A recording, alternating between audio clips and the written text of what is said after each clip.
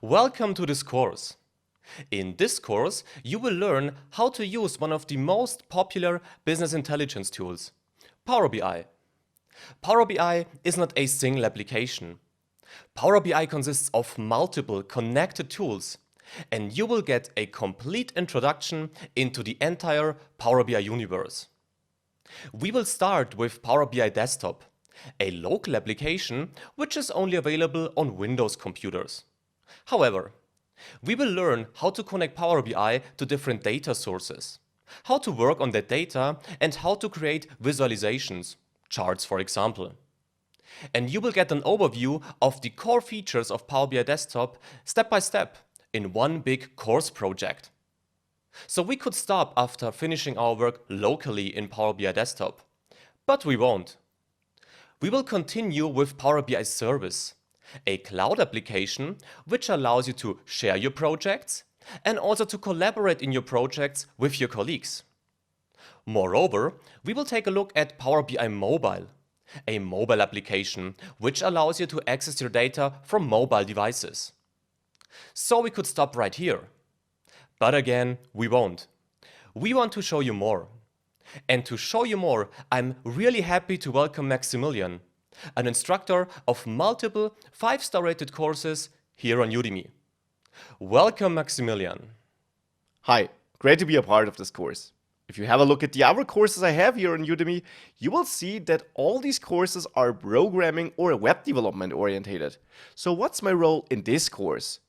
Whilst you will see me towards the end of this module, when I will walk you through the course outline, my major task in this course is to do 2 modules. In the first module, I'll have a look at some advanced data sources, or specifically data sources we can work with in Power BI which are web related. For example, importing data from a RESTful API. In the other module, I will show you how to get started building your own custom visuals, so custom charts you could say. Manual will of course walk you through the basics of Power BI and how to use the built-in charts and so on, but if you ever hit the point where these do not suffice, this module might be interesting to you. And since we use web development technologies there, that is why I'm doing that. So I hope you'll enjoy these modules, and now I'll hand it back to Manuel. Let's start with the answer to the most important question first. What is Power BI actually? If you look at the homepage, you can find the following text. So Power BI is a suite of business analytics tools. It allows you to work on data, to create reports, to publish that reports, and a lot more. This sounds really great. But we have to take a closer look at that to really understand how this works. So we already know that Power BI is not a single tool, but consists of multiple tools. Additionally, we have that building blocks. Let's see what that is. The first tool is Power BI Desktop, the local application only available on Windows. In Power BI Desktop, we have the first building block, the datasets. Now, what is a dataset? A dataset simply describes the data or the information that you have in your data model. You can either connect Power BI Desktop to predefined datasets, so you simply import the data into the data model and then you're done, or you can create your own datasets. This would mean that you connect Power BI Desktop to different source files in so-called queries. We will talk about that throughout the course, and then work on those queries. As soon as you finished your work, you will then load that newly created structure into the data model, and by that have your own dataset. Now, in both cases, you are not done right here, because you want to visualize your data, right? To do this, you need the second building block, the visualizations. A visualization is simply a chart or a table, so everything that, well, visualizes your data. With the visualizations, we have the third building block, the tiles. Tiles are simply the area of your visualizations, so kind of the frame around it. You can change the height or the width and the position of the tiles just as you prefer. The only limitation is the space on your report page. Reports? Yes, we also have reports in Power BI Desktop. And reports are the fourth building block. You can simply create multiple pages with different visualizations just as you prefer. Well, and the summary or the combination of the pages, this is the report. So this is Power BI Desktop. You can create datasets and visualize the data in visualizations. And the combination of multiple visualizations on multiple pages, this is the report then. Now the second tool is Power BI Service. This is a cloud application, and by that not limited to Windows only, which allows you to share your results and to collaborate in your projects with your colleagues.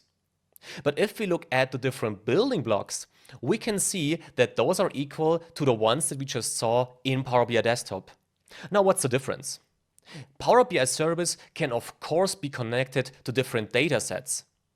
But the creation of that own datasets we just talked about in Power BI Desktop, so the connection to different source files, then the work on those queries, and by that the creation of that new structure that you then load into your data model, this is not possible in Power BI Service.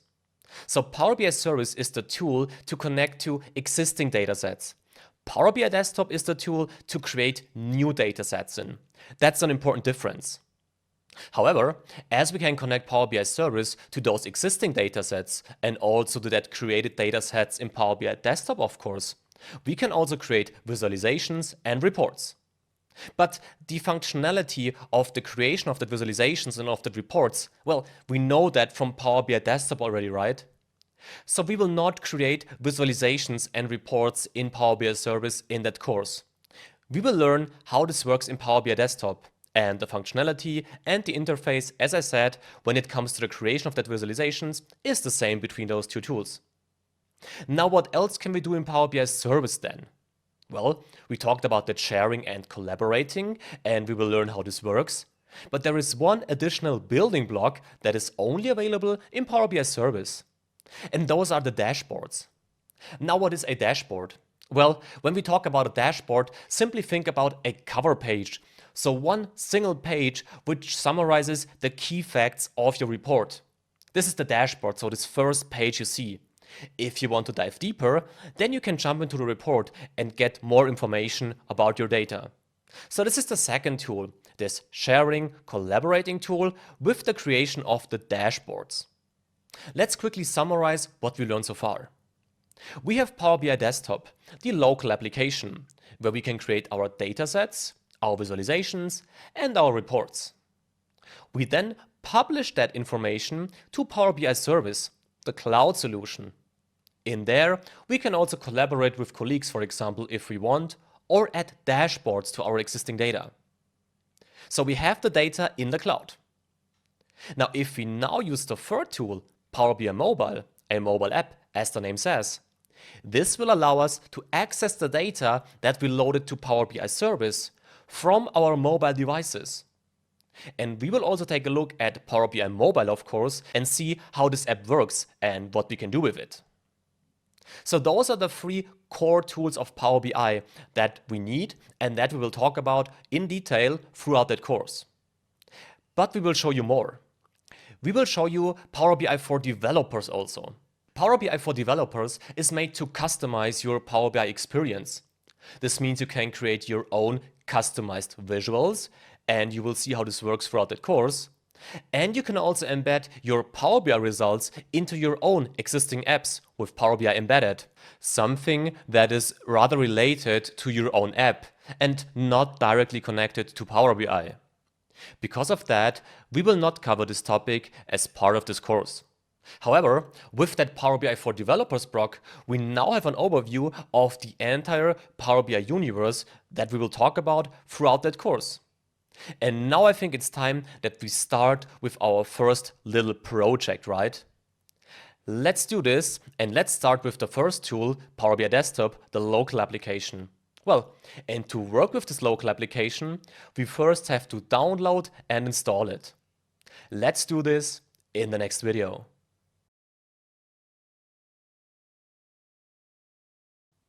We want to create our first little project in Power BI Desktop. Let's now download it and connect it to the first data.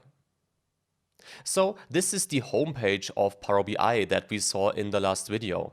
If we now go to Products up here and select Power BI Desktop, then we have two options, download and advanced download options. If you press download, then the download will immediately start and then you can install Power BI Desktop, but you couldn't choose your language and you can't change the language after you installed Power BI Desktop. So I would press advanced download options right here. If you then scroll down, then you can select the language you want to install Power BI Desktop in right here. I will now select English and press the download button, and I hope you do the same.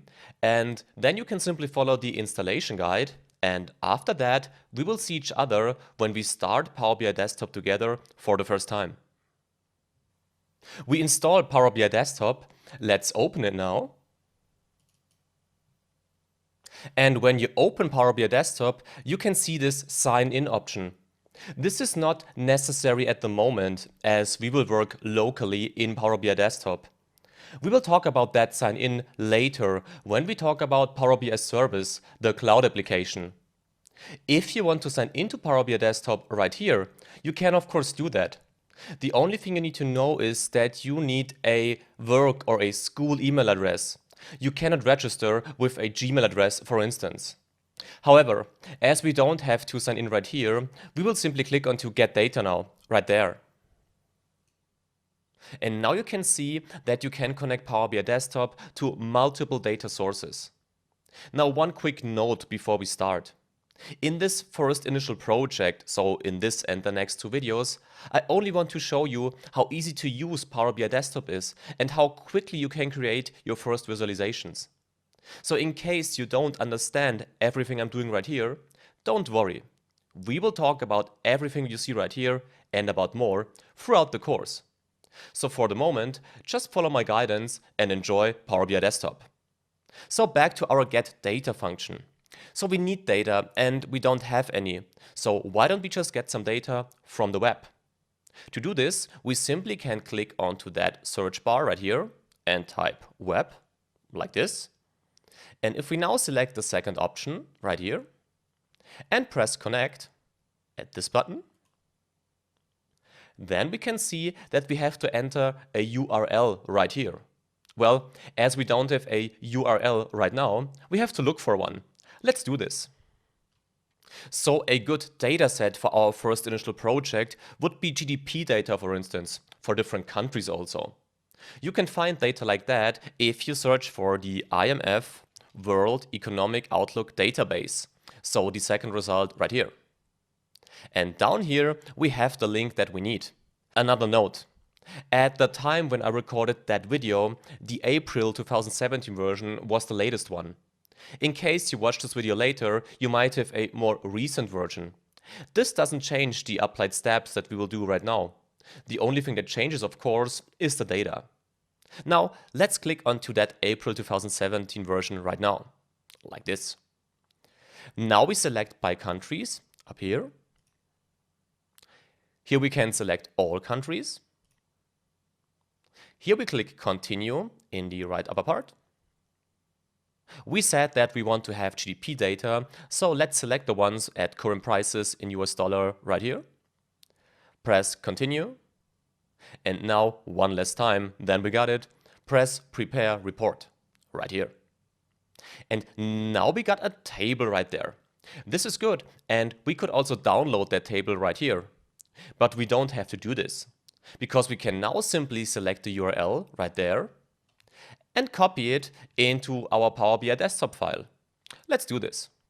So I now paste the URL into this field and press OK. Now the navigator opened, and the navigator allows us to select the information that we want to retrieve from that web page. So the information we want to connect Power BI desktop to basically.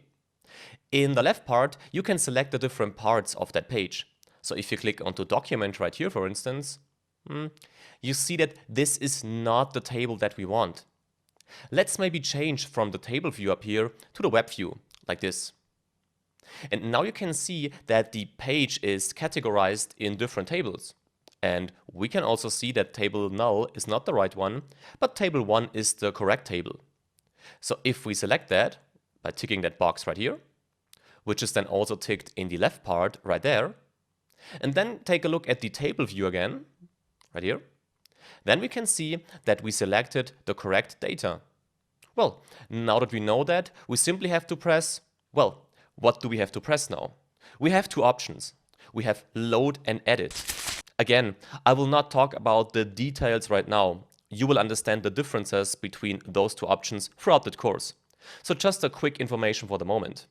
If we press load, then we will immediately load the data into the data model. If we press edit, then we will first open the query editor. The query editor is kind of a separate tool in Power BI Desktop that allows us to prepare the data. So for instance, to delete rows or delete columns or add columns or a lot more. And then load this cleaned data into the data model. As we first want to prepare the data, we will click edit right here to open that query editor. Now let's press that. And now you can see the query editor with our initial project data for the first time. Let's take a look at what we can do right here.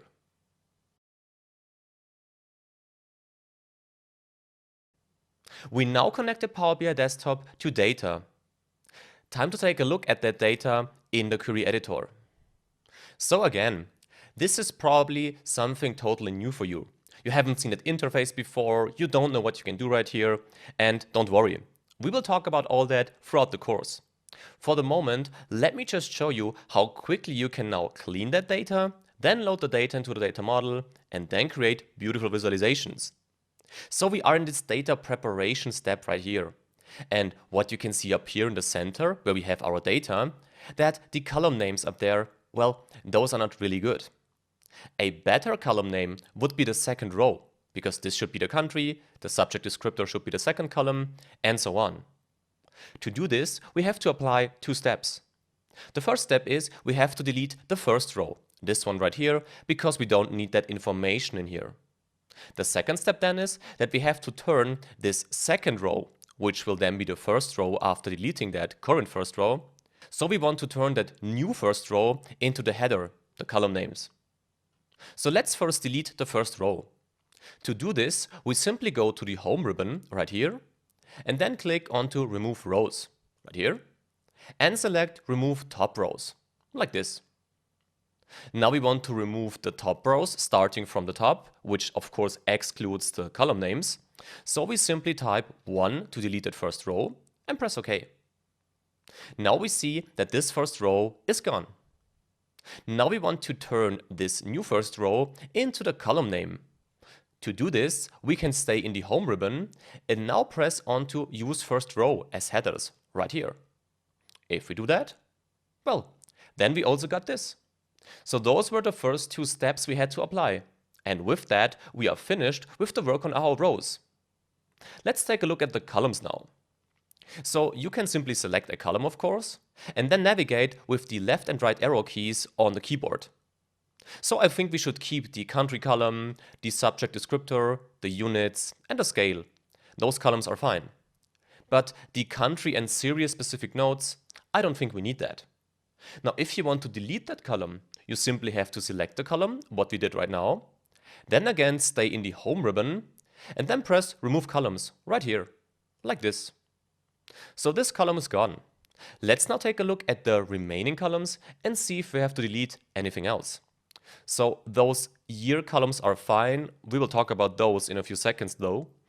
And in the last column, yes, I think we should also delete this column. So again, we simply click Remove Columns, and it's gone.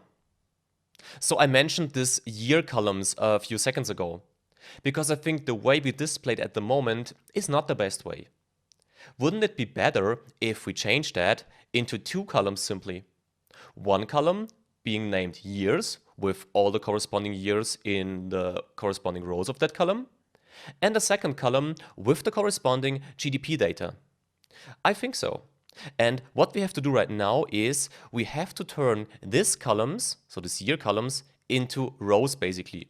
So the column is named year, and all the rows in that column are the different years.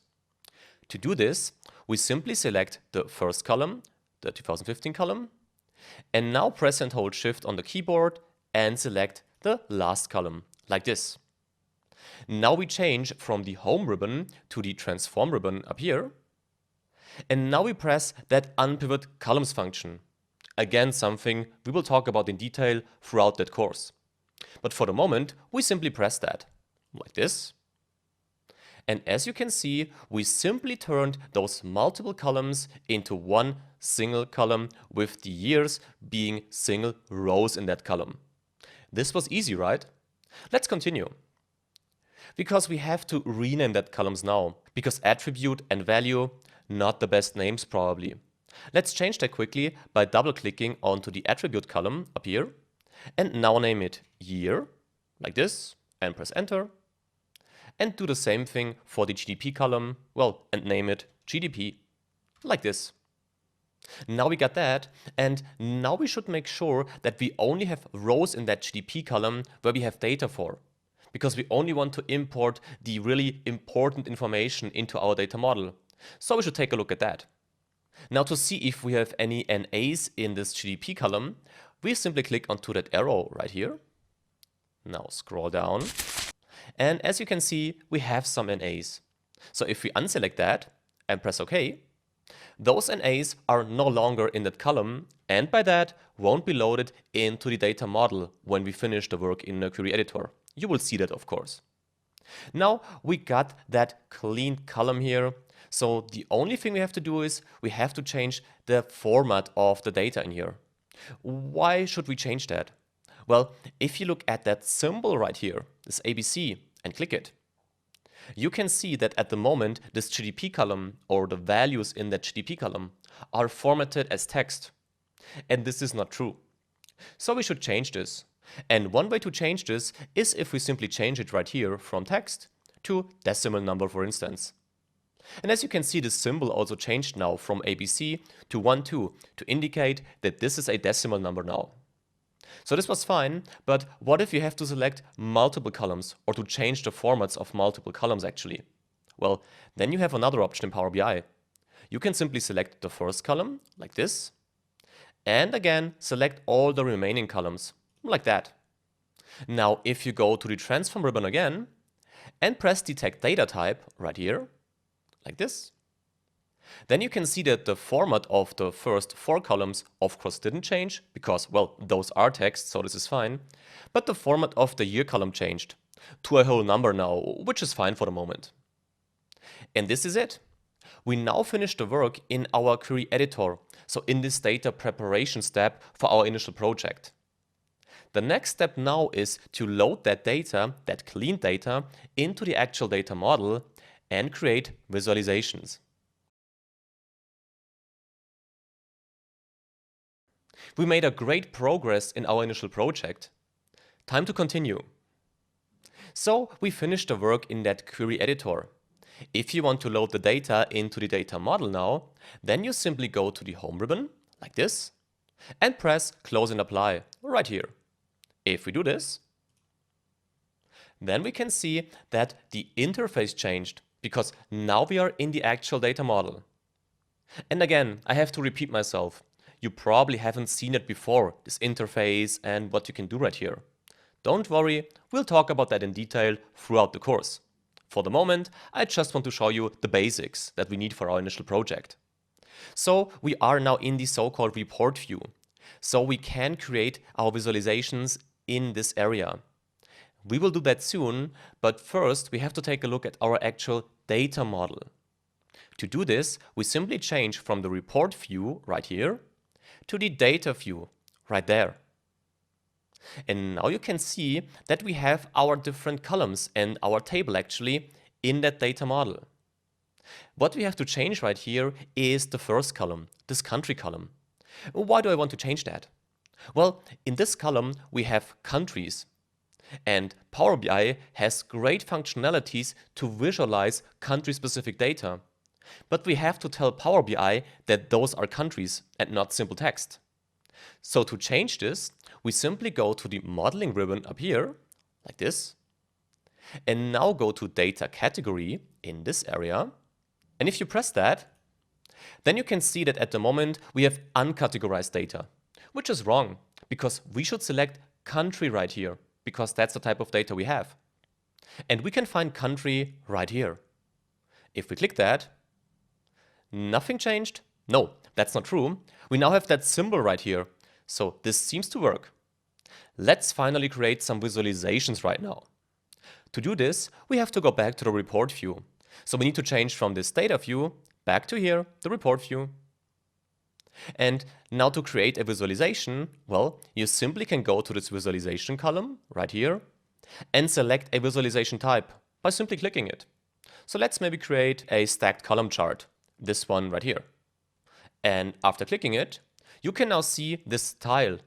You remember that building block, and we can move it around, of course, but I will simply increase it now or increase the size so that you can see everything. So this is our tile now, and we don't see a lot because we need data. And to add data, you simply go to that fields column right here and now drag the GDP, for instance, because this is the data type that we want to visualize, into the corresponding field of the visualization. And this simply means that we drag and drop it from here. So I'm clicking and holding the left mouse button and now drag it to the value field right here, like this. Because I selected the visualization, so this area now refers to that visualization. However, this chart doesn't look good at the moment, so we have to add some more information. For instance, the different years. To add the years, we simply select it right here and drag it to the axis area right there, like this. Now it looks better, but I want to add more. Because you remember, we also have that country data. So why don't we also add this data to our visualization? To do this, we simply select the country right here and drag it to the legend field right there. Now our chart looks better, but I think we have too much information in that chart. So we might set a filter to only see the top 10 countries by the total GDP. To do this, we simply keep the visualization selected right here. Now scroll down in this visualizations column and select the country right here. Now we can scroll down a little bit and change it from the basic filtering to the top N filter, like this. And now we can simply decide that we only want to see the top right here. And if we click into that box right here and define the top 10, well, the top 10 by what? By the GDP. So we simply again take the GDP right here and drag it into that by value field. Now we press apply filter down here, like this. And you can see that we now only have the top 10 countries in our visualization. But you remember, we worked on the data model and explained Power BI that we have data for different countries. So maybe there is a better way to visualize that. And of course there is. If you want to change the visualization type, you can simply do this by selecting a different visualization in this area. And a good visualization right here would be a world map, right?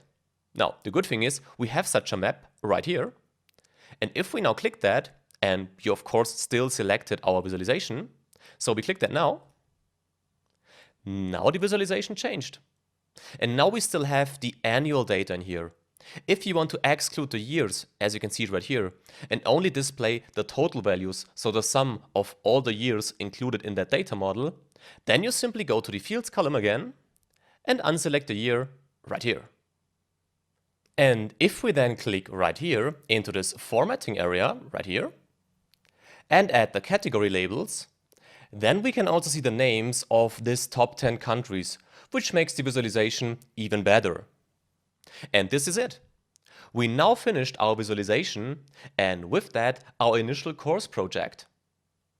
And now that you saw some of the basic functions of Power BI Desktop and how easy to use it is, you probably want to know more.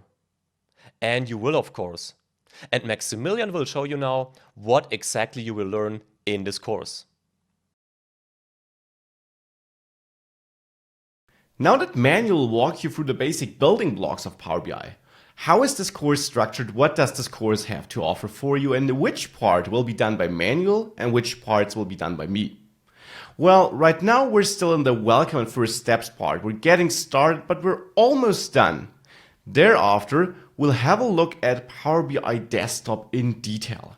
So how does it work? What does this tool offer? Before we then dive into the query editor in Power BI Desktop still, how can we query data? How can we import data? And how can we manipulate or structure the data when importing it?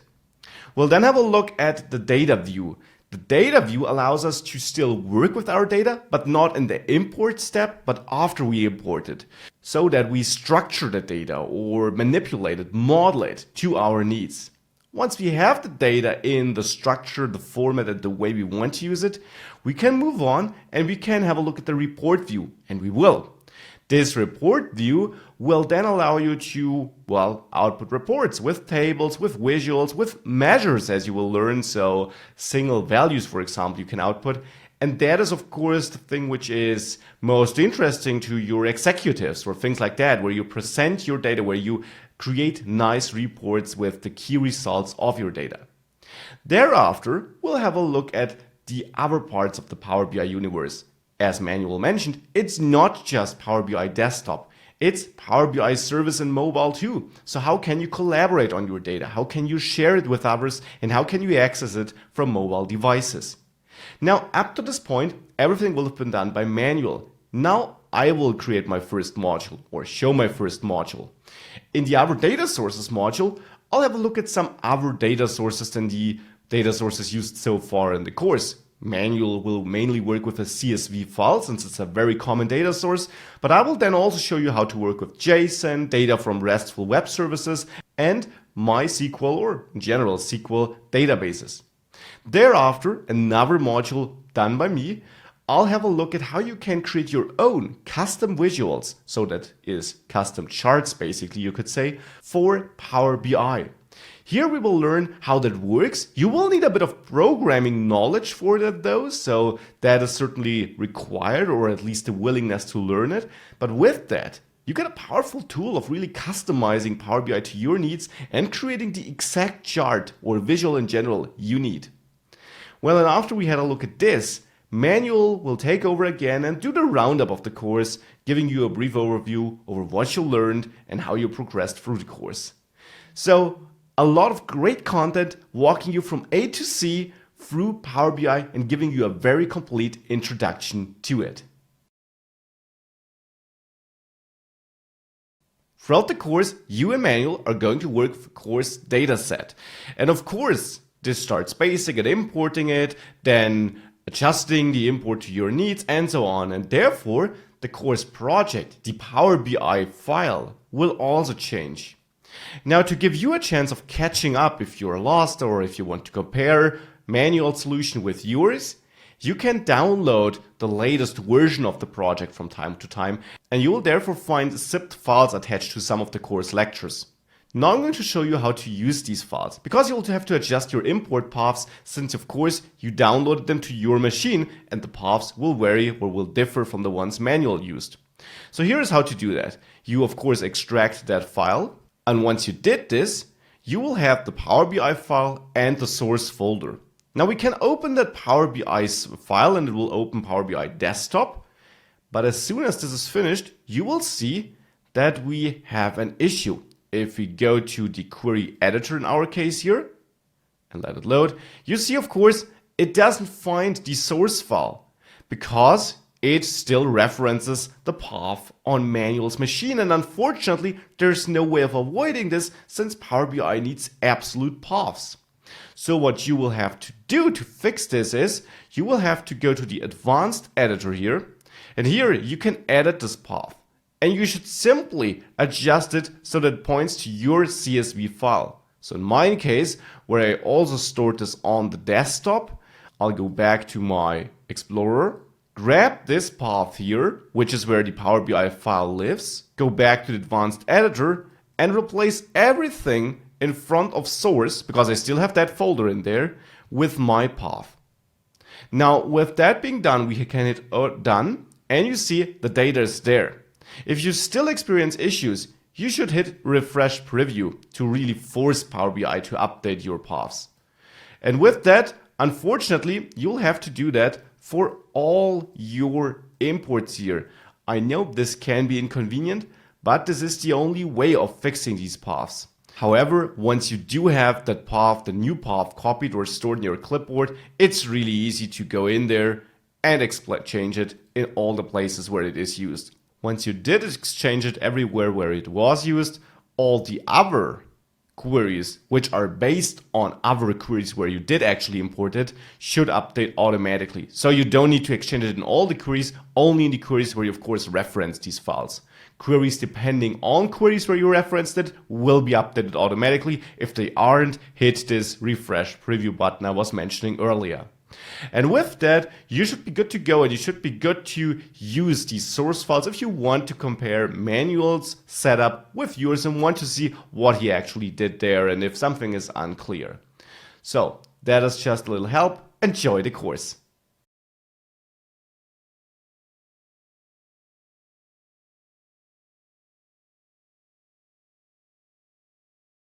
So we finished the introduction right now and have a basic overview of the Power BI universe. Now it's time to dive a little deeper, and we will start our deep dive with the first tool, with Power BI Desktop. Let's first take a quick look at the workflow of that tool. So generally, we can divide Power BI Desktop or the workflow in that tool into 3 steps. The first step is the data preparation, so the connection to the source files and the cleaning of the data we imported. After we are happy with that basic data, we can then import the data into our data model. This is the second step, the data modeling. Here we can continue our work on the data, and as soon as we finished our real data model, we can go to the third step, the data visualization. Now, for all of those steps, Power BI Desktop has certain tools or views. Let's see what that is. So for the data preparation, we have the query editor. This is kind of an integrated separate tool which allows us to, well, prepare the data, right, and to clean and shape the data we want to have in our data model. We will have a look at that query editor in detail in the next module. As soon as we finish the preparation, we need 2 things for the data modeling. We need the relationship view and the data view. Both views are connected because you can create relations between the different tables and columns you have in the data view with the relationship view. So that's why you have 2 views in your actual data modeling part. Now, for the last step, the data visualization, you have the report view. This is the view where we can create our visualizations, charts, tables, and so on. Now, we could continue talking about this in theory, but I think it's better if we just switch to our initial GDP project from the first module and see where we can find those workflow steps and those tools and views in the actual Power BI desktop interface. Let's find that out. So this is the last thing we saw in our GDP project. The only difference is that little box in the upper right part of that screen. And as you can see, we are now in the last step. So we are in the data model, but in the data visualization step and the report view. Now, how does this interface work and how does this fit to the workflow we see up there? Let's find that out in the next video.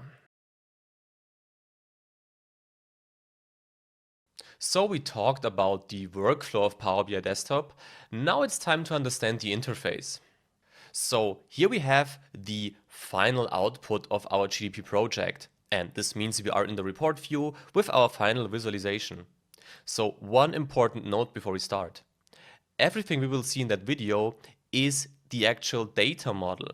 So the first step, the query editor with the data preparation, this is not presented right here. This is a separate menu that has to be opened, and we will cover the interface of that menu in the next video and the details on how we can work with that query editor in the next module.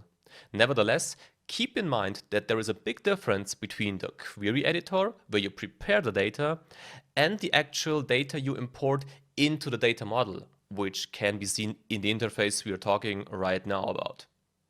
After knowing this, let's start with the interface. So basically, you have 4 core areas.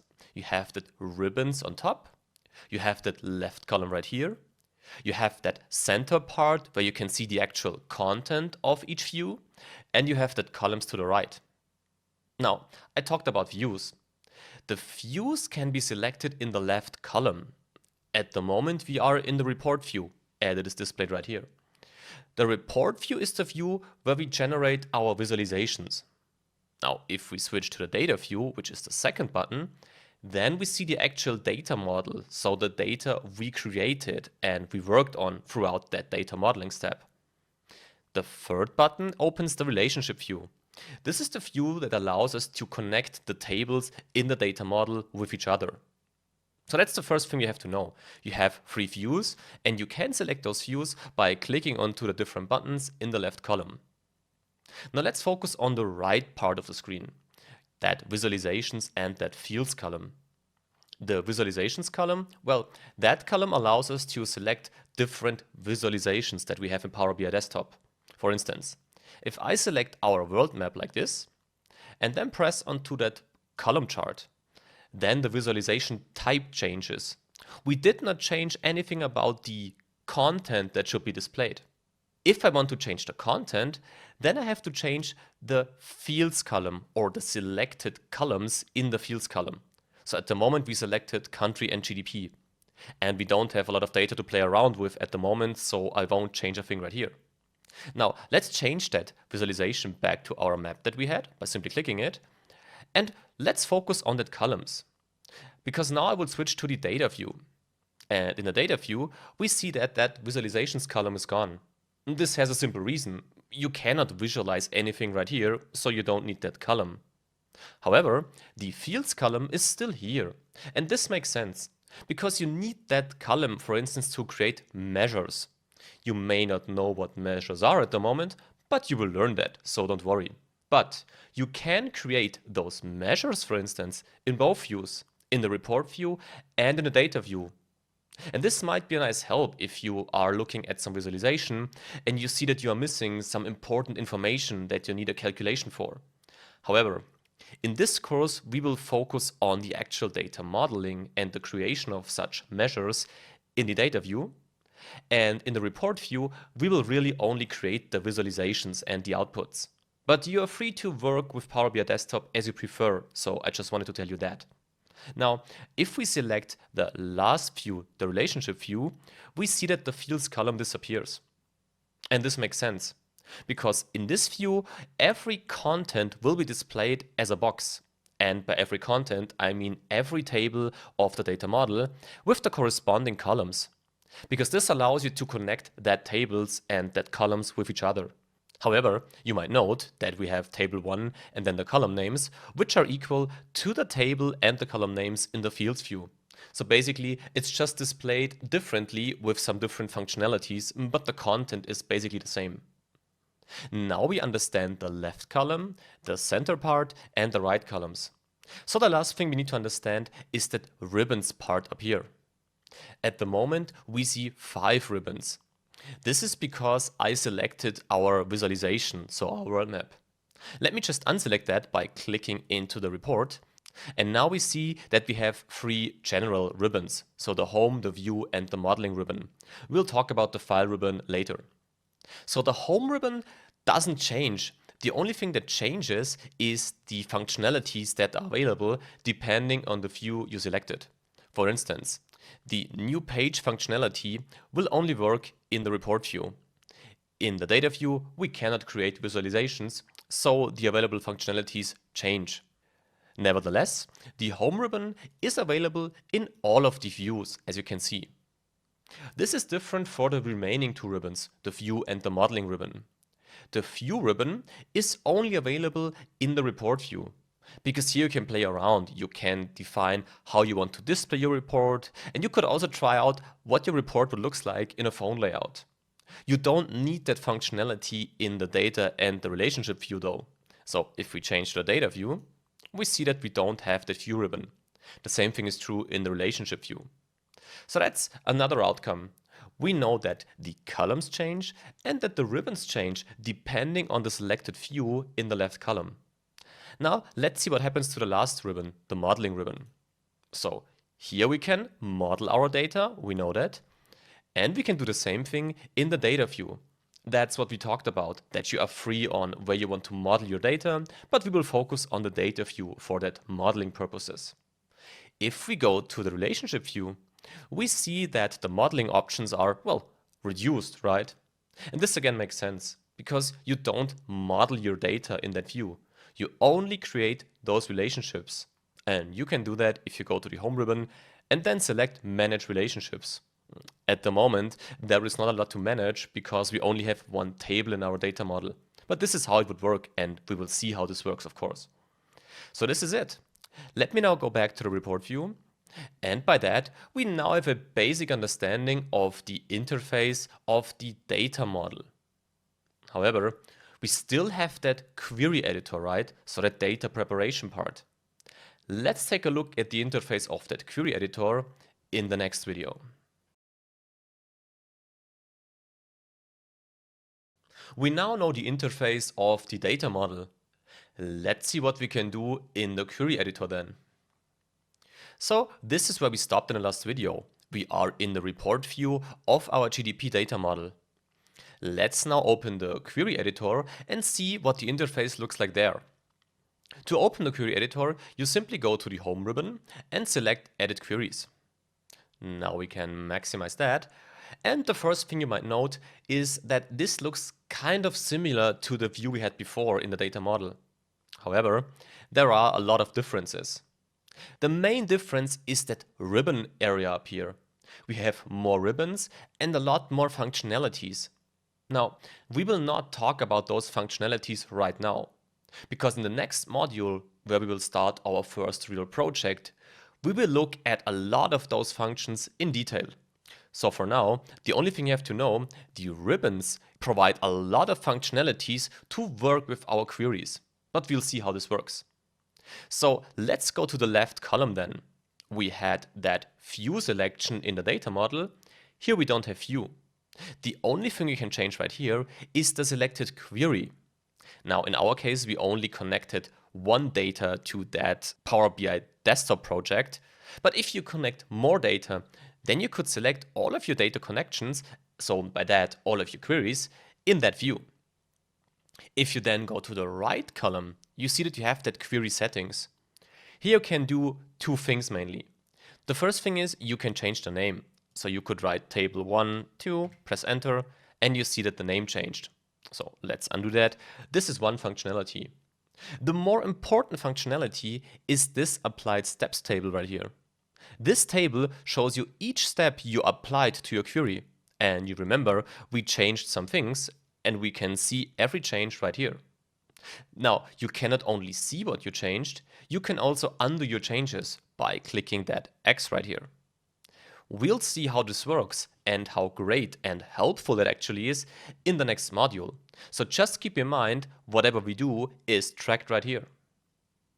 And by saying tracked right here, I also have to add something. If you look into that formula bar, and this is also something new, you might note that we didn't have that in the data view or in the data model actually. The reason for that is that the query editor and the actual data model work with two different formula languages. This is the so-called M language, whereas the data model works with the DAX. Now we'll talk about the DAX language in more detail later on. What you have to know for the moment regarding that M language in the query editor is that each of the steps you apply is also presented in a formula view. So you can see what happens from the code perspective actually. Now, you could learn that M language, of course, no problem. But the query editor is built in a way that you have a lot of implemented functions. So normally you don't need to learn that M language to do the general tasks that are necessary to shape your data. Nevertheless, you can see what happens with the code step by looking into that formula bar. So I'll come back to that from time to time throughout our data shaping and cleaning in the next module. So that's it. We now saw the interface of the data model in the last video, and we saw the interface of the query editor in that video. Now, before we start with our first project and dive really deep into that query editor, let's take a look at the options and see if we have to adjust something to make sure that Power BI Desktop works the way we want it to work. We'll do that in the next video. Before we start our first course project, let's take a look at the options. So this is still the query editor and we have to close that to access the options menu. So we go to the home ribbon and press close and apply. Now we are back in the data model, and before we change the options, one important note again. In the options, we have two option types available: global options and current file options. The global options are set for all Power BI projects. The current file options, as the name says actually, are only true for the current file where you set those options. So this means we have to open a new Power BI project, which we will then use for our course project to make sure that the options are set correctly. Now, let's do this. So we go to the File ribbon, press New. Now it takes a few seconds to load the new Power BI desktop instance. Here it is. We can close that for a moment because we don't import any data right now. And we can now go to File again, go to Options and Settings. Here we see that we have data source settings, which we will not take a look at right now. And we have options, which we will select. And in the options, you see that global and current file options. We don't have to change that global options, so we can directly go to current file and the data load section. Here, I want to adjust three things. The first thing I want to adjust is I want to unselect the automatic data detection. This is not happening because I think this is a bad option. This is a great option actually. But I don't want the data to be detected automatically. I want to do that on our own so that you see how this works and that you really get an understanding on how Power BI Desktop understands the data. This is why we unselect this one.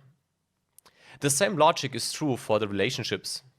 Power BI automatically detects the relationships that might exist between the tables in your data model. Nevertheless, although this works good, we will unselect that to define that relationships on our own and to understand the relationships better. So let's unselect that. And the last thing is the background data loading option. This has simple performance reasons, so the query editor is faster if you unselect that. So let's do that. Now we are fine. We can now press OK to save the options. And now we also have to save that project, which will be our course project. Because as we said, we have that option set for the current file only. So if we start our project in a new file, then the options won't be set the way we did it right now.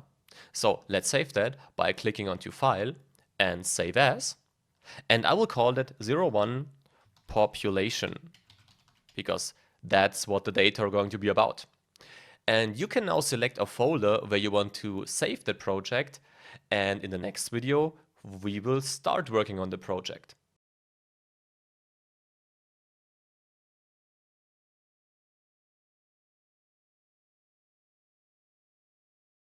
We now have a basic understanding of the Power BI universe. So it's time to dive a little deeper now, and we will start that deep dive with the query editor. What that is and how this works, let's find that out. So this is the workflow of Power BI Desktop that you already know. Now in this module, we will focus on the left part, on the data preparation, and to be more precise, on the query editor. Now, what is a query? A query is simply the connection you establish between the Power BI Desktop file and the source files. And the good thing about the connection is that you can kind of extract the data out of the source file and work with that data. And by working, I mean cleaning and shaping. This means you can delete rows, delete columns, add columns, or even combine queries. Now, of course, you don't change the source files. You only work in the query editor, which has that connection to the source file and reads out the data. But you won't delete the rows in your initial source files, of course.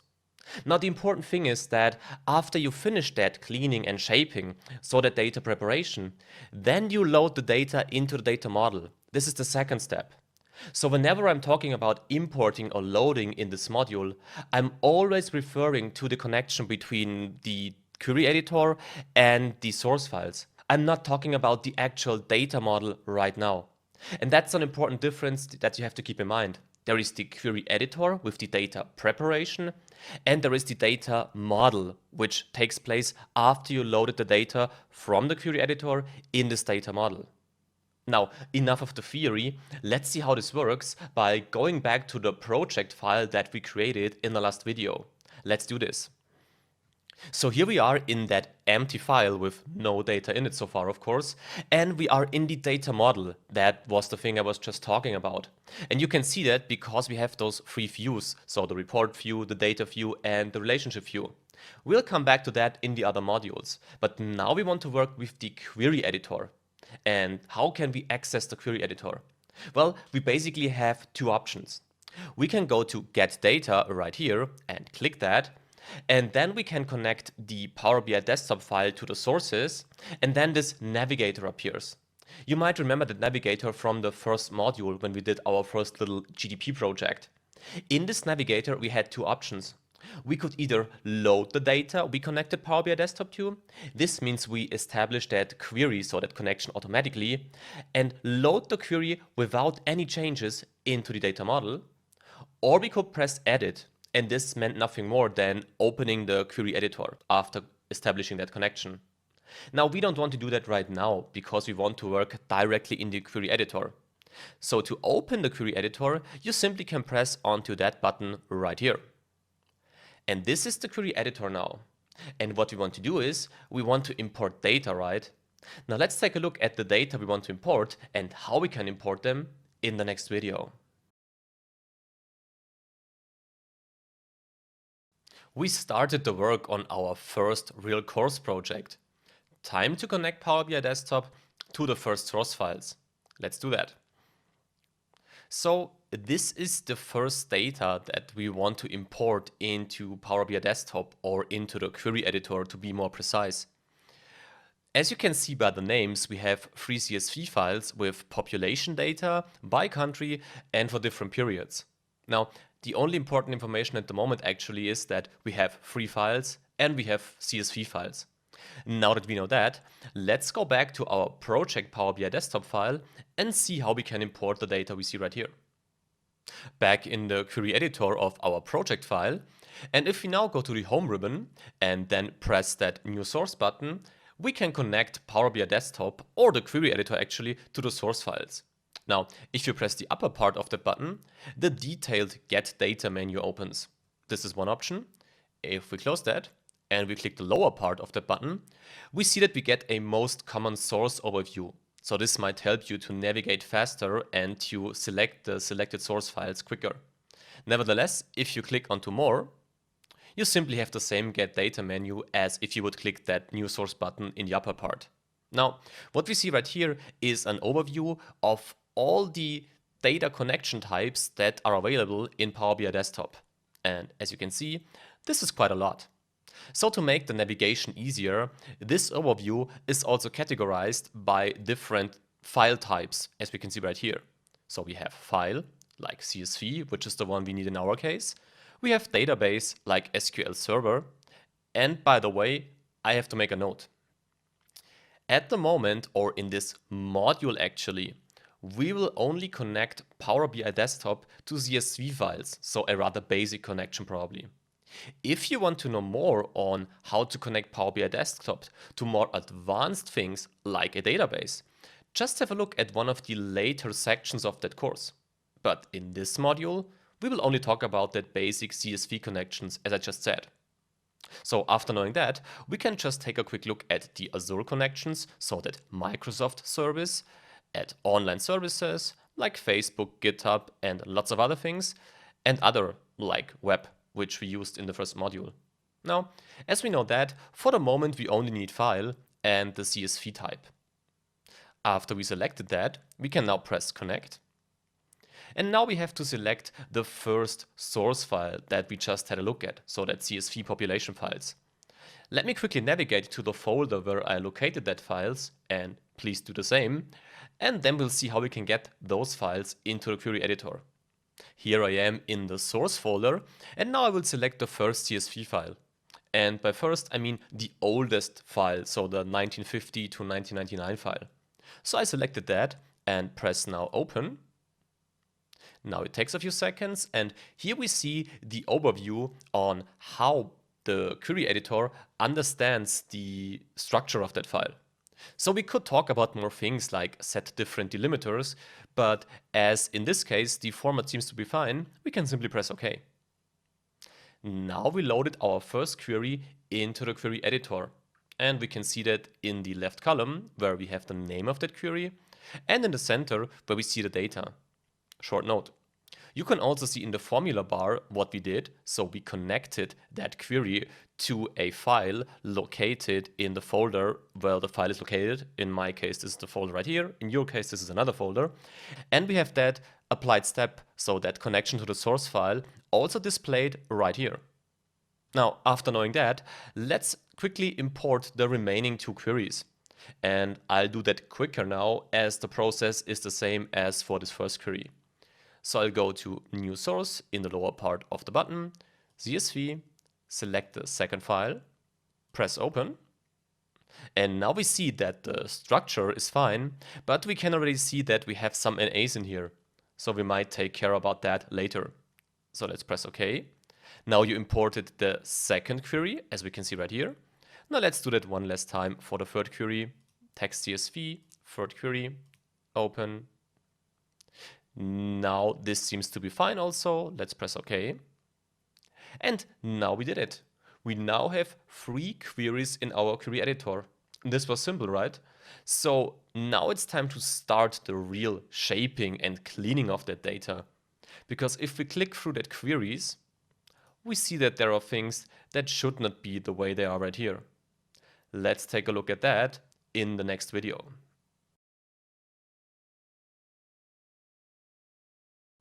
Time to start working with the query editor and time to work on the rows.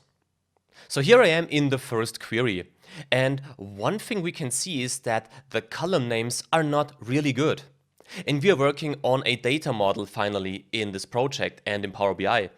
And whenever you work on data models, you have to make sure that the columns are named correctly and that they really represent the data that you can see in the corresponding column. At the moment, this is not the case. So we have to change that column names. And good names for that columns would be the data in row 2. Now you might say, we had the problem in the first module, right? And you're right. However, let's take a more detailed look at that problem right now. So we want to make sure that the names in the second row are the column names. And to do this, we have to make 2 things. We first have to delete the first row, because this row, nobody needs that actually. And then we have to turn the second row, which will then be the first row of course, into the header, so the column names. Now let's see how this works. The first thing we have to do is to delete the first row, is we have to go to the home ribbon right here, and then go to the reduce rows section right there. In this section we have 2 options. We can either keep rows, and if you click right here, you can see that you have different options on what you want to do with those rows, but we don't need that right now. And you have the remove rows functionalities right there. And this is what we need, right? We have that remove top rows. This is the one that we want to use right now. But you can also see that you have multiple options on how to work with that rows. So you can remove the bottom rows, alternate rows. This means you can define a pattern which allows you to remove every 5th row, for instance. And you can also remove rows depending on certain row types. So if you have duplicates, blank rows, or errors. We will take a look at those throughout the course. But right now, we only need the remove top rows option right here. Let's press that. And now we have to specify how many rows we want to delete. Well, in our case, this is easy. We start counting from the top, so we want to delete the first row. So 1, like this. We now press enter, or OK, and we can see that the first row is gone. Again, you can see that also in the applied steps, removed top rows, and you can see that from the code perspective right there. Now that we did that, we have to make one more thing. We have to turn that first row into a header. So you can simply go to the home ribbon, and in the right part right here, you can find the use first row as headers function.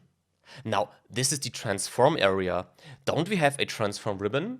Yes, we have that. And if we click right here, you can see that you also have that use first row as headers option right there. And the important thing is that the functionality is exactly the same. But there are some functions which you can find in multiple ribbons. And this just allows you to work with Power BI the way you prefer. However, the important thing is that we want to turn the first row into a header. And if you click that button in the upper part, this will happen immediately. If you click it in the lower part, you can find that you have two options. You can either turn the first row into the headers, which is what we want to do, or you can turn the header into a first row. Now, let's click that first to see what happens. I know we don't want to do that, but just to make sure that you saw it. So if you click that, you can see that the first row is now equal to the header. Well, this is what happens right there, but we don't want to do that. So we can undo that step by simply going to the Applied Steps area right here and pressing onto that X. If we do that, you can see that we undid our last action. And this is good because we didn't want to turn the headers into a first row. We wanted to turn the first row into headers, and let's do this now by clicking here.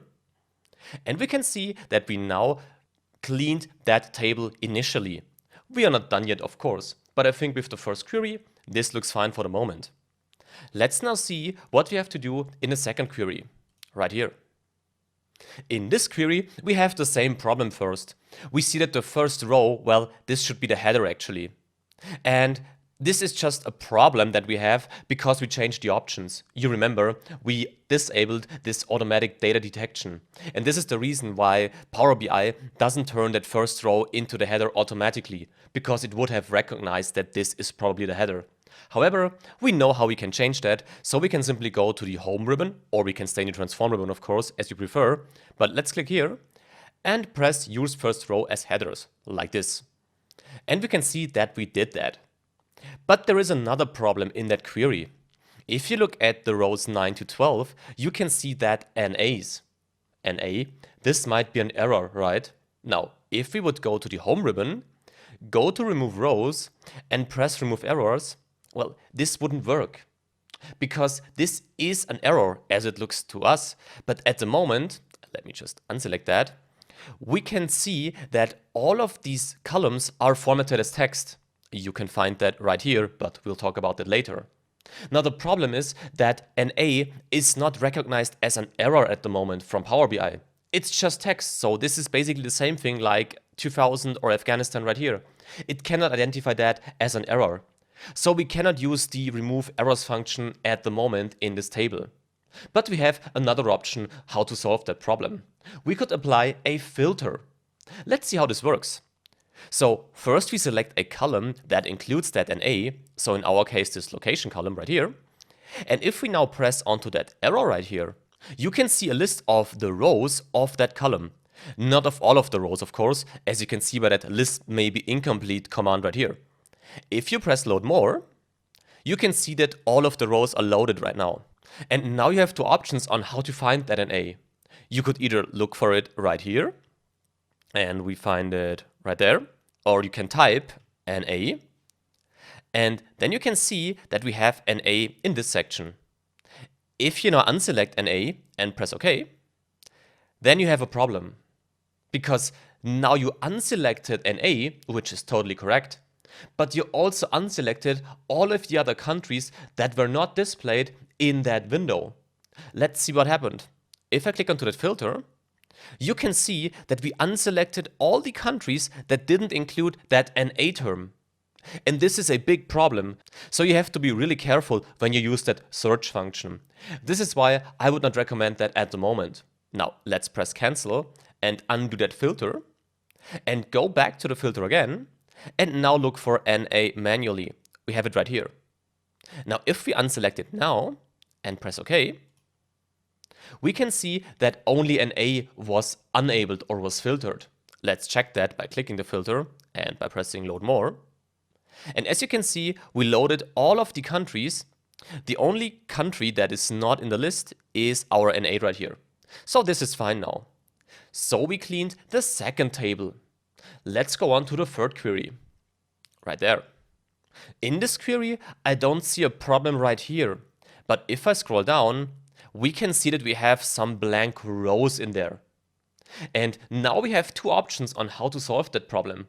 That's also something that you will find in Power BI more often. You normally don't have one way on how to solve your problems. Of course, there are better ways or worse ways, but generally you have multiple options for many problems. In this case, we can solve the problem using two different approaches. One approach would be the filter again. So if you click onto the filter right here, for instance, and now unselect the blank column, like this, and press OK, we can see that we don't have that blank column, that blank row anymore. Now, this is one option, but you already know how to filter rows, so let's undo that by clicking right here again. And again, you see how important this applied steps function is. It really is a big help when you work with the query editor. Now, we want to get rid of those blank rows, which are back again now. And to do this, we can go to the home ribbon right here and go to remove rows. And here we have that remove blank rows option right there. If you click that, you can see that we removed the blank rows. So this looks almost good right now. The only thing we have to change is that, again, the first row has to be turned into headers. I explained that this is just due to our options, but this is good for the moment because then we see how the data are imported into the query editor in a raw form without any changes applied automatically. Now let's change that by pressing the use first row as headers button again, like this. This is it. We now did our first cleaning of the rows in the query editor. But one thing you might have seen throughout that cleaning procedure, if you look at the different queries, you can see that they are basically the same. The only difference is the period they cover. So wouldn't it be great if we could combine those three queries into one single query? Let's see how this works in the next video. After our first steps in the query editor, it's now time to go one step further. Let's see how we combine our queries and create a new query out of that combination. So we want to create a new query, and the goal is to combine the information we have in those three queries in that new query. The good thing is, Power BI Desktop has a great function that lets you do exactly that. And this function can be found in the Home ribbon, then in the right part in the Combine area, and here you have two options. You have Merge Queries, we will talk about that later, and you have Append Queries. Now if you don't click directly onto that Append Queries name, but onto that little arrow right here, you see that two options appear. Append Queries and Append Queries as New. Now, the first thing, what does append actually mean? Append means nothing more than adding the queries below each other, basically. So let's say you have the first data set, this is the one where the query starts, and below that you can add the second query. So in our case, the dataset from 50 to 1999 in the first rows, and after that, the dataset from 2000 to 2049. So that's what append means. Now, we have two options, append queries and append queries as new. Now, append queries would add a new query, so one of the three queries we have, to an existing query. So if we say append queries and we do that to the 1950 to 1999 query, then this query will be changed. And I don't want that. I want to keep our initial queries as unchanged as possible to see in the end how we derived our data step by step. This is why we will use the append queries as new option, because this will create a new query, so we have 4 queries in the end. Now, in this menu, we can see two options again. We can append 2 tables in that new query or 3 or more tables. Now, I won't use the 3 or more tables function, although this would be the correct one right here, because we could simply select the second and the third query to have all 3 queries to append right here, and press OK, and then we would have the new query. But I want to show you both. I want to show you the append queries as new function right here, and I want to do that with a query that consists of 2 queries, and then we will use the append query function in the new query to add the remaining, so the third query. Let's see how this works. So I'll go back to 2 tables, and now we have to define our primary table. This is 1950 to 1999. This is fine. You could change that here, of course, as you prefer. And we have to define the table to append to that primary table. This is also fine, so we can press OK. So we now created a new query out of the two initial queries. And everything is the same. We have the same column names, so we have just one list with all of the data. And you can see that if you click onto that column, for instance, so the time column, press onto that arrow, press load more, and we have still blank rows, by the way, so we'll take care of that later. And if we scroll down now, we see that we have the data until 2049. So this worked. A short note maybe. In this case, we had the same column names, so the identical column names. If you combine queries with the append query function, which have some different column names, then those new columns would be added with the real values for those queries who really have the columns. And if you have then queries in that appended query which doesn't have that column, then it would be simply null. So you can also append queries if the column names are not totally identical. But it's nicer to do it like this because then you don't have that additional columns and that null values. Now that we have that new query, let's append the third query, the 2050 to 2100 query. So I'll go to append queries again in the home ribbon, press that arrow, press now append queries, and now we can define what table we want to append. We could also append more tables again, but we don't need that right here. And we press onto that menu and select the third query, like this.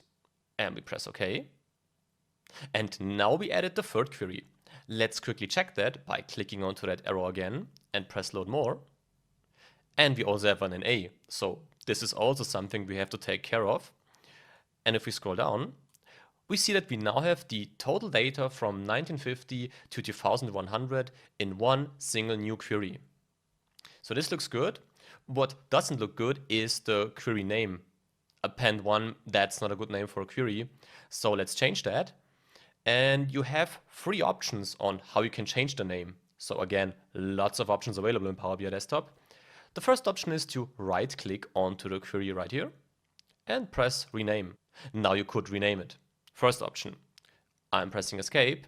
And if you keep the query selected and press F2, then you can also select that. So those are two options. The third option is if you go to the query settings column and highlight the name right here and simply write population combined maybe, because that's what it is, and press enter. And now you see the name also changed right here. So this looks fine. Now we worked on the rows and we created a new query. I think now it's time to take a closer look at the columns, right? Let's do that in the next video. So our query keeps getting better and better, but now we have to think about the columns we actually want to have in that query. So let's select one of the columns first by clicking onto the column name, and now we can navigate through the columns by using the left and right keys on the keyboard. So this is quite comfortable. So which columns do we need and which columns could be deleted? So the first three, location ID, location and time, are fine. Age group seems to be good, but age group start and age group span, I don't think we need those columns, right? Because the age group already defines the criteria right here, so we don't need that additional information.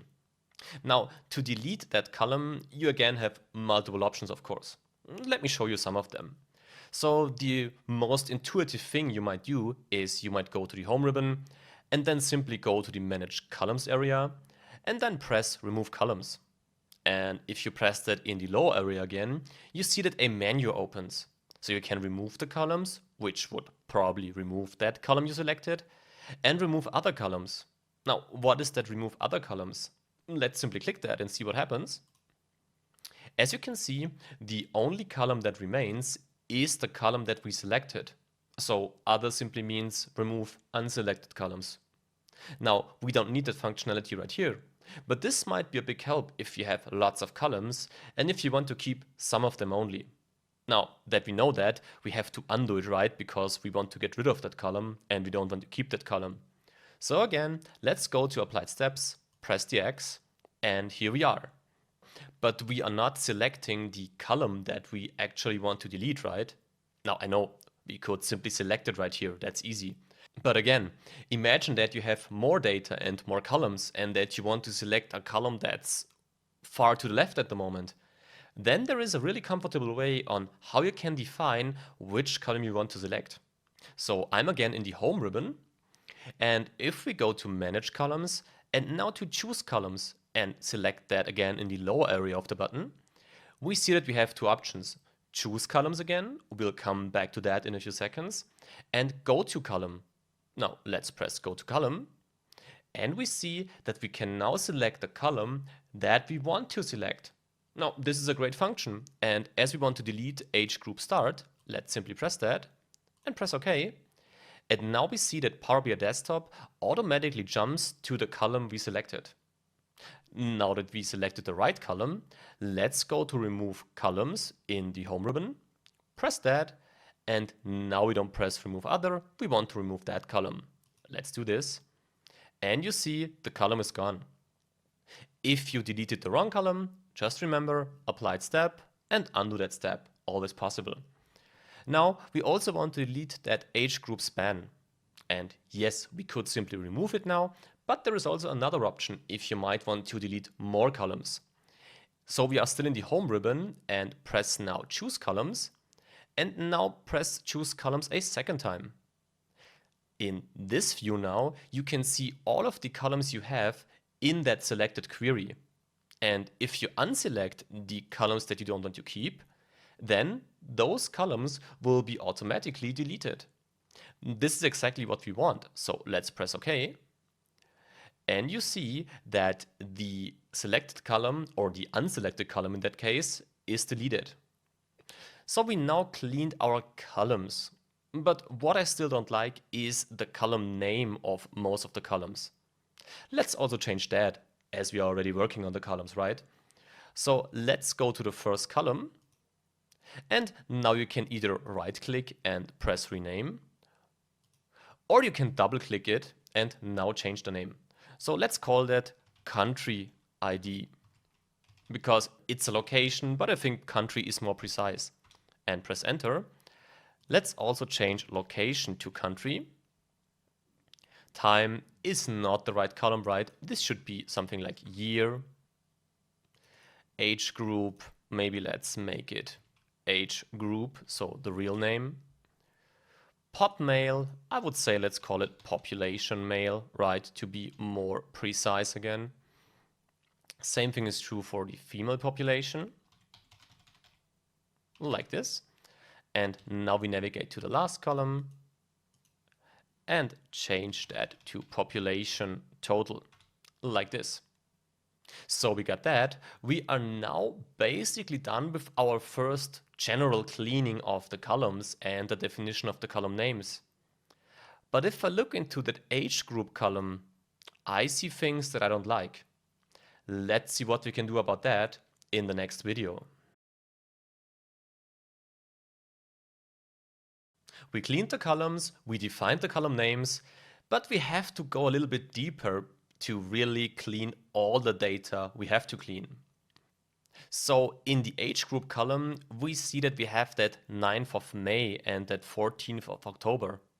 And if you look at the age group logic, then this probably happened because the 5 was turned into May for the 5th month, and the 10 was turned into October as the 10th month. Now, before we work on that, we have to make sure that this is a problem that happened in the input data and not something that happened in Power BI Desktop. So let's switch to the source files again and see what was stated there. So here I am in the initial source files folder, and let's now open one of the CSV files. I'll open the files with the text editor to make sure that it's not Excel that caused kind of an error right here. So let's right click it and open it with the notepad. And we immediately see that the error is really caused by the source file. So this is good to know, and this allows us now to change that data manually in Power BI Desktop. So let's go back to our project and see how we can change that. So what we have to do right here is we have to replace something, right? Because that's the easiest way to do that. So let's find the replace function in the home ribbon, and in the transform area we have that replace values button. Let's click that, and we see that we can now define the value that we want to find and the value that we want to replace that value with. So in our case that would be 9th May, and this should be replaced by 5 to 10. So we turned it May into 5 and turn it around to make the range correct. So we did that and can press OK now. And we see that this change was applied to the entire column, which is the great thing about working with data like that. So this was the first replacement. For the second replacement, we will do almost the same thing, but with one little change that makes our lives a little bit easier. If you simply select the value that you want to change, so in that case the 14th October, and then go to replace value in the home ribbon, then you see that Power BI Desktop automatically identified the value to find because you selected that value before. Now we can simply type 10 to 14 and press OK. And now we see that we also corrected that wrong source data. So this looks good, right? And now I think it's time to have a look at the actual data format. Because at the moment, as we already said, all the data we see right here is formatted as text. And I see some columns where this is not true. Now let's change that in the next video. We applied a lot of steps to clean our queries. Time to format the data format of that queries correctly. Let's see how we can do that. So let's move to the first column first, where we will start with our data formatting. And if we select that, we see that this column should be formatted as a whole number, because the country ID is a number. But if you look into that column, to that little symbol right here, you see that this ABC is probably not a whole number. And if we left click that, we see that it's actually text, as it is displayed right here. Now we should change that. And again, this format changing step is again something that can be done in multiple ways in Power BI Desktop. Now let me show you some of the ways how you can do that.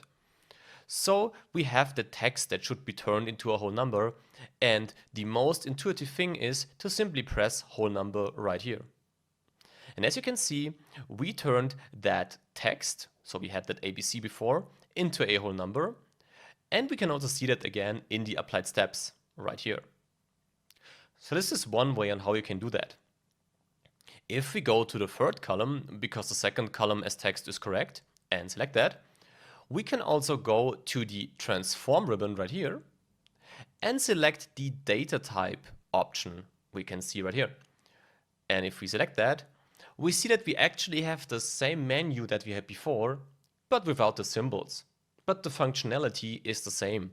So if I select whole number right here, we see that the symbol changed and that the formatting changed. So this is good. Let's now continue our format change. And we see that the age group is fine. This is a text, but as it just defines a range, we can leave it like that. But the last three columns are formatted wrong.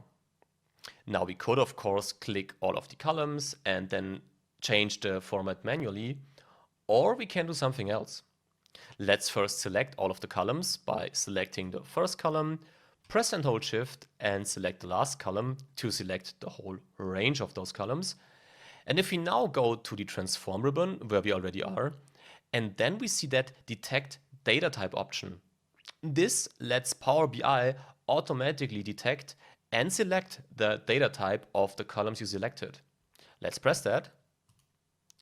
And we see that the format of the data was changed. Now, this is nice, but now we have to do something else. Because now we changed data formats and we still have to make sure that Power BI Desktop doesn't create any errors, because it might not have been able to really transform all of the rows into the data format that we selected. Now, let's see if that worked correctly. And to do that, we have to go to the home ribbon. Now go to close and apply, but again select the lower part to be able to specify what we want, because we can apply the changes. This will apply that format change to the entire data we have right here. Or we can close and apply, then we would apply the changes and leave the query editor. Or we can just close that, then we would simply go to the data model and close the query editor without that changes being applied. Now, we have to press apply, of course, because we want to stay in the query editor and see if our changes worked. So let's press apply. Now this takes a few seconds. And we see that we have an error. Now let's see what happened by clicking on view errors. And now we see that we have a new group right here. We'll talk about that soon. And that we have errors in our dataset, in the population combined dataset. So we had some data which were wrong and which could not be converted by then. So we should get rid of those data. And an easy way to do that is if we go back to the population combined query. And now you remember, we could not use that reduce errors function in the initial cleaning of the second query, because we had NAs, but not NAs in terms of an error that could be identified by Power BI Desktop. Now we formatted the data, and now Power BI Desktop is able to identify that rows as errors. So let's try that. So we are in the home ribbon, go to remove rows, and now remove errors. Let's see how this works.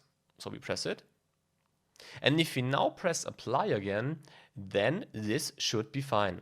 Let's do that. Now again, takes a few seconds. And we see that we don't have any errors now. So this worked. Let's now delete that group with the error, because we don't need that, by simply selecting it and pressing delete. And again delete. So we'll talk about that groups in a few seconds, as I just said. And select the population combined data set again. And now I want to make sure something else. Because we had that errors, but remember back a few minutes, we also saw that we have blank rows in that year column. Let's see if these are still here, and let's filter them in case this is true. So I'm selecting that arrow right here, press load more, and wait a few seconds. And now we see we have that nulls, and we don't need that nulls because we want a clean database for our data model.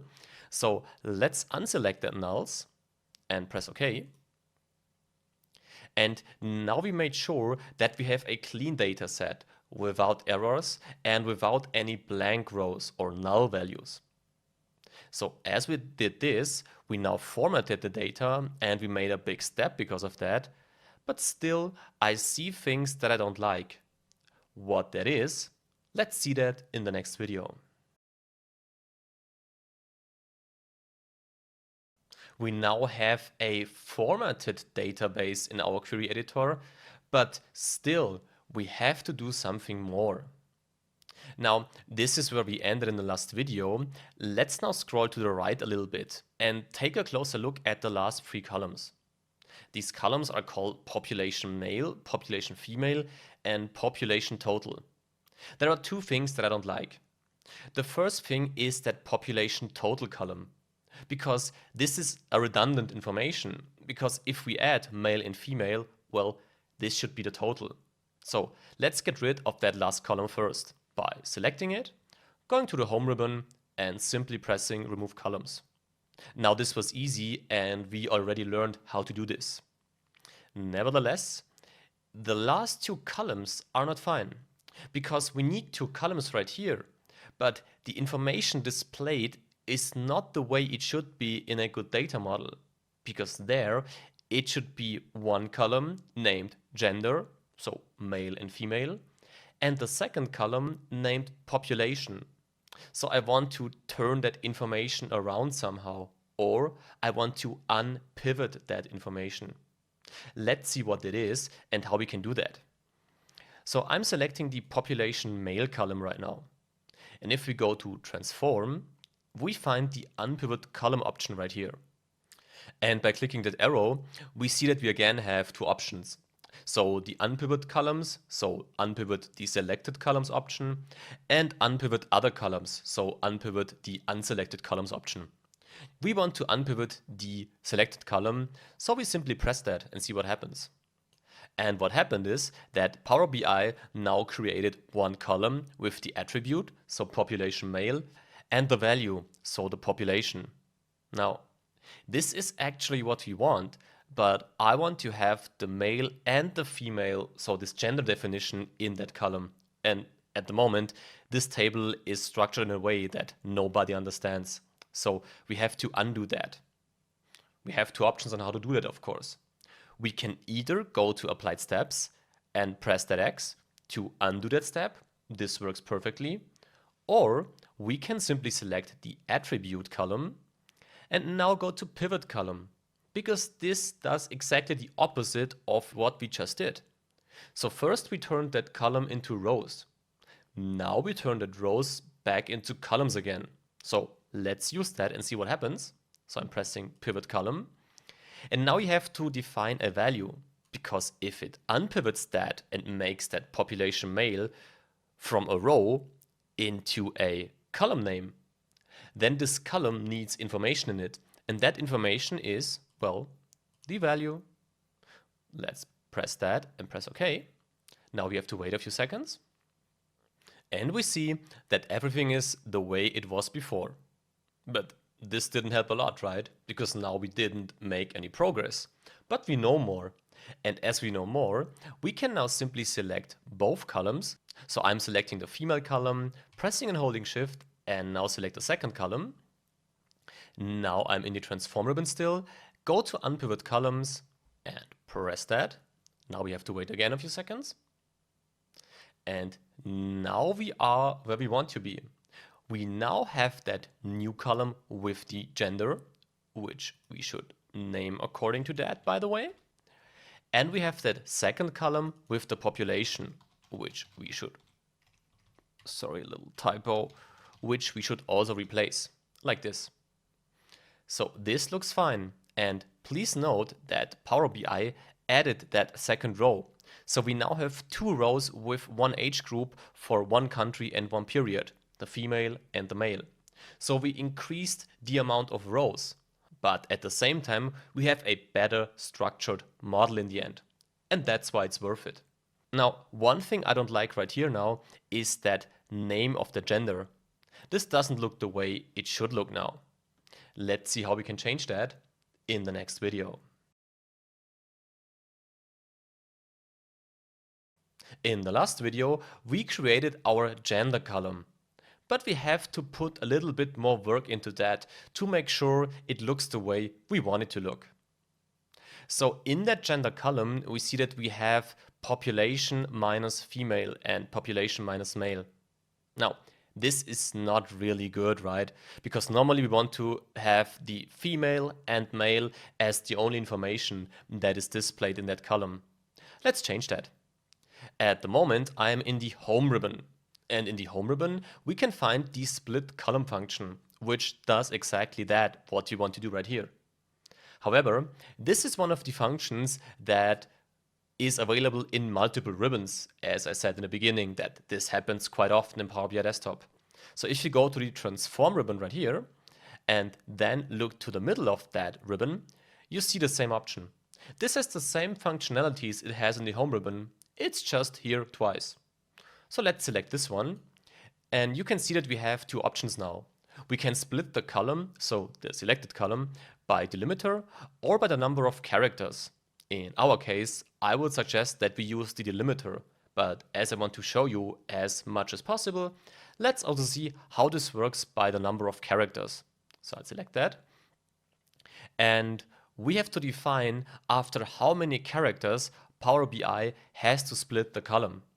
We have population as the word that's in every row. So this is 10 characters. Let's now press OK. And wait a few seconds, because Power BI has to do that. And now we see that the column was split into two parts. However, I'm not really liking that, right? Of course, we could now replace that minus and find a workaround, but that's not really good. So let's undo that by pressing the X in applied steps and go to the split column function once again and now select the by delimiter function. As we can see, Power BI automatically selected the delimiter we might want to have, which is true in that case, and we want to split it at each occurrence, which doesn't make a lot of difference in our case, as the delimiter is only here once, but in case you have multiple delimiters in one of the values, you can define after which one the column should be split into two parts. Now, as this is fine, let's press OK and wait a few seconds. And now this looks really good. Let's scroll to the right and we see that we have one column named population and one column named according to the gender. This population column is the column that we don't need. So let's go to the home ribbon and press remove columns. And that gender too is what we need. Let's simply double click it and call it gender only. Now this is it. We now are actually done with our first cleaning and shaping of the initial queries. In the next video, I'm going to show you how to bring some structure into that query section right here. We made a great progress so far. But before we continue, let's bring some structure into our queries column. So at the moment we have our 4 queries. We have the initial 3 queries and our appended, the population combined query. Now, as you can imagine, we are going to add some more data within the next videos to that column. Now let's organize that. And to do this, we can simply right-click into that column, right here for instance, and then press New Group, like that. Now we can give that group a name. In our case, we could name that group Initial Queries, for instance. Let's do this and press OK. And now we see that this new group was created up here. What we can do now, we can simply click and hold the left mouse button to drag and drop the first query into that group. Or we can select the next query right here, press and hold the Shift key on the keyboard, and then select the last query like this. And now we can again drag and drop all of the queries into our new folder, or into our new group actually. So let me just drag that to the top like this. And now we organized our queries. And as I said, we want to add some more data, some more queries to that column. How and why we do that? Let's learn that in the next videos. We made a great progress so far. We connected Power BI Desktop to 3 CSV files. We then worked on those 3 queries and we created a combined query out of those 3 queries. We kept on our work on that combined query. We worked on columns, we defined data formats and a lot more. Now we could load that query, so that combined query, into our data model now. But wouldn't it be better if we would keep our work and try to shape that query a little bit more? And by shaping, I mean, couldn't we turn it into a kind of a data model schema? Now, what that means and what that is, let's learn that in the next video. We want to shape our current query. And to do that, we want to apply a simple data model schema, the star schema. And we will build the base for that schema right now in the query editor. Before we start, let me make a quick note. In this course, we will focus on the capabilities of the Power BI tools, so how these tools work and how you can connect those tools. Nevertheless, I think it makes sense to take a quick look at the basic concepts of such a star schema. Let's do that right now. So if you ever heard about a star schema, you might have heard about 2 things: fact table and dim tables. Well, a fact table is a single table in a star schema, whereas the dim tables, the dimension tables, exist multiple times. Let's take a closer look at how this works. Imagine you have the following tables. You have one table named products. In this products table, you have different columns, which are equal to the bullet points you see right here. The first bullet point is the identifier product. And the important thing is that this identifier product column is a unique column. This means each value exists only once. And each of this identifier identifies the product. This means the product type, the price per unit, the cost per unit, and other types of information. So this is the first table that you might have. You might have a second table, the customers table. In this customers table, you have the first column, which is the identifier of the customers. Again, a unique value for each row. And each identifier is defined by the first name, the second name, the age, and so on. So any information that you could add to a potential customer table. You might have a third table, the timetable. The timetable again has one unique column. This is the identifier date column, which should basically be the date, so day, month, and year, and some other information like year, quarter, month, week, or day. And you might have a fourth column, the sales point column. The important thing is that you again have an identifier geo, which is the unique identifier of each sales point that you have. And the sales point might be defined by the continent, the country, the city, the address, or anything else that you might imagine. Now, as you can see, there should be a certain relation between those data, right? If you have a sales point where you sold a product, you might want to know what kind of product you sold, who bought the product, so which customer you sold the product to, and when you sold the product. So you need something like a connection that allows you to create a communication base for the four tables that you have right here. Now at the moment you only have those four dim tables, the dimension tables. And you have to add that combination table, as I would call it, so this table. This table combines the information of the four tables with the unique identifiers we just talked about. You can see them in the first four bullet points. The important thing is that this fact table is exactly what I just said. If you create a schema like that, a star schema, then you can connect all the four tables with just that fact table in the middle. Because if you look at the dim table products, you can see that the identifier products is also in the fact table. The same thing is true for the dim table customers with the identifier customers, which is also in the fact table. And this is also true for the remaining two tables, the time table and the sales point table. Now with this schema, we would be able to create a basic data model using the star scheme, as I just said, and by that we could give our model some more structure. Now the question you might ask yourself is, what has this to do with our current population combined query that we have? Because currently we have a structure like this. We have the population combined query, so one table with the country ID, the country, the year, and so on. This is true.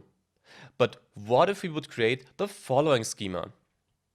We would split our population combined table into a dim table region and a dim table age. This means we would kind of spin off the information about the countries and about the age groups. Why would we do that? Well, as you can see in the dim table region, we have the country ID, which is an information that we already have. We have the country, also something we already have. And we have that region. This is something that we don't have at the moment. And this is an information that I want to add. Now we could add that in the population combined query. Of course, this is not a problem. But I think it's better if we apply a structure like that to keep our model, better organized. Because then you have two tables with additional information, like region or age, and you have that fact table, which combines the information. And the only information we have in the fact table about the country is the country ID, so only one column. The same thing is true for the dim table age, or age group, we will see how we will call that. In the dim table age, we have that age group ID. We don't have that at the moment, so we have to create that. We have the age group, so the 0 to 4 and so on. This is something that we have. And we want to have the category. Well, this category is something like baby, adult, senior, and so on. So also something that we have to create. Now again, we will create that separately in the dim table age group and only add the age group ID to our fact table, so to the population table in the middle. And this is what we want to do in the next videos. So we want to turn that single population combined query into a basic structure for a star scheme like this. Now, I think it's time to start that. Let's do this right now.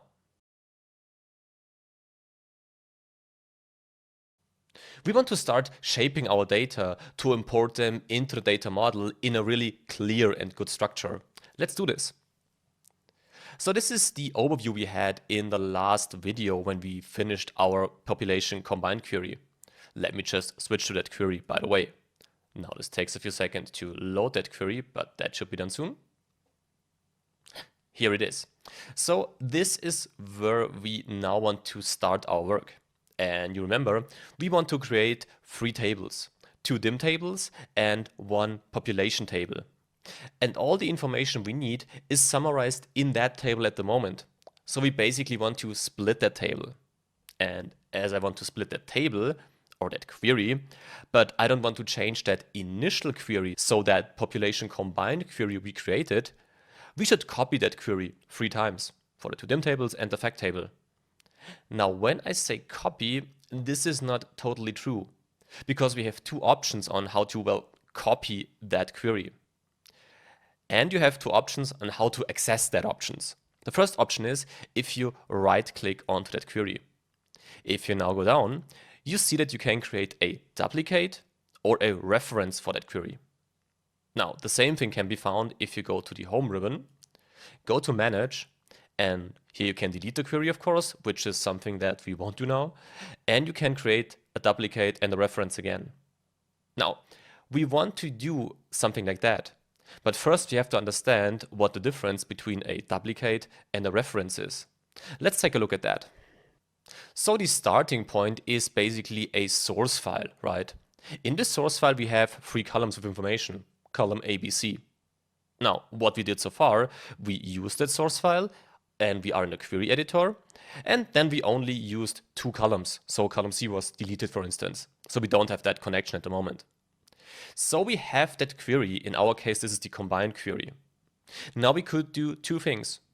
We could first duplicate that query like this. What happens then is that the initial connection will remain. So we have a second connection to that source file actually. And what will also remain are all of these steps that we did so far. So if you think about the applied steps column, you would see all the cleaning steps we did also in that query 2, so that duplicated query of query 1. This is one option. This is the duplicate. But we can do something else. We can also create a reference like this. The difference between the duplicate and the reference is that the reference now refers to the first query and not to the source file. This means if we create a reference, we can simply use the existing steps we did and build on that. So this means we don't need another external connection to the source files, and in the applied steps column, we only see 1 step. And this is the connection of query 2, the reference query, to query 1, the initially created query. So this is what we want to do. We want to create a query reference because we already did all the work and the cleaning of the data, and we already have a connection to the source file. So we don't need a second connection. This is why we will now create that reference in our project. Let's do this in the next video. Let's continue to build the base for our data model with some query references. So here we are back in our project. And as we just learned, we want to create references to our population combined query. Now, as we want to build something new and build the base for our data model, I think it makes sense if we first create a new group, which is then called data model. So let's do that first. I'm right-clicking right here, press new group, and name that data model, like this. So we have that new group right now. That was a first step, but the main step is to create the reference to that population combined query. Now to do that, we simply select the query that we want to create the reference to, go to the Home ribbon and go to Manage and press Reference. Now this takes a few seconds. We can already use the time and drag that query into our data model group, like this. And here we have it now. Now, just 2 things. As you can see, this looks exactly the same as the population combined query. But if you look into the formula bar or into the applied steps, You see that we only applied one change or one action at the moment. And this is the connection to the population combined query, nothing else. If we would create a duplicate, then this duplicate would exactly look like this.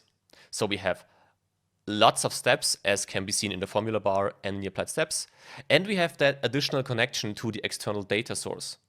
Now, in our case, if we would want to delete the population combined query now, and I can do that by right-clicking it and pressing delete, we can see that we cannot delete that query because the reference query refers to that query. So if we delete that, then the reference wouldn't work anymore, and this is why this is not allowed at the moment. So this is good to know, but now we can close our population combined query, or leave that query actually, and go back to our reference query. Now, as I said, this is going to be the dim, so the dimension region table. So let's rename that first.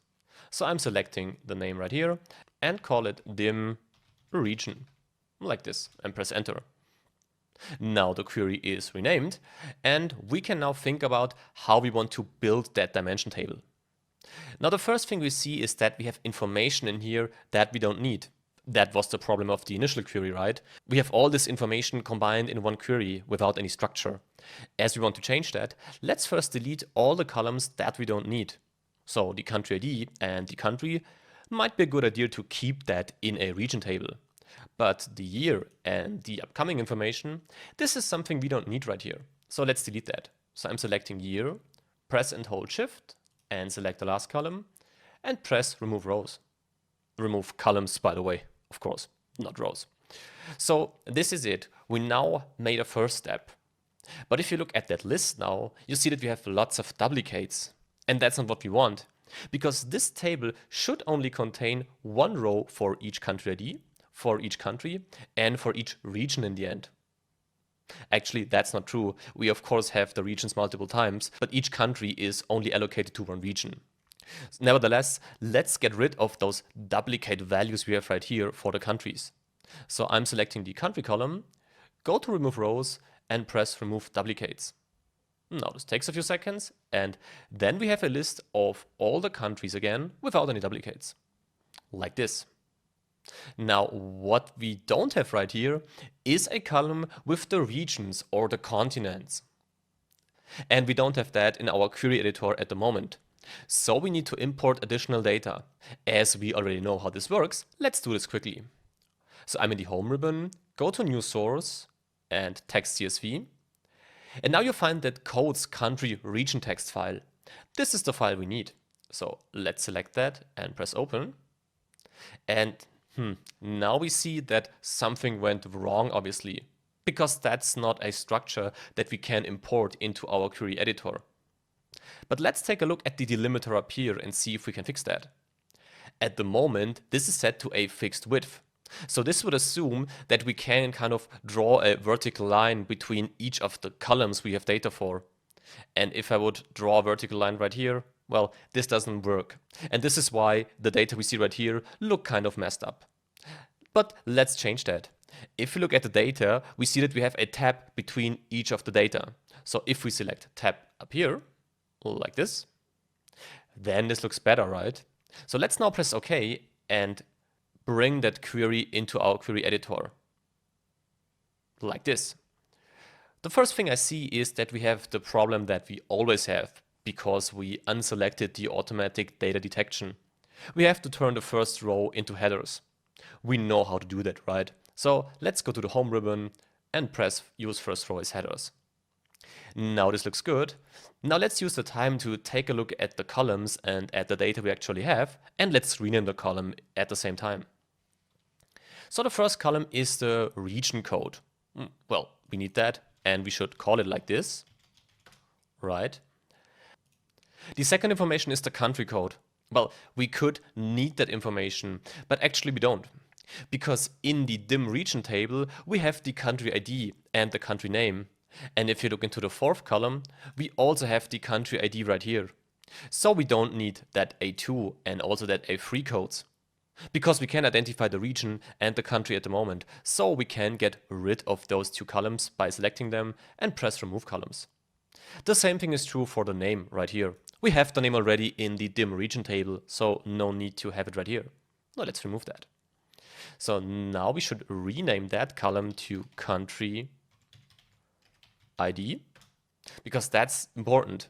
We need to have the same name right here that we have in the dim region table, because later we will kind of add that information, and without wanting to tell you what we are going to plan in the next minutes, we should make sure that those two columns are named the same, which is true in our case.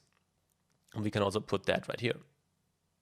So we have a country ID, we have a country name in the dim region table, and we have a region code. So this would help us to kind of add the data. The problem at the moment is that we don't have the full region names. I would prefer to have Asia and Europe here instead of AS and EU. To do this, we need to add data manually, so we won't import those from an external source, although we could do that, but I want to do it on my own. Let's see how this works in the next video. So we want to add some data manually now. Let's see how this works. So we want to add the full region names to our query right here. Now the first thing I want to do is I want to create another group, because as you can see we want to create additional queries, so we should make sure to keep the structure in the left column.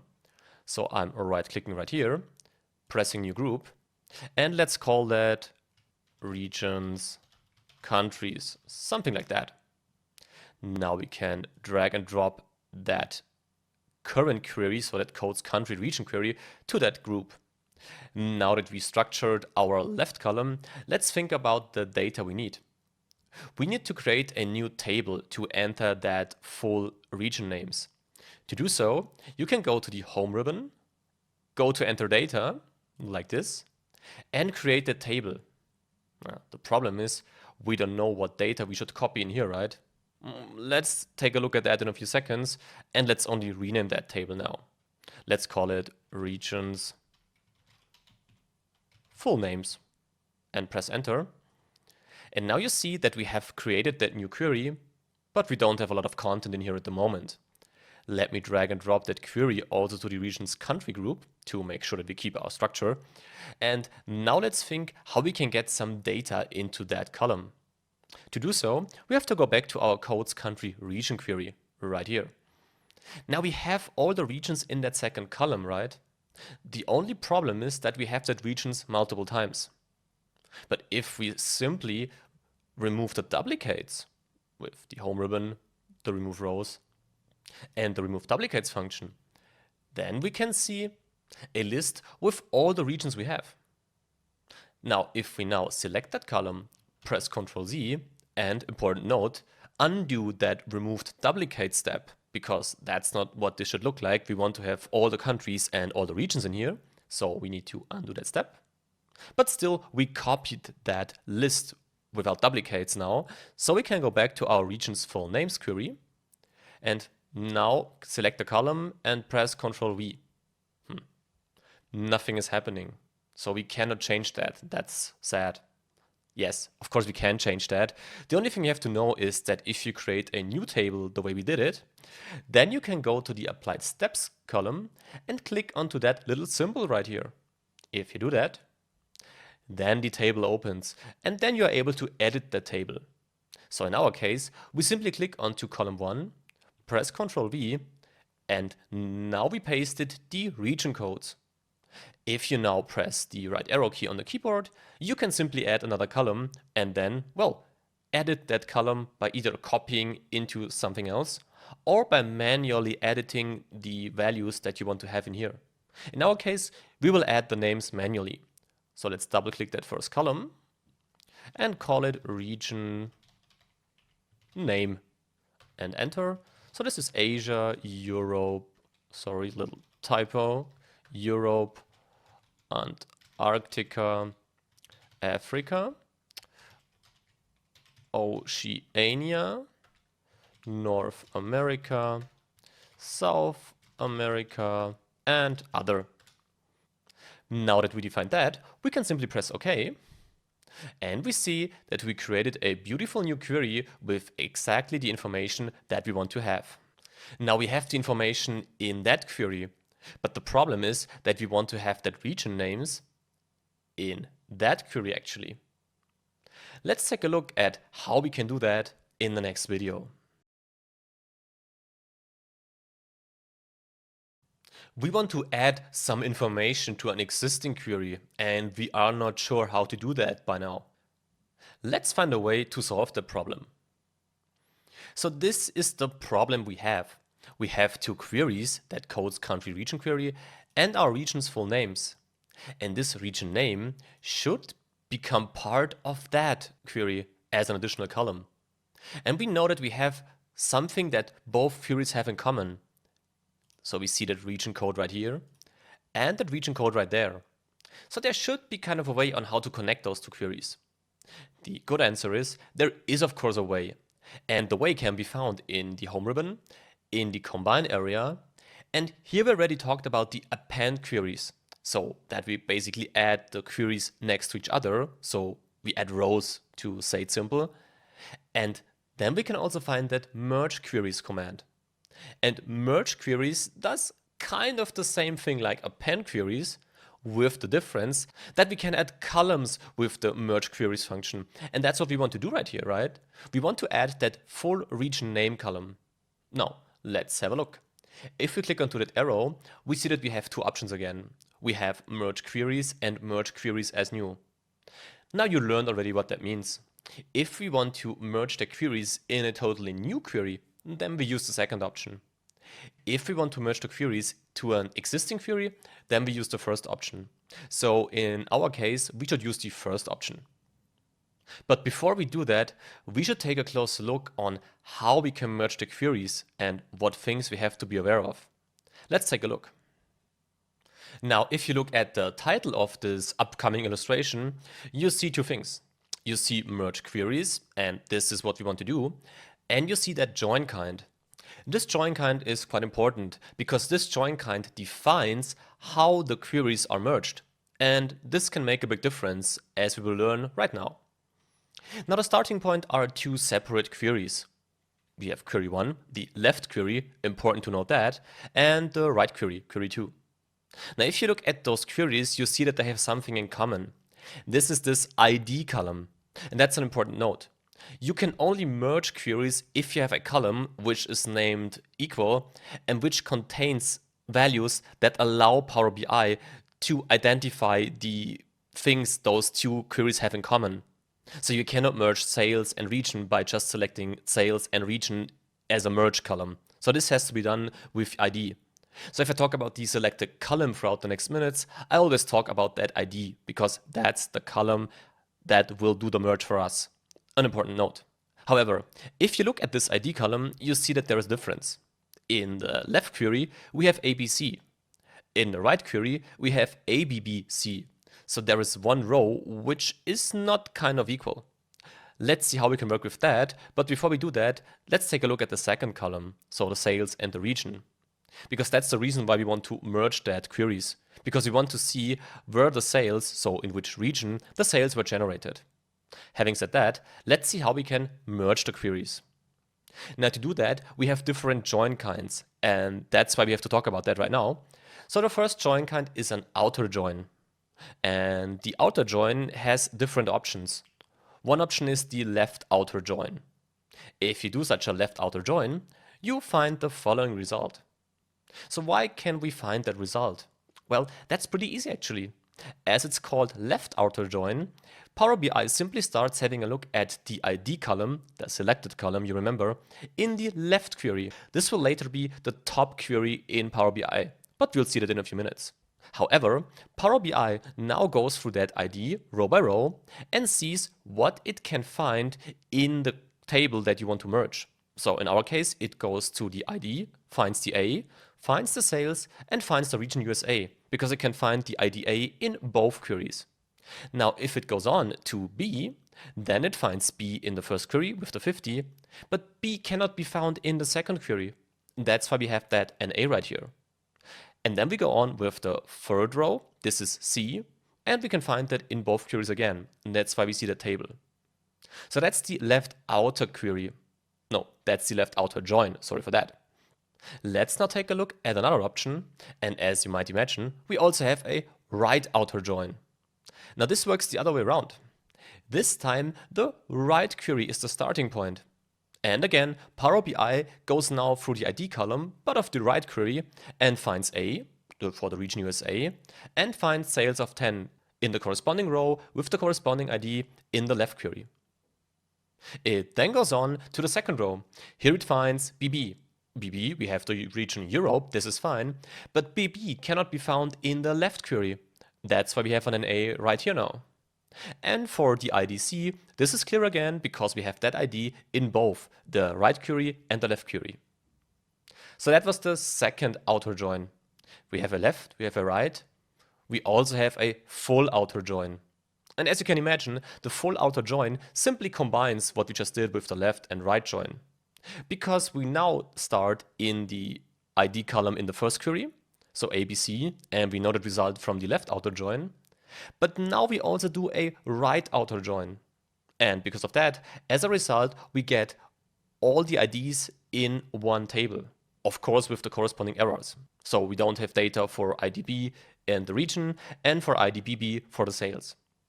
Now that's the first join kind, the outer join. Let's take a look at another join kind, the anti-join. We have the anti-join again in two ways. We have a left anti-join, which looks something like this. And if you think back about the left outer join, you might see that the difference to the outer join is that we now only see the row that cannot be found in both queries. So in that case, this is IDB. Important note, of course we start in the left column again. And that's why we don't see BB right here, because it's the same logic as with the left outer query, just vice versa. So now with the IDs, it cannot find in the right query. The same logic can be applied to the right anti-join. Here we only find BB, because now Power BI has a look at the ID column of the right query and finds that BB cannot be found in the left query. And that's why we have that result right here. That's not everything. We have one last join kind, and that's the inner join. Now, you might imagine what it is. The inner join simply joins all the IDs that can be found in both queries. So in our case, this is IDA and IDC. IDB or IDBB is not named right here. So you might get lost of some data if you are not careful what join kind you are using. And that brings me back to our project. Because what we want to do is, we want to add that full region names now to our initial country codes query that we imported. But as the database for the full names is that country codes query, we are sure that we allocated each country to a region.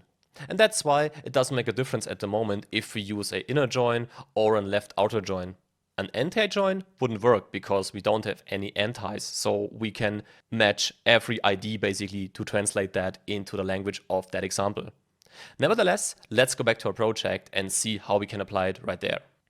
So what we want to do right now is we want to add that region names column to that query. So let's do that by selecting the home ribbon, go to combine and merge queries, click on the arrow and press merge queries. Now we have to select the country ID, or I'm not sure at the moment, to be honest. Let's see, I think it's the region code. Yes, we have to select the region code in the first query. Now, to think back about the example, the first query, so the top query, is the left query. This might be confusing. So left is top right here and right is bottom. That's just what it is. However, we selected the region code right here, and we have to select the region code right there. And as you can see down here, we selected a left outer join. We could also change that to the inner join, for instance. And we can see that we matched all of our rows. That's what I just explained. As we build the full region name table based on that initial codes country region table, we know we are sure that we allocated all of the regions or all of the region codes to full region names. Now that we know that, let's press OK. And we see that we have a new column. However, this new column doesn't really look good, right? Because we don't see any information in here now. We can easily solve that by pressing onto that little symbol right here, like this. Now we have to decide what columns we want to display right here. all columns in our case? I don't think so, because the region code is already there. We can see it right here. So we unselect the region code and we unselect something else, and that's that use the original column name as prefix. What happens then is that the original column name, this new column right here, would be added, and then comes the region name. So the name would be new column, region name. Not good, so we unselect that. So the column name will be region name. Lots of names now. So let's press OK. And now we see that we perfectly added that region name column to our existing columns in the query. However, we are not done yet, right? Because at the moment we only worked in those regions countries group. And actually we want to create a data model, so we want to work in the dim region query. Now we have to add that region names also to the dim region query. Let's see how this works in the next video. We now know how to merge queries. Now we have to do the same thing for the dim region query. So we have that codes country region query right here. This looks fine, but now we have to add that region name also to our dim region query, because that's the important query for our later data model. Now, as we learned that, and as we have that country ID column in that query, and in this query, we can simply go to merge queries again, so home ribbon arrow, and click that. Now select the country ID of the dim region query. Here we can select the codes country region query and also select the country ID. Now this should work easily because we know that this is fine and we see an error. Why do we see that error? Well, it says it actually. We don't have the same format in both queries. And that's a problem. Because of that, Power BI cannot merge that queries. Now let's go back and change that. So we can go to the codes country region query, and here we have the problem. This is formatted as text at the moment, and in the dim region table we formatted that as whole number. So let's apply the same format to the codes country region query and then see if the merge queries function works. So I'm clicking here and change it to whole number. Going back to the dim region query, home ribbon, merge queries like this. Now we select the country ID again and go to that part and select the codes country region query. And now let's try it again. And we see that it works right now with one single comment. We see that the selection has matched not all of the rows. So 2 rows could not be matched. Now imagine if we would use an inner join, then we would only have 199 rows in the end. So we would lose 2 rows.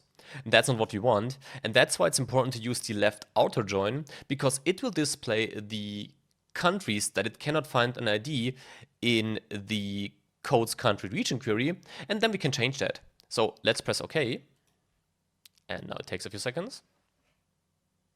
And now we have to define how the column should be displayed again. Now we learned it already, so we can click onto that symbol right here and unselect all columns and only select the region name. We don't use the original column name as prefix, so this is fine. Let's press OK. And now we see that the region names are added. Now that we have that, I see a problem. Because if you look into that country list, and even if you start up here, you see that, for instance, Azerbaijan was allocated to 2 regions. And although this might make sense, for instance, for Turkey, which is in the EU and in Asia, this cannot be done right here in our project. Because we don't have information about the share of the population that's allocated to each region. We only have that information on country level and add that region level on our own. So we need to decide which country or which region each country is allocated to a single region, not to 2 regions. So let's change that in the codes country region query then. And here we have the problem again. So we see that country 51, for instance, is allocated again to Europe and Asia. Let's change that. So we have to go to the home ribbon and go to keep rows this time. Because keep rows allows us to see how many duplicates we actually have. Let's see that by pressing keep duplicates. And we see that we have some countries where we have the problem. So we should get rid of those. And we will do that by undoing the last kept duplicate step. And now we will remove the duplicates. I know, we could have a look at each country and decide what we have to do. But I think for the purpose of the project, it's fine if we just delete the duplicates and by that make sure that each country is allocated to one region only. Now we are in the home ribbon again, go to remove rows and remove the duplicates, like this. Now we see that we only have unique values. And if we go to the dim region table again, we see that it reloads to represent the actual change we did also in that query. Takes a few seconds. And now we see that the duplicate values are gone. This brings us back to our initial problem. We saw that we could not match or merge all of the country IDs to regions. We had two regions with nulls in the region name because we could not find a region name for that country. Let's take a look at that by clicking onto the arrow next to region name. And here we have the nulls. So if we unselect everything and simply select a null, press OK, we see that the two countries we have the problems with is the Sudan and the Channel Islands. Now we have to adjust it manually again. And to do that, we have to decide which region we want to allocate those two countries to. I would suggest to allocate the Sudan to Africa and to allocate the Channel Islands to Europe, for instance. That's just how we will do it in the project. So let's select all of the columns right here and press Ctrl Z, because we will copy that information into a new table again and then correct the information the way we want it to be corrected. Now let's do that and unselect the filter. Now we create a new table by pressing Enter Data, selecting the first column and pressing Ctrl V. Now let's rename the table first. Let's call that region additional countries, like this. Press OK. And let's drag that also into our regions countries folder. So the thing now is that we have information in here that we don't need. Because if you think back into the codes countries region query, we see that we need country ID, region code, and region name. At the moment, we have country ID, country, and region name. So we need to change that column. So let's press onto that little symbol right here again, change that to region code. And we said that the Sudan should be Africa, so AF, and the Channel Islands should be Europe, so EU, like this. And now we have to change the region name also to Africa and Europe. Europe, like this. If we press OK right now, we see that the structure is the same that we had in the code's country region query. So now we can use another function that you already know to add these countries to the actual database. And we can do that with the append queries function. So we go to codes country region, are in the home ribbon, go to append queries, like this. We say we want to append two tables, that's correct. And we want to append the region additional countries table, like this.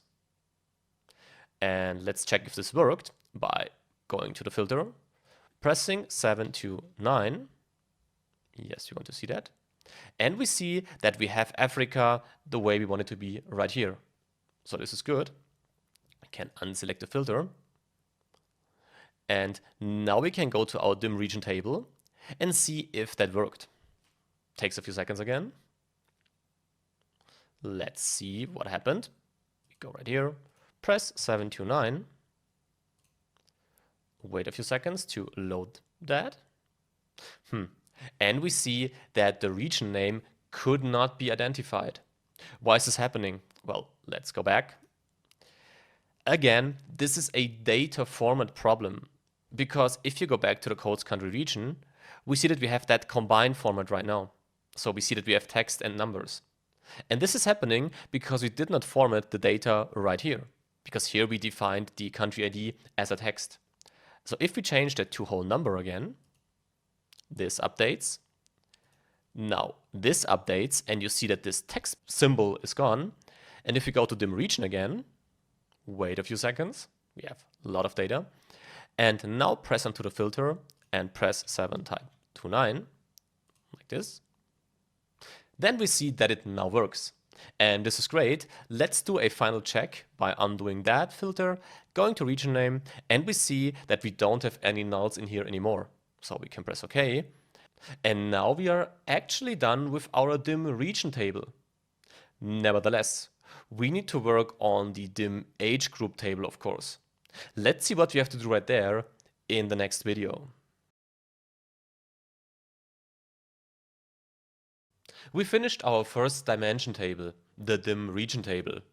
Now before we continue, let's take a quick look at what else we have to do to finish our star scheme for the data model.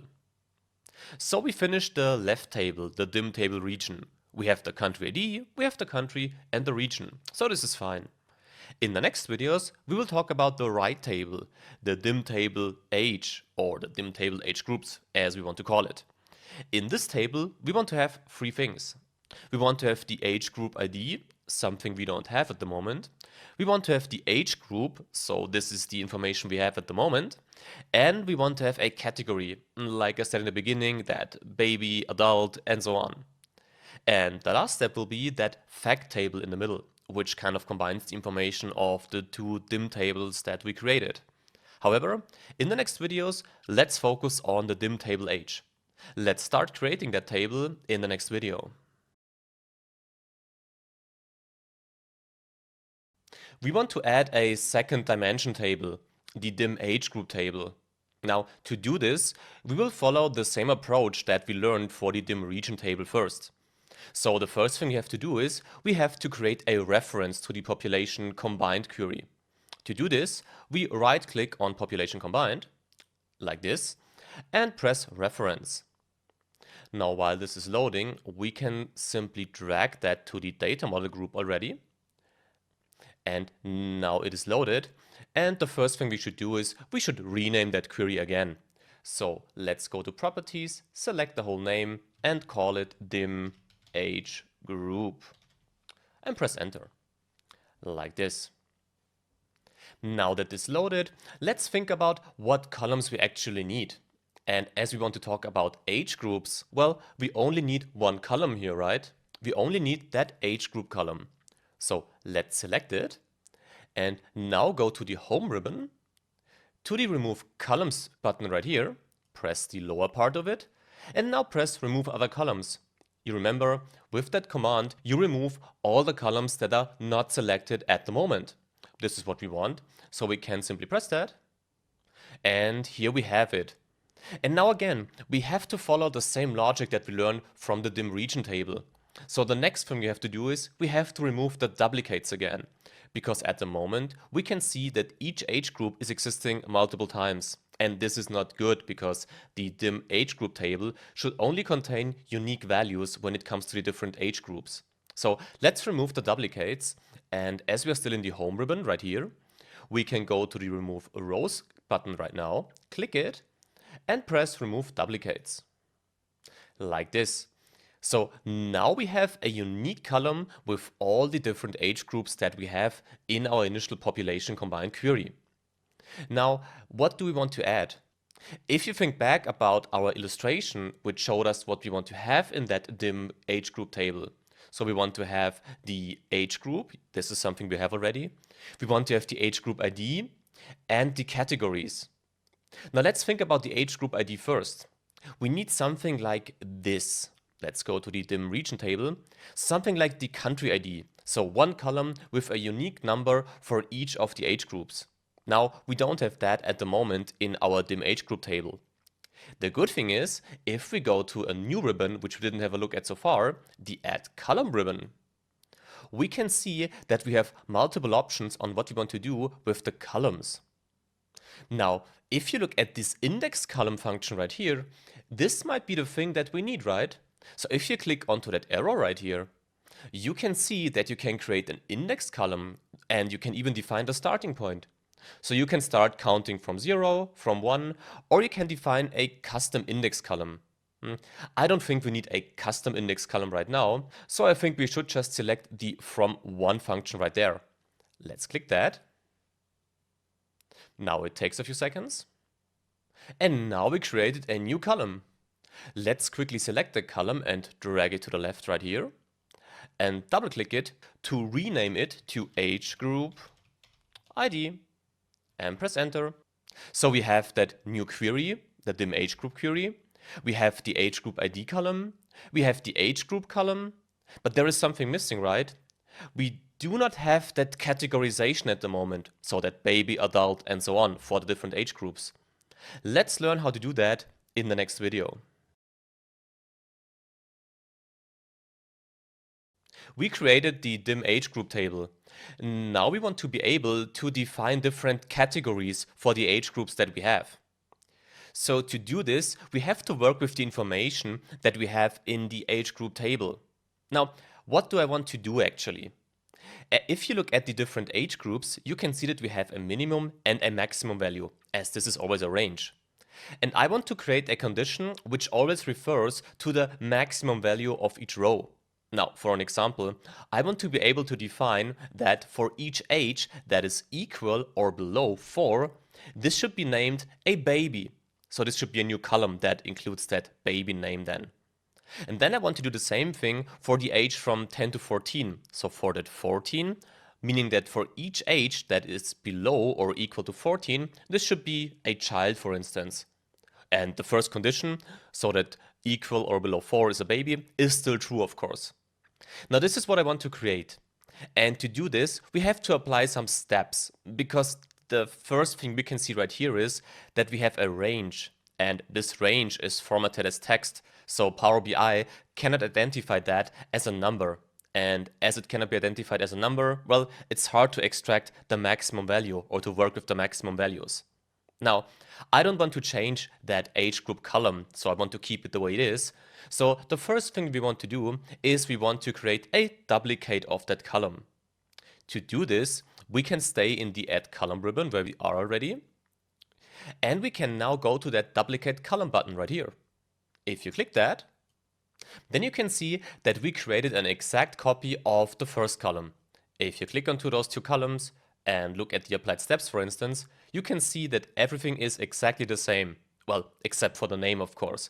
But I think we can keep the name age group copy in that case. This is fine. So we now have that new column, and the first thing I see is that there are some symbols that I don't want to have in here. Those plus symbols, for instance, down here. So the first thing we should do is we should replace that plus symbols with nothing, because we just want to delete them. To do this, we simply select the whole column, like this, go back to the home ribbon, right there, and now go to replace values. We learned that already, right? So you know how to do this. If we click right here, and now type plus and replace it with nothing and press OK. And now you see that the plus symbols are gone. Now this is good, but you remember we want to extract the maximum values of each row right here. And we don't have that at the moment. But if you look at the last two characters in each row, you can see that for the majority of the rows, if we could extract those last two characters, this would be a big step to our idea of having a list with the maximum values of each row. The only rows where this wouldn't work is the first row right here, the 10th row, and row 18. Now, before we take care of that, let's first extract the last two characters of each row. To do this, we go back to the Transform ribbon, and now we find in the text column area this extract function. If you click onto that arrow, then you can define what exactly you want to extract from that column that you just selected. So you could extract a length, so a defined length, the first characters, the last characters, or a range. In our case, we want to extract the last two characters, as we already said. So let's press that. And now define how many characters, counting from the back of each row in that column, we want to extract. In our case, we want to have the last two characters. So let's write that and press OK.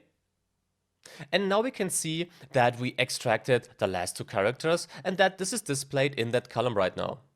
Now the first thing we can do is we can now rename that column to age group max, right? Because now we really have the maximum values in here, and press enter. So this is it.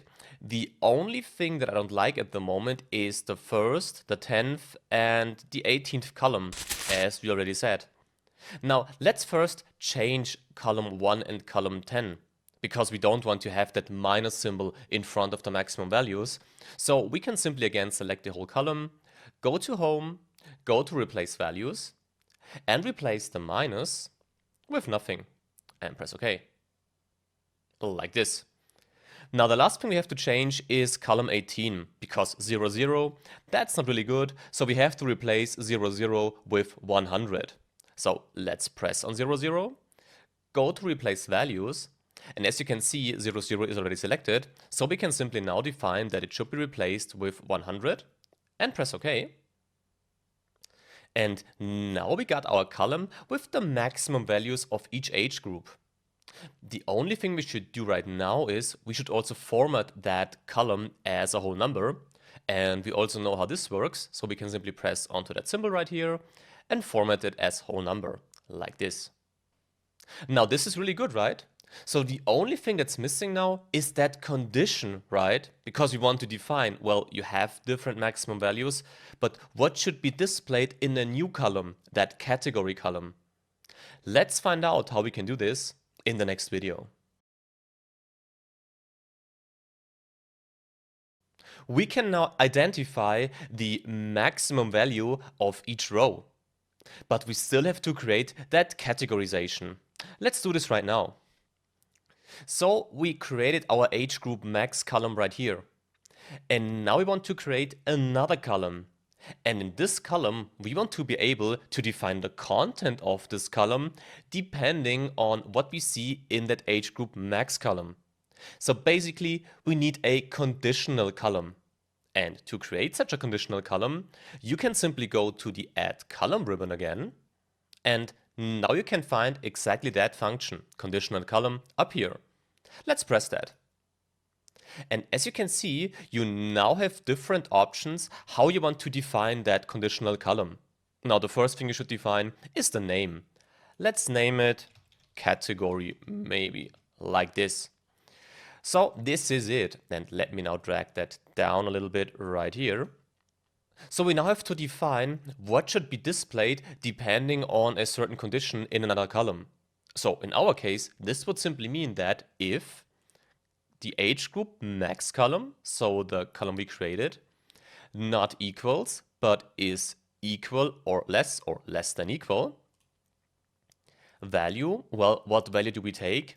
We could take that max, that 4, for instance, right here. Let's do that. And let's call that baby, for instance. So this means if we have an age group that is below or equal 4, this will be displayed as a baby in the new column. So this is one condition. But as we have more age groups, let's add another rule, like this. So we again select the age group max and define that it should be less than or equal to. And now I don't want to define each age group, of course, because we have that information for each age group already. So I want to kind of aggregate the information more. And this means I will not use the 9 value right now, but I would say that we could use the 14 as a second condition. So if it is less than or equal to 14, then it should be a child, like this. Let's add another rule. So I will do it a little bit quicker now because I think you understood the basic concept. So we say age group max is less than or equal to, let's maybe say 19 right here. Then this is a teenager, like that. Then we add another rule, and let's say we go until the age of 29. So if the age group max is less than or equal to 29, this is a young adult, like this. And one last rule maybe. So I'm doing the same thing that we just did. And let's define the age group until 64 as adult. And now we defined all the rules. The only thing we have to add is if otherwise. So if none of this is true, then this should be a senior maybe, like this. So we now defined all of the conditions and can now press OK. And now we can see that we categorized our data. So we have the baby right here, we have the child, we also have the child for this condition, and so on. This looks good. The only thing we should do immediately is we should format that rows as text, because at the moment this is kind of a mixture. We don't want that. So let's press right here and format it as text. So we now created our second dimension table, the dim age group table. The only thing that's missing is that fact population table. So that table in the middle, that kind of helps us to combine the two dim table or the information of that two dim tables.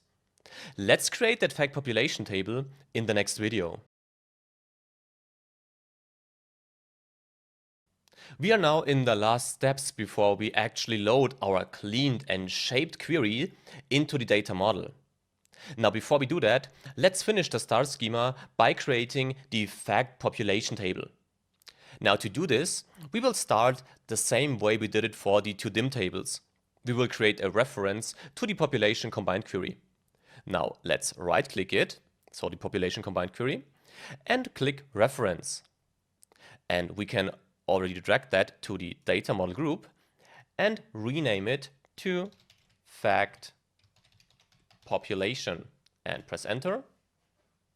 Now that we got that, let's think about what information and by that what columns we actually need in that fact population table. So the first column, that country ID, this is an important column because this column allows the fact population table to communicate with the dim region table. You remember, in the dim region table, we also have that country ID column. Now at the moment, they cannot communicate, but we will change that soon in the next module. However, the main information for the moment is that we need that country ID column. The country column, this is something that we don't need.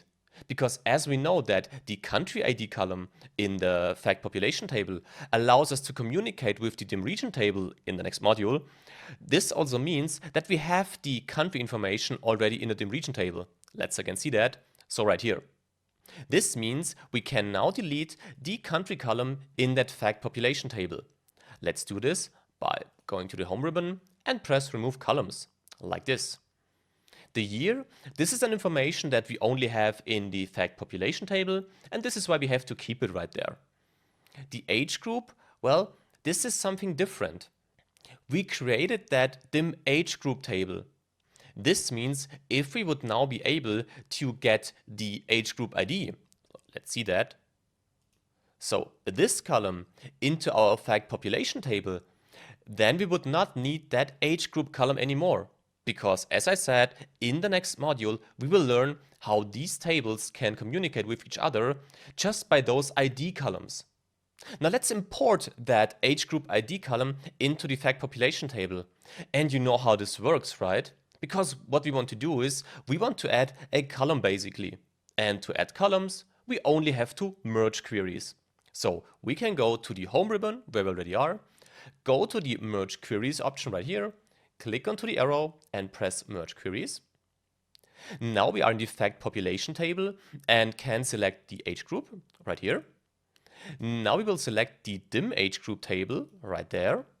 And here we can select the age group. The left outer join is fine for the moment. We learned that, so this is good. And we can see that we could match all of the rows, of course. As we got that, we can now press OK to add the column to our fact population table. And now we simply have to expand the column, unselect all of the columns as we only need the age group ID, and also unselect the use original column name as prefix option. This is also something that we already learned. Now we can press OK. And now we have the age group ID in our fact population table. Let me drag that to the left, maybe right here. And now that we have the age group ID in this table, we can delete the age group because the age group ID allows us now to refer to the dim age group table. Although I might repeat myself, this is not working at the moment, but we will learn how to create that in the next module. So we can delete the age group column like this. And we can see that now we have a really clean fact population table. We have the country ID column, which will allow us later to communicate with the dim region table. We have the age group ID column, which will allow us later to communicate with the dim age group table. And we have the information, year, gender, and population, which is only existing in the fact population table. This is really good. But there is one thing that I don't like right here, in that population column right here. What that is and how we can change that, let me tell you that in the next video. We built the base for our star schema for the data model in the next module. This is really great. There is only one thing about the population column that I quickly want to change. Let me show you what I mean. So in this population column, everything is alright actually. The only thing that I don't like is the way the numbers are displayed. So to say it simple, I simply want to multiply that column by 1000 because this will make it easier for us to later create the visualizations and to display the units correctly. Now, to multiply a column or to generally apply some operations like that to a column, you can simply go to the transform ribbon right here. And now in the number column area right here, you have various options on what you want to do. Now, we only want to do a standard operation, so we simply click onto standard right here and press multiply.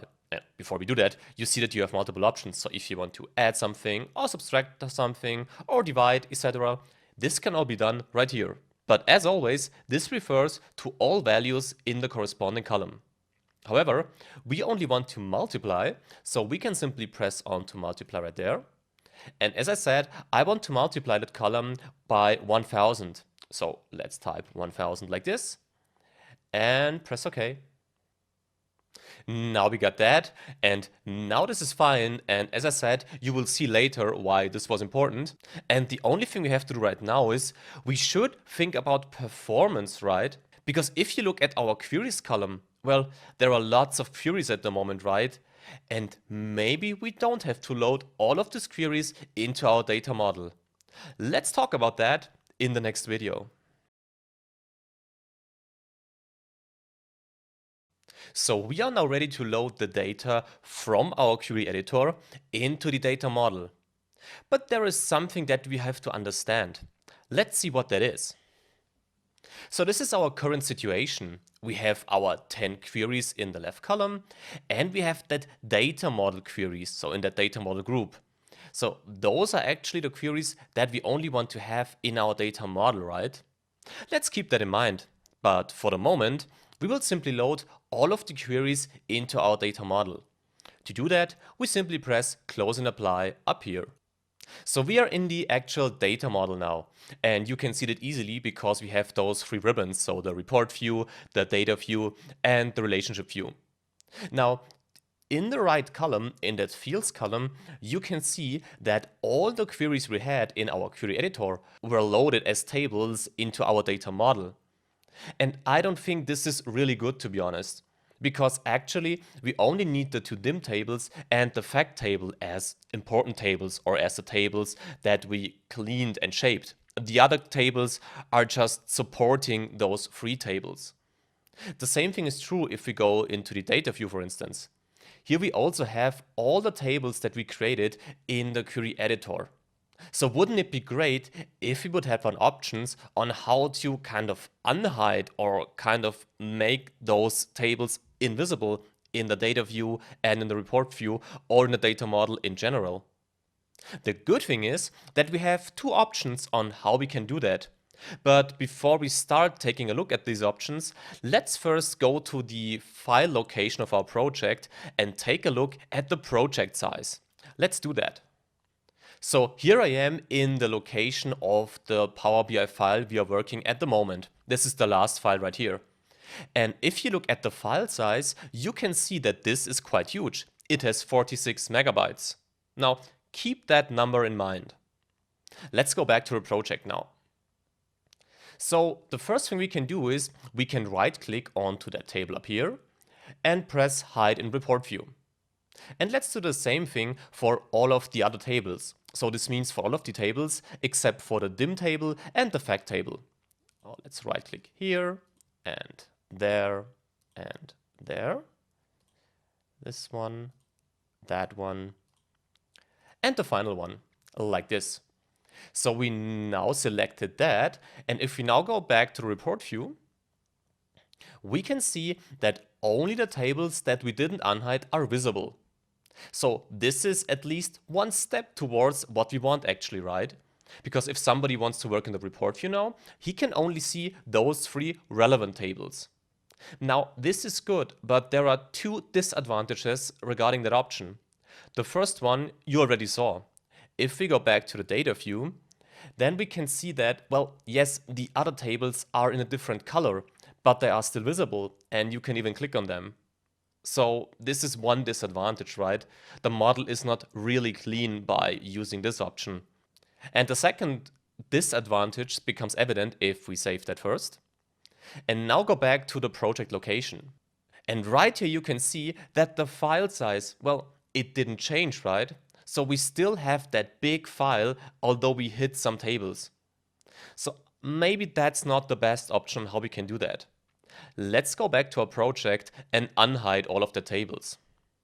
Back in the project, and if we now simply right click onto one of the hidden tables and press unhide all, then we can see, let me just close the table by the way, that all of the tables are back again and also in the report view. So hiding didn't work. Let's go back to the query editor and see what other option we might have. So we click right here. And now we are, well, I would say back home, right? And as we know that environment, we can now go to the queries column and right click onto one of those queries, like this. And here you can find that enable load option. Let's see what that is. So we saw that enable load option. And to understand that, we simply have to understand that illustration. So this is where we started. We have some source files, some CSV files, for instance, in our case. And what we did then is that we imported that data. And by importing data, I don't mean loading the data from the query editor into the data model, but simply creating that queries, so that connection from the query editor to the source file. So we have that queries and we are in the query editor to prepare that data. And the current setting is that it's default. This means we enable the load for all queries. And what this means is the following. As we enabled the load for all queries, all of the queries, and by that, all of the information is loaded into the data model. And here you can see data view and report view. This is also true for the relationship view, of course, but we will talk about the relationship view in the next module. This is why you cannot see that right here. So this is one option, and this was the option that we just saw. But there is a second option, and it has to do with that enable load button that we just saw. Let's take a look. So again, we have query 1 and query 2, and we load the data from the source file to the query editor. But now there is a difference, because now we enable the load only for selected queries, for instance for query 1. And what is happening then is the following. We only load query 1 into our data model. This means only the loaded queries are visible, or these queries are tables then in the data model actually. Only these tables are then visible in the data model if they were selected as enable load. If you enable the enable load option, then you won't see the data, you won't see the information, and by that, this won't consume any memory of your data model. And this makes this approach easier to handle because you only have the information in the data model that you want to have, and it consumes less memory. So this is what we could do right now, and let's see how this works in our project. So we now have to enable the load option for all the queries that we don't need in the data model. And this is true for all of the initial queries. So we simply right click right here and press the enable load button. And now we have that possible data loss warning. Why is this appearing? Well, if you would imagine that you would create a visualization that is based on the information in that specific query, and if you would then enable the load of that query, and by that enable the ability to load the information of that query into the data model, well, then there wouldn't be anything to visualize for the chart, and by that it would be empty. And this is why you get that warning. As we won't create any visuals based on that query, we can simply ignore that for the moment and press continue. Select the second query and do the same thing also for the third query, like this. I won't do it for the population combined query right now, just in a few seconds, because I have to tell you why we can also enable the load for that query. So let's do it for the queries down here, and right there, and for the last one. Now, let's go back to the population combined query. We can also enable the load right here. And why is this possible? Well, the reason is quite simple.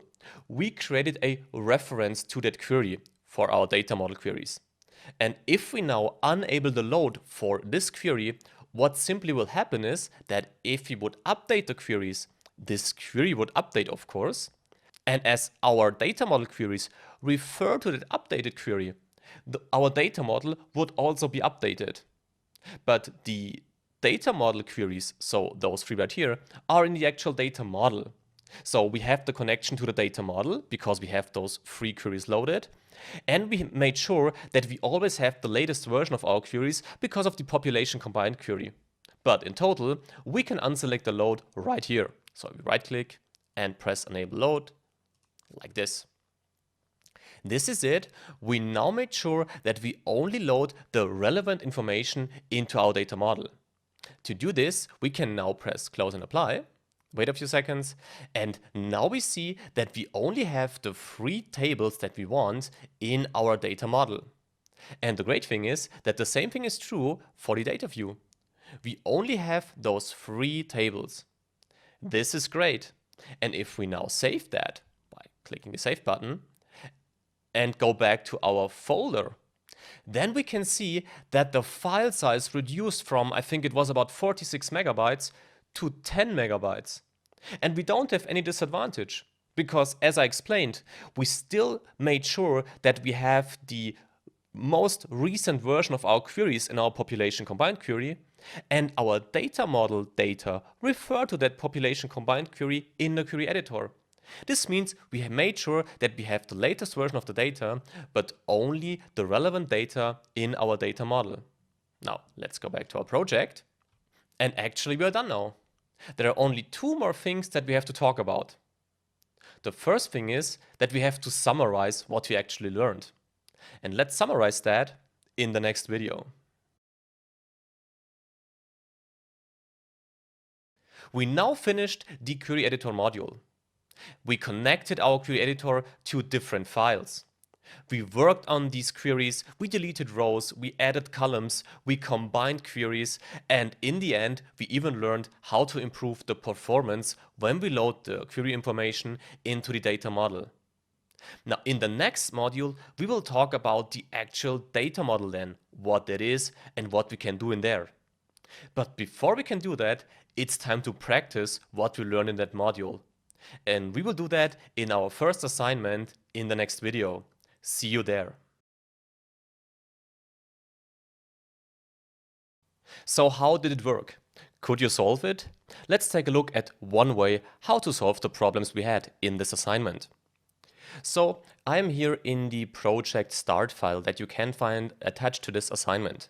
And the first thing we have to do is we have to go to the query editor. Now, after doing this, we have to connect this project to the two CSV files. Well, we learned how this works, right? So we simply click onto a new source and select the CSV file. And now in the source folder, we can find those two files.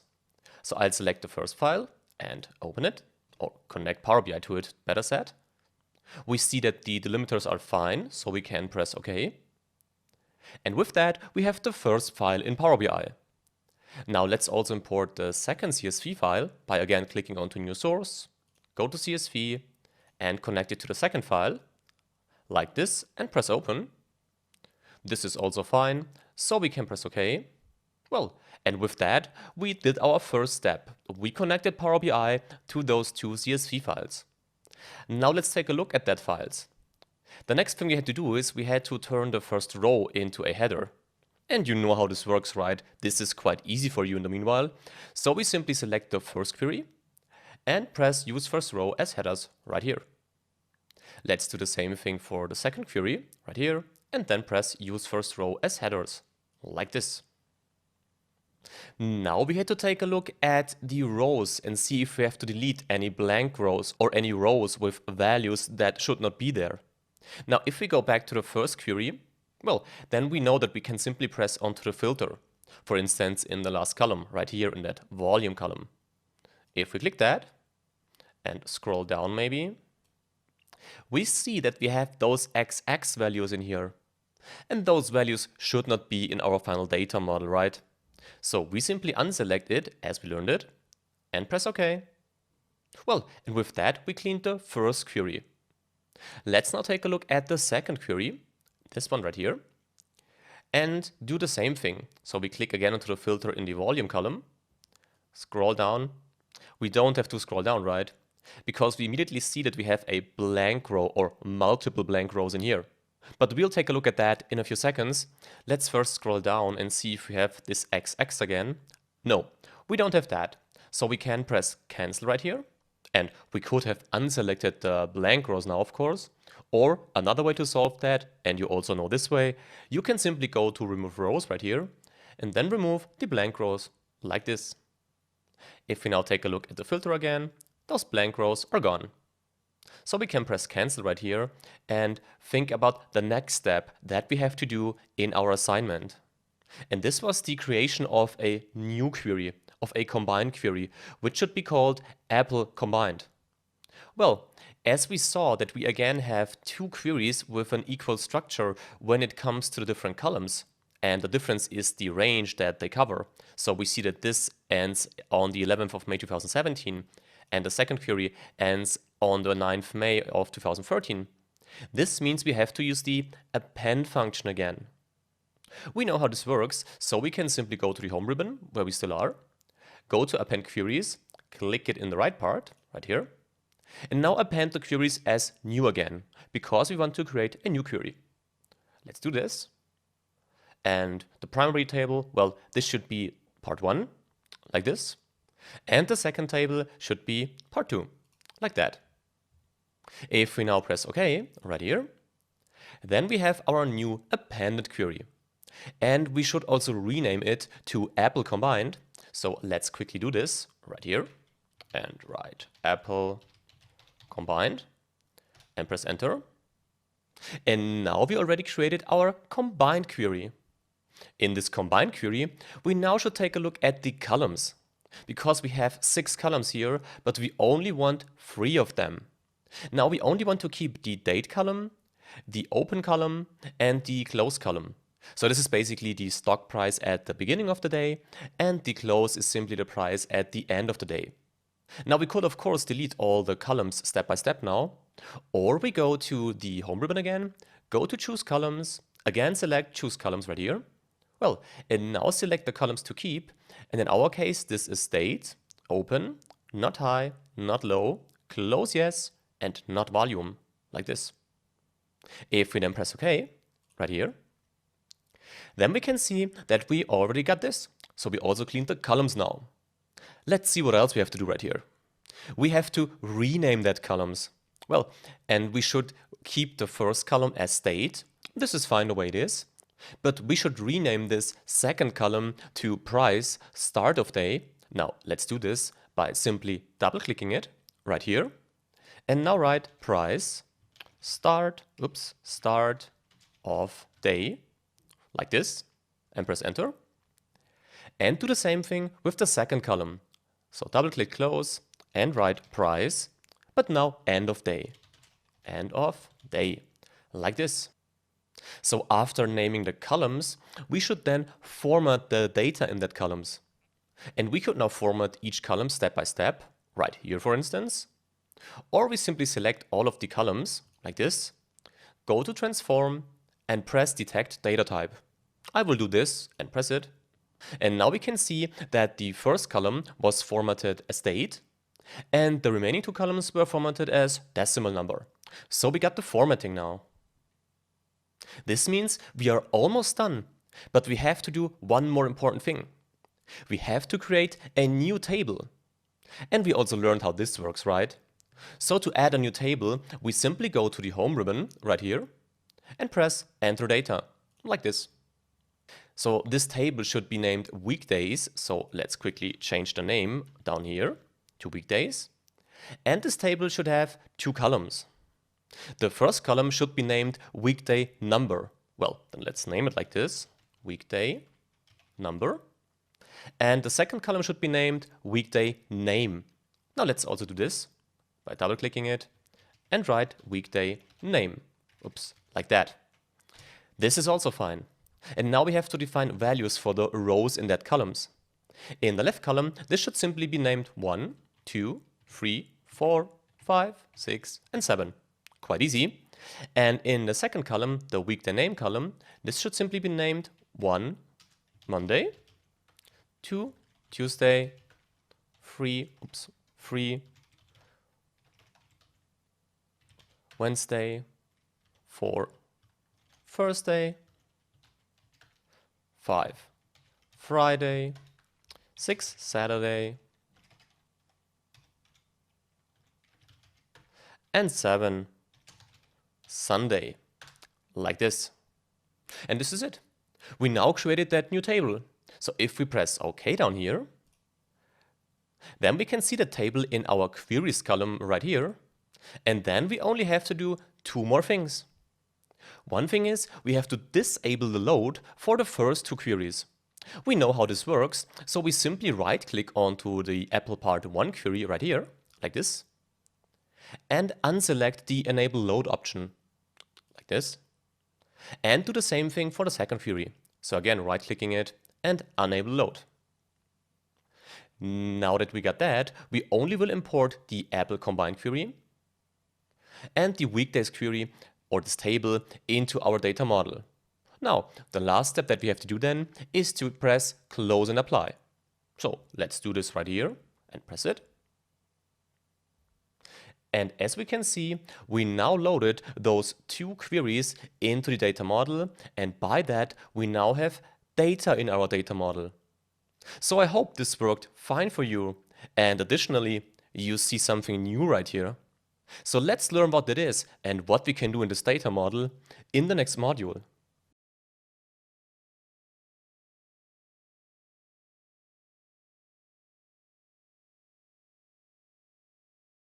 Welcome to this module. In this module, we will learn what we can do with our actual data model. To be more precise, this means we will talk about the data view and the relationship view. Now, before we start, let's take a quick look at the workflow that we already know. So in the workflow, we now finished the left part, the data preparation in the query editor. What we want to do in this module is the data modeling. Now, before we start with that actual data modeling, I think we should think about an important difference. The difference between the query editor and the actual data model.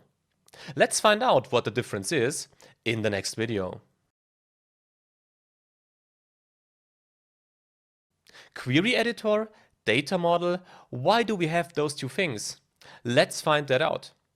So we want to understand why we have a query editor and our data model, so where we want to work right now. Let's think back about what we did in the last module. So we connected Power BI to source files, and we did that in the query editor, of course. After that, we cleaned our data. So this means we deleted rows, we deleted columns, we replaced values, and we did a lot more. Additionally, we shaped our data. And by shaping, I mean we created that population combined query, and we even created our base for that star schema, so that dimension tables and that fact table. So to summarize what we did there, we structured and prepared the data actually, right? So this was the query editor in the last module. Now we loaded the data into our data model, and we are in this module now. And what we will do right here is we will add relationships, and we will of course learn what relationships are, how we can build them, and why we need them actually. We will additionally learn how to create calculated columns and measures. Now, we will of course learn what the last two things are, and just one quick hint, both things are related to DAX, data analysis expressions. So this formula language of the data model. Now to summarize, what we want to do right here is we want to analyze the data that we want to have. And that's the important difference that you have to keep in mind. In the query editor, you structure and prepare your data. In the data model, you analyze your data. So this means those two things are not equal. Those are two different things actually. Now that we know that, I think it's time to dive deeper into the data model. To do that, we have to go back to our workflow right here and now think about the data modeling section. And as you can see, we have two views. We have the data view and the relationship view. Both views are connected, as you can see by that symbol in the middle. However, I think it makes sense if we start with the relationship view first. Now, what that is and why we need it for our data, let's find that out in the next video.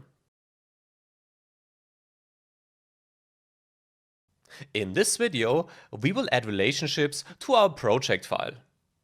And this is why I am back again in our data model, so where we stopped in the last module actually. Now, I am here in the report view, and although this module is not related to the report view, we will cover that in detail in the next module, let me just create a small visualization to show you why relationships might be a good idea for our project. So to create a visualization, let's simply select that column chart right here and drag it right there and increase it so that you can see everything. Now we have that visualization, and to bring it to life, we can now go to our fields column, because we learned that those are the three tables that we imported from our query editor.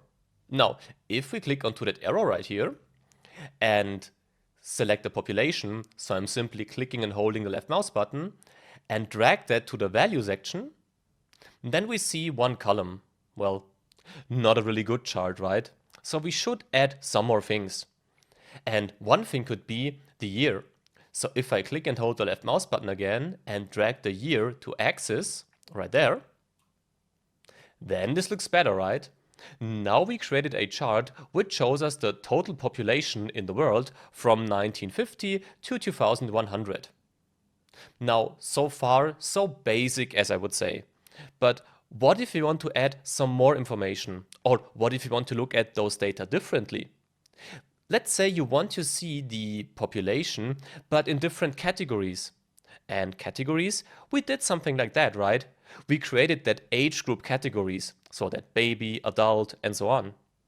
Maybe we can add that categories to this chart. Let's find out. So we go to the dim age group table right here, click onto that arrow, and now simply select the category and drag it to the legend field. Like this. Now this doesn't work. And why is this not working? Because actually, if you look at the tables again, we have the age group ID right here, and we have the age group ID also in the fact population table. So basically, those two tables should be able to communicate.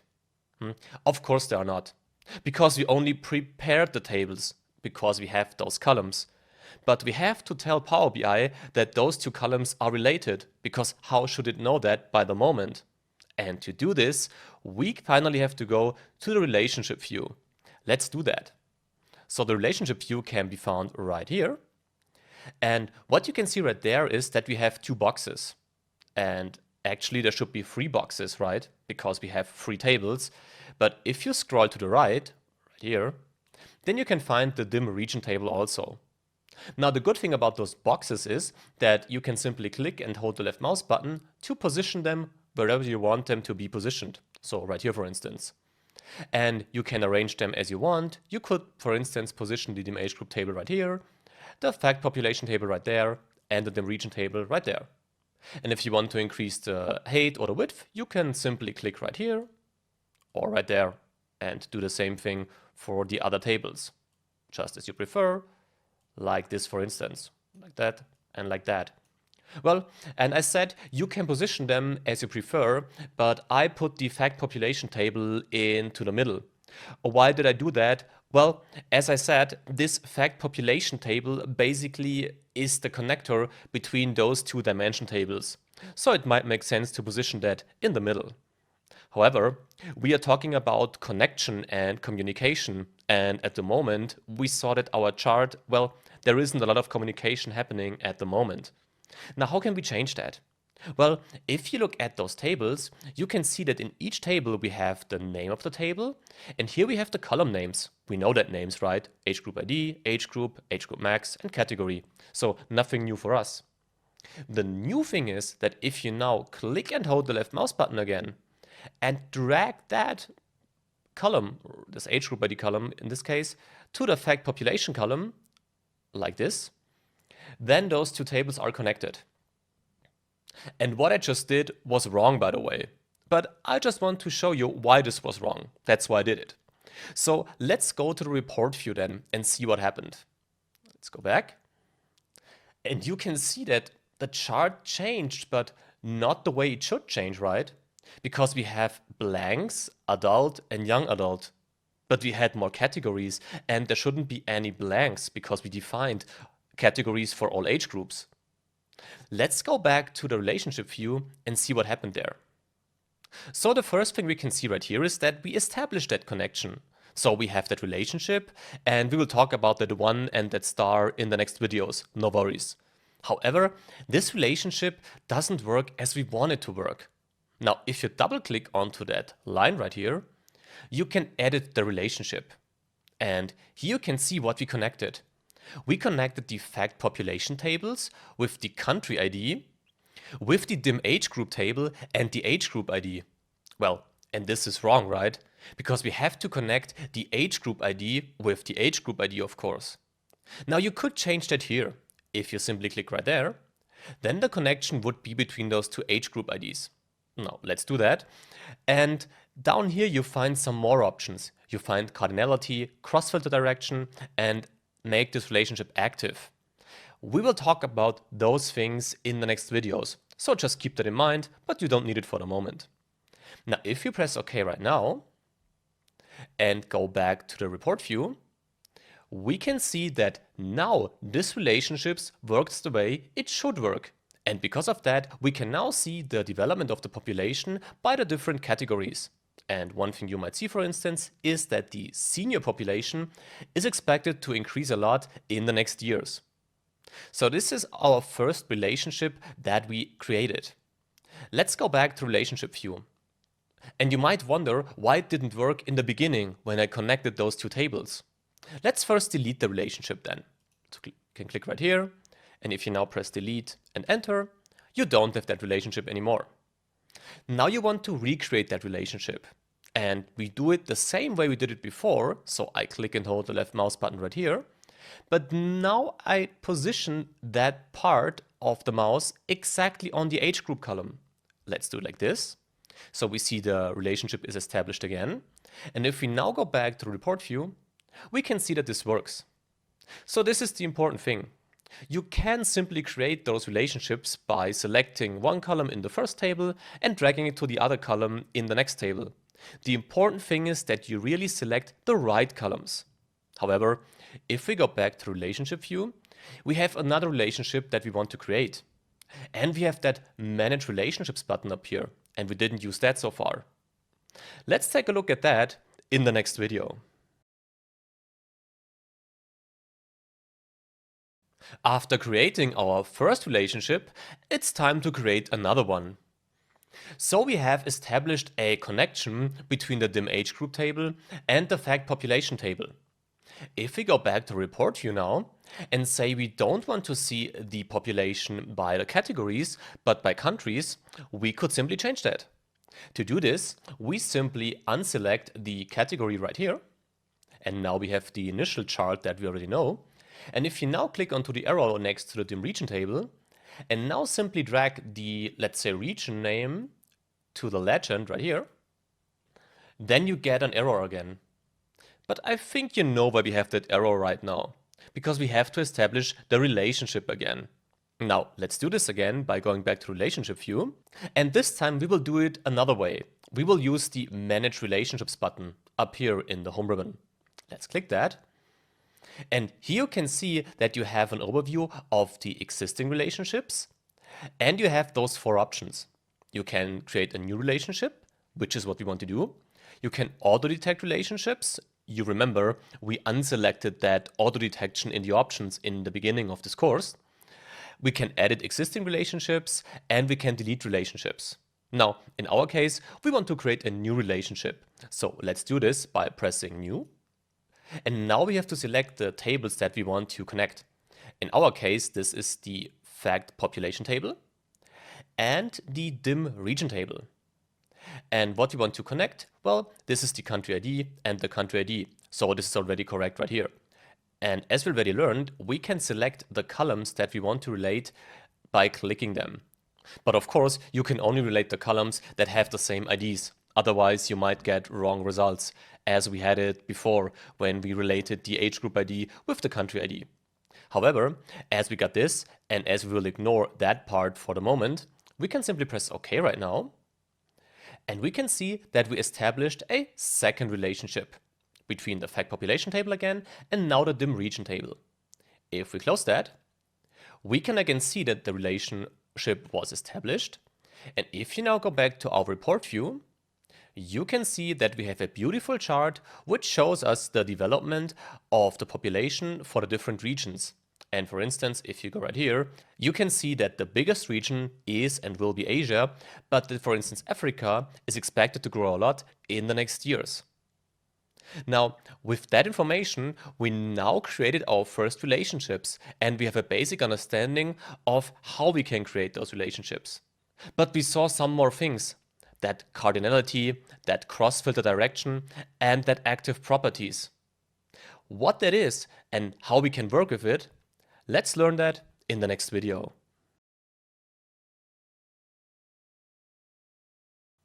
We now know how to create relationships, but we need to understand some more theory to really make sure that we know what we are doing.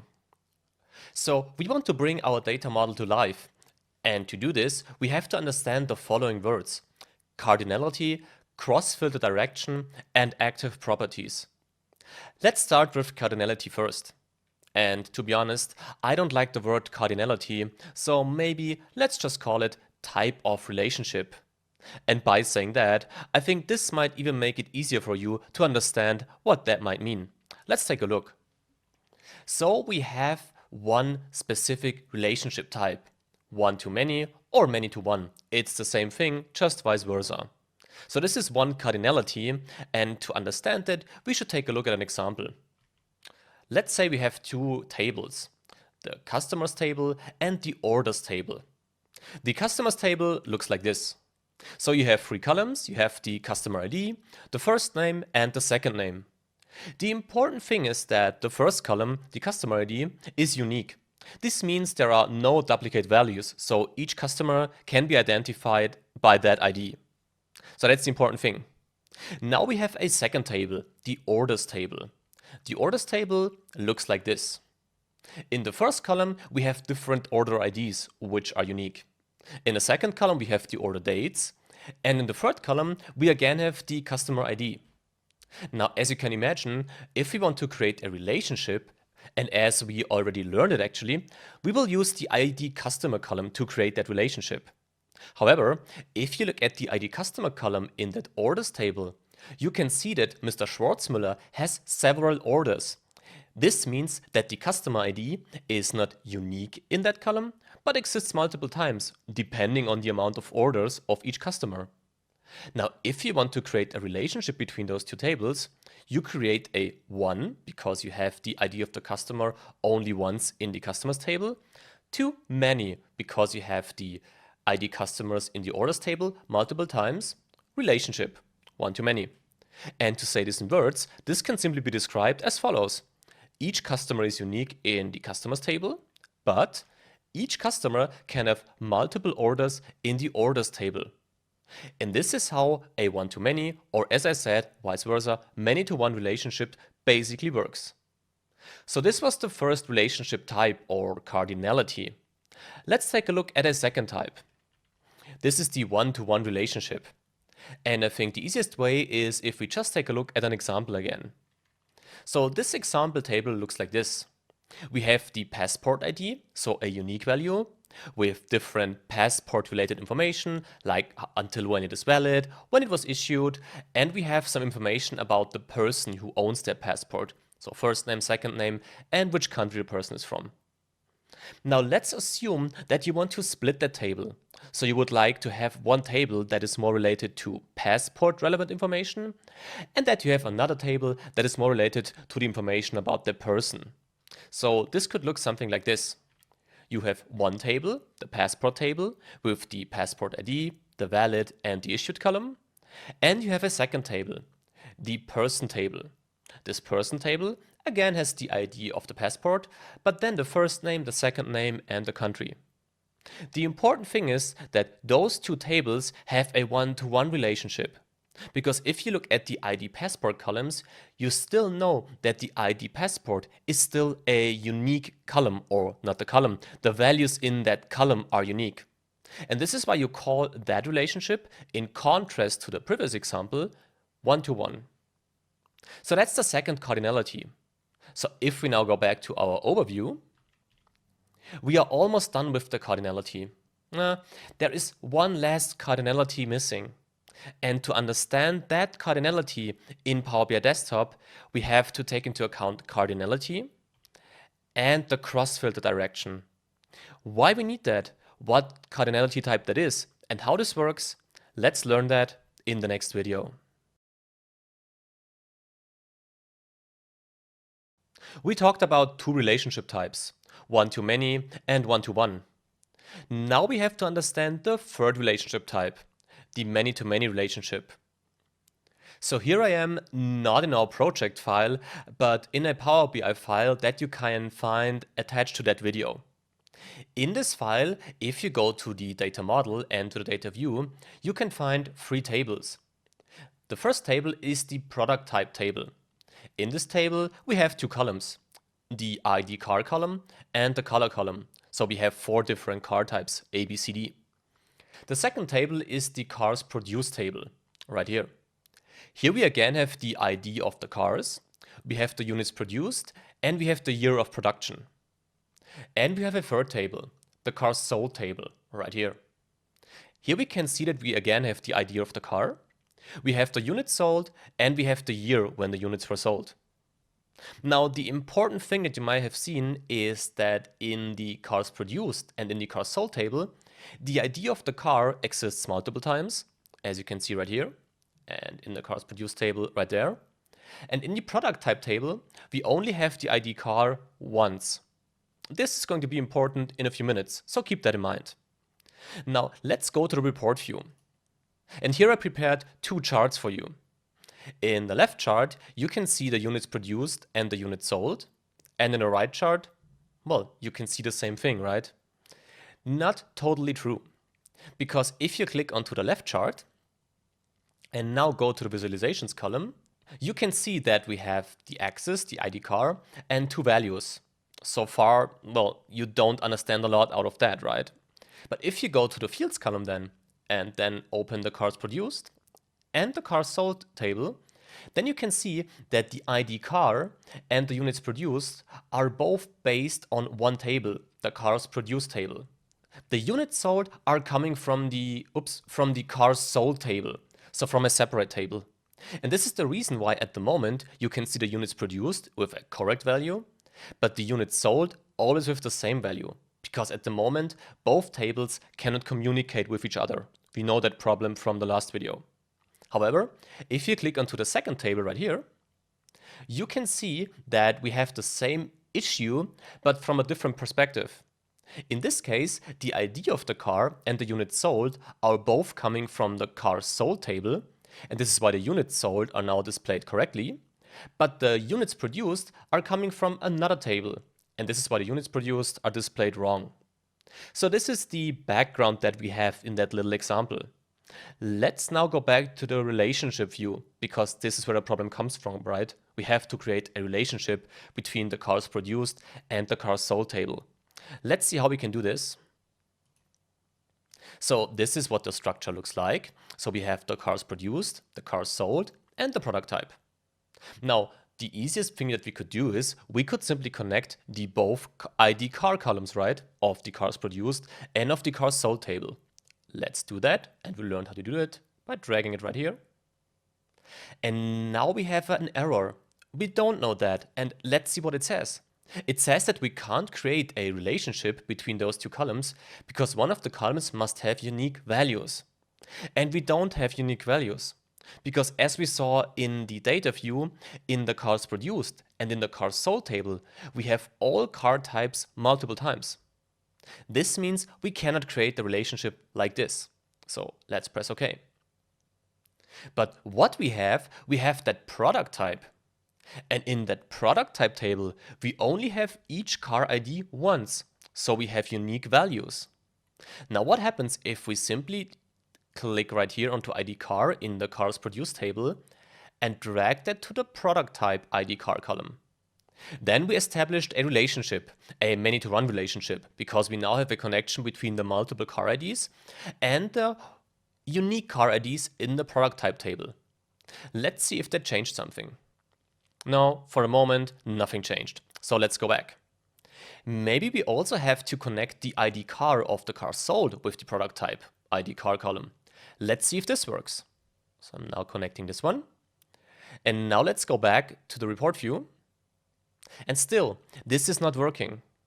But why is this not working? Well, let's go back to the relationship view again. I know it's kind of jumping around at the moment, but I think it's the best way to understand that step by step.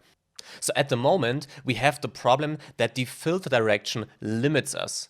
Because if you look at that errors right here, you can see that the filter direction is only from the product type table to the cars produced table. So because of that, those two tables, so the cars produced table and the cars sold table, they cannot communicate. So we need a way on how to change that single filter direction to a cross filter direction. And if you remember back what we had on the illustration, this is exactly what we can do. If we now double click onto that line right here and go down to cardinality, which is fine, many to one, this is correct, but then change the cross filter direction from single to both and press OK, then you can see that we now have two arrows right here. And here we only have one arrow. And because of that two arrows, now those two tables are able to communicate with each other in both ways. And what that means, well, let's go back to the illustration. This means that now the units sold are also displayed correctly. The only problem is that in our second table, this doesn't work. And why doesn't this work?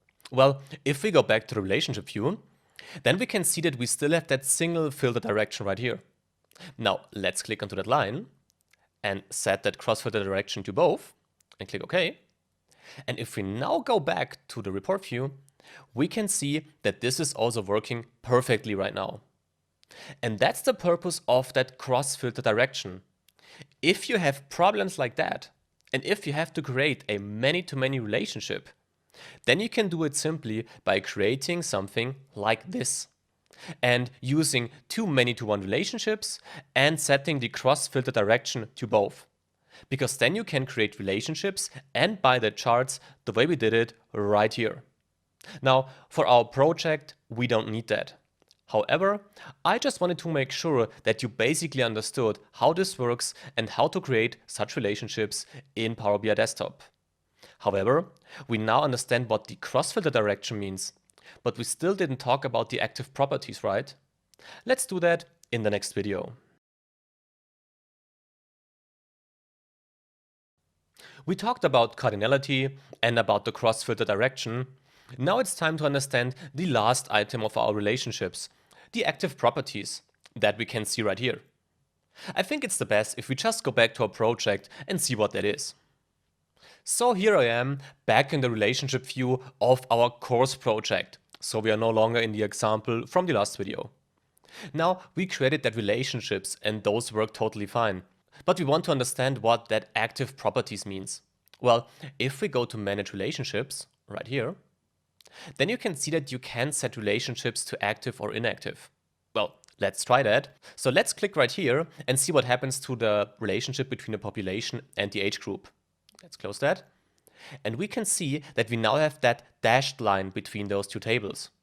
And if we now go to the report view and now change our chart back again to the age group, like this, then we can see that the chart is not working, which makes sense, of course, because the relationship is no longer active.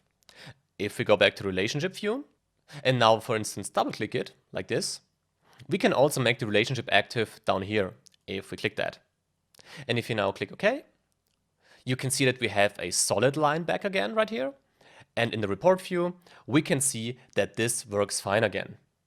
And this is actually what you have to know about the active properties. So don't only make sure that you create the relationship, you also have to make sure that it's active. Now we talked about the relationship view, and now we also understand how relationships generally work. But there is another important view in the data model, you remember? The data view. Now let's start talking about the data view in the next video.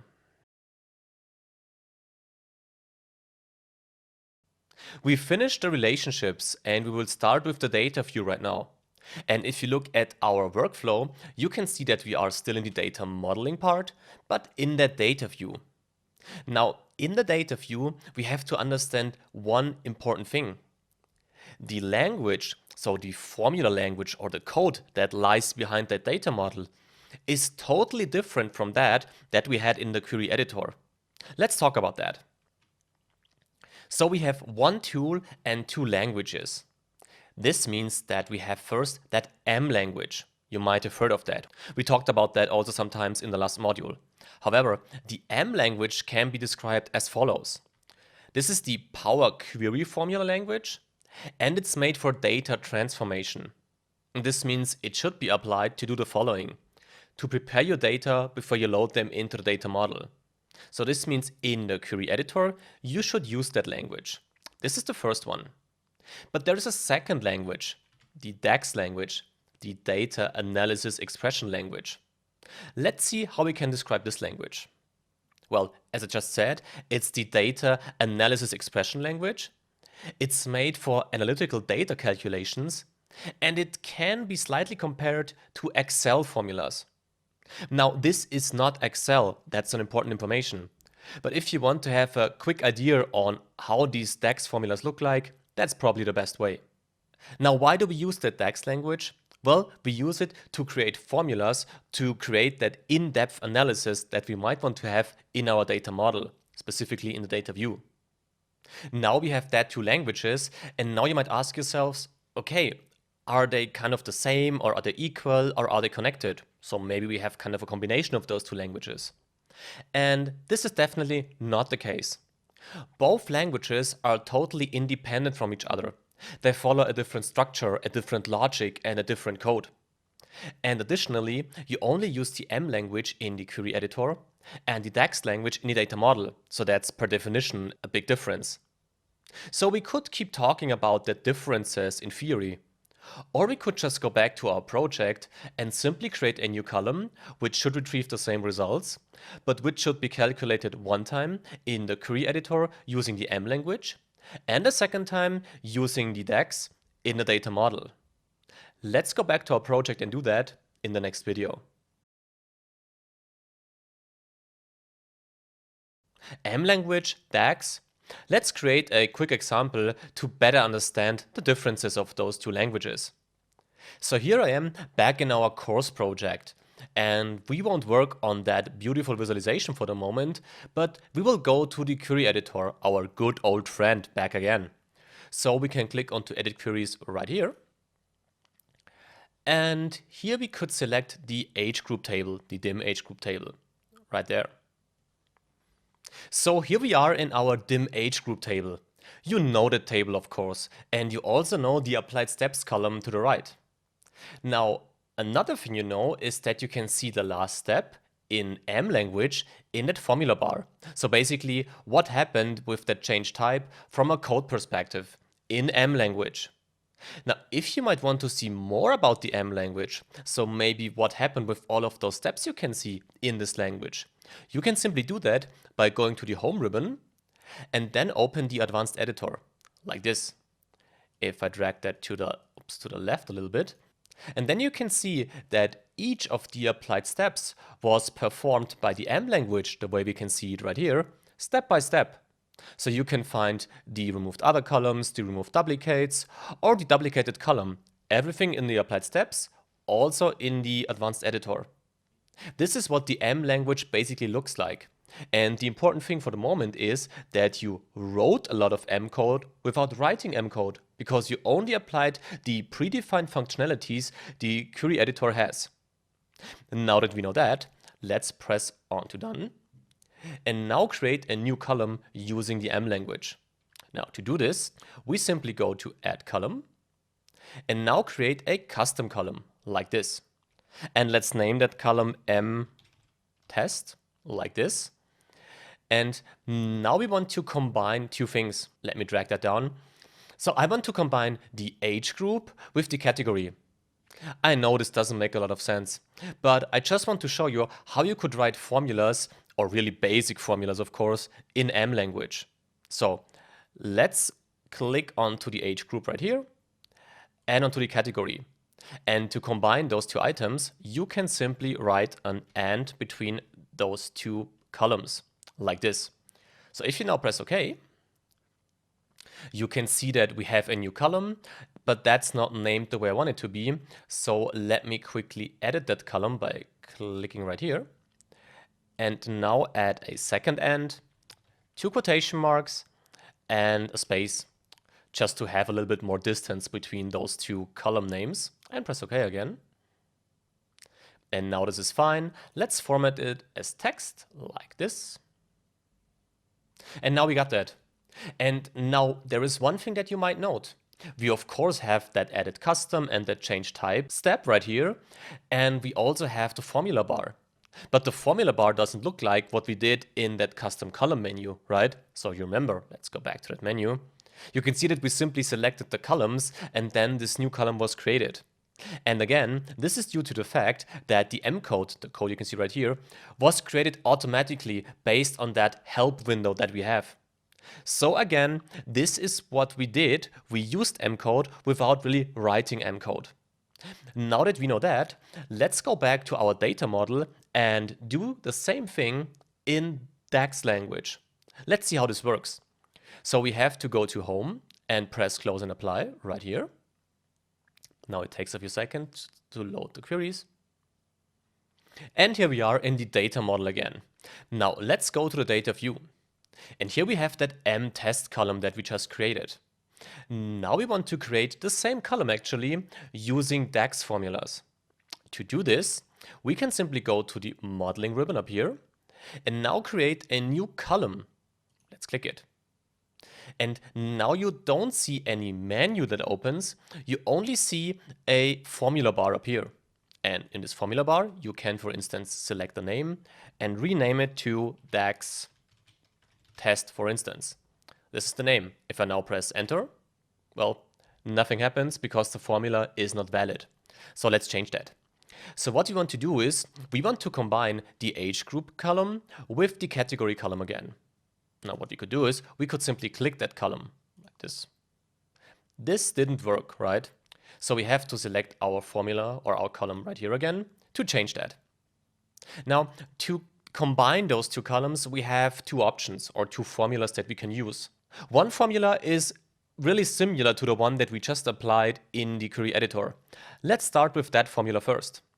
Now, the first thing we have to do is we have to refer to another column, to the age group column. To do this, we have to write a squared bracket first. And now we can see that we can select all the columns that we have in that table that we selected. In our case, we can select the age group column, and you can navigate through the columns with the up and down arrow keys on the keyboard. If you found the column that you want to select, so the age group column in our case, you can simply press tab, like this, and now you selected the first column. Now you want to combine this column with another one, and you can apply the same thing that we did in the query editor. So we can simply write and, quotation mark, space, quotation mark, and that. Now you see, in this case, the DAX language looks like the same that we had in the query editor. But remember, in the query editor, we wrote that in that additional window. But when we looked at the actual code, this looked a lot different than that. So keep that in mind. So we want to refer to the second column right now. So we again write the square bracket and now select the category and press tab again. If we now press enter, like this, then we have the same result that we had in the query editor, but with the pure formula. In this case, the formula stays the same. It doesn't change the way we did it in the query editor, so the formula remains exactly the same as we wrote it. Now we got the result that we want to have, so we calculated that column both in the query editor and in the data model. However, I told you that the DAX language is a little bit comparable to Excel, and Excel is about formulas with specific functions, and at the moment I don't see real formulas right here. Now let's create another column which will retrieve the same result that we can see right here, but with a real formula. Let's do this. So we will click on new column again and call that DAX test, 2 maybe. And now we will write the first formula in DAX. And this formula is called concatenate, like this. And as you can see, this formula joins two text strings into one single string, into one text string. So this is what we want. So if we press tab and now select the first text string, and how can you do this? By writing these square brackets again, like this. Select age group and press tab, and now add the second string, like this. And now select the category and press tab, and press enter. Then you can see that we added another column with almost the same result, but there is this space missing between those two text strings, right? Now, let's change that by nesting the formula. This is also something that you will find in the DAX language. You will kind of combine the formulas or create bigger formulas.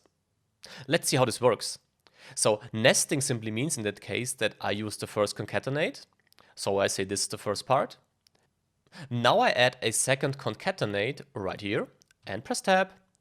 And now the first text is this one, so a space. And the second text remains the category 1. If we now press enter, then we can see that we now have that space in our DAX formula or in the column calculated with the DAX formula. This is nice. So now we saw how we can create those two columns with the two languages we have. But what does this mean for our course right now? Let's think about that in the next video. We now saw an example of the M language and of the DAX language in the last video. And we actually also used the M language in the last module. And the interesting thing that you saw in this last module and in the last video is that we didn't have to write any M code. Nevertheless, we used a lot of functionalities that require the M code to be executed. And this all happened in the background because the query editor has a lot of predefined functionalities that allow us to use that editor without writing any code. However, for the DAX, this looked different. If we wouldn't have known how to write that code, that concatenate formula for instance, then it would have been hard to really work in the data model. And because of that, I think it makes sense that we should take a closer look at the DAX basics in the next videos to make sure that you understand what calculated columns and what measures are, because otherwise you may not be able to work in a data model the way you want to work in there. Now to avoid that, let's take a closer look at that DAX formulas in the next videos. We want to learn more about the DAX basics. Let's do this in the next videos. So here we are in the dim age group table, and I selected the column that we just created with that two concatenate formulas. Now, if we look at the syntax of such a DAX formula, we can see that the first part, so in front of the equal sign, is simply the name of that formula, and by that the name of the column, in case of a calculated column, which we have right here, and which we'll talk about in the next videos. Now, after the equal sign, which is right here, you can find the function, in that case the concatenate, and here we have the reference. In that case, it's a column reference. Now, we could keep talking about the syntax and how such a formula works. But I think it makes more sense if we now take a look at the official documentation of the DAX formula, because this will allow you to see how many formulas we actually have and for how many areas we can apply those formulas. Because of that, let's change to the official documentation right now. So this is the official DAX function reference documentation of Microsoft. And if you look at the first sentence, you can see that we have more than 200 functions used in DAX formulas, which is quite a lot. To get a better overview of that, you can click onto that arrow right here. And then you can see that you have these functions categorized to different topics. So you have date and time functions, time intelligence, mathematical functions, other functions, statistical functions, and many more. As we cannot cover all of those topics throughout that course, I think it makes sense if we just take a look at a basic formula and see what else we can do to get a basic understanding of the DAX formulas. Now, let's start with the date and time functions maybe, if we click right here. And here we have different date and time functions for different topics. Now, a good thing that we could do is, for instance, a calendar function. Let's click that. And this function allows us to simply create a calendar in Power BI. I think this is a good idea. And if you look down at the syntax, you can simply see that we have to write the calendar function, then the start date and the end date. But if you scroll down a little bit more, you can see in the example what this formula should look like in the end. Now, I think the best thing is if we just go back to our project and see how we can apply that formula and how we can create such a calendar, right? So let's do that. And here I am back in the project. And as we don't need a calendar in our project actually, because we only have annual data, so we don't need exact dates and we cannot create that because we don't have daily data, for instance, we could simply create a new table and create the calendar in this table. So to create a new table in the data model, you simply go to the modeling ribbon right here and press new table, like this. And now you see already that you can write a formula up here in the formula bar. Now let's first rename that formula and call it calendar maybe.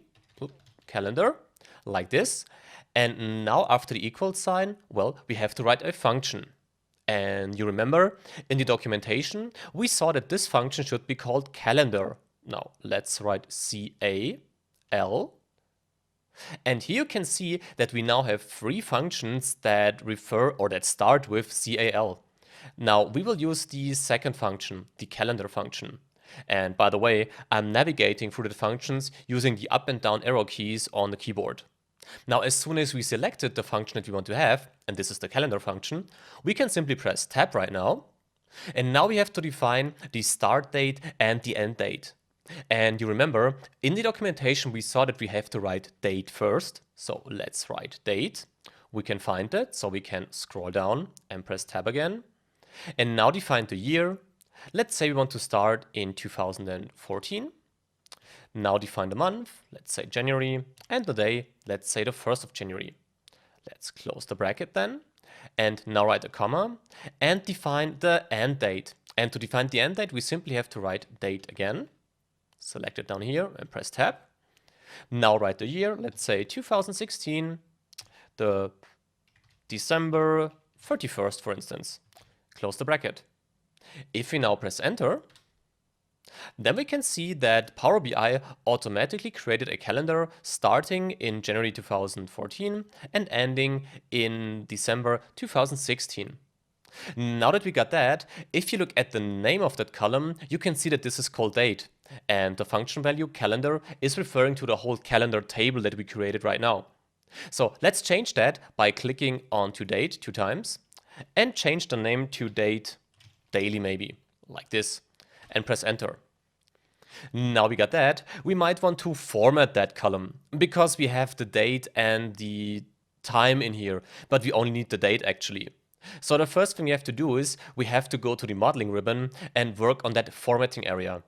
And we cannot do that at the moment because Power BI does not recognize the date in our date daily column. So to change that, we can simply click onto the calendar and reopen that to make sure that it now identified the dates correctly, which it did right now. So if you now click onto data type right here and select date, then you can see that this changed already a little bit. But we still have our day in here, and I don't want that. I only want to have the date without the weekday. To change that also, you can go to Format, right there, click onto that button, go to Date and Time, and now select the way you want the data to be displayed. In this case, I want to have it like that. And now that you can see that we have a column with the formatted dates already. This was quite easy actually, right? But we can do more. Let's create another column by clicking right here. And let's call that column month, like this. And if you now write those square brackets, like this, and write date, or D, then you can see that you can refer to that date daily column. If you then press Tab, then you can select what information you want to retrieve out of that first column. Now, in our case, we want to have the month, so we go down to month, press Tab, and now press Enter. And now we can see that we immediately retrieved the month out of our date column in the first column. This is great. Let's maybe add one more column, just that you see how this works. So we can add another column, with a new column right here, and now call that quarter. And you might already know how this works right now. We simply write the square brackets, type D, press Tab, and now move down to quarter, press Tab again, and press Enter. And now you have a list with all the dates by month and by quarter. And of course, we could play around with that even more. But as I said, for our project, we don't need that type of information. So the important thing for you at the moment is that you know how this works and that you created your first DAX formulas right now. However, as we don't need that data in our model, we can simply click right onto that calendar here and press Hide in Report View. You know what this means. Now we cannot see that data in our report. And this is fine because we don't need it. Now that you wrote the first formulas, you might want to know more, like what else can we do with that DAX formulas? And we will take a look at that in another example in the next video. We want to learn more about the DAX formulas. To be more precise, we want to learn more about calculated columns. Now you may not know what that is exactly at the moment, but you will learn that in this and in the next video. So let's start. And as you can see, we are not in our course project, we are again in a new small project just to show you that calculated columns topic. Now you can find that project file, of course, attached to that video. Now, what can we see in that project file? I am in the data view, so I am in the data model, of course, and we have two tables. The first table is called calculated columns revenue. And what you can see right there is that we have the date, revenue A and revenue B, so for two different products, for instance, and the total costs that occurred for that two products.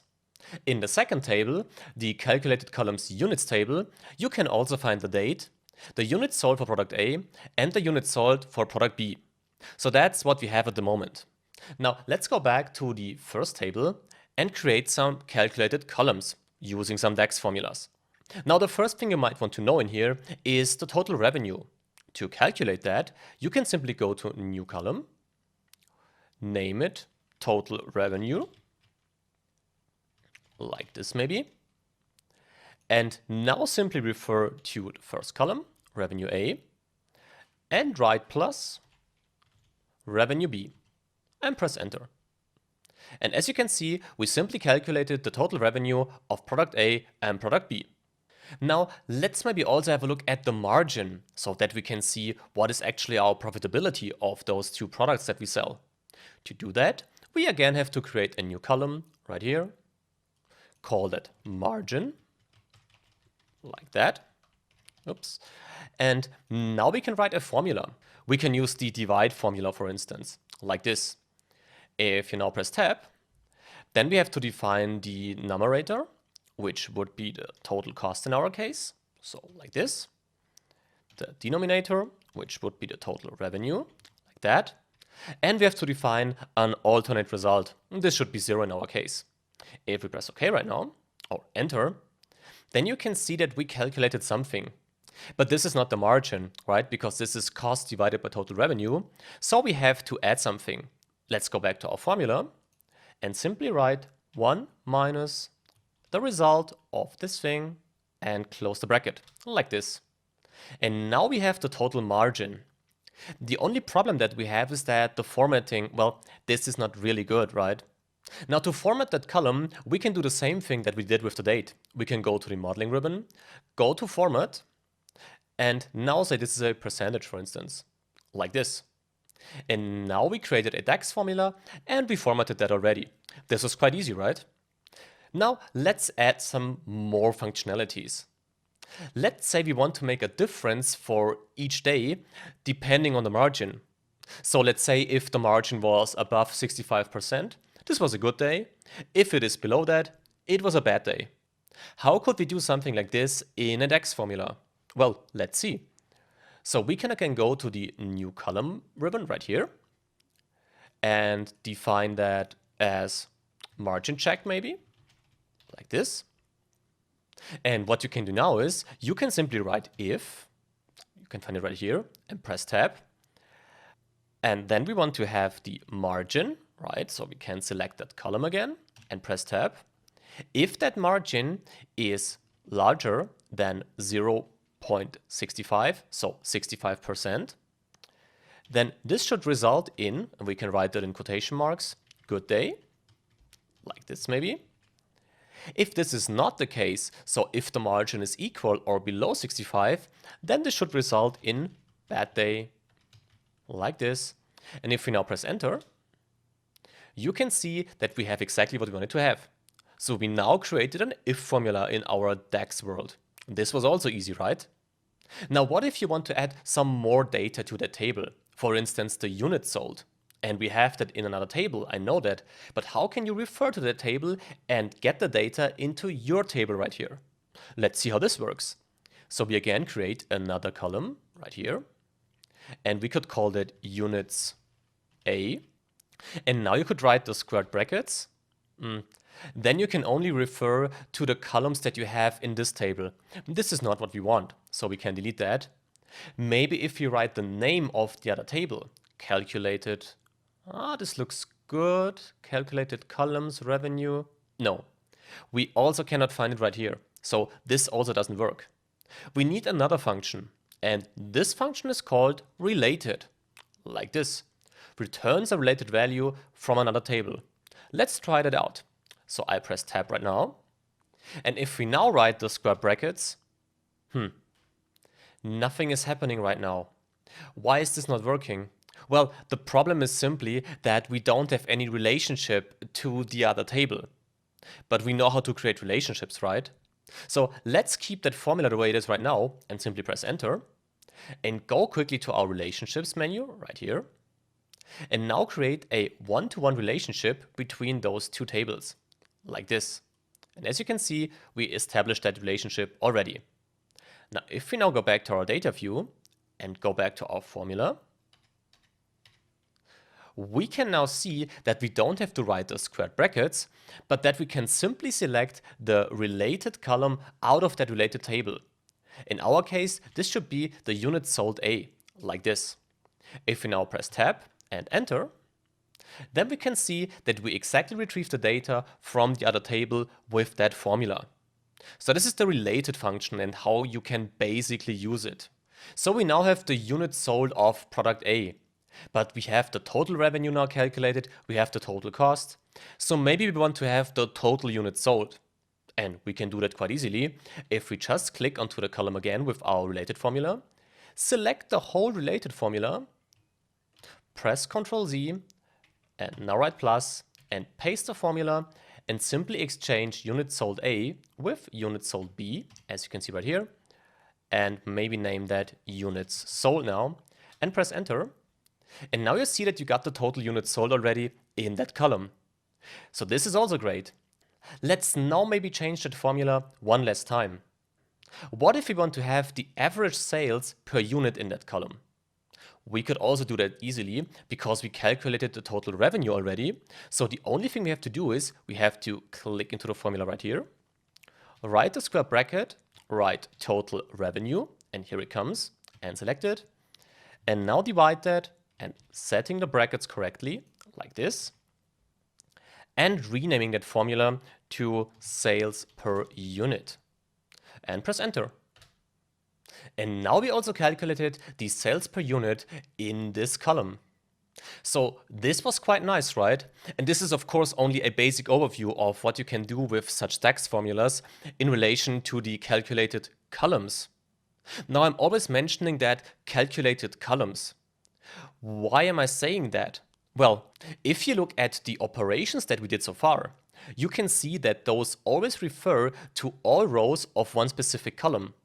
We didn't calculate something like a total of a column.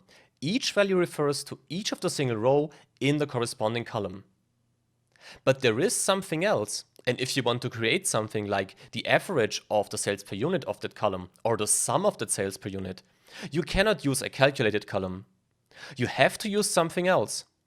And what this something else is, and what the difference is to that calculated columns, let's learn that in the next video.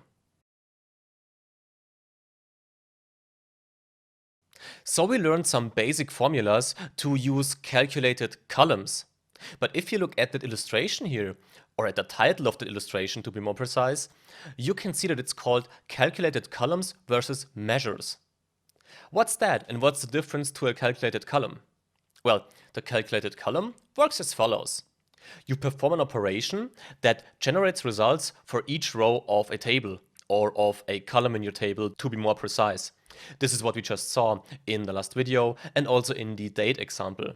So in this case, you use calculated columns. Now, what if you want to create an average of a column or the sum of a column? So a single aggregated value, something like this.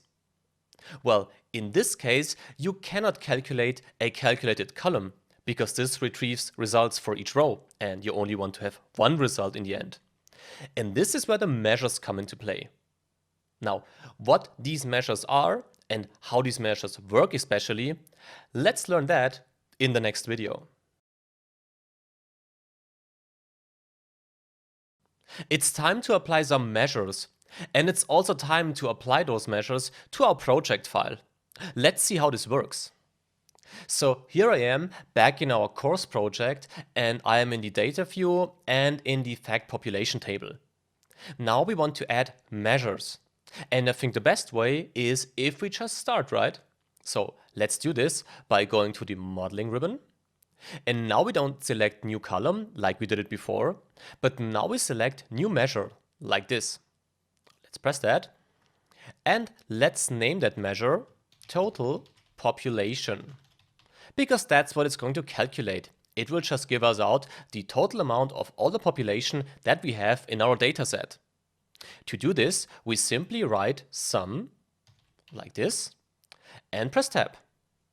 And as you can see, we can now refer to different tables with that measure, but we only want to have the measure of the fact population table. So right here. Now if I double click that and press enter, then you can see nothing, right? So there wasn't any column added. And this is also the difference to the calculated columns that we had before.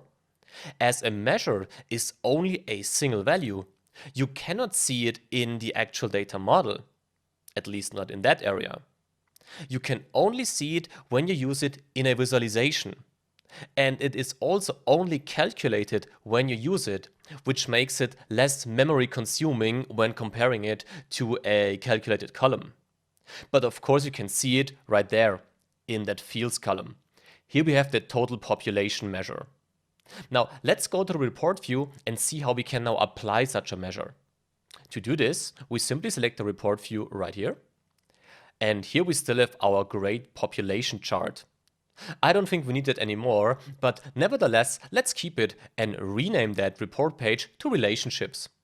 And you can simply rename that by clicking down here onto the name and now call it relationships. Like this, and pressing enter, of course, in the end. Now, if you press plus right here, you can add a second page, and we will name that page measures and press enter. Now that we got that, let's create a simple visualization. Again, our column chart. So I'm clicking right here, and I'm positioning it right there. This is fine actually. Now, if you go to the fact population table in the fields column, you can find that total population measure right here with that calculator symbol in front of it. Now, if you simply use it and drag it into the visualization, for instance, then you can see it right here. Of course, you don't have to drag it into visualization. You can also put it right here into the value area. However, this is not a really great visualization for the moment, but it shows you that this measure works as soon as we use it in a visualization. Now let's go back to the data view. Here we are. And as a second measure, I would like to add the average population. Let's do that by clicking New Measure again. Now name it Population Average. And you will see why I turned the name around this time. And we will write that formula just as we did it with the sum formula. So we simply write average, like this, press tab, and now select again the fact population table and the population column, and press enter. Now we have the population average measure right here. And I would like to rename that measure quickly, so I will simply select the total population measure, delete the total part right here, and write population total, and press enter. The reason why I'm doing this is that the names are sorted alphabetically right here, and I want to keep the measures, so the population measures in that part. However, if we now go back to our report view and create a new visualization by clicking right here and dragging it right there, and now simply use the population average and now drag it to the value area right here, we can see that we now visualized the population average with that measure. Now those were some basic measures, of course. But let's find out some more things that we could do with that measure function. So back to the data view, right here. So what we want to do right now is, we want to calculate the total female population. So we need to set a filter that it only takes the total value if the gender is female.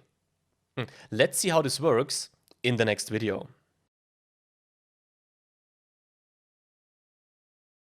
We created our first measures.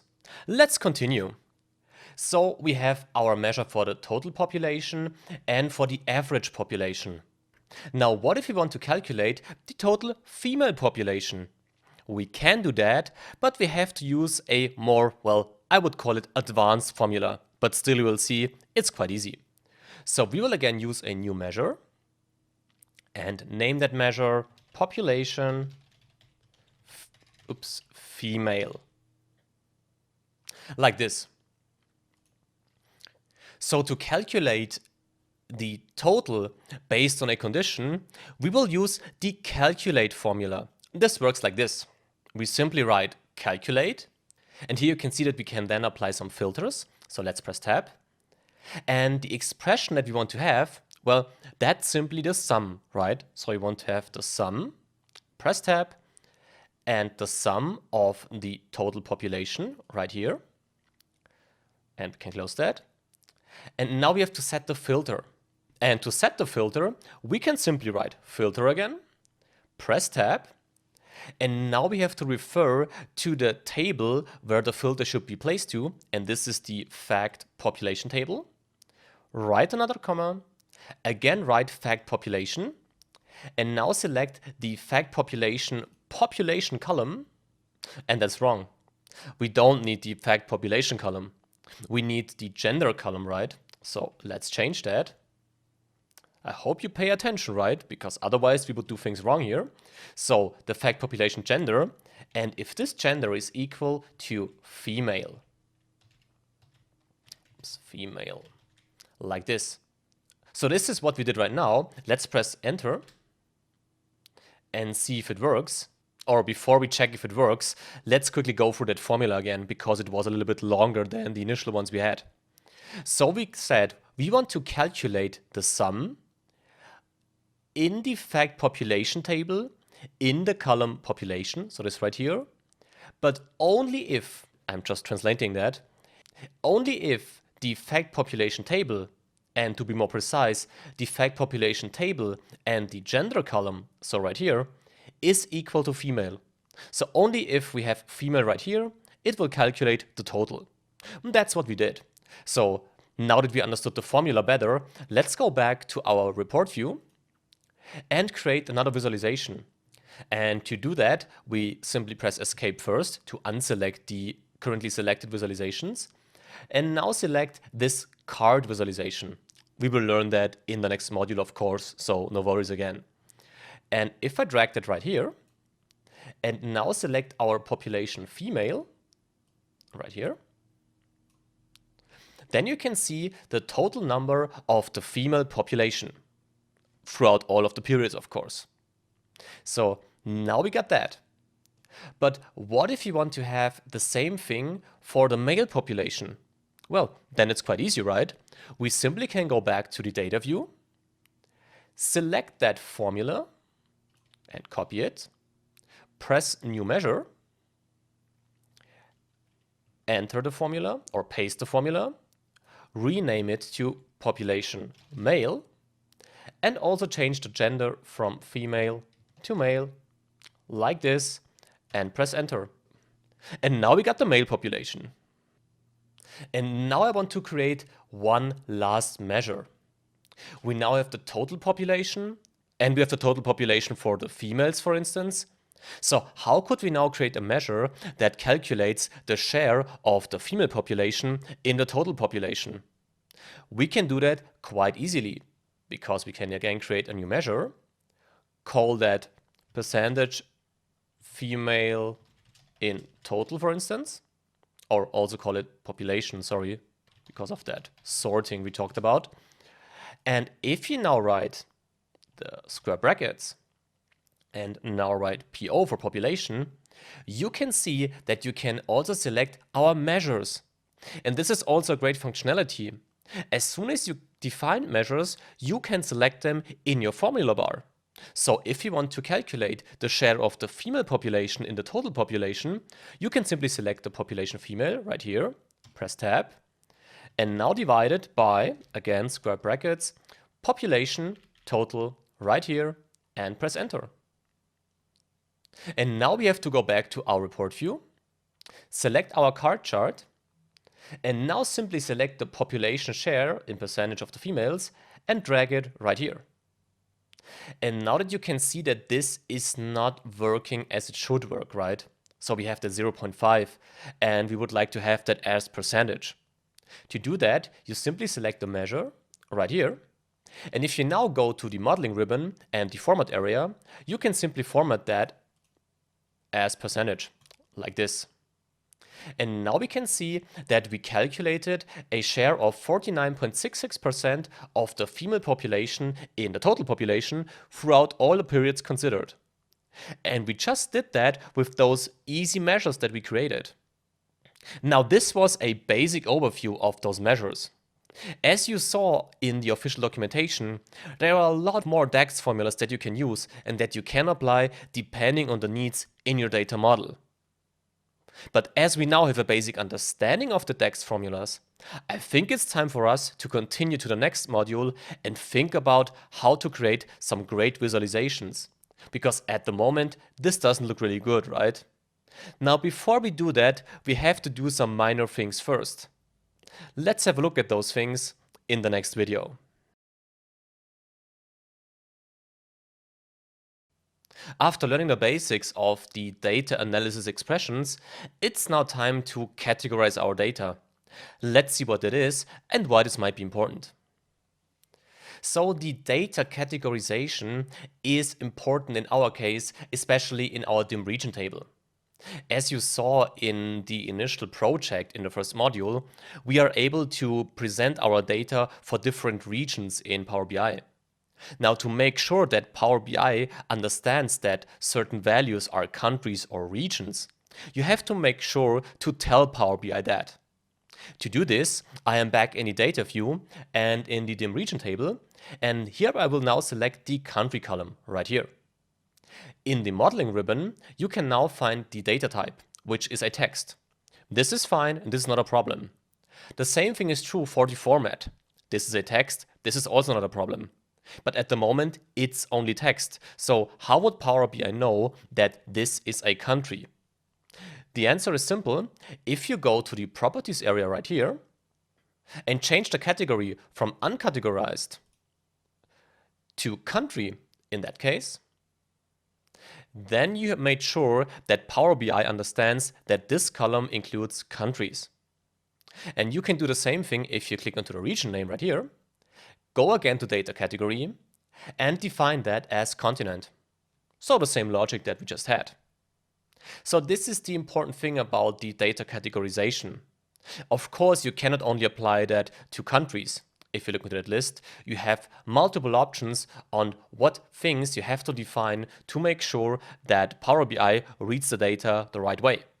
In our case, this is correct for the moment, so we are done with our data categorization, and there are only two things again that we have to do. The first thing is the module summary, and let's think about what we learned in the next video. You finished this module, really great. We now have an understanding of why we need the data model and why it is different to the query editor, so to our data preparation module that we had before. We also learned what relationships are, why they are important, and how we can use them in our data model. Additionally, we talked about the DAX, the data analysis expressions. We learned what these basically are, what calculated columns are, and what measures are. Now that we are done with our data model, it's time to continue with the report. And in that report, we want to create some nice visualizations now. Now, before we do that in the next module, it's time for our second assignment. See you there.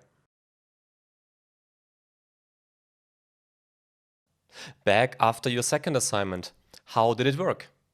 Let's take a look at a possible solution. So I am here in the starting project of the second assignment.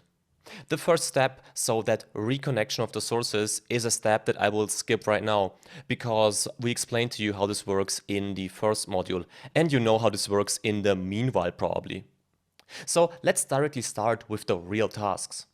So we are in the report view and we don't want to be here because we want to work in the data view right here. In this data view, we have to create a new table. Well, to do this, we go to the modeling ribbon up here and press New Table. This new table should be called Calendar. So let's change the name right here and name it Calendar, like this. And now we should create a calendar in this first column of that new table. We learned that function, right? It's simply the calendar function.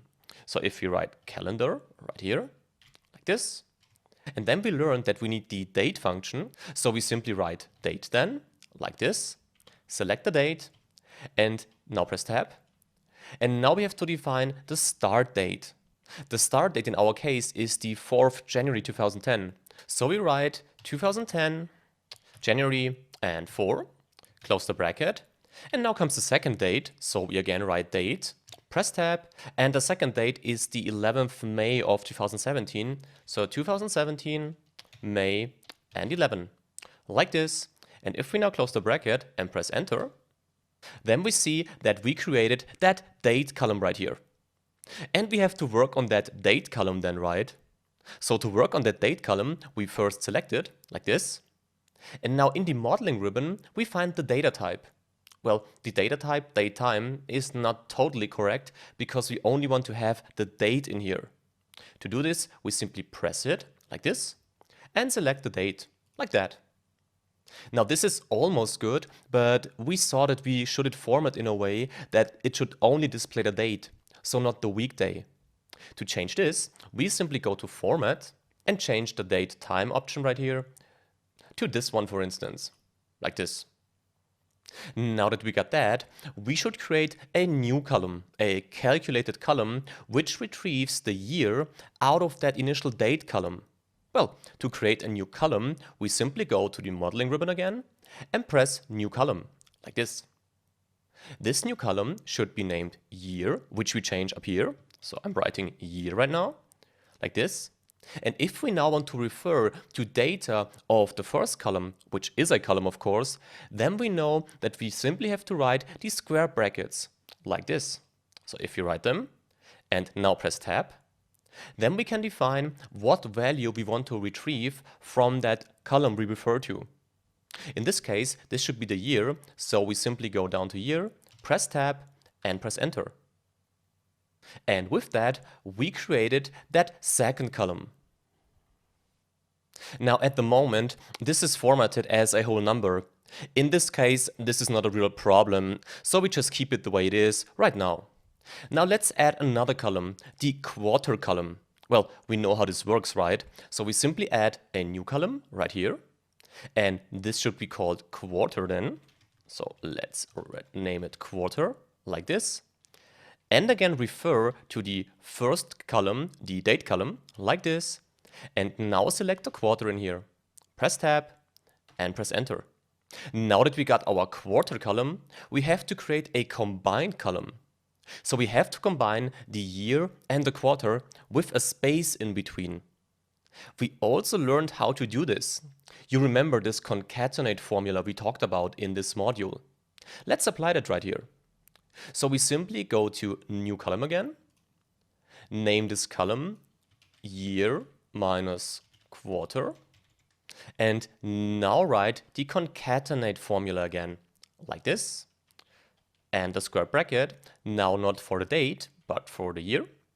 Press tab. And now we have to nest that concatenate formula again to be able to define that space between those two words. So we simply write comma and a second concatenate, like this. Press tab. Now define that space, so we need a quotation mark, type space, and write a second quotation mark. And now comes the comma, another square bracket, and the quarter, like here. Press tab and press enter. Well, and this is it. We now created another column in our calendar table.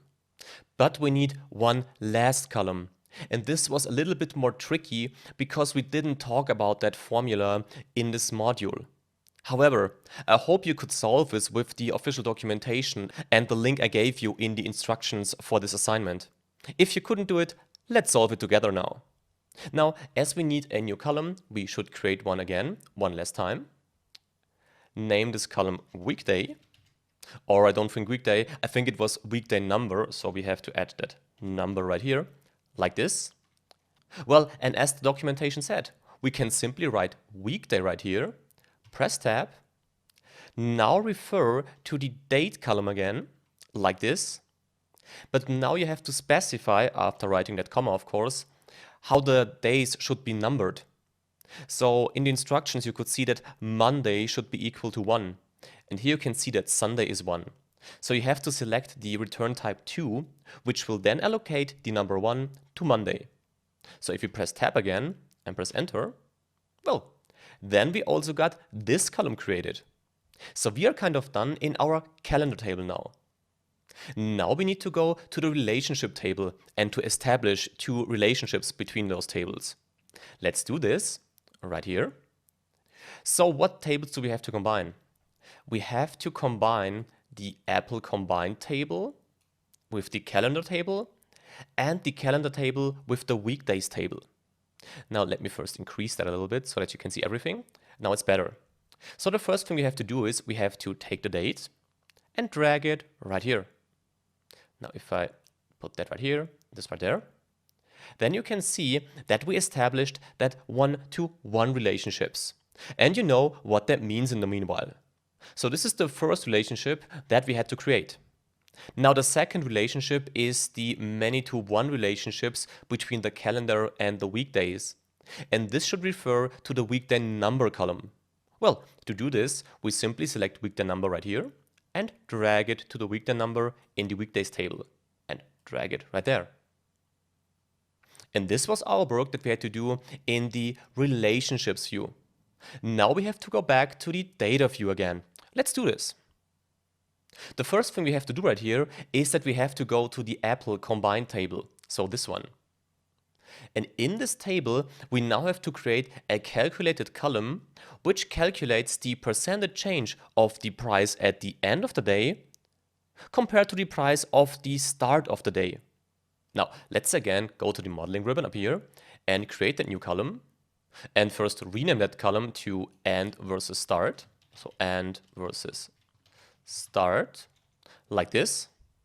Well, and now we simply write these squared brackets again, like this. select the price of the end of day, like this, and divide it by square bracket, price start of the day. And if we now subtract -1, like this, and press enter, then we have that new column. So the calculation is correct, but the formatting is wrong. To change that formatting, we can simply select the column, like this. Oh, sorry, it didn't work. Now it works. And in the modeling ribbon, we can see that we can now change the formatting either here to percentage, or we press percentage right here. So this was the last calculated column that we had to create. Now we need 3 measures. The first measure should simply calculate the average of the entire price end of day column. Well, to create the measure, we go to the modeling ribbon up here and press new measure. This measure should be called average, not average, measure, average price end, right? Because it's the average price of the end column, so of the final price of the day.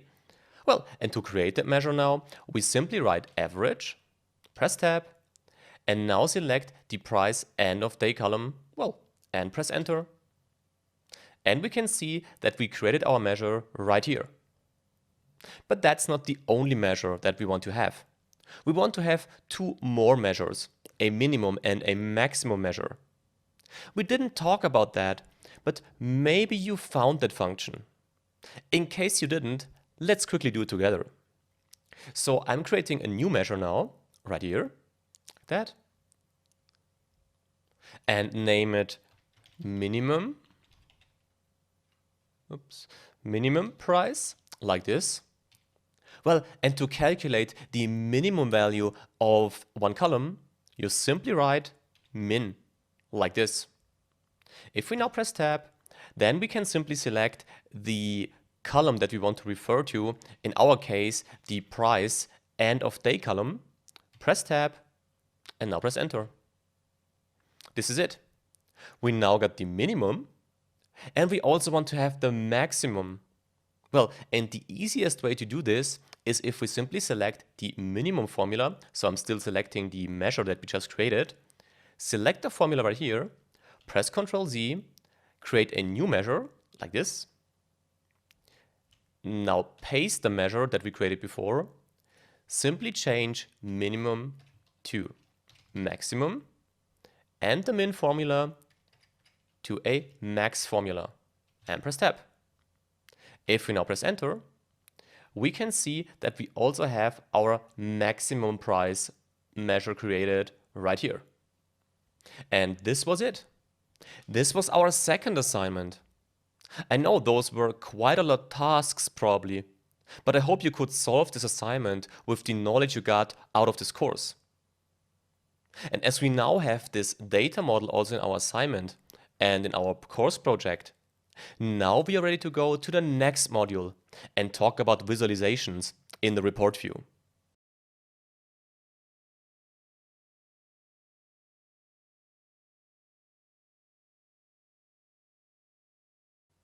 Welcome to this module, the report view module. And by the way, a module I was really looking forward to. Why is this the case? Well, it's finally the time to bring some life into our data. And what better way could we have to bring some life to that data than using one of the powerful and actually beautiful visualizations Power BI Desktop has? Now, before we do that, let's again take a quick look at our workflow in Power BI Desktop to see where we are at the moment. So this is the workflow that you already know. So we finished the data preparation. In the last module, we also finished the data modeling with the data view and the relationship view. So we are now in the last step in Power BI Desktop, the report view. And now you probably want to know, what can we exactly do in that report view? Well, you will learn that in the next videos.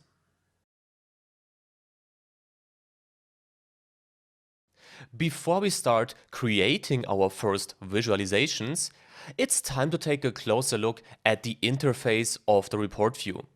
So here I am back in our project file and on the measures page. what if we want to create a new page?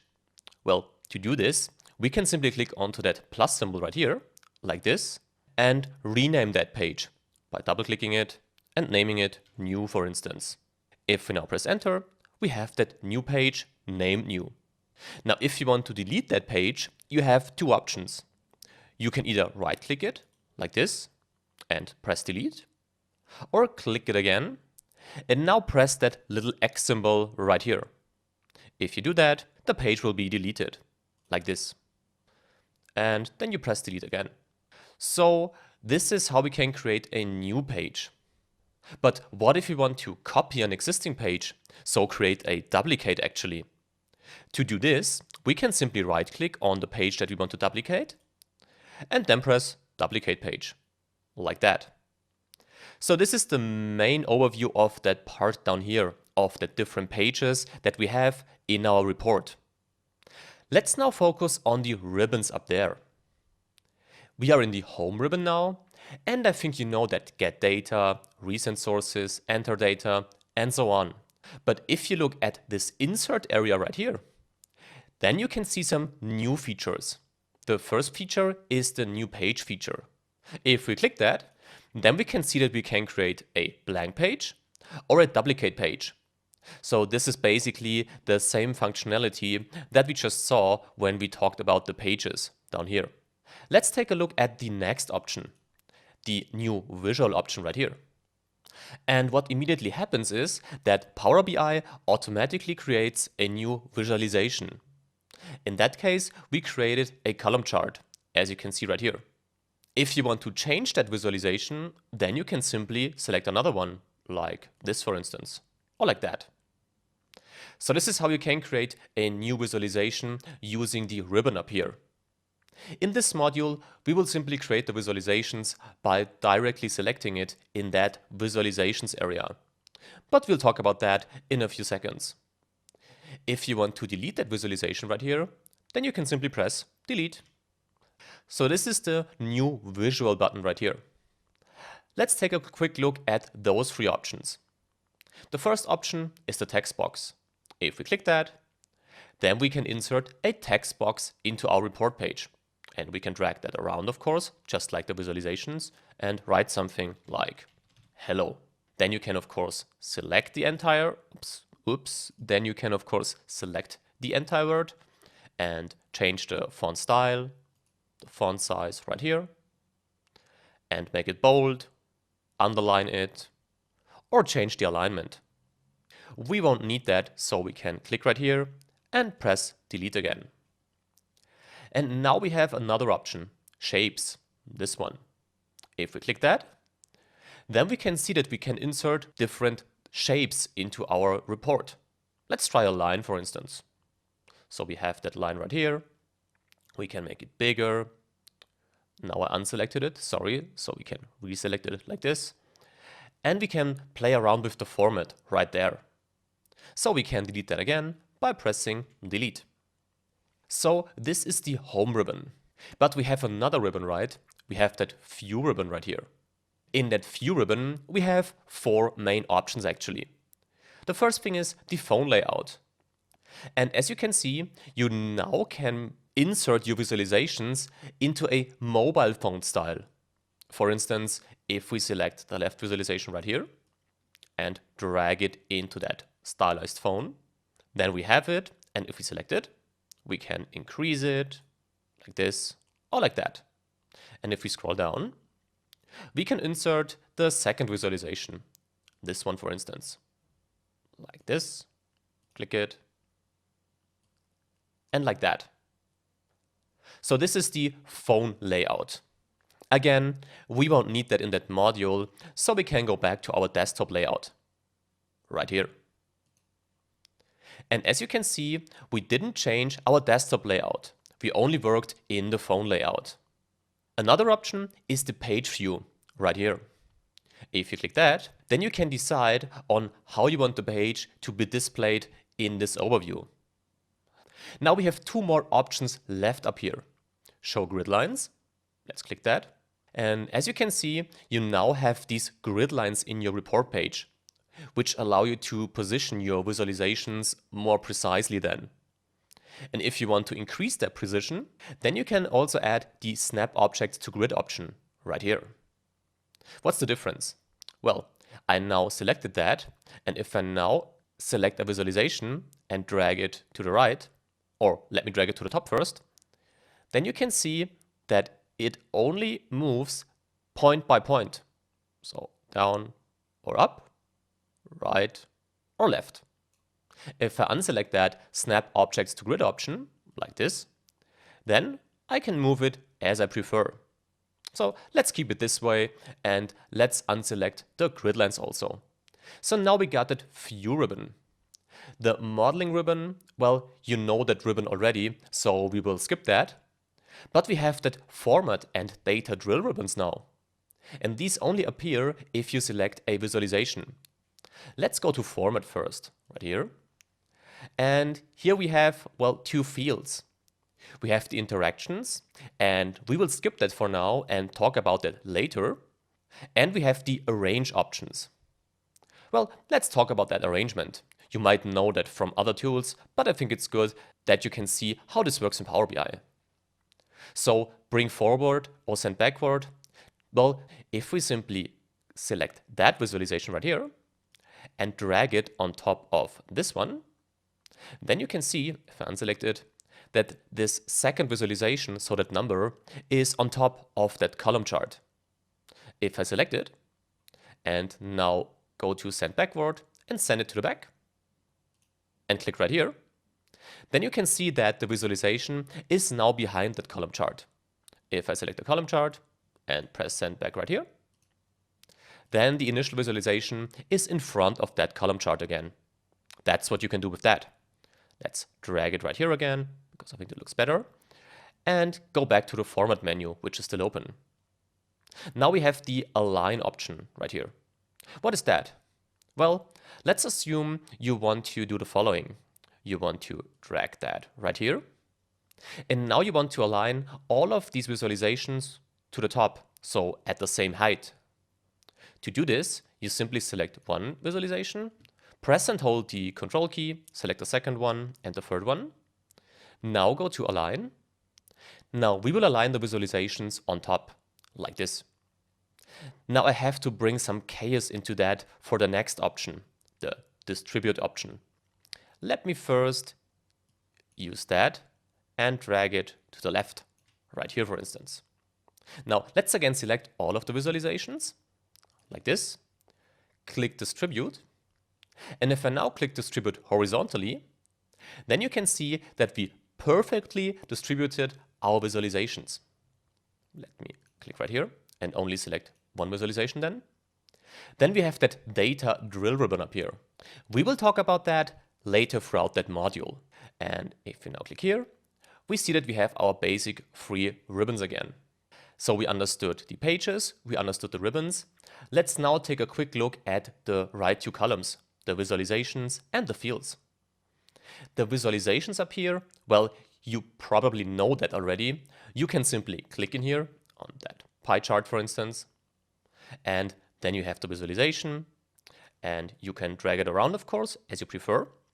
And you can change the visualization by selecting another visualization. We talked about that a few minutes ago. Now, in that area right here, you can define what data should be displayed in the different segments of your visualization. So axis, legend, and so on. And this area changes depending on the visualization that you select. So we now have that line chart with those 4 options. If we use the column chart right here, then we have 5 options, because we additionally have that color saturation. If you want to bring that visualization to life, you have to add some data right here. And these data can be found in that fields column. Here you can see the names of the different tables that you have in your data model. And if you click onto that arrow right here, like this, then you can see the different columns of that table and the measures. You remember those population measures that we created in the last module.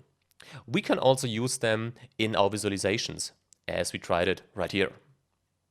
But for the moment, we won't add any information to that visualizations, so we can close that. and scroll down right here maybe to the filter area. We will also learn what that is in that module. But as you can see, apparently you can set different filters in your visualizations. So the last thing of the interface I want to show you are those three buttons right here. Here we have the fields area. Let me scroll up again before. So we know that fields area with the drag data fields boxes right here. The second option is the formatting area. Depending on your visualization, this changes of course also. And we will talk about some basic formatting topics in that module. The last option is the analytics option right here. This won't work at the moment because we don't have any data in it. And we will also focus on the fields and on the formatting menus in that module. So this is it. We now have a better understanding of the interface in the report view. So we are now finally prepared to create our first visualizations.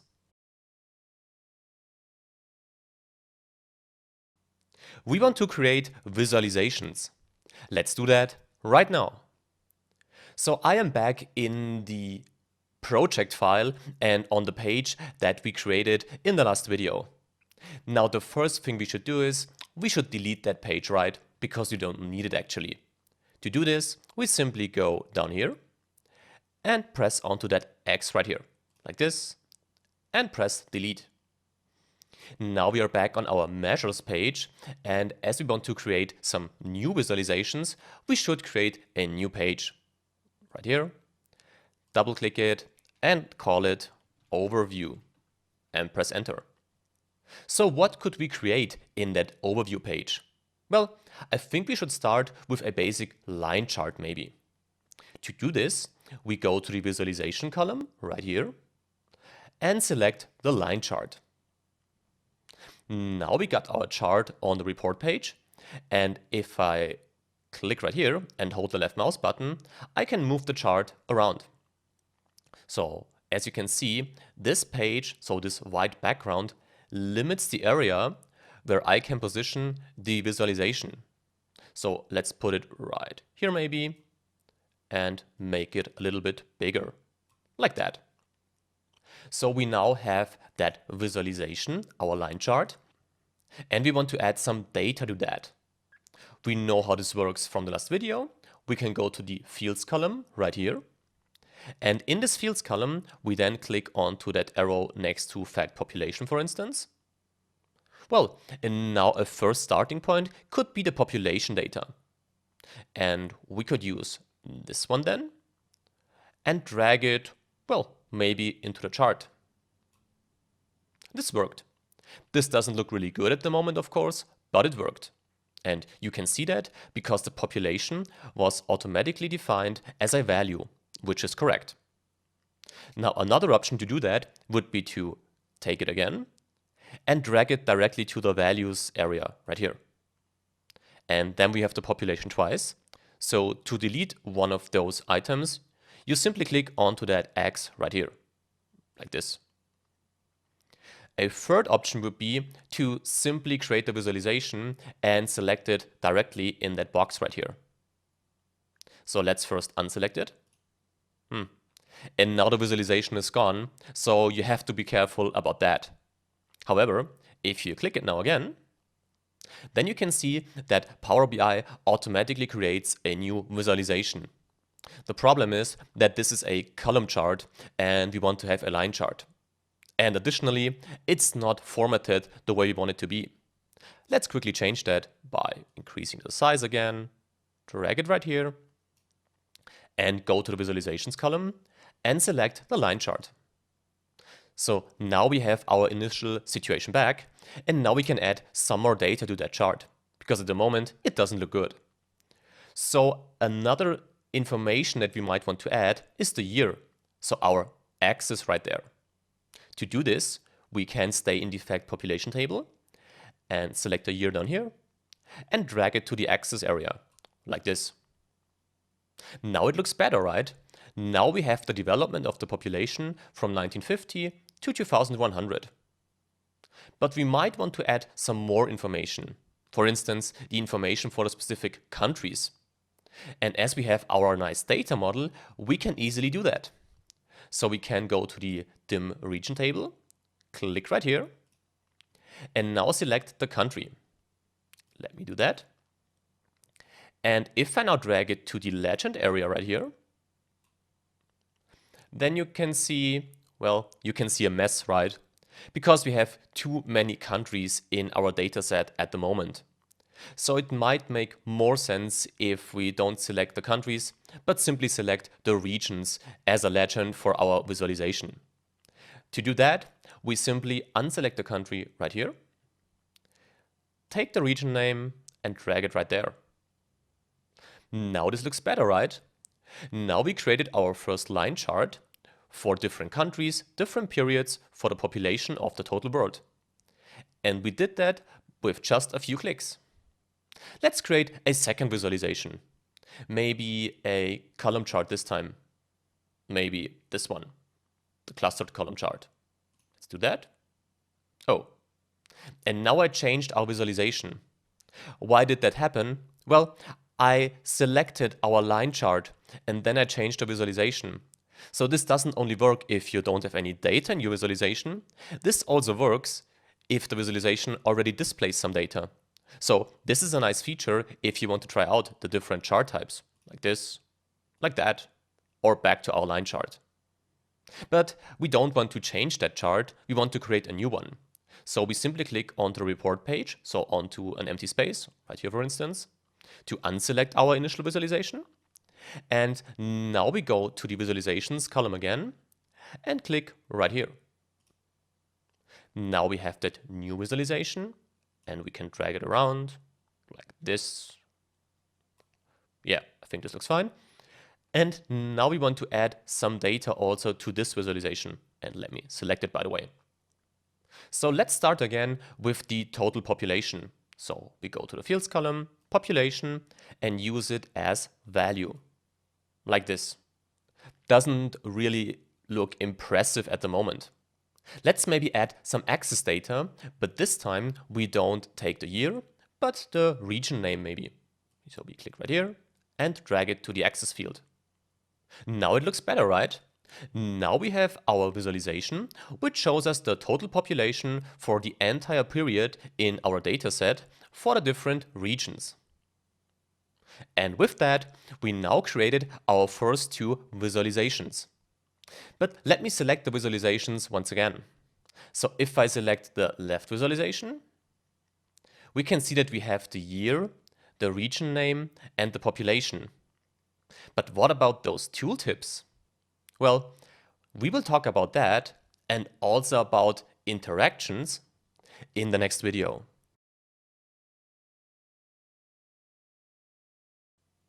So after creating our first two visualizations, we now want to make our report page a little bit more interactive. Let's see what that is and how this works. So we have those visualizations and this looks nice, but there should be more that we can do in Power BI Desktop, right? Let's try that out. So if I select the right visualization, like this, and now press onto Asia, for instance, like that, then two interesting things are happening. The first thing is that the Asia column in our visualization where we selected it is kind of highlighted.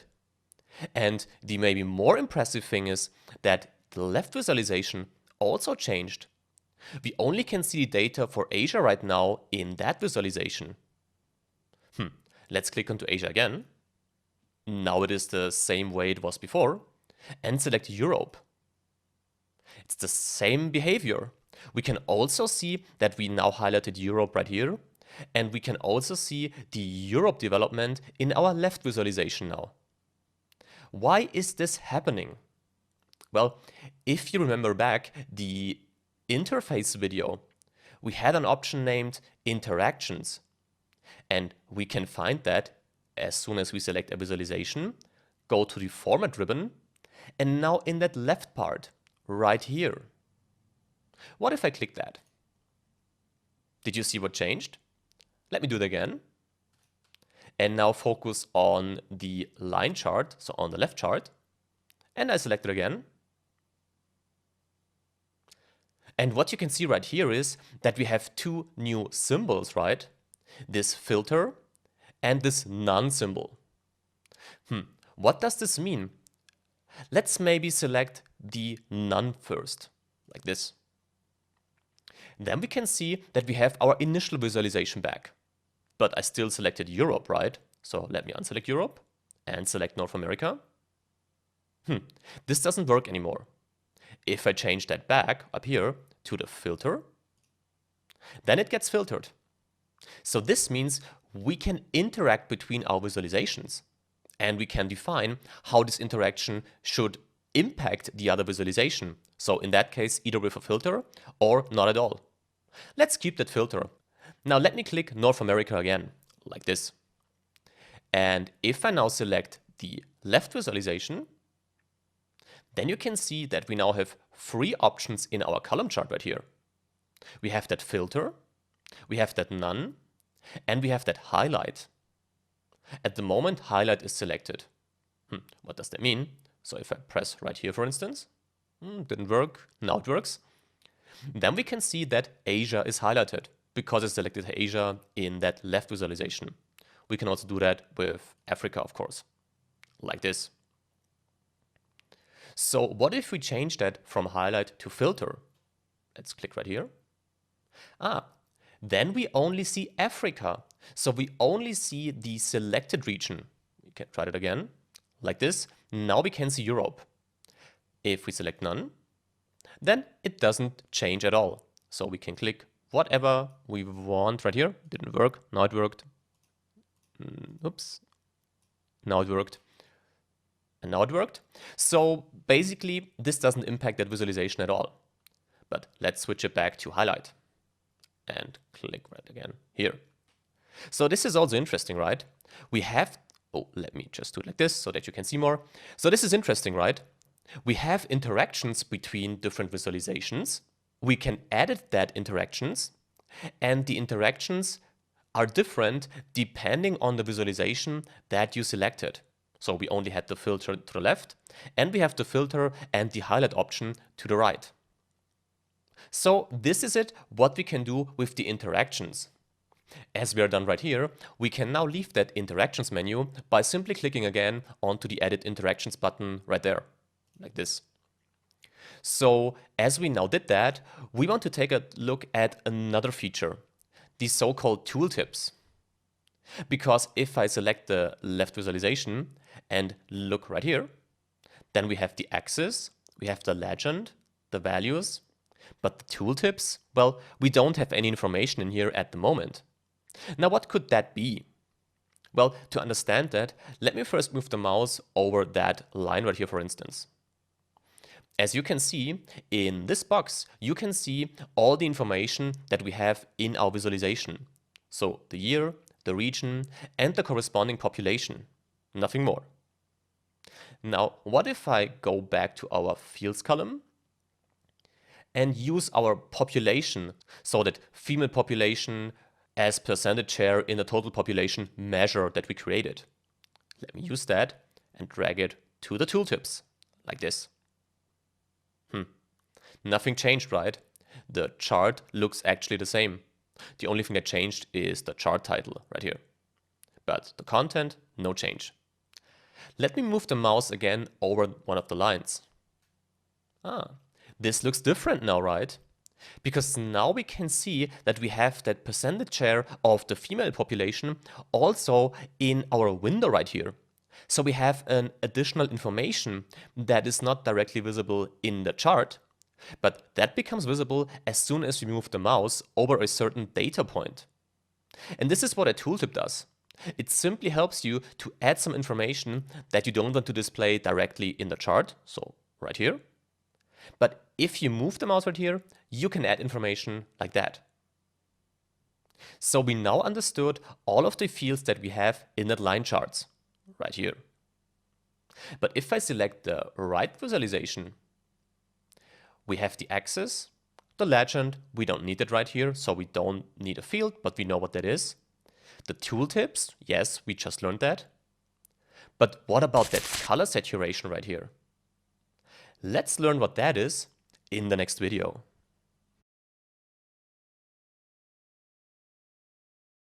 In the last lecture, I talked about the color saturation, which allows us to change the color of our different bars right here in the chart.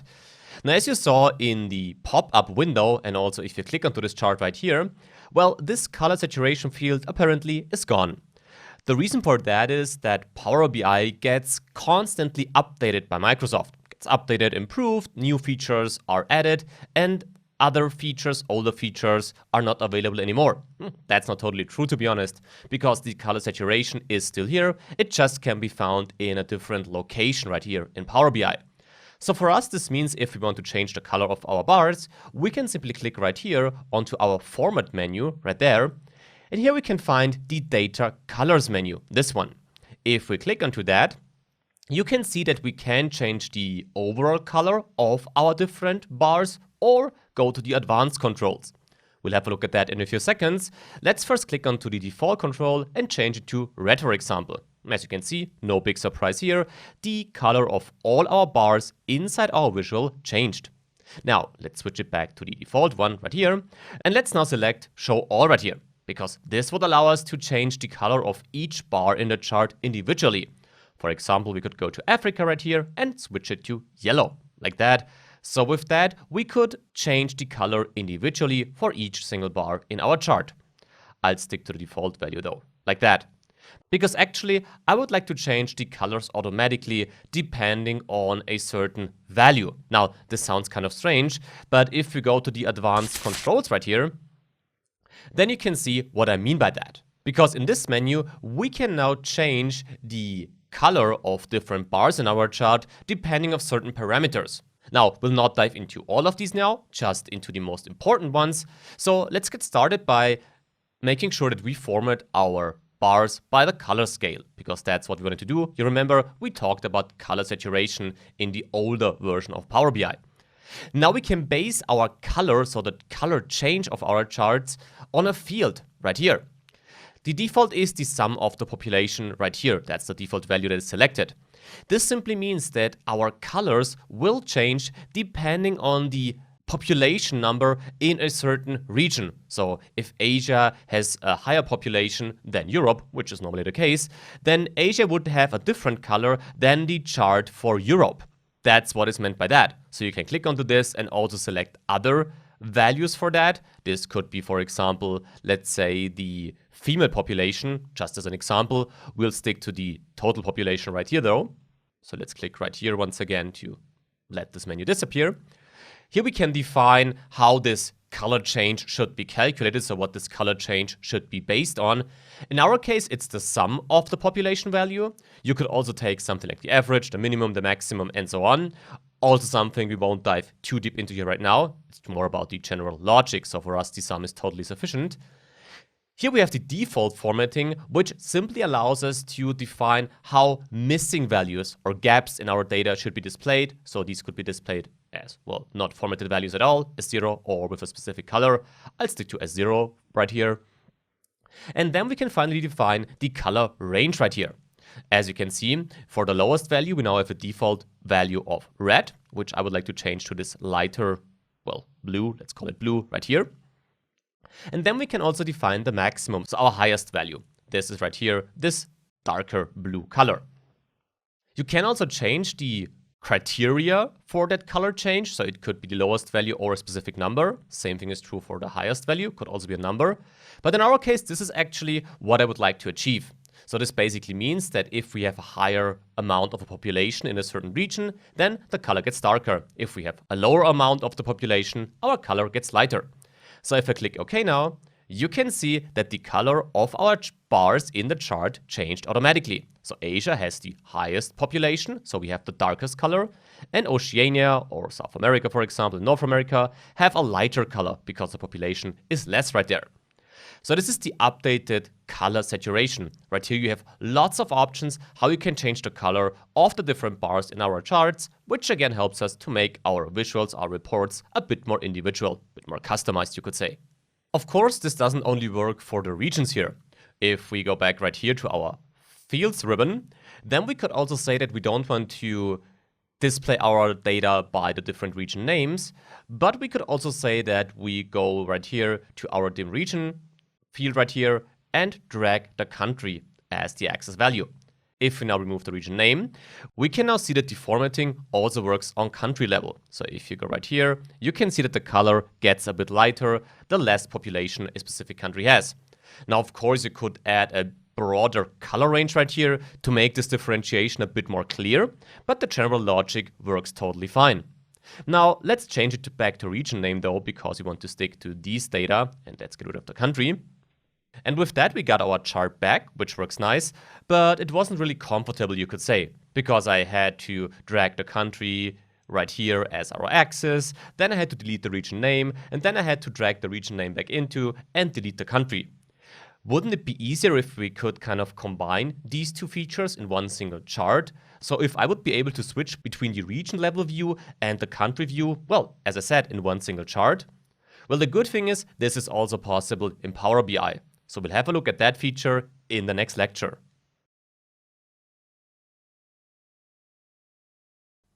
In this video, we will learn how to combine different levels of detail in one single visualization.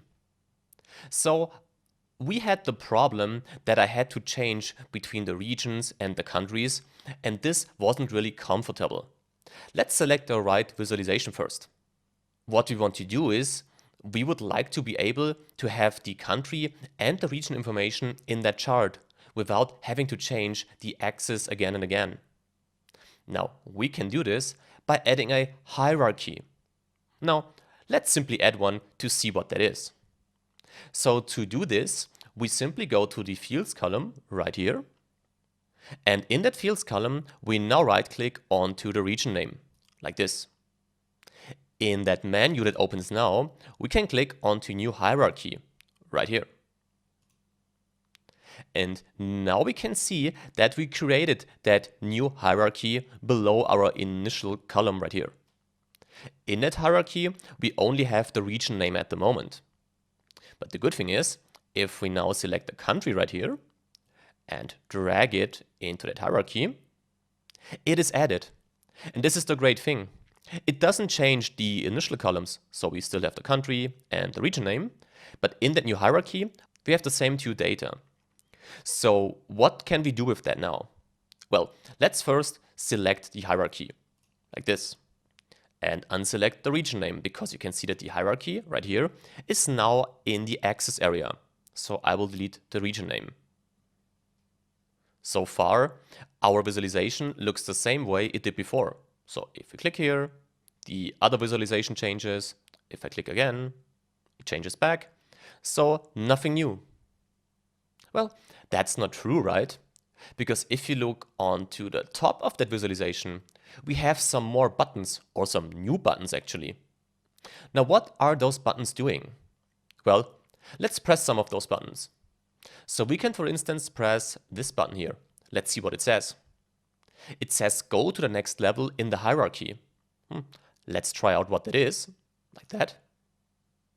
And now it gets interesting, right?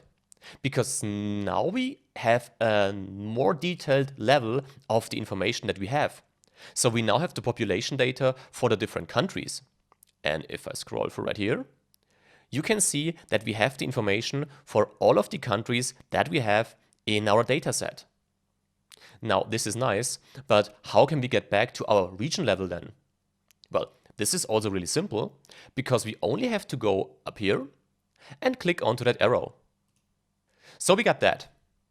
And another interesting information is that if we now go to that data drill ribbon, you remember I said that you should ignore that for the moment when we talked about it in the interface video, then you have the same options right here. You can go to the next level and drill up. Now we also got that drill down. Let's click it. Something changes in the visualization. Let me click it again. So it's this button right here. Click to turn on drill down. Well, let's click that and see what happens. Or no, before we do that, let's click on the button right here again, like this. And as you can see, nothing changed so far. Didn't have an impact. So maybe focus on to Australia and Austria now. Just a quick tip.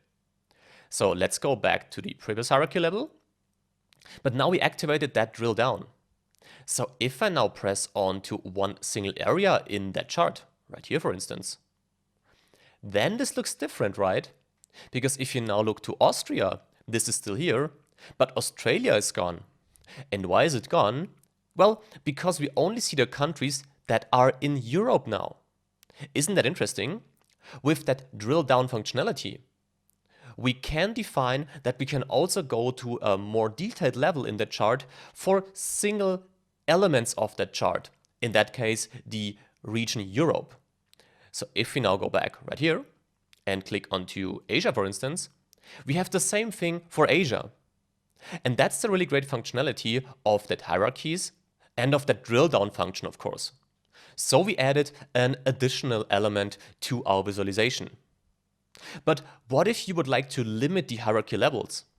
Well, you can do that simply if you go to the fields column, and you can see that we now enabled both hierarchy levels, so the region name and the country name. If you unselect the country now, then you cannot drill down to the country level. In our case, this doesn't make a lot of sense because we only have 2 hierarchy levels, so we can reselect it. But if you would have more levels, then you can limit the amount of levels that you want to be displayed right here. So we got that. Let's enable the drill down and click right here. So we now have that visualizations, and we added a lot of functionalities already. The only thing that I don't like right now is the formatting.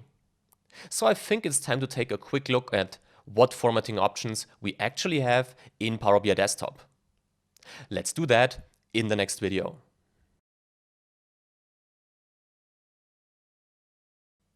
Our visualizations keep improving. Now it's time to take a look at the formatting options that we have. So before we start that video, let me make one quick note. I will not guide you through all of the formatting options you have for each of the different visualizations available in Power BI Desktop.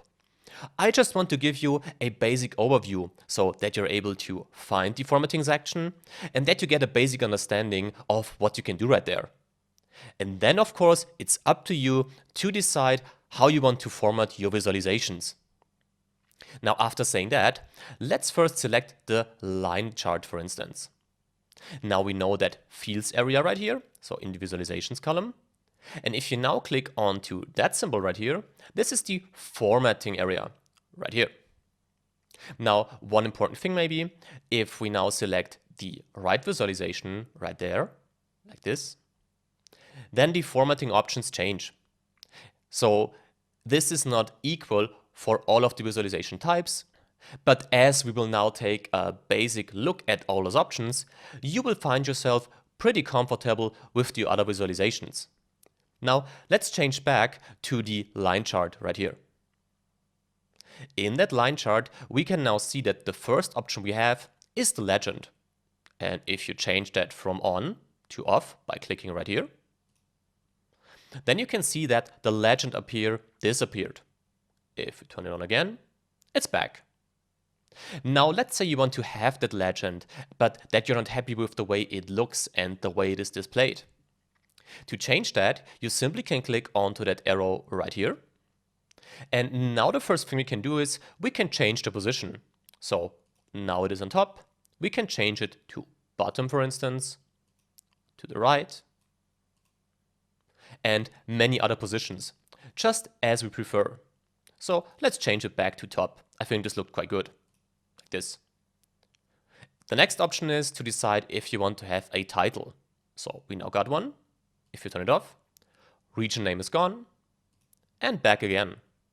You can also define a title of that legend, so we will keep it with region name. We can change the color right here in that menu, and close it. And we can change the font size of the legend from 8 to, I think we keep it at 8. This looks better. As soon as you're done right here, you can close that by simply clicking onto that arrow. Now, the next two options are the axis options. And those are pretty comparable, so I will just take a quick look at the x-axis right now. So we now turn the x-axis on. If we turn it off, we don't see the years anymore. This is not good, so we should keep the years and turn it back on again, like this. If we open the menu now, you can see that you have various options on how to work with the x-axis. Let me just show you one thing quickly. If you go to that start area and click right here, and now write 2000 for instance, like this, then the visualization changed because it is now displayed starting in 2000. Now we don't want that, so we can delete that. And now we can see that the visualization changed back to the starting point 1950. So here you can find the axis options. Let's also close that. Let's now see what else could we take a look at. Well, the data colors. This is pretty easy actually. You can simply open it and now change the color types of the different lines and of the legend. So for instance, if we change Africa from that color to yellow, you can see that Africa changed the color right here and in the line chart right there. We don't want that, so let's change it back to the initial color like this. So we can close that now. The data labels, yes, I think we should take a quick look at that. So if we turn it on, then we have data labels. And if you open the menu like this, you can again change the color and how it is displayed. And maybe let's take a quick look at the density. So this is now at 50%. If I decrease it, we have less labels. If I increase it, we have more labels. Well, we should keep it at 50%, so let's type 50 right here. Or actually, we can turn it off. So let's do this right there and close that menu. Another thing that might be interesting to you are the shapes. So if I open that, you can see that you can define, well, the size of the line or the width of the line actually. So if I increase that, you can see it gets bigger. If I decrease that, it gets smaller. Again, we should keep it the way it is right now. So let's close that. And the next option I want to take a look at, as I said, I will not go through all of the options that we have right here, is maybe the title right here. If we turn the title off, then it's gone. If we turn it on, then it's here, of course. And if you open that menu, then you can define certain things about the title. The title name, because this is a text that is set automatically by Power BI, and we won't change it for the moment. And you have the font color right here.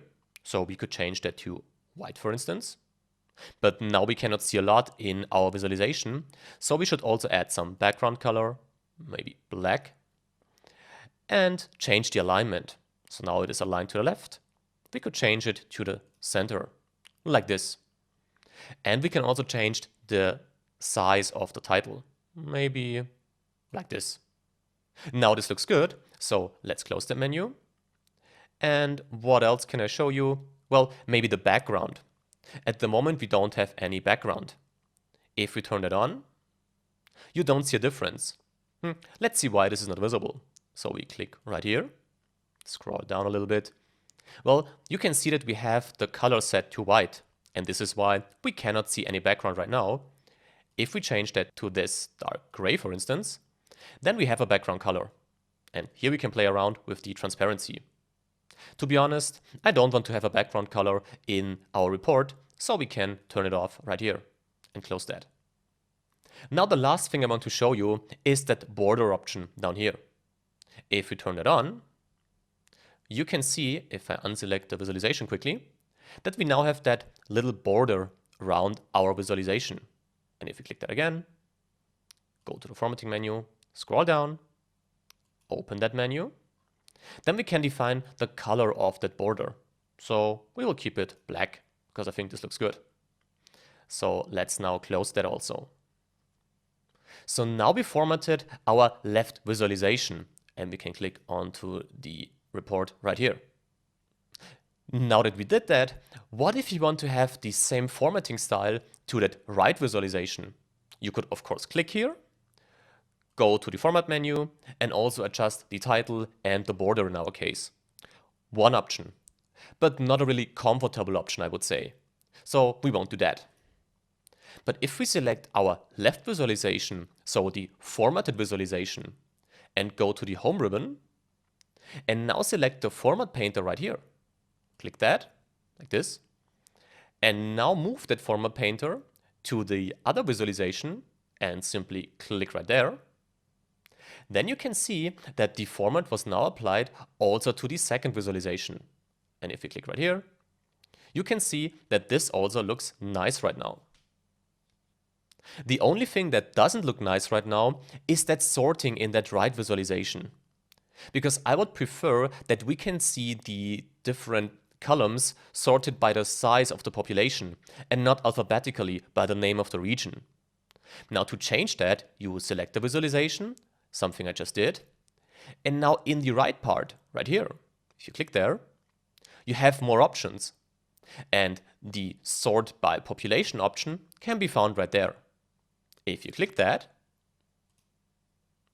then you can see that our data are now sorted differently, so from large to small. That's nice. So we can click right here. Now that we have an overview of the formatting options in Power BI Desktop, I think it's time to learn some new visualizations. And we talked about the interactions before and about interactivity in general.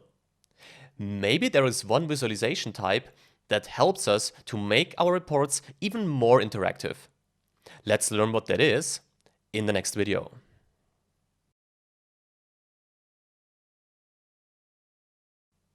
We want to add a slicer.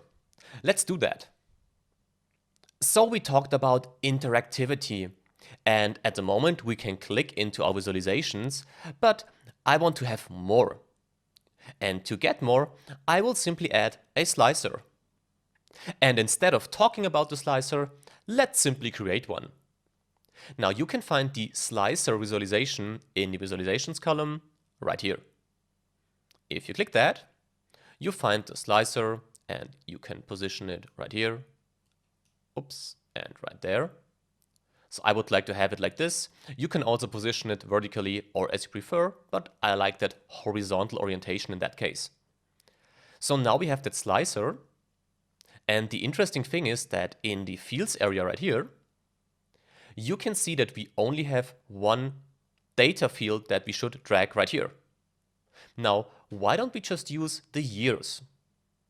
Let's do that and open the fact population table. Go to year and drag the year right there. Now we cannot see a lot in that slicer at the moment, so we have to go to the formatting options quickly, right here. Go to general and change the orientation right there. So we change it from vertical to horizontal. Now we still cannot see a lot, right? Let's maybe increase the size a little bit. Now we can see what we have right there.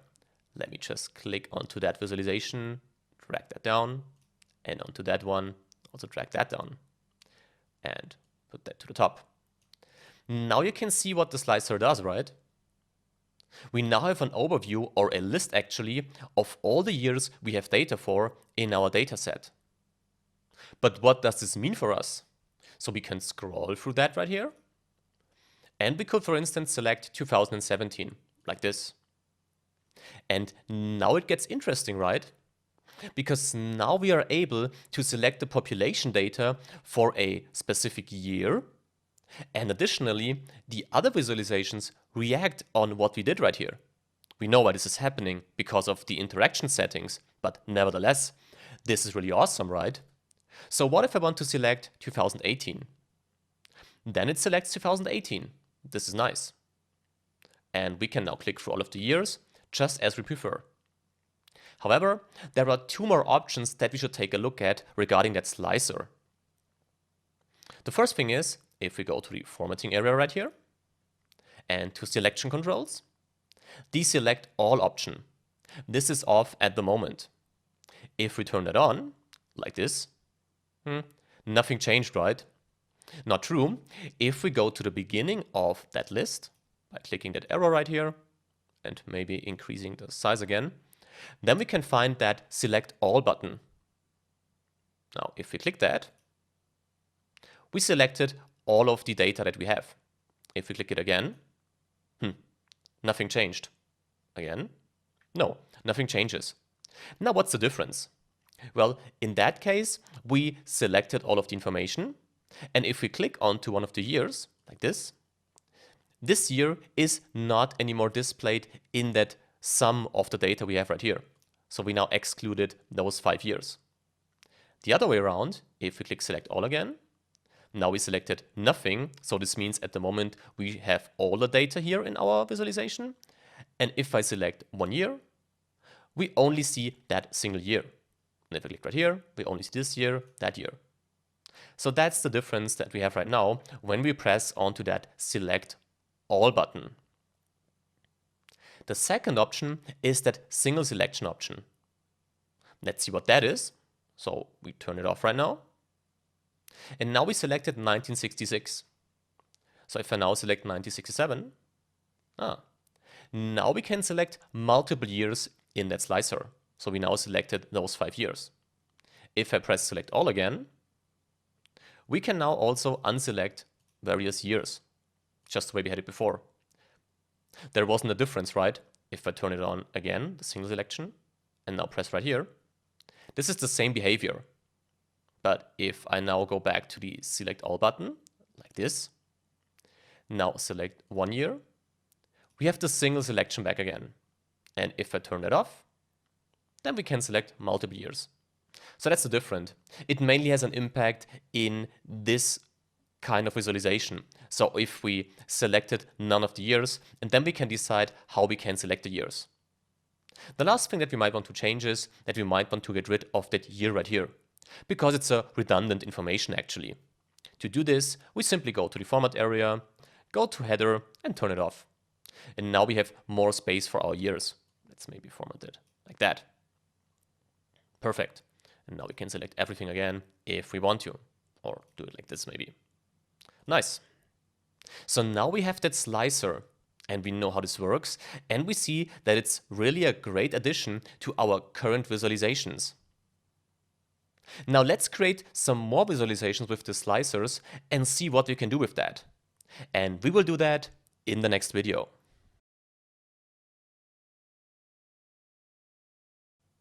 We learned how to use the slicer. Let's play around with that. So back on our report page, and the first thing I want to do is I want to add a new page. So we press plus right here, double click it, and call it regions and age groups, and press enter. So what do I want to do right here? Well, the first thing is I want to select the slicer again, right here. And no, I don't want that actually, right? Because I want to create a slicer with the years. And didn't we create such a slicer in the last video? We did. So we can delete that visualization, go back to the overview, select the slicer, and simply copy it. So we press Ctrl Z and paste it right here. And now we have the slicer that is now referring to that page right here. So we got that. Now let's create another slicer. So I'm unselecting this one and pressing right here. And let's position that slicer right there. Now what information do I want to have in that slicer? Well, I would like to have the regions in here again. So let's open the dim region table right there. Take the region and position it either right here or directly in the slicer. And we can make this smaller maybe, like this. And now I want to add a third slicer. So I'm again selecting it, positioning it right here. And in this third slicer, I would like to have the categories. So our age group categories. So let's open that right here. Let's go to category and drag it into the slicer also. Make it smaller maybe and drag it down. So as I said, I'm not focusing on the formatting in that module. So now we have 3 slicers, and we know that we can click those slicers like this and like that, or like this and like that. But, well, we cannot display anything at the moment, right? So we need to add a visualization. And this time, I don't want to add a line or a column chart. I want to add a tree map. Let's see what that is. So we can find the tree map right here, this one. Let's select it. And now I made a mistake, right? Because I kept the slicer selected, so I have to change back to the slicer now and unselect it. Now this works. And now we can select the tree map right here, click onto it, and position it maybe right here, right there, like this. Now what do I want to see in that tree map? Well, we have the years, we have regions, we have age groups. I would like to have the countries in here. To do this, we first have to select the population as value. So I'm scrolling down here and select the population to drag it right there. Now this doesn't really look good. So we need to add the country data. So we go to the dim region table, click right here and drag it to the details field. And now this looks good, right? Let me increase that a little bit, by the way. Listen like that. Now we have an overview of the population by country and by size. And if I now click onto Europe, for instance, you can see that we now only have the European countries in here. This is really nice. But what happens if I click onto the third slicer down here and select adult, for instance?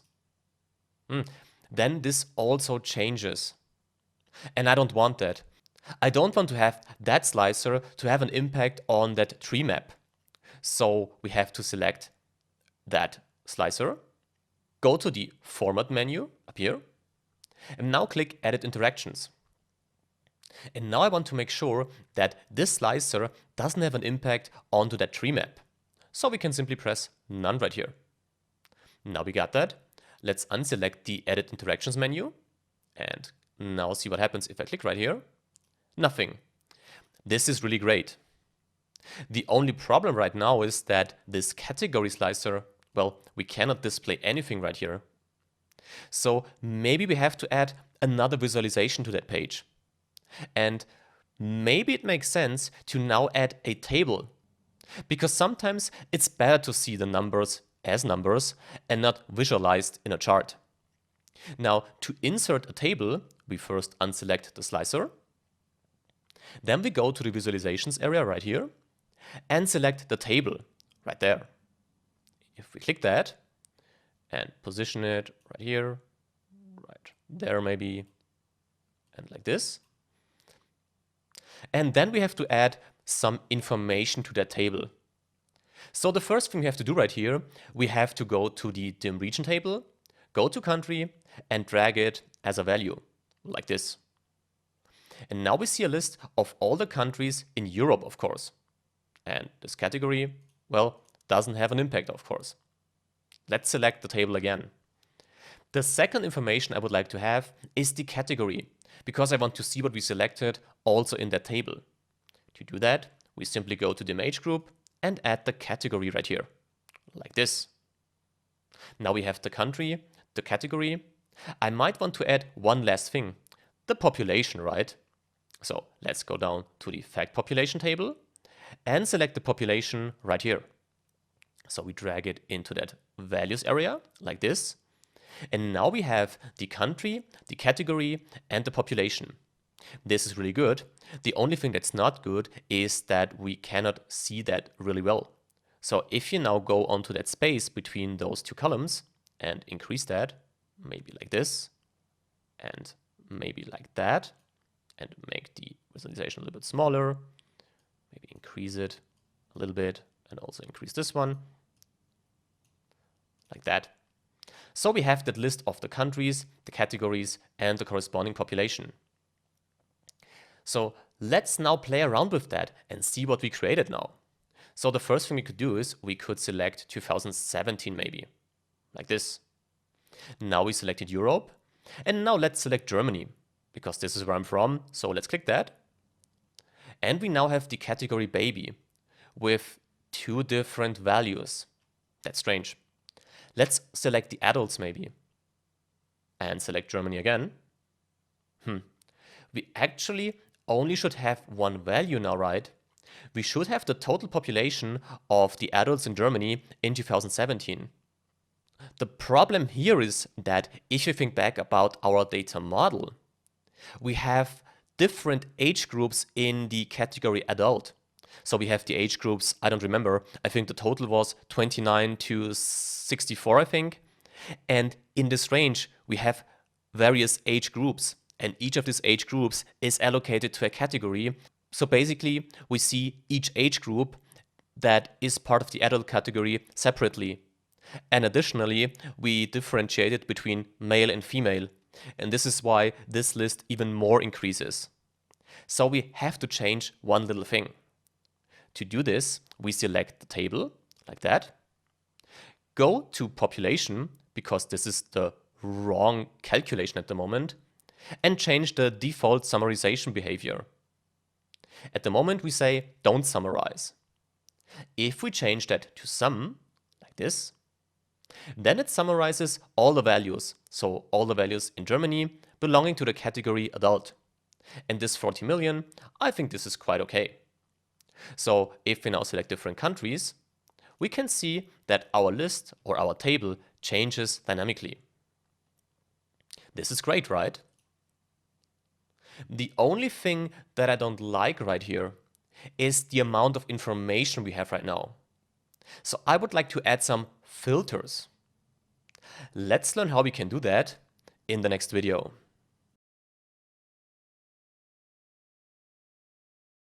We want to learn how to apply filters on our new report page. So talking about filters, we have to differentiate between three filter types in Power BI Desktop. We have the report level filter, the page level filter, and the visual level filter.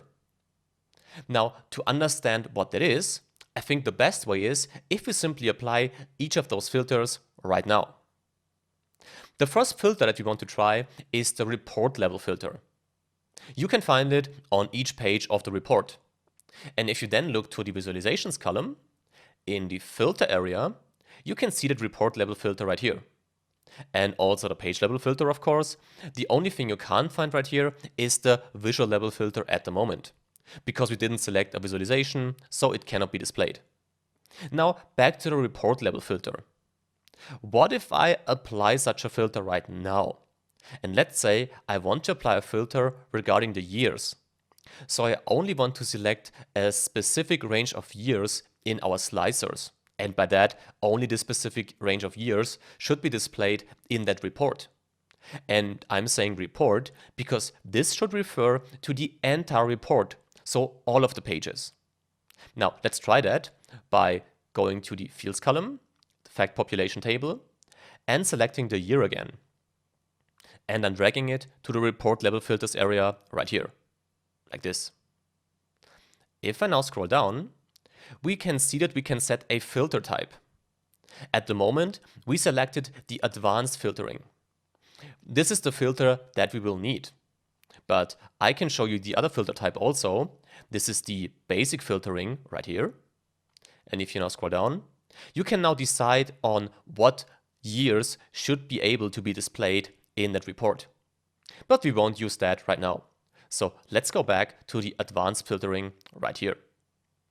Now, what I want to do is, I want to say that if the year is less than or equal, sorry, this was quite fast, so I clicked this right here, less than or equal 2040, and the second condition, you can define if it's and or of course, and if it is greater than, let's say 1980.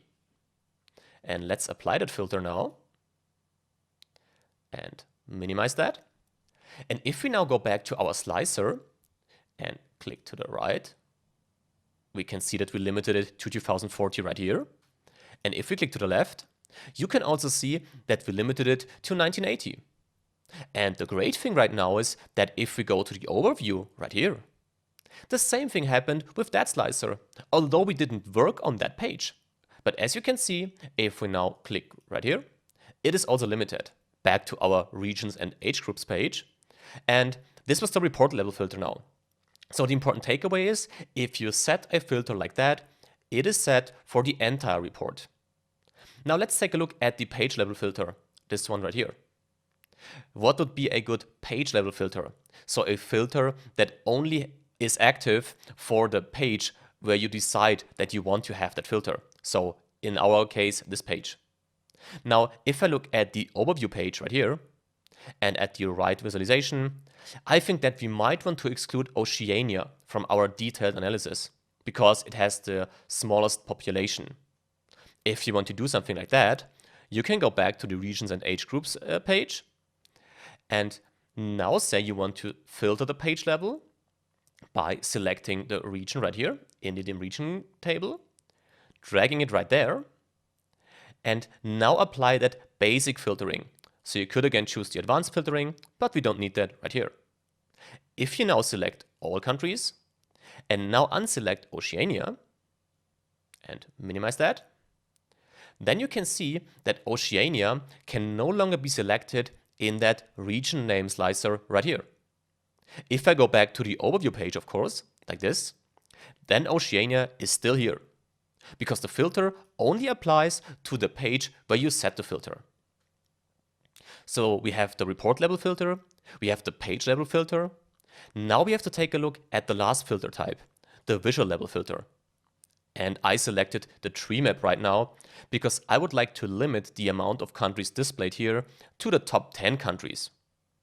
To do that, we select the visualization, go to the visualization columns, and now we can see that we have already some filters right here, but both are selected to all, so basically we don't filter anything at the moment. And if you now click onto that arrow right here, like that, and don't apply a basic filtering, and also not an advanced filtering, but a top N filtering, like this, then, just scrolling down, you can define if you want to see the top or the bottom, in our case the top, and let's say 10, like this. The only thing you have to say now is what you want to see. So you want to see the top 10 countries, we know that, but by what? So we need a value, and this value in our case is the population again. So we can scroll down. Oh, we don't need to scroll down. We can simply select population right here and drag it to the value fields, like this. Now, nothing changed, right? Because we have to press apply filter right here. If we do that, we can now see that our tree map changed and only shows the top 10 countries. And we can click through the regions, of course, and this changes dynamically, which is really nice, I think.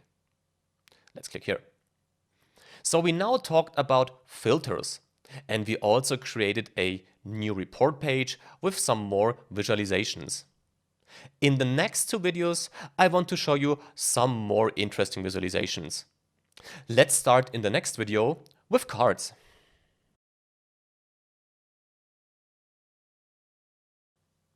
We want to learn more visualizations. In this video, we will use cards. So the first thing we have to do is we have to create a new page. Let's do this and name that page cards and more and press enter. Now, what is a card? Well, as with the slicer, let's simply create one and see what that is then. So to find a card, you simply go to the visualizations and select that 1, 2, 3 symbol right here. Now we have the card and we can drag that right here. Now the interesting thing about the card is that you only have one field right there. So let's say you want to have the population in that field and let's see what happens. So I'm selecting the population and drag it right there. We now see the total population. So apparently this card only presents one single value. And that's what you can do with that. So if you want to have a quick overview of a total revenue of a year or values like that, it might make sense to use a card as a visualization. Now we have the total population, but this doesn't help a lot, right? What if you want to filter that for a specific year? So we have our report level filter here, we know that. But what if we want to add a visual level filter? So we simply select year in the fact population table, drag it right there, and now change the advanced filtering, we learned that, to the basic filtering. If we now scroll down and select 2017 and minimize that. And now we know that we have 7.5 billion people living on this planet in 2017. Let's add another filter maybe. a country filter. In the dim region table, select it and drag it right here. And now let's say we only want to see, I'm scrolling down in the meanwhile, the United States. This is where I want to go to. Right here. Let's press that and minimize it. And now you see that we have the total population of the United States in 2017 in that card. So this is a normal card. But there is also a multi-row card existing. Let's create this also to see the difference. So the multi-row card can be found right here. If you click it, you can drag it also right there. Well, and now let's start the same way we did it with the normal card right here. So we go to the fact population table and drag the population to the fields, like this. Now this doesn't look really correct right here, but we know what the problem is, right? We have to change the default summarization again. So let's do that by going to the fields, click onto that arrow, and say, yes, we want to summarize it, like that. Now this looks better. However, we still have the total population for all the years. So let's also add that year filter as we did it before, like this and like that. Go to the basic filtering. I'm doing it a little bit faster now because it's the same thing we just did. Click 2017 and close it. 7.5 billion. We know that from the first card. So the last thing we have to do is we have to add the country. So back to the dim region table, selecting the country, dragging it right here, and scrolling down. Oops, let's maybe do it like this. Scroll down to the United States and select it. Well, this is the same value that we had before, right? So this doesn't add a lot of value right now. But what if you want to change that from a basic filtering to another filter? The top N filter, this one. Let's click that. Now we can again decide if we want to have a specific range of the countries to be displayed. And let's select the top 3 countries by the population again and press apply filter. Now we only have the value still, right? So this still doesn't add a lot of value. Let's minimize that and go back to the fields. Now we could only add one field to the normal card visualization, but let's try to add the year also to that field. So I'm selecting the year, dragging it. And as you can see right now, you can also add more data to that field in the multi-row card. Let's also add the country then. So I'm selecting the country and add it right here. And now if I increase that a little bit maybe, and now it gets interesting, right? Because this multi-row card allows you to view much more detailed information when comparing it to the normal card. So this is the multi-row card and the card visualization, something that you might need quite often when you work with Power BI Desktop. Now I won't show you all of the visualizations in that course, but there are 2 more visualizations I want to show you. Let me show you those in the next video.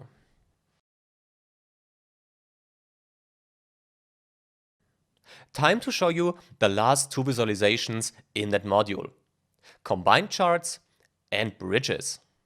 Let's start.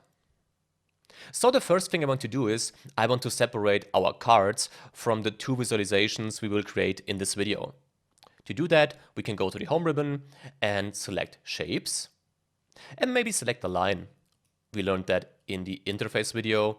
Position it right here, click right there and increase it. Maybe drag it to the left a little bit. Now we got that. So I want to show you combined charts. And I will use the line and clustered column chart. So this is this one right here. Let me click that, position it right here, increase the size a little bit, like that. And now we have to bring that chart to life. What do I want to display in that chart actually? I want to show you the development of the total population again as columns. And I want to show you the share of the female population, so our measure, as a line chart. And everything combined in that single visualization. Let's see how this works. So the first thing you have to decide is the shared axis. Well, one thing both will have in common is the year. So let's go to the fact population table, select the year, and drag it right there. So far, this doesn't help a lot. The next thing we have to decide is the column values. And I said I want to display the population in the different columns, so it might make sense to drag the population to this field. So I'm selecting it right here and drag it right there. Now this looks good already, right? The only thing that's missing is the share of the female population. And we can define that when we select a dataset for the line values. So right here, because we want to display it as a line. Now, if I take our population share measure and drag it right here, then we are already done with our chart. The only thing that I don't like is the scaling of that second y-axis, because it starts up here, so with the almost 50%, but this is quite misleading actually.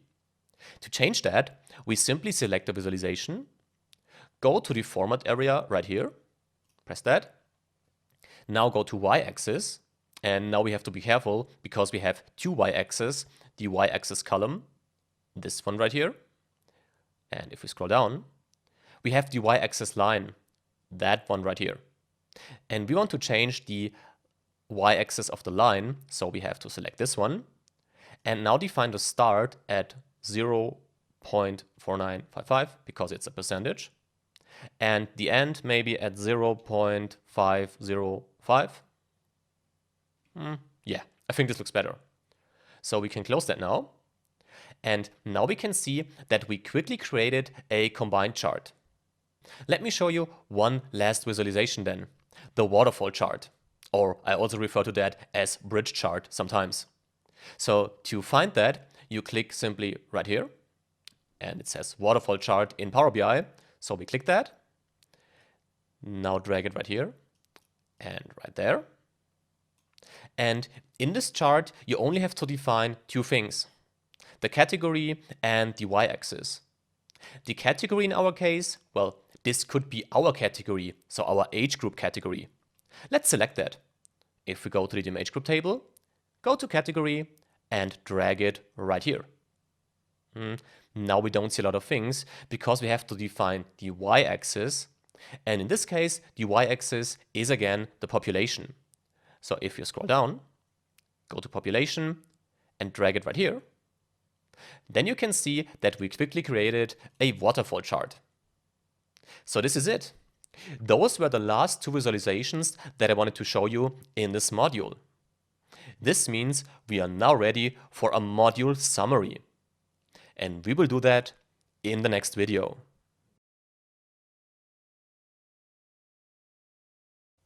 We now finished the report view module.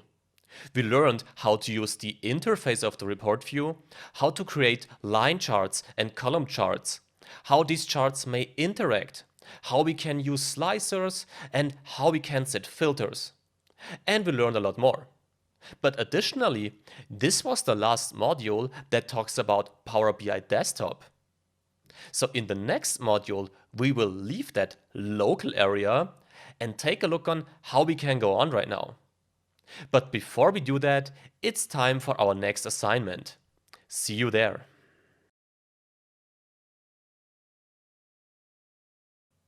So could you create some beautiful visualizations? Let's see and take a look on what I would suggest how you could do this. So I am in the report view of the assignment project, and the first thing we have to do is we have to create a line chart. So let's select the visualization right here, like this, and maybe make it a little bit bigger, like that. So the line chart should display two things. It should display the average price at the end of the day, and it should display that on an annual basis and for different months. So to do this, we simply go to our fields column again, go to the Apple combined table, and well, now we have two options. Let me first increase that a little bit maybe, like this. We can either use the average price and, so this measure we created, and drag it to the values area. And now select the calendar and drag the date right here, like this. So we now have two things we have to talk about. The first thing is, as I said, the measure down here. I said we have two options, and why is this the case? Well, we created that measure which calculates the average price automatically. So if I now go to the chart right here, I see that in 2015 the average price was 120. And this is nice. But what if we don't select that measure, but drag the price end of day, so we have that column, so we can use that value down here, like this, right? Oops, didn't work. Just give me 1 second. Like this. Now, if I unselect the measure, you can see that the price, if I go right here, changed a lot. And this is because we have to take a look at the default summarization again. We talked about that. If we would change that, so we click right here, select the arrow, and now change it from sum to average, like that. Then we see that the value, oh, I think we were right here, this 120.04 is again the same. So we have two ways how to calculate that. In our case, I will use our measure. So let's select the measure again, right here, drag it down there, and unselect the average of price and column, like this. So this is fine, we have the right data in here, but not the right hierarchies. And this is something we can quickly change in here, because we can see that we already have the different dimensions in here. So what we can do is, we can simply unselect the quarter, because if I don't do that and go to the visualization and go down in the hierarchy, then we have the quarters right here. And in the instructions we saw that we only want to have the year and the month. So if we simply unselect the quarter right here, like this, and the day, so the last option right here, then we can see that we can only select the monthly data and the annual data. And the interesting thing is that this is now an average of the total year, and this is an average of all the months in the corresponding years. And this is what we wanted to have. So this visualization is fine. Let's maybe change back the hierarchy like this. And now think about the second visualization that we have to create. The second visualization should be a combined visualization. We know a type that can do this, so let's unselect the first visualization and select our combined visualization right here. And maybe drag it right there and increase the size a little bit, like this. Here we now need three things. The first thing is that we need quarterly data for each year. So not an average or something of all the quarters we have, but the quarters of the specific years. And if you remember the calculated columns of the second assignment, then we have this data. So we can simply go to the calendar table right here and select the year quarter column right there. And now drag this as shared axis, because that's what it's going to be. The second thing is, again, we want to have the average prices at the end of the day. Well, this is easy. We know how this works from the first visualization. So we can simply select it, and I will select the measure again, right here, and drag it as column values, like this. So we now see that we can see the average price of each quarter of the corresponding years. The third and last thing that we need is the percentage change. So the average percentage change of the start price when compared to the end price of a day.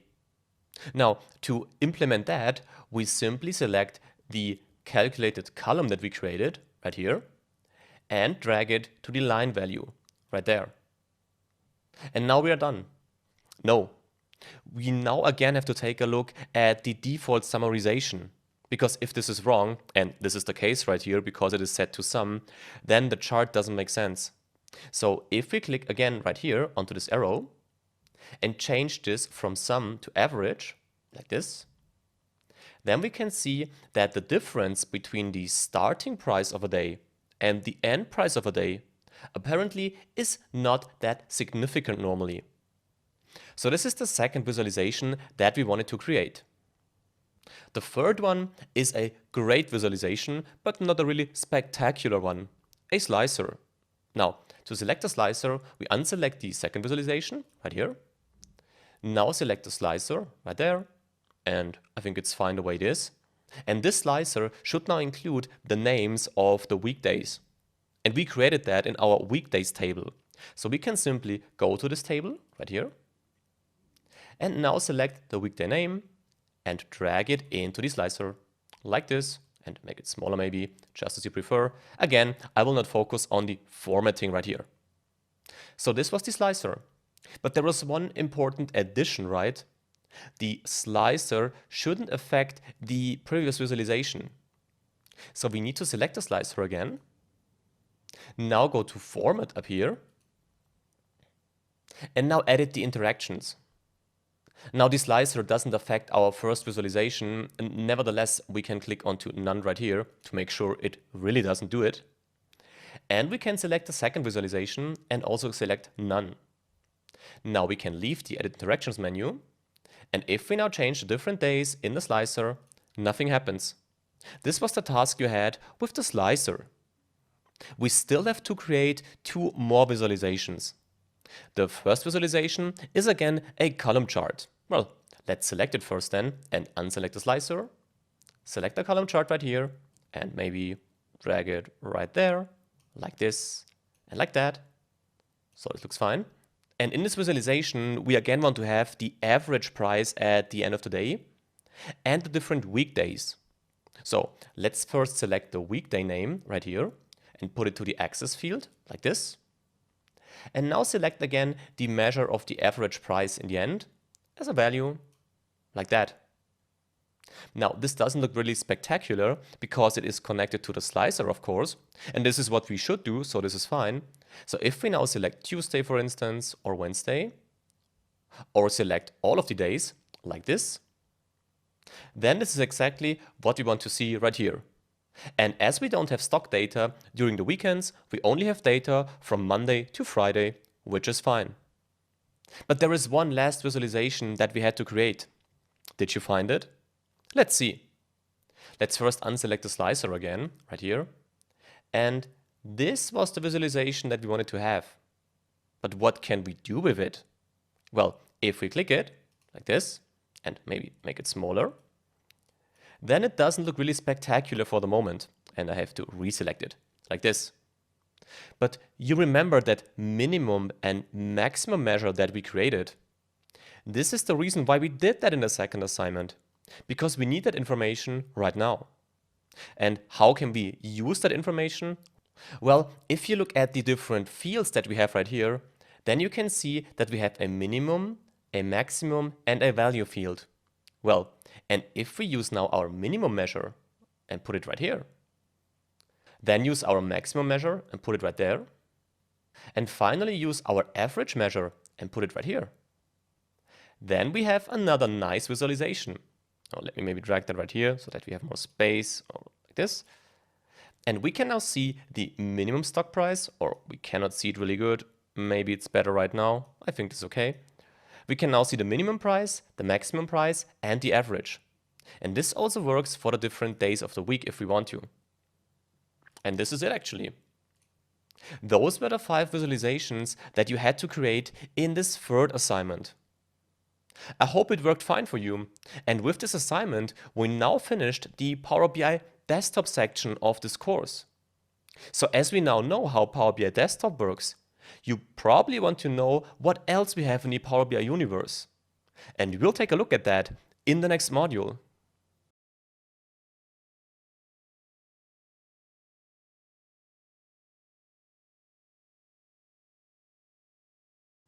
Welcome to this module, a really important module, because we now finished the work in our Power BI desktop application. So we have our final report. Now we have to think about the question, what now? And depending on the answer on this question, we might have to use other BI tools, like Power BI Service, or even the Power BI mobile apps. Let's see what we can do right now, and how these tools work in this module.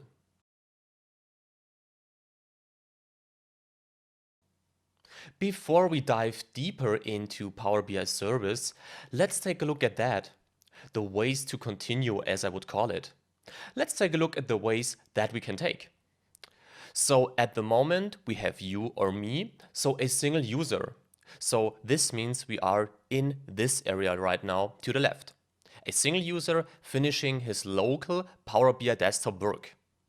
Now, one option would be that you say, well, we did that, we are really happy with what we have right now, and we don't want to share that with other people or on other platforms. This would mean we only keep the file locally and can only access it when we are using it with the computer where the file is saved. If this is the case, then we stop right here, because you have your file and you can use it on your computer. Everything is fine. This is one option when you are a single user. But you might have other plans. One of these other plans could be that you are still working with your local file, but you would like to access that file from other computers. So you would like to have your data in kind of a cloud solution where you can always access the data and have a look at the dataset and the visualizations. If you want to do that, then you have to do the following. You need to publish your data, so your Power BI desktop data. And you will publish that data to Power BI service. The important thing is that we are still talking about the single user, so about you or me. So you don't want to share this with other people. So the only purpose is that you upload your data or connect Power BI service to your Power BI desktop file, and by that are able to access the data from anywhere. And talking about anywhere, maybe you don't only want to access the data using another computer. You might also want to access your data using an app on your mobile phone. And this is also possible. So you could use the Power BI mobile app to be able to access the data from your mobile phone. So this is the single user case that we have right here. But what if you're not a single user? What if you're part of an organization right here? So the starting point in the organization is actually the same. So it's still you as the single user and the creator of that Power BI desktop file. And again, you want to publish it or share it with Power BI service. So far, no difference to the single user case. But what if you now want to collaborate with other people? So from the IT department, for instance, like this. Collaboration could mean that you work together on new visualizations based on the initial data you prepared in the Power BI desktop file. This is one thing that you might want to do. As soon as you finished your collaboration, you might want to share that results. And by sharing, I mean that you don't want other people to be able to change the results, but only to be able to look at the results, like the people from the marketing division, for instance. Now, this is the last thing you might want to do. You might want to share it with the Power BI service application of the marketing department and also with their mobile apps maybe, so that the marketing people can have a look at the data also on the computer with the service application or from the mobile phone with the mobile apps. Now, those are the ways to continue that we might consider in this module. So to summarize what we just talked about, we want to answer the following questions. How can we publish our data from Power BI Desktop to Power BI Service? How can we collaborate in Power BI Service with other colleagues, so really work on the data basically and create new visualizations or dashboards, for instance? And how can we share the data and specify what data we want to share? Now, we will answer all of those questions in this module. But before we do that, we have to take a look at Power BI again. Because there is not only one version of Power BI existing. There are more versions, and before we dive deeper, you have to understand what the differences are. Let's take a look at the differences in the next video.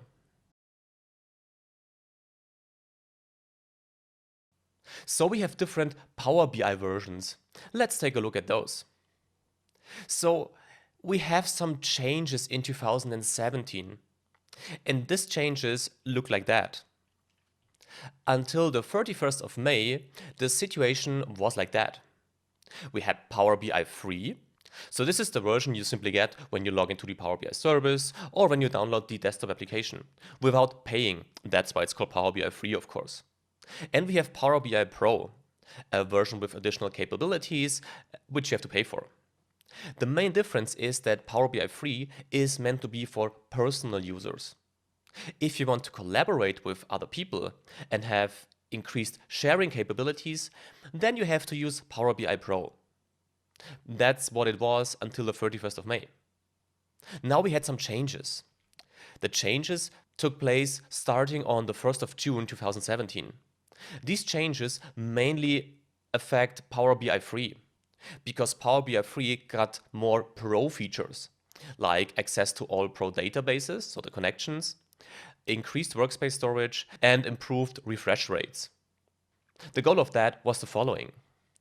The Power BI 3 and the Pro application should be aligned in terms of the general functionalities. But when we talk about the target group, this should stay the same. So Power BI 3 is still meant for personal users, and Power BI Pro has enhanced sharing features because it's meant for collaboration in organizations. So those are two versions. But in June 2016, we have another new feature, and this is Power BI Premium.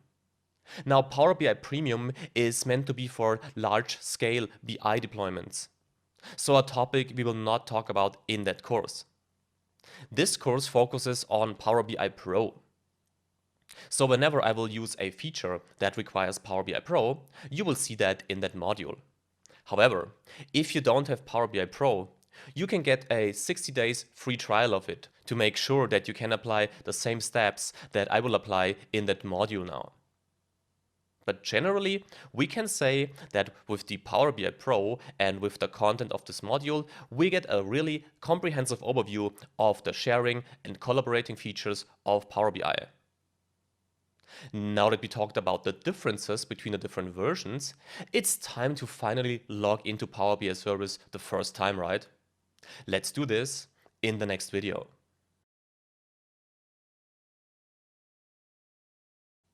Time for our first Power BI Service login. So this is the landing page of Power BI Service. If you have already an account, like I have, you can simply sign in right here. If you don't have an account, simply create a new one quickly and sign in then. There is only one important thing that you have to know. If you only have a private domain, like a Gmail address, you cannot sign into Power BI Service. So you need a work or a school or university email domain to be able to use Power BI. As soon as you got that, you can simply click onto Sign In right here. Then you can select the account that you want to sign in with. In my case, this is the first one right here. Then enter your password, which I will not show you right now. And then we are here. So this is the first time we logged into Power BI Service together. Now, we could start directly and think about how to get data and how to work with that. But I think, again, it makes more sense if we take a first, closer look at the interface of Power BI Service. Let's do that in the next video.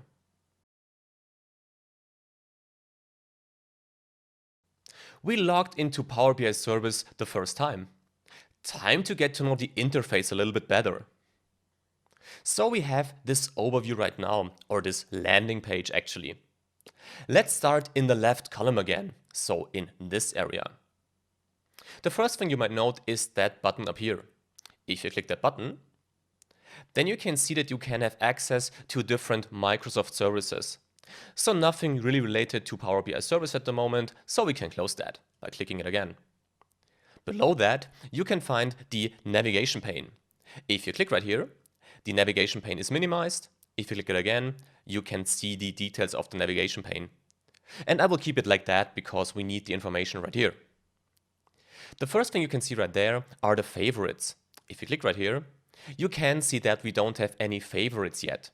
But we will learn in the next videos how to create such a favorite content really easily. The next thing are the recent projects.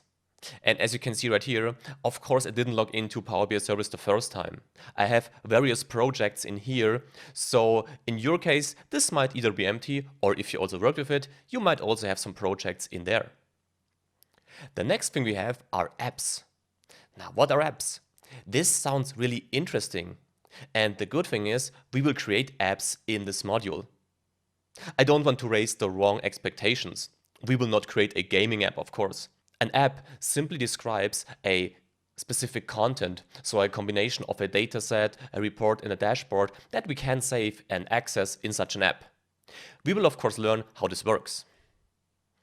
In the next position, we can find the shared with me content. So if other users in your organization, for instance, shared content with you. And this can be found in this area. And now we have a really interesting position, the workspaces. If we click that, we can see that we only have one workspace, your personal workspace that you automatically get when you log into Power BI service. And down here, you can see that Create App Workspace button. We will create such an app workspace as this will be required to create the app that we just talked about a few seconds ago. Now you might not understand everything at the moment, of course, when I talk about app workspaces and apps. You will learn that really step by step, so don't worry. The only important thing at the moment is that you can have different workspaces. And these workspaces can contain different or the same data, depending on what you import into that workspace. Now, at the moment we are in the personal workspace that we have. So if we click right here, and then click right there, then we can see that we have various get data options. We will talk about that in a few minutes. Before we do that, let's click onto that arrow next to the workspace, right there. Here you can see that your workspace is organized in 4 different categories. We have datasets at the bottom. We know that from Power BI Desktop. We have workbooks. Those are actually Excel workbooks, so we will not talk about that now. We have reports. We know that, right? We created a report in Power BI Desktop, so we might see that report also right here. And we have dashboards. We didn't create dashboards so far, but dashboards are these, I would say, summary pages or that create introduction pages. So a single pager that shows you the core information of your dataset or of your report. So this is what you can see right here, and this is how your workspace is organized. Now, before we talk about that area, that get data area, let's focus on to the options that we have up here. The important ones are the settings, right there. Here you can see how many storage you have, for instance, and manage gateways. We will talk about that, of course. Right here, we have 3 core options that we need in this module. We have the Power BI Desktop download option, but we got that already, right? So no need to re-download it. We got the data gateway, and we will use such a gateway and of course learn what it is actually and why we might need it. And we can download Power BI for mobile, but we will not download it right here. We will download it in the App Store, of course, and use it on our mobile phones. So this is it actually. This is the core interface of Power BI service. Now we have that get data menu that we can access if we click right here or right there. And get data is a good starting point, right? Because this is the first purpose that we saw in the illustration at the beginning. So we are still a single user and we don't want to stop right here. We want to continue and we want to share our data in Power BI service. So we need to be able to import the data from our Power BI Desktop application to the service application. Let's see how this works in the next video.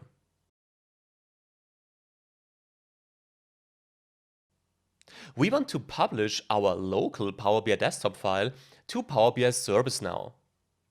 So at the moment we have the following situation. We have our Power BI Desktop file. This file includes the dataset that we created and the report with the visualizations. And at the moment, this file is located on your computer or on my computer. So what can we do right now?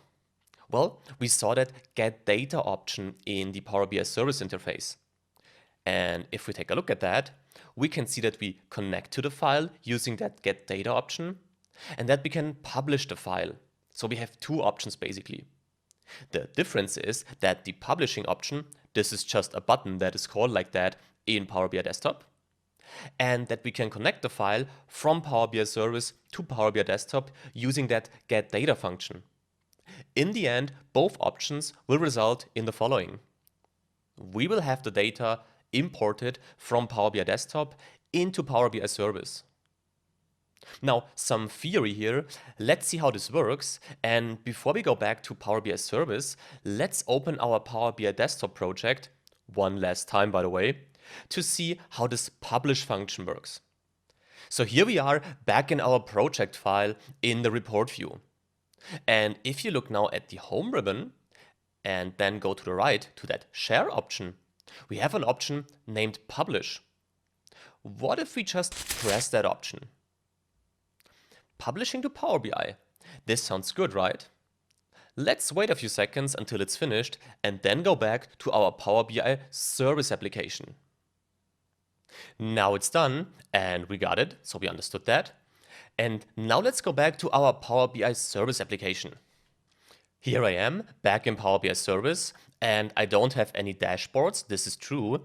But if you now look into that left column right here again, you can see that it changed in the reports area and in the datasets area. So we now seem to have imported our data into Power BI service. Now, if we click onto the dataset, for instance, you can see that we have our data in Power BI service. Now, we will talk about that in more detail in the next video. Right now, I want to show you how to delete that dataset immediately and how to import the data now vice versa. Because now we publish the data from Power BI Desktop to Power BI Service. And now we want to see how we can use that get data function that we saw before. So we want to use Power BI Service to import the data from Power BI Desktop. The result is the same, of course. Those are just two ways on how you can do this. So let's first see how we can delete that data set. So the first thing we could do is we could click onto that report.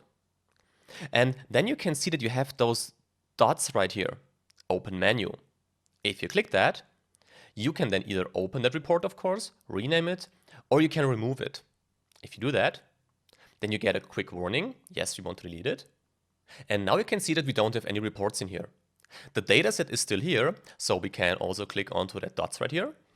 And now press remove, like this. Yes, we want to remove that. Now we have an empty workspace again. Now let's try this get data function. So we click get data right here. And now we have different options on where to retrieve the data from. In our case, and at the moment, we want to import the data from a local source. So we can go to Files, right here, click onto Get, select a local file, right here. And here I am in the folder where I located the finished Power BI desktop file. If I click that and press Open now, right here, then it will import the information that we have in our local file. This takes a few seconds. Now it is done, and if you look into that left column, we can see that everything looks the same as it did before in Power BI Desktop. Okay, there is one little difference. If you click onto Dashboard right now, which is already selected, we already have a dashboard right here.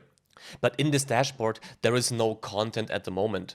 And we could have created that dashboard quickly also when we used the publish function of Power BI Desktop before. And we will learn how this works. But basically, we now saw two ways on how to get the data from Power BI Desktop into the Power BI service. Now we still have those four options right here: dashboards, reports, workbooks, and datasets. As I said, workbooks relates to Excel files, so we will not talk about that right now. But datasets, reports, and dashboards, I think we should take a look at each of those things in more detail. Let's do this in the next video. We imported our data from Power BI Desktop to Power BI Service. Time to look at the datasets menu now. So I am still in my workspace and in the empty dashboard. This yellow indication right here, by the way, shows you in which menu you actually are at the moment. However, I don't want to look at that dashboard now, well, because it's empty. I want to start at the dataset right here. So if you click onto the name of the dataset that you want to select, this one, then you can see that this looks kind of the way we know it from Power BI Desktop, right? There is one important thing from the beginning. In Power BI Service, we have two views. We have the reading view and the edit view. Well, as you can imagine, at the moment we are in the edit view, so we can work on things and create visualizations, for instance. If we change that from the edit view to the reading view, right here, let me click that, then the menu changes and we cannot create any new visualizations, of course, because that's only, well, the reading view. So we will start in the report view. So let's go back to edit report, right here. Now what can we see right here? Let's talk about that menu up here first. So if we click onto File, we can see that we can save this report or save a copy. That's fine. We have the View option. We know that from the desktop application. This View button, we clicked it already. Let me click right here. We have the Explore option. Let me click right there. You know that, right? When we talked about the visualizations in the Report View module, then we had that with our drill down options and the hierarchies that we enabled. So we have something like this also in here. We have text boxes, shapes, visual interactions. Let's click on that. Doesn't work. So those are the interactions. You know, it's the same thing that's called edit interactions in the Power BI desktop application. We have refresh. We will learn how this works in this module. We can duplicate this page. We can save it. And here we have the Analyze in Excel option, which we won't use right now. So this is the basic menu in the Edit view. Well, and as we are in the Edit view, let's maybe try what we can do right here. Let's maybe create a pie chart like this. So this seems to work the same way we are used to it from Power BI Desktop. So we put the visualization right here, open the fact population table, for instance, and again, use the population as a value, and maybe the region in the region table right there for the details, like this. So we now created one visualization. Let's create a second one. So let's take a bar chart maybe. Oh, let me unselect that first. Let's take the bar chart, put it right here, and also increase the size a little bit. And again, take the population as our most favorite value right here. And now take the age group by category as a legend, like this. Not our most beautiful visualization, but I think it's fine like that. So what did we do right now? We now created new visualizations. Well, let's now change to the report view and see what we can do. So if I click right here now, then Power BI asks me if I want to save the changes to this report. Well, let's click Save then, see what happens. And let's call that Test Report, like this, and press Save. Okay, and where can we find that report now? Right here. So this is interesting, right? Power BI imports the dataset and the report, but you can also create new reports in the Edit view in the dataset section right here.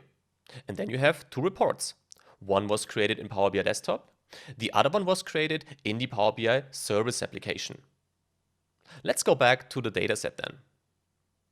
And now this dataset is gone. So this means this menu simply allows us to create new reports. As soon as we save the report, this menu is empty again, so we can create new data. And if we want to edit our existing reports, so the ones we created before, for instance, then we have to go to the report section right here. So this is it. This is what we can do right here. So let's then talk about the report view and also about the reading view in the report view, of course, in the next video.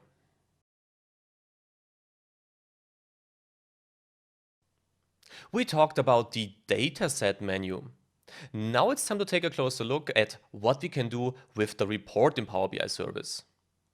So I am still in the dataset menu, and I will now change to our test report that we created. So I click right here. And now this looks different, right? Now the interface is darker, and this doesn't look the way it looked like in the dataset.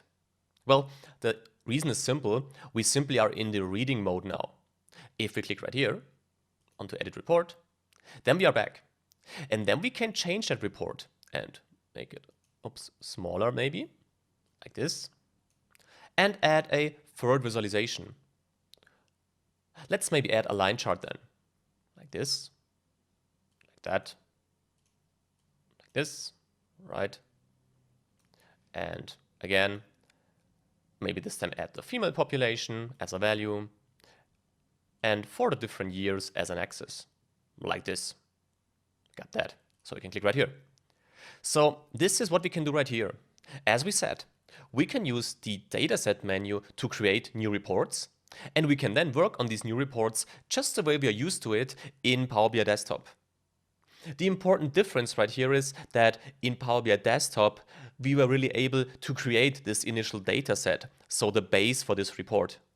And this is something, well, you shouldn't do that in Power BI Service, or you can't even do that to the amount you're able to do it in Power BI Desktop. So this is why you have to make sure that you create your data sets in Power BI Desktop.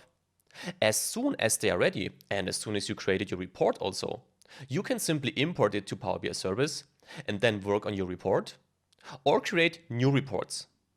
That's how this kind of works, so this connection between this dataset menu and this reports menu. However, we are still in our report right here. And I think the options here are clear for you because those are basically the same that we have in Power BI Desktop. The only thing that we didn't have a look so far is the reading view. Now the reading view can be found right here. So if we click here, yes, we want to save the changes, of course. Then it changes to the reading view. We can close that. Now in the reading view, we have different options first up here. Let's take a look at those options. So the first option is the file option.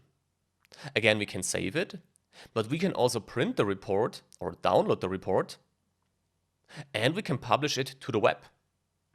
Now we will have a look at some of those options in the sharing part of this module. For now, we just have to know that we can do something with that in that menu. Let's close that. Oops, sorry. Now we are here. So in the view section, let's click that. Well, we have that fit to page, fit to width. You know that, so we don't have to use that. Edit report is clear. Explore, it's the same logic we have. We don't have any hierarchies right here, so we cannot change anything right there. We have that refresh button. Maybe let's click that. Nothing works. If we go back to the edit report view maybe, and click onto refresh right here, let's see what happens then. Nothing. Doesn't seem to work at the moment. We will talk about that later. So let's go back to the reading view. And now we have that pin live page option. Let's click that simply right and see what happens. Now we can decide if we want to create a dashboard with those visuals. That's interesting, right? So let's create a new dashboard and name it test dashboard. Oops, like this. And press pin live. Let's close that. We know that. And now you can see the dashboard right here. So this is the next step. We use the data set to create our new report, and then we can pin that whole report to a new dashboard. But what sense would that make? Why do we need that report then? Well, the reason is that you don't have to pin the entire visualization. You can also pin single visualizations. So if you would have a report with multiple pages, then you can simply select only the visualizations that you want to have in your dashboard. So if you have 3 pages with 10 visualizations, you might only want to have 3 visualizations in your dashboard actually. And that's why this pinning feature, and by that creating dashboard feature, is really great. Let's try that with our chart right here. If you look right here, you'll find this pin symbol. And now you don't pin the live page, you pin just that visualization. So if you click right here, we are again asked where we want to pin that to, and I will select a new dashboard again, right here. And now let's call this test dashboard, visual, like this. And if you press pin right now, and close that, then we can see that we created a second dashboard, now only with that single visualization. We will of course look at that dashboard in a few minutes. So this is it. In the reading view, we can decide what pages we want to pin. We can also do that in the edit view, of course. So this pin function allows us to decide what our dashboards should look like. Now this is good. So this was the report we created. Let's now take a quick look at our initial report that we created in Power BI Desktop, right here. And of course, you can click through the pages like this, like that, and like that. And we could pin a visual. Let's maybe also pin one visual right here. For instance, this one. So we simply click right here, press pin visual, and now we pin it to an existing dashboard. So to our empty dashboard of the project that was automatically created when we used the getData function to import the data from Power BI Desktop to Power BI Service. Now let's press pin right here and see what happens. Close it. Nothing changed apparently. But it should have changed because this tree map chart should now be in our dashboard of our report. Now this is the basic overview of the report section. Now we talked about dashboards a lot. I think it's time to look at that dashboards finally. Let's do that in the next video.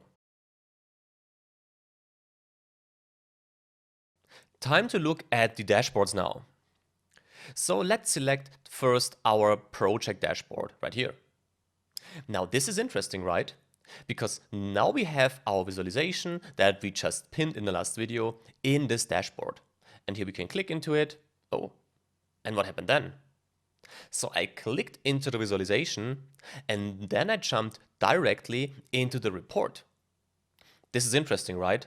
So the dashboard and the report are connected. So let's go back and press right here. And then we also jump back to our report. So that's the important thing. The dashboard is only extracted from the report, of course. And that's why those two files are connected in the end. So this is what we can see in our project population dashboard. Let's now take a look at our other two dashboards that we created. The test dashboard. Here we have the entire dashboard imported. That's why we pinned the whole live page. And here we only pinned our visual, which we can see right here. And if we click that, then we also jump back into our initial report. But back to our project dashboard then. So what can we do in this menu then? Well, the first thing I see right here is we can ask a question. Let's do that and write population. Let's see what that is. That's interesting. So we can ask questions to Power BI, and Power BI tries to answer those based on the keywords that we enter right here. So that's this Q&A function that is implemented in Power BI. Let's go back. Another interesting option that you might want to see is that view related right here. If we click that, then we can see that relation that we just talked about. So when we jumped from the dashboard to the report. And here you can see why. Because this dashboard right here is related to the report, and the report, well, is related to the initial data set, because that's where the information comes from. This is what you can see right here. Let's close that. And now we have that set as featured function. What does this mean? Well, if you select that, then you will see this dashboard whenever you log into Power BI Service. So let's set that as feature maybe. Yes, we want to do this, and click right here. This is fine. And we can also set it as our favorite dashboard. Let's click that. And if we now go back to favorites up here, let's do this, then we can see that this dashboard is appearing right there. So that's the favorite function. Let's go back to our dashboard right there. Now we have the sharing options. We will not talk about those right now, but we will cover that later. And we have that displaying option. So if you want to display it in the web format or in the phone layout. Yes, we want to do it. So this is what this would look like on our mobile phone. And this is interesting because later we will use the Power BI mobile apps, and by that now see what this might look like right there. So let's go back to the web view then, like this. So those are the main options that we have in this dashboards. So to summarize it, we have our data set where we can create a new report if we want to. And then we have that new report with multiple visualizations. And then we can pin different visualizations or the entire report, which will then appear in the dashboard. Now I want to show you one more thing. If we click onto my workspace right here, then you have also an overview of your dashboards, your reports, your workbooks, and your datasets. Let me show you that menu quickly in the next video. Let me show you what else you can find in your workspace. So I simply clicked onto my workspace at the moment, and we can also close that if we want to. And as you can see right here, we have the same general topics: dashboards, reports, workbooks, and datasets. Now, this is organized slightly different, and the good thing is that we can now better see this actions area right here. And I want to show you some actions that you can do right here.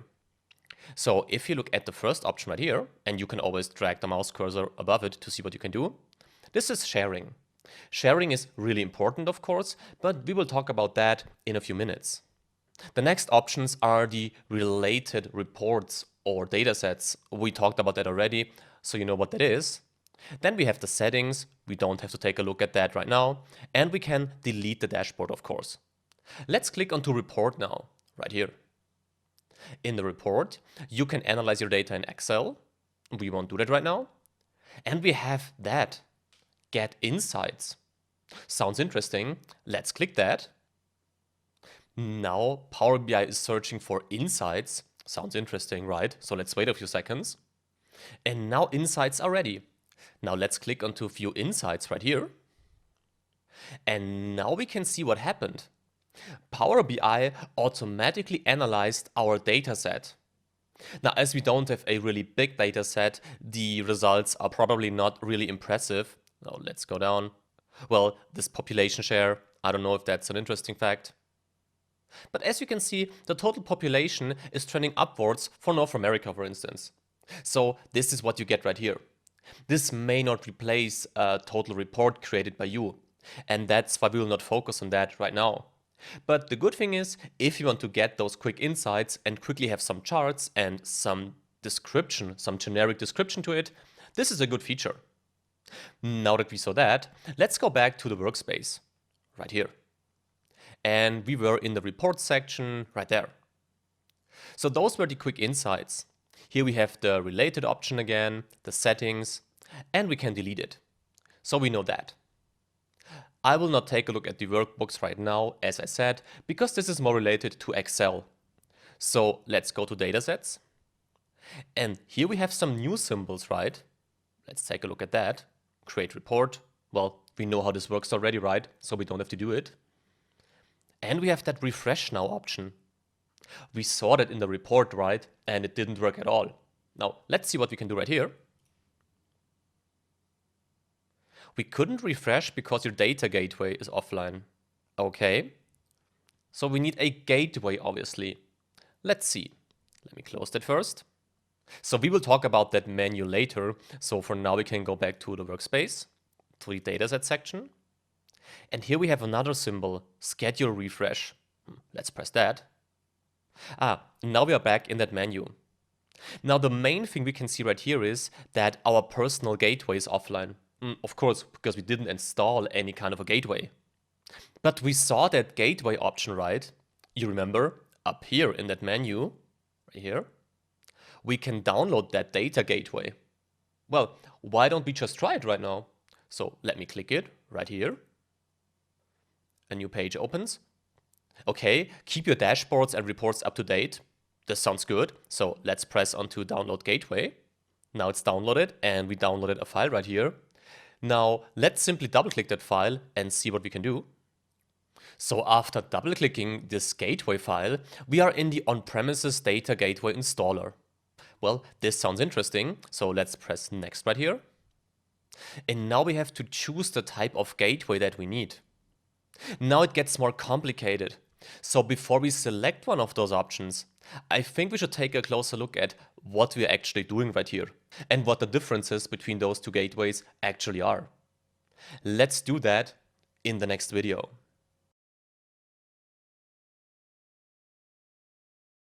We want to install a gateway. And at the moment, we are not really sure what that actually is and why we would need that. And additionally, we have to decide between two gateway types. Let's think about that. So this is the current situation that we have. We have our Power BI desktop file on our local computer, and we use the publish function and then the connect to file function. And we saw that both functions basically imported our data into Power BI service. Now the important thing is, when we try to press refresh, so to update the data from Power BI service, let's assume we change the data in Power BI service, a visualization for instance, or something in a dataset, then this didn't work. The reason for that is that with that first option right now, we only imported the data. We didn't establish a real connection between Power BI Service and Power BI Desktop. So this is not a really good solution if you want to refresh your data daily, for instance, or once a week. And this is why you need a gateway, because the gateway allows you to create that connection and to refresh the data whenever you want, or even to schedule a refresh so that you can decide that you want to refresh your data once a day at the same time.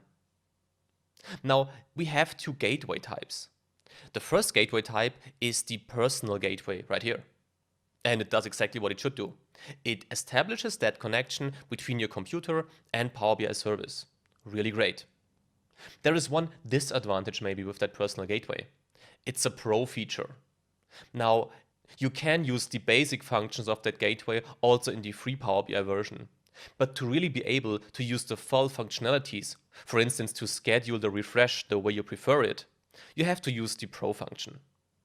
But the important thing is that you should use the personal gateway if your file is located on a computer, so on a local computer, on your computer, for instance. But then we have a second option. This Power BI desktop file might be located on a server, right here, for instance.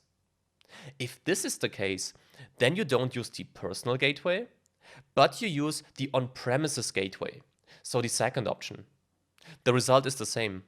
In the end, you established a connection between the information in Power BI Desktop and Power BI Service. And one important information maybe, the on-premises gateway is also a pro feature, just to make sure that you know that. So we don't have a server solution right now. We only have our file locally saved on our computer. And with that, we answered both questions, right? We now know what a gateway is and why we need it. And additionally, we also know that we should use the personal gateway in our case. Now that we know that, let's continue with our installation and start the gateway in the next video.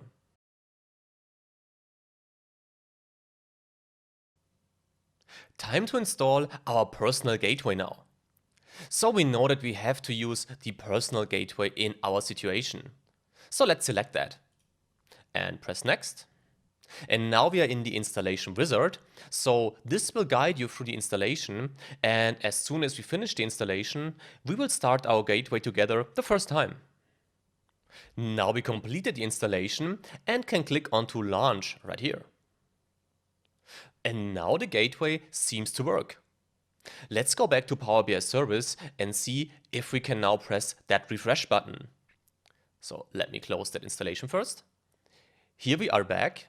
And now we can see that the gateway is still offline. Not good. Let's right click here and refresh the page maybe. This doesn't work. And the reason is simple. It doesn't work because the gateway didn't start yet, although we click launch. So if we now press Windows and look for personal gateway, then we can find it right here. So if we click that, it will check some more things. And we are signed in. This is correct. So we can press next right here. Success. Now we made it. Now we installed the gateway and now it also started. So if we press finish right here now, like this, and reload the page, of course, one last time, then we can see that we finally have a gateway connection established. This is really great. But before we really work with that gateway and see how we can schedule a refresh, let's scroll down a little bit, right here. Because we have to talk about the data source credentials. Well, we can quickly update them if we click onto Edit Credentials right here. So you see that this is the connection to our source files. If you click right there, we set the authentication method simply to Windows and press Sign In. So this is fine. Do the same thing for the second credential, and for the third, and for the fourth, like this. Now let's scroll down more, and before open that schedule refresh menu, right here. So now we can keep our data up to date. And how does this work? Well, you simply press onto on right here, And now we can decide when we want to refresh our data, so daily or weekly. So you could decide daily now, and then your time zone, and then add a time like this. So you could say 10:0 a.m. like that. And then we could apply that refresh right here. So we now scheduled a refresh for our project file.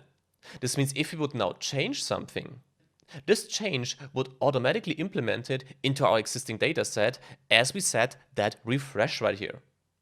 This is really good. Now, if we go back to our workspace right here and go back to our data set right there, then we can see that we now scheduled the refresh. So if we click right here, we are back in the menu and this works. And we can see our refresh options right there, like we did it. And if we go back to my workspace now, to the data set, and press refresh now, then the data will be instantly refreshed. Now, let's try that and click it right here. And if you look at the last refresh date, then you will see that this should update now to the current time. And it is done.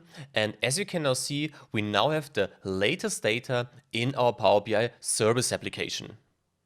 Additionally, you can also see our next refresh, of course, that we installed before. So what have we done so far?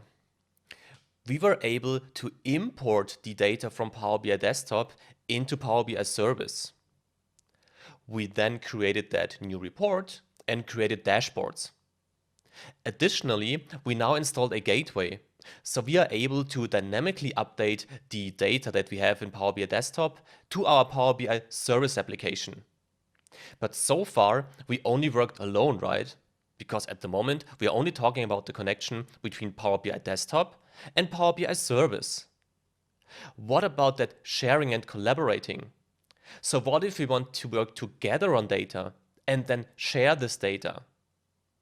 This is something we have to think about now, right? Let's think about that in more detail in the next video. We want to collaborate right now. Let's see how this works. So for collaboration, we will assume the following. We are in Power BI Service and we have a data set in there, and we want to work on that data set to create a dashboard, for instance. We could do that on our own. We saw that already. But now things change. Now we want to work together with other people, our IT friend, for instance, again, on this dashboard. To do this, we have to create the following: an app workspace. In this app workspace, we can then connect our Power BI service file to the dataset of the Power BI desktop tool, and then work together on that data and create that dashboards together, for instance. Let's see how this works in the next video. We want to create an app workspace to collaborate with our colleagues. Let's do that now. So we are back again in our Power BI service overview, and now we go to the workspaces section right here. And as you can see, at the moment we only have one workspace, my workspace. And down here, we can create an app workspace. So this workspace that we need to be able to collaborate with other people in our organization. So let's click on Create App Workspace then, right here. Now we have to define a name of our group. Let's name it Test Collab for collaborate. We got that. Now we have to decide if this is private or public. I would say we leave it as private right here. And let's scroll down. And now we want to decide what the people can do in that group. Well, I would say that members can edit that because we want to collaborate in that file. So we can set it to here. And now you have to add the email addresses of your group members. I will do that right now, and you can do the same. So I added Maximilian right here and press add. Now you can see that Max is a member of that group. And if I press save now, then we can see that we have a new app workspace right here. And we selected that already. So if you click right here, then we are in that new workspace that we created. Now, if we click right here, you can see that this workspace is empty, of course. because previously we worked in our private workspace. Now we work in our app workspace. So the first thing we have to do in this app workspace, we have to reconnect our app workspace or our Power BI service application with the Power BI desktop file. We know how to do that, so we simply click onto Files and Get. Select our local file right now, press right here and open. And we now got the same structure that we had before. Let me maybe close it right here. So we have the dataset right there. We have the report right here with the same visualizations, of course. And we have the empty dashboard right there. Now let's maybe quickly pin one visual to that dashboard. So we go to the report right here, select that chart maybe, and press pin right here. And we would like to pin it to the existing dashboard. This is fine. So let's press pin right there and close that message again. Go to the dashboard and see that we have this information now in our dashboard in the app workspace. That's the important difference to my workspace that we had before. And Maximilian can now also edit that visualization if he wants to. So he's free to work in that workspace just the way we saw it in the personal workspace before. But now we can collaborate with 2 or more people. And if you want to see how many group members you actually have in your app workspace, then simply go to Workspaces right here. And next to the workspace name, so right here, you can find those dots. And if you click onto those, then you can either leave the group, which doesn't make a lot of sense right now, or you can edit the group, like this. And then you can see what the group looks like, so what the settings are like, and then you can also delete the group, and you can see the members of the group. In that case, it's me and Maximilian. We know that, so we can press cancel right here, and go back to our dashboard maybe. Now we have an app workspace, right? And let's assume we work together on this beautiful dashboard, and we now want to share this dashboard with other people. And by sharing, I mean that they shouldn't be able to edit that, but they simply want to see the results in the end. So we have to create an app. That's why we have that app option right here. Let's see how we can create such an app and how we can then share our content with other people in the next video.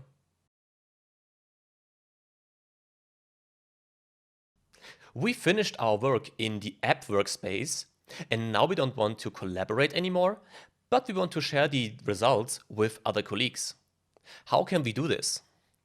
Well, this is our starting point. So we are in Power BI Service, we have our dashboard with the visualization, and we have the report and the dataset.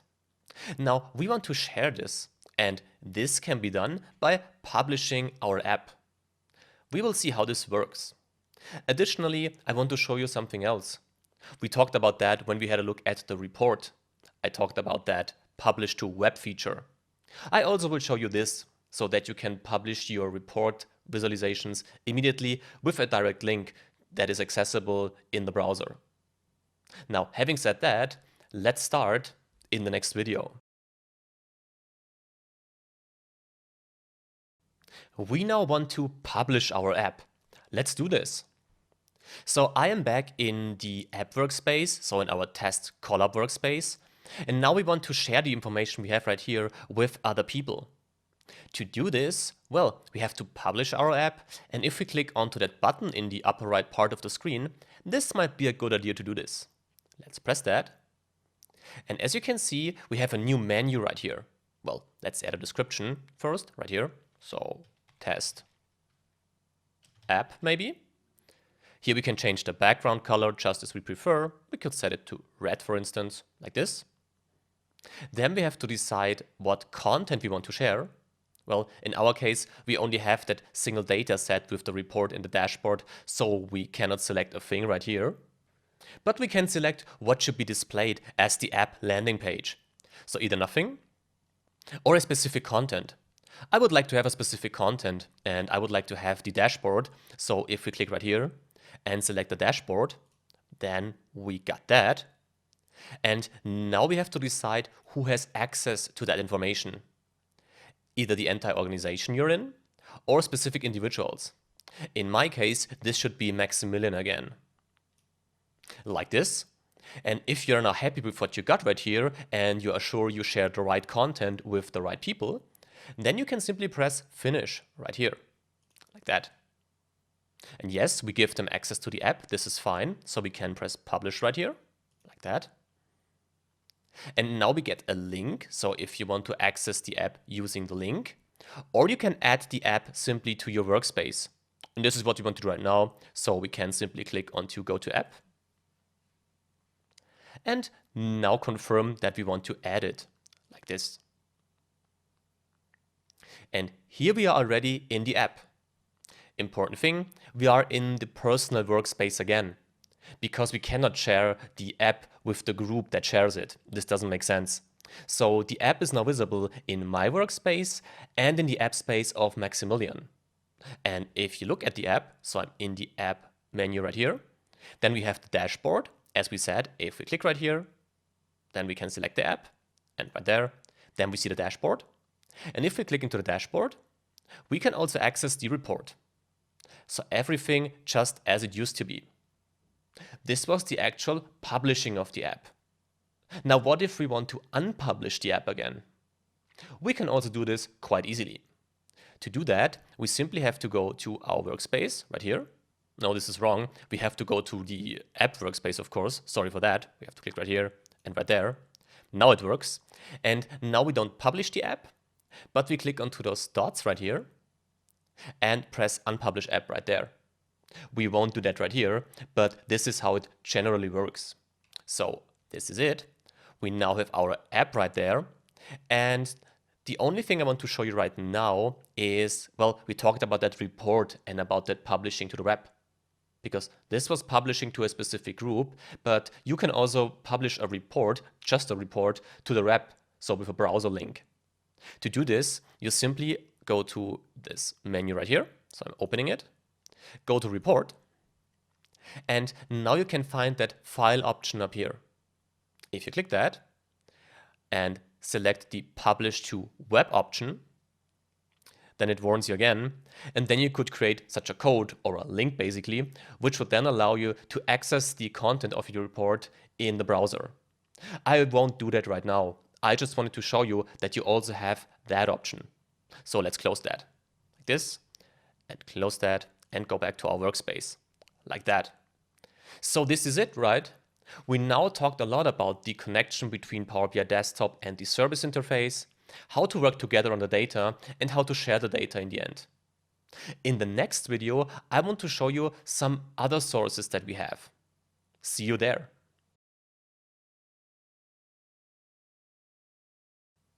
Time to take a look at some other sources that we can connect Power BI service to. So I am back in the workspace and in the app workspace to be more precise, but first I want to change back to my personal workspace. To do this, I simply go right here and click my workspace. Now we are back in our personal workspace again, and if we now go to get data down here, like this, then we can see that we talked about some of those data connection possibilities. We talked about the file connection, our local Power BI desktop file. We didn't talk about the connection to databases, but this you can see later when Maximilian will explain to you how this works. And what about this content pack libraries over here? I think we did have a look at one of these, didn't we? So we have my organization and services. Let's click onto the get symbol in my organization first and see what we got there. So let's click here. And as you can see, we can find our test collab app.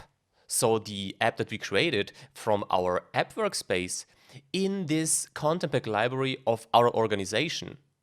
So if we click onto get it now right here, like this, then we are back in our app folder. And if we click the app again, of course, then we can open the app. We tried it before, so we know how this works. However, let's go back to get data then, like this. So we have that content pack library for our organization, where we saw our app that we just created.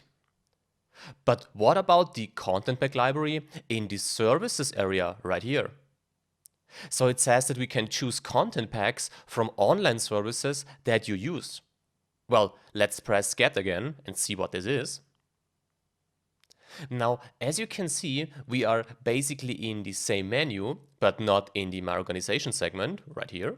Here we can find the app, but in the apps segment right there. And in this segment, you can find various predefined datasets with some predefined visualizations. So you basically can connect Power BI service to different other services. And those are quite a lot. Let's maybe scroll through it just to make sure that you get an overview of the amount of services of this predefined services that you can connect Power BI service to. So if you scroll through that page, you can see that you have a huge amount of predefined services that you can select right here. And we cannot cover all of the services, of course, now in this course. So I would like to show you one specific service that we can easily install right now and take a look at the visualization that it comes with. So let me first finish that scrolling, so just for you to make sure that you saw everything. So this is the end, and we can go to the next page, and we have even more. So if I scroll up again. So as you can see, various predefined sources. Now let's go back to the first page and select one specific service. As I said, I would like to show you one service as part of this video. So the service I'm referring to is Bing, and at the moment I'm not finding it. Here it is. So here we can see that we have some on-demand analytics of internet search activity. Well, if we click that, then you can already see what this will look like. So basically, well, let me just show you what you get. So if we click on to get it now right here, like this, then we can see that we can now track specific search terms and see how many times they were requested in Bing. So if I enter, for instance, Power BI right here, because this might be interesting also to you to see how interesting the Power BI tools universe actually is, and click on to add right now, right there, then you can see that we have an additional dashboard now, right here. And if I open the workspace right there, then you can see that we also have the dashboard here, of course. You know how this menu works in the meanwhile. But if you scroll down, then you can see that we don't have the actual data set in here. So what we get is a connection to the data, of course, so that the visuals can be displayed, but we don't see the actual data behind that dashboard. So we only have the dashboard with the predefined visualizations, but we don't have the report or the dataset. However, we can access that dashboard right now by simply clicking right here. And now you can see the search activity of the term Power BI in the last week. And you can see the total volume of that search term right there. And if we scroll down, you can see the top locations where the search requests were made from. And if you scroll to the right here, like this, well, then you can see some topics about Power BI Premium. We talked about that in the first videos of this module. And if we scroll up, we can additionally see the top languages and the volume change. So an increased demand, obviously, as we can see right there. So this is also something that we can do. We can connect Power BI service to those predefined content packs. So this was the last source type that I wanted to show you. As I said, we will talk about databases later, but for the moment, this is actually the overview of Power BI service. Now, we always talked about Power BI service, so a solution that you can only access using a computer. What if you want to access your data with the mobile phone? You can of course also do that, and we will see how this works with Power BI Mobile in the next video.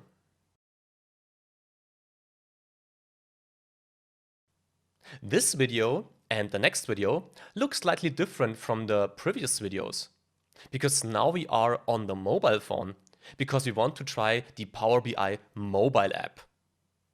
Now the first thing we want to do right here is we want to install the Power BI mobile app and connect it to Power BI service. Let's see how this works then. So here I am in the Google Play Store. You can, of course, also find the app in the Windows Store or in Apple's App Store. Now, let's first install the app and then start the app together for the first time. So after I installed the app, I opened the app the first time, and this is the first thing I can see.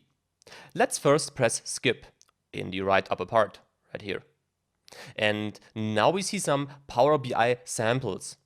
You could use that if you don't have any data in your Power BI service account to see what the app can do and how it can display the visuals. Now in our case, we have some data and some visualizations. So the first thing we should do is we should click in the upper left part, right here. And then we can see that we have that connect to account option. Let's do that now. So I click connect account. Now I want to connect to Power BI, of course, so the first option. Now I have to sign in using my email address, so the same email address we had in the Power BI service application. And after entering my account data, I am finally in the Power BI app. I hope the same thing is true for you. Now that we are good to go, let's press onto Start Exploring now. And what we can see in the upper left part is a button. Let's click that button now. And now we have an overview of the options that we have in the Power BI app. The first thing we can see are the notifications. We won't have a lot at the moment, so we don't need that. We have the favorites, and we could click that, right? Because we created a favorite in Power BI service, so we should have a dashboard there. Let's see how this works. And indeed, we can find our favorite dashboard in here, or our favorite dashboards if we would have more favorites. We could open that now, but I don't want to do that because I first want to show you something else.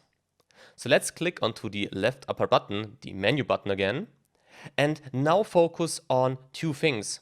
Not the two highlighted things, to be honest, only the apps, which is highlighted, and the workspaces, which we can see below shared with me. So I first want to show you the apps menu. Let's now click on apps. And here we can find our test Collab app, so the app that we created in our app workspace and then published to Maximilian and my personal account. If we now click onto the app, we can see two things. We can see this empty dashboard, which was automatically created when we connected Power BI service to Power BI desktop with the get data function. And we have our dashboard that we created, so our population dashboard. Now what can we do right now? Well, why don't we simply touch the dashboard now? Let's do this. And as you can see, we now get a single view of our visualization. But if we click onto it now, nothing changes. You can try that. So you can click wherever you want, you won't see any change. But we have two options in the upper right part of the screen. Let's first hit that pen. Now we have a new menu, and this menu is called Annotate. Now what you can do right here with that Annotate function is that if you look into the lower part of the screen, that you can select different things that you might want to add to your visualization. At the moment, we can, for example, simply, well, paint into it like this or like that. So as you can see, I'm really creative, so maybe we should stop that. The important thing is that you can click right here to add text. Here we have that beautiful painting option that we just saw. Here we can add some smileys, right, like this. And here we can erase what we just did. So this right button undoes the last step, so our smiley. And if we click onto the button next to it, then you can clear all annotations, like this. In case you want to share these beautiful annotations with other people, you can click the share button in the upper right part of that screen. But the important thing is that sharing here does not mean sharing it in Power BI, but sharing it, and this specific visualization, by the way, so without the data, just the visualization, to other people, for instance, using WhatsApp. But I have to add one important thing. If you send this picture, or if you share this in WhatsApp, for instance, then the recipient, of course, sees this picture and doesn't see the data, but you also send a link with that picture. And if he accesses this link and has access to the Power BI service, Then of course, this person has full access to the dashboard and the underlying report. So keep that in mind. Now, we won't do that right now, so we won't use this annotate function, but you have to keep that in mind, that sharing here does not refer to the classical sharing that we learned in Power BI. Now let's go back. And yes, we want to leave that. This is fine. But we have another option in the upper right part. We have that columns. Well, let's click onto them. So the first thing we can see here is that we now have a horizontal view. And the second and more important thing is that we are now in our report. So this means we can click into a visualization if you want to, or hit a visualization to be more precise, like this, and hit it again to unselect it. And we can, of course, scroll down and scroll up. And we can also see that we have that menu in the lower part. And we know that pen already. This is the annotations menu that would open, so we could paint into a visualization. And the more important thing here is that symbol right to the annotations. Because if we hit that, then we can change the pages. So if we, for instance, go to overview then we have our overview visualization right here. And we can also hit the slicer, of course, and select the different data that we have. So this is really interactive and has actually the same functionalities that we had in the service application. So this is what we can do in our app. So we can access the dashboards, and we can also access the reports, and we can share these annotations. This is nice. Let's now see what else we can do in the Power BI mobile app. So let's scroll up and go back. Go back again. Now I will turn the screen again for you so that you can see it in a vertical perspective, like this. And go back once more. And now again open the menu. And now that we understand how the apps work, it might maybe make sense to also take a look at the workspaces. And we can see that we have our both workspaces. So our personal workspace and the app workspace. Now we kind of know what the app workspace looks like, so we could now take a look at our workspace. Let's hit that. And this looks different, right? Because now we can immediately change between the dashboards and the corresponding reports. So here we can see our 4 dashboards. So our project population dashboard, the content pack that we added to our dashboard, so this being Power BI search term, and the 2 test dashboards. And if we go to reports then we can see the underlying reports that we have. Well, let's start with the dashboards and go to the left. And here we can again select our project population dashboard, like this. And we see that we again have our empty visualization that was automatically created. And we have our population visualization, so this tree map. But one thing changed. If you look at the upper part, you can find that new symbol with that person and that plus. So if we click that, then we can share this information. But sharing this time is not sharing it in WhatsApp, for instance, but sharing it in Power BI. So if we click onto add email address, then you can see what you can do. You can add an email address, you can add a description, you can define if the recipients are allowed to additionally share this dashboard with other people, and you see this warning down here, that the recipients will have access to the same data and reports as you have in this dashboard. However, we don't want to do this right now, so we can go back by clicking onto the X and clicking back again. And now we could again select our tree map right there. And now we see that we have the same options that we had in the app actually. We can add annotations again, and if we click into the upper right part, then we see our report. So this is what we know already, so I will now go back and go back again, and one last time. And now take a look at the reports up here. Let's also see how this works. So if I click onto reports and open our project population report, then this is the same thing. So this is what you have to know. You can either directly access the report by selecting a report, or you can start with the dashboard and also share that dashboard with other users. So let's go back. And once again. So this is it. We now took a look at the Power BI mobile app. And what did we learn? We can connect the Power BI mobile app to Power BI service, and access our workspaces and apps. Additionally, we saw a feature named Annotate, where we could add comments to our visualizations and also share these visualizations with other people not using Power BI. But we kept in mind that with the sharing of this visualization as an image, we also send a link to Power BI service, meaning that if this person has access to Power BI service and our data, then it can also see the underlying data of that visualization, so the whole dashboard or the report. Additionally, we saw that we have our classical workspaces. So we could use our personal workspace or the app workspace and have a look at the dashboards and the reports. Additionally, we could use the classical Power BI sharing features in that area, so in that workspaces section. And with that, it's now finally time to summarize what we learned in that module. Let's do this in the next video.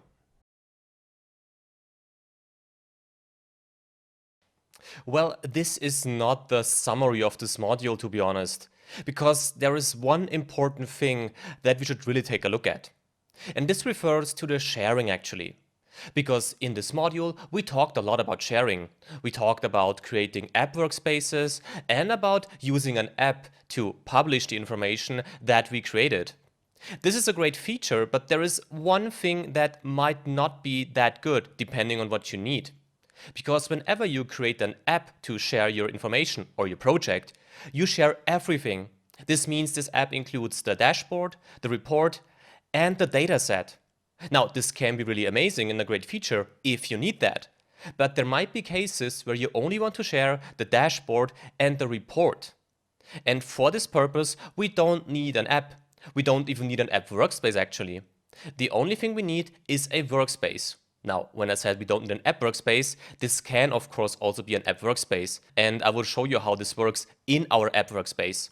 I just wanted to make sure that you know that this feature is available in each workspace type actually. Now I talked about the feature, let's take a look at now how we can share our dashboard and our report only. So I'm back in our app workspace that we created. You can see this right here. So I'm in this workspace right here. And up there we have that yellow button that was named Publish App. Now we can update the app. But this is always referring to the publishing function. And again, we publish the dashboard, the report, and the dataset. Now, if we want to share the dashboard and the report only, then we can simply click right here onto our dashboard. Well, and then we go back to this share button I mentioned in one of the earlier videos. And if you click onto the share button right here, well, then you can share the data. It says share dashboard, but the sharing will include the dashboard and the underlying report with other people. As you can see, the other person must be a Power BI Pro user. That's the only requirement that you have, but this person can use the trial if you just want to try out that feature. However, how does this work now? Well, the first thing you have to do is you have to enter an email address, and that's important. This can be an email address within your organization or also an email address outside your organization. Now, I will show you this now in an example, so I will use another email address of mine, which is outside the organization. That's important. But as I said, the same thing is of course possible with an email address inside your organization. However, I will now enter my email address. Now I wrote my email, and if I now click right here, well, then we see this warning. As I said, I'm using an email address outside my organization. But the good thing is with that warning that this doesn't mean that it doesn't work. It's just a warning to make sure that you are aware of the fact that you would share content that might be internal content with a person outside of your organization. However, in this case, this is fine. So if we scroll down now, then we can define if the other person should be allowed to even share this dashboard with other people. Well, I would say no in this case. And then we can define if we want to send an email notification to the recipient. I think this is something that we want to do, so let's tick that. Well, and that's it actually. We now can simply press on to share down here. Now we can see that the dashboard was shared successfully. And if I now quickly change to my emails, then I see that I now received an invitation to a dashboard. The important thing here is, of course, that the account in Power BI and that this account are not the same accounts, just to make sure that you're aware of that fact. However, I now received that invitation, and if I click right here then onto this link, Well, then this is German now. I'm sorry for that. But if you just click down here, this should be something like sign in English, like that. And then simply select the email address that you invited to Power BI. Then we can see this. So we only see our dashboard right here, right? So not a lot to do besides that. And we can click into this dashboard, of course. And then we see our report. And of course, we see our report with the different pages, the relationships, the measures, and all the other beautiful pages that we created. We can also add some filters right here, like this. But as you can see, even if I click into report or try to do whatever I want to do, there is no way to access the entire dataset. One limitation, of course, if you click onto a chart right here, for example, and then click onto the dots, then you can, of course, export the data. But important, this only refers to the data that are used in that visual. Well, and as the person sees this visual, the data shouldn't be too confidential regarding that. But the rest, so the entire dataset, is not included if you use this sharing option in Power BI. And this is it actually. Now that we also know this, we are really done with this module, and now is the time to take a look at what we learned. So in the next video, we will have our module summary then.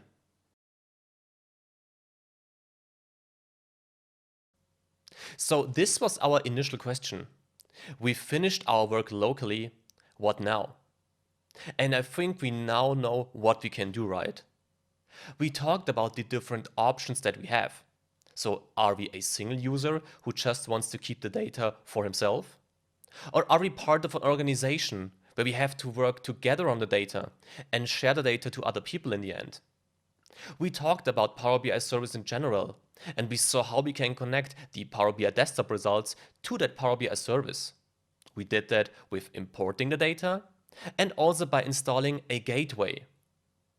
Additionally, we created our app workspace to collaborate with other colleagues on the work we want to do. After we finished that app workspace, we took a look at how we can share the results with other people.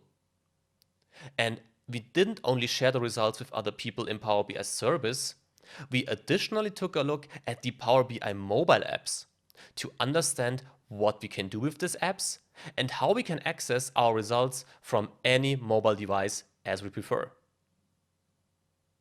So this was it. We now talked about the basic tools of the Power BI universe: Power BI desktop, Power BI service, and Power BI mobile. And we could stop right here, but we won't. Now it's time to dive a little bit deeper and to talk about some more specific topics regarding data connections or custom visualizations. And this will be introduced to you by Maximilian in the next module.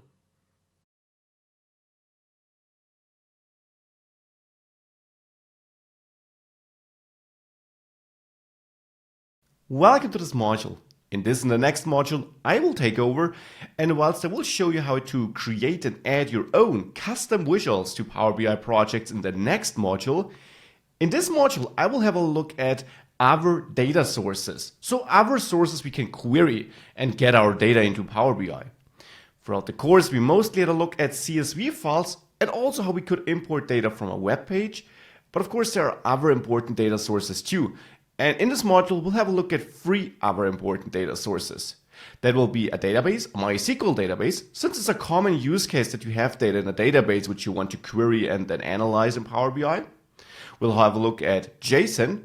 JSON is a data format, kind of an alternative to CSV, you could say, but it's structured a bit differently. It stands for JavaScript Object Notation, and it's often used in web development and a lot of RESTful APIs. So web services you can query, return data in that format. And that will also be the third data source, querying such RESTful APIs. So sending HTTP requests to URLs which don't return a web page, but just some structured data. So these are the 3 sources I want to have a look at, and in the next lecture, we're going to start with JSON. I prepared this data.json file, which you can find attached to this video, and you may download it. And if you open it like this, it's pretty hard to read. It's in the JSON format, obviously, and here what we will have is some sales, and then that's an array of sales, so a list of sales with structured data in that array. And that is also what makes up JSON, this structured data approach with nested objects. We will see in a second why that is tricky or special when importing it. So that's the data, you can find it attached as mentioned. Now I'm in a brand new Power BI project, and of course I want to get some data. And now if we click on more, we obviously see a lot of import data sources, and you saw that before. Now, as mentioned, we'll have a look at JSON, MySQL, and the web here in this module. And I want to start with JSON, since we just saw that we have some data in the JSON format. So let's double click JSON and pick that data.json file you find attached. And now it looks something like that. And that, of course, is data which is pretty hard to work with. It's just sales and a list. We can click on list actually, and now we have a list of records. Still not that useful. Now you can click on one of these records and you see a single item in this sales array. So here that's for India, we have a volume of 120, and then we have even more nested data, the transactions, which is again a list of records. If we open that, now we got the individual transactions. Now it would be nice to have one single table with all the data, than having, well, this kind of nested data source here, which makes it really hard to work with, and it's not really in the format we want to work with. So let's not drill down into that, and let's instead simply convert this into a table on the top left here. If you click this, now you see it converted this in a table so far that it created a column name with our sales and a value which is still a list. Here, however, we get a new button, and that actually is the same button you can find under Transform, and then it's here, Expand. If you select this column, you can click Expand, or again, this button, and you're asked to expand this in new rows or extract the values. Let's start with the values, and if we click OK here, take a few seconds, you see that didn't really work. Because extract values would only work if we had a list of values in there we could use. We don't, however. We have more structured data in there. So instead, what I will do is I will choose the first option and expand to new rows. And now we have a couple of sales records where we have the individual records. So the list has been mapped into our main table, which is what we want because we want to work with one single table in the end, right? Now, however, that is still not that useful, so why don't we expand this one more time? And keep in mind, you can always do this here on the right, structured column, expand. And now you are actually asked, which fields do you want to expand? Because if I close this and we drill into one of these records, you see these are the three fields we have: region, volume, and transactions. Now with that, we can remove that, and let's pick OK now. Now we're extracting the values, because we don't need to add new rows. We don't have structured data on that level. We had free value fields instead. And here we have the free values. We have our regions, our volumes for the regions, and then again a list. Now, inside the list, we'll again have structured data though. So if we choose extract values here again, well, guess what? We get an error again. Because if we have a look at a list item, it's a record. It's a structured data. We can't see any values there. So instead, let's remove that step here and then click expand again, expand to new rows. Now that looks better. Now we have sales for the different regions with the volumes, and we have multiple rows for each region because we have the different individual records, the transactions. So now if we click this one more time and we extract the values, date and volume, now we have the finished table with our sales, 4 regions with the total volume, and then the individual transactions. Now, of course, it depends on what you want to analyze. Maybe you were only interested in the total volume, then you could have stopped way earlier. If you're interested in individual transactions, this is how you drill down and create a table of the structured data in an unstructured data here in a table, in a 2-dimensional table, by expanding the different data sets you had in your data source. So that's now the finished table I want to work with. The last thing I want to do is I want to assign some types here. So what I do want to do is I want to right click on my volumes change the type to a whole number and do the same for the value volume here, whole number, and that here should clearly be a date, so let's pick date. With all that, we can click close and apply to apply the data, and we're now ready to analyze that. So for example, we could create a column chart here, make this a bit bigger, then pull our transaction values in there. So let me resize that. And now let's take the volume of our transactions into the value field, maybe date as an axis, and finally the value region as a legend. Finally, let me increase this a bit more so that we not only see it on a per year basis, we could drill down into quarterly or monthly data, and now we see for the different regions our different values. That would be the finished analysis. The chart is not that interesting here. The key part was to understand how you can import JSON, and I hope this became a bit clearer, how you drill down and how you expand these columns which hold the structured data or the lists of values, and how to then get this into a two-dimensional table. In the last lecture, we had a look at how we could import and use JSON data in our project, in our Power BI project, and it was a bit difficult because we had to drill down into the data structure and make sure we transform it into a two-dimensional table we can actually work with. In this lecture now, I want to take it to the next level, and whilst we will in the end still use JSON data, I want to show you how to get this data by directly querying a RESTful API service, and which better service to query than the Star Wars API. So feel free to Google for Star Wars API so that you can visit swappy.co, and here you'll find an explanation on how it works and what you might query, and I'll show it here on your web page.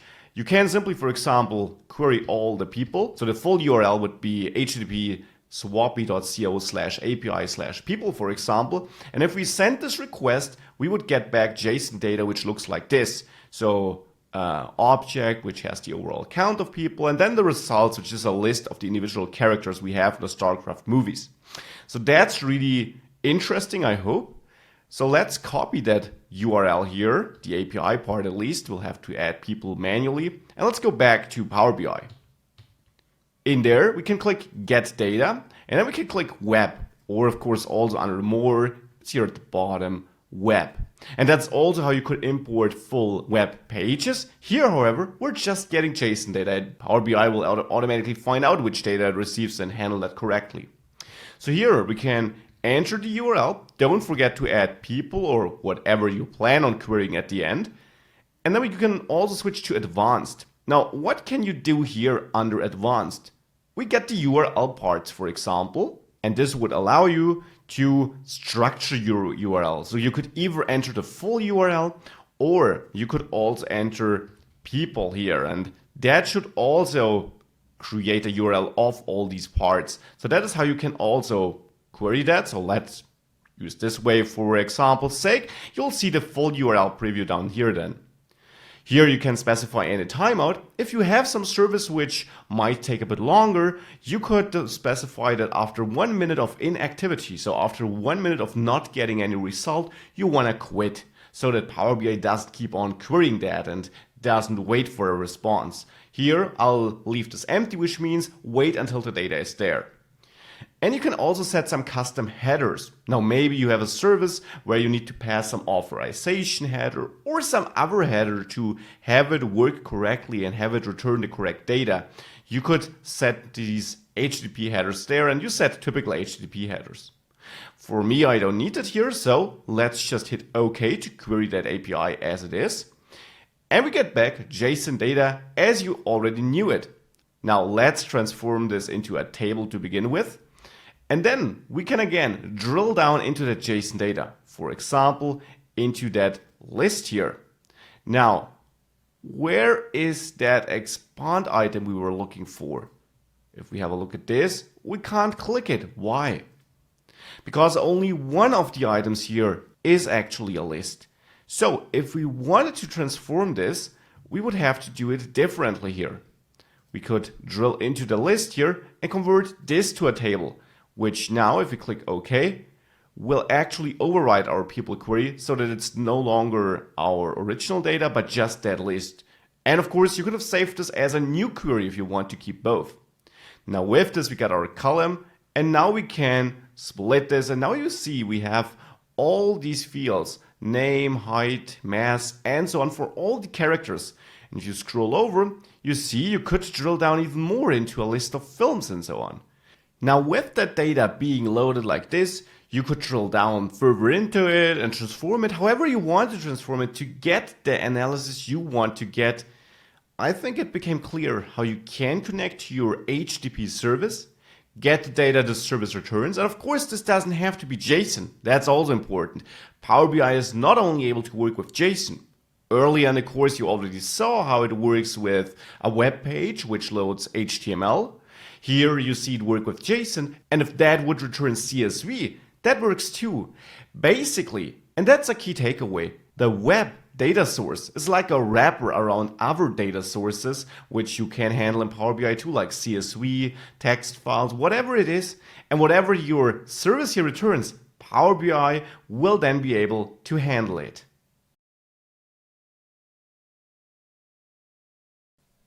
In the last lectures, we had a look at JSON data and at importing data from the web, from a RESTful API, for example.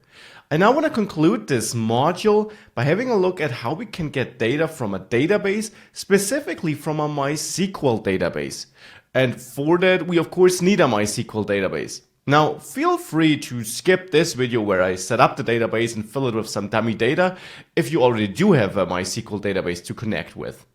So what I will do in the case that you don't have one, I'll go to mysql.com, and since MySQL is free, you can run your own MySQL database for free. We can go to downloads and choose the community edition, which you can find at the bottom here. Now then on the left, you may choose MySQL on Windows and download the MySQL installer to quickly get going with MySQL and installing it on your Windows machine. Of course, MySQL also runs on Linux. And this is just an example because you probably are using a Windows machine if you're working with Power BI. So let's download this installer, or click on the link first. And then at the bottom, you can choose between two options. The first one simply is the web installer. Here all the required files will be downloaded during the installation process. The second one is the all is in the installer already alternative. Now since I won't install all features, I'll go with the web downloader, the first version here. And you're prompted to log in, but you actually don't have to. You can just click on no thanks, just start my download. Now this will download the installer obviously, and once it did finish, I'll walk through it together with you. So the download finished, let's now run the installer, hit run. And now in the installer we of course have to accept the license terms. And here I recommend choosing custom so that you can customize what will get installed. You can click next. And now what do we need? We of course need a MySQL server, so the server running our database. And just to make this really clear, this server will run on our local machine for testing purposes because we need a database to connect to. Of course, in a real scenario, that is going to run on a server, on a place in the internet somewhere. So here, let's go to MySQL server and choose the version which is appropriate for your operating system, add it to the list of to be installed features. We should also have a look at applications though, because whilst we do not need the majority of these, the workbench is pretty handy to be installed because that is a tool running on our local machine which allows us to administer our database. So if you want to add some dummy data, add some tables, that is a tool we definitely want to use. So let's also add this to the list. And with that, we're done for now. You can now hit next. And here you can choose a place where to install it. Once you adjusted this to your needs, you can hit next again. And it will now install the two features or applications we selected.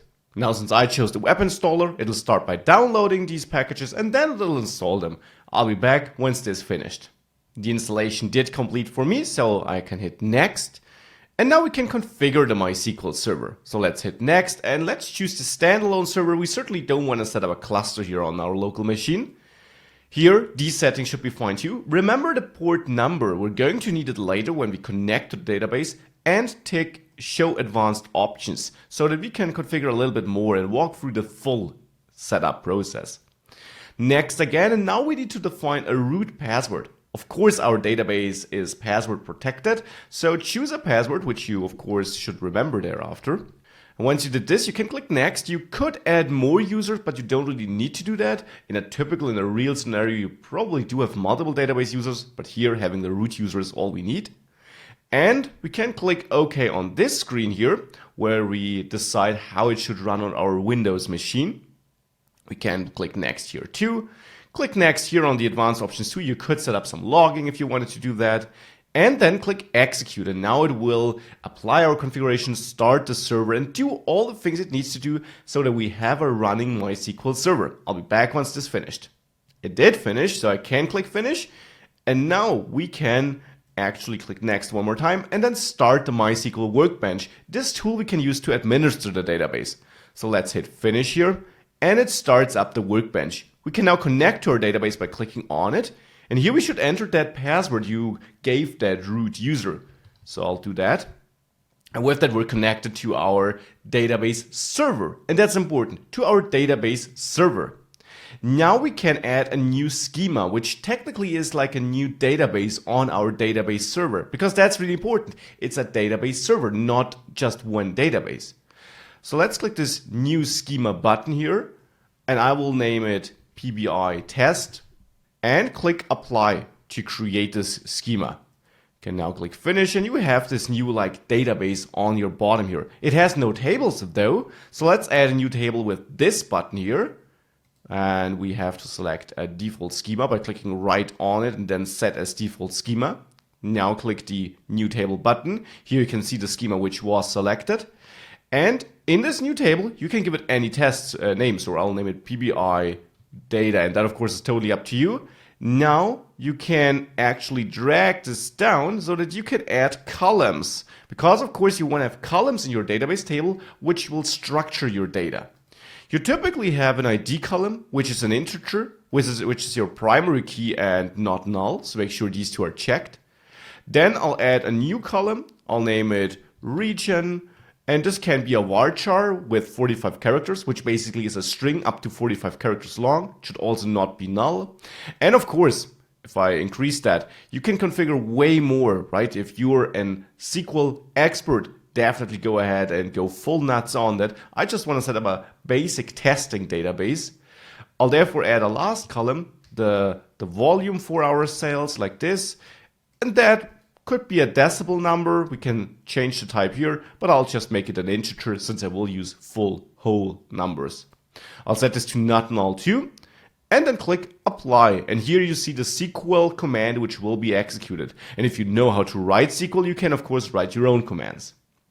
So I'll click apply here and finish. And now you see that this new table was added. It is empty though, of course.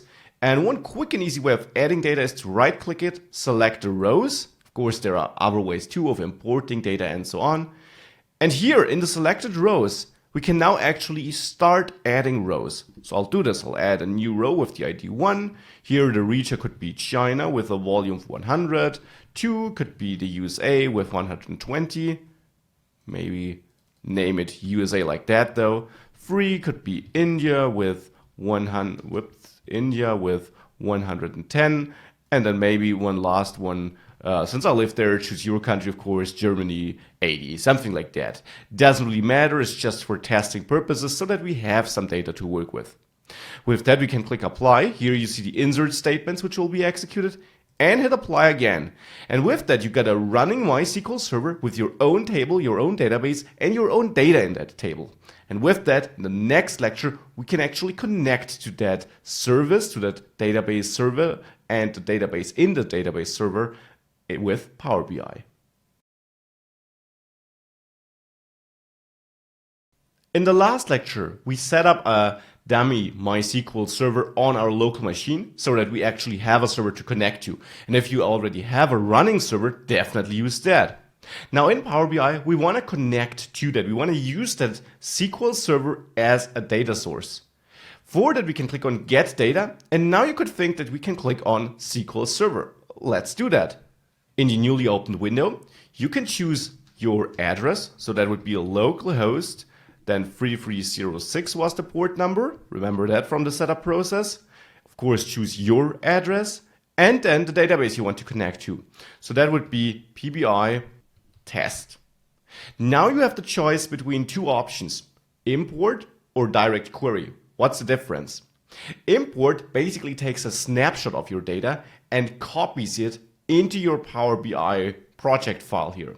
So the data is taken from the database, a SQL query is executed, but the returning data is then taken and stored in your Power BI project.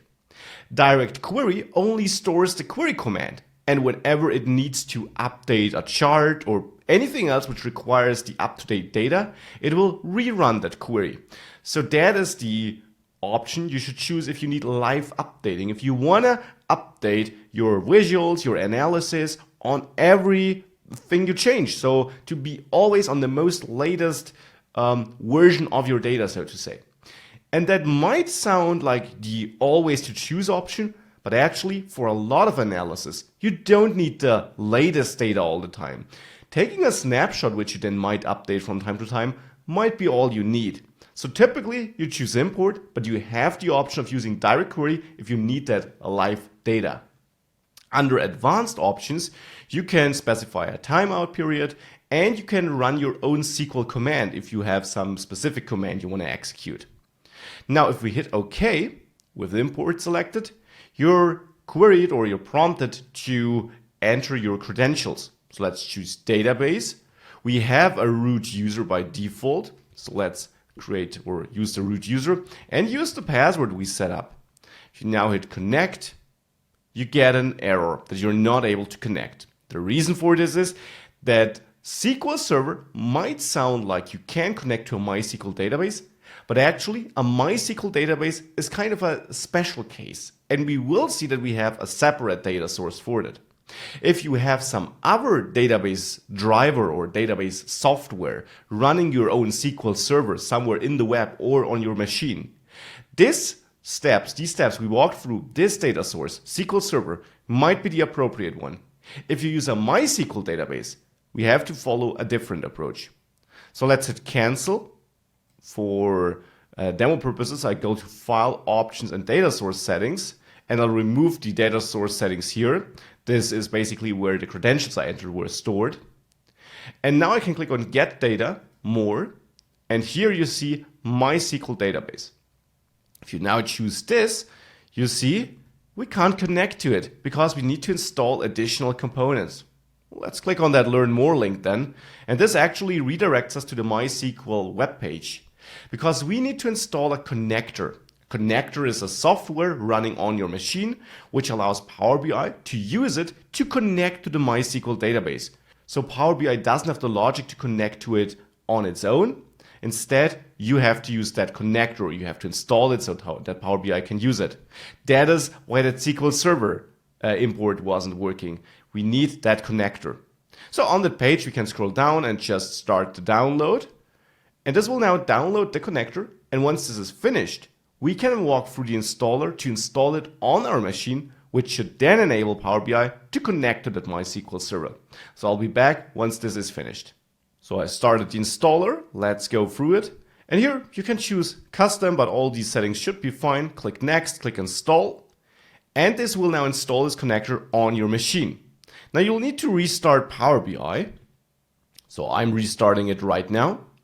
And once it did restart, you can go to Get Data again, More, go to MySQL Database, click Connect, and now you should be able to proceed.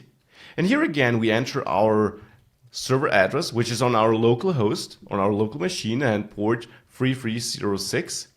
And then the database. The database still is PBI test. We can also specify advanced options here, a timeout and a SQL statement. But one thing we can't do is choosing direct query. For MySQL, it's always going to be the import, the snapshot. You can't choose direct query. It's just not possible because that connector is being used. If you need to do that, you'll need to use a different SQL server. You can't use MySQL with Power BI. So that's just not an option, but keep in mind, oftentimes, maybe most of the times, a snapshot is all you need. And the direct query thing might sound very awesome, but you actually don't need to update your data on every tiny change you make. So let's go with these settings, click OK. And again, we reach that page where we have to enter our credentials. So let's click database. And again, let's enter our username, which is root by default, and then our password and click connect. Now we can hit OK here on this encryption warning, and you will be presented with this navigator. Here you see all your tables in the database you connected to. If you check this, you see the data in the table, and you can now load it or edit it. If I click edit, you see it detected the types correctly, so we can click close and apply. And now it's importing the data as a snapshot from our database. Therefore, if I add my column chart here and I drag volume in here and then region as an axis, you see my volume region data from the database. And this is how you can use MySQL as a source for Power BI. And as you saw, you could have used SQL Server too. In this module, we had a detailed look at how we can use different data sources in Power BI. And if you have a look at the Get Data field here, you of course see there are way more. And I can only encourage you to play around with these. A lot of them, or probably all of them, are very easy to use, since the wizard or this navigator you get here is really comfortable to use for most of them. A lot of them also can be imported in different ways. For example, text and web. If your web resource gives you back a CSV file or JSON, well, that will be handled by an appropriate import step here or import loader. And again, just play around with these and use the one which suits your data. There are a lot of pre-configured options, so definitely there should be something which helps you.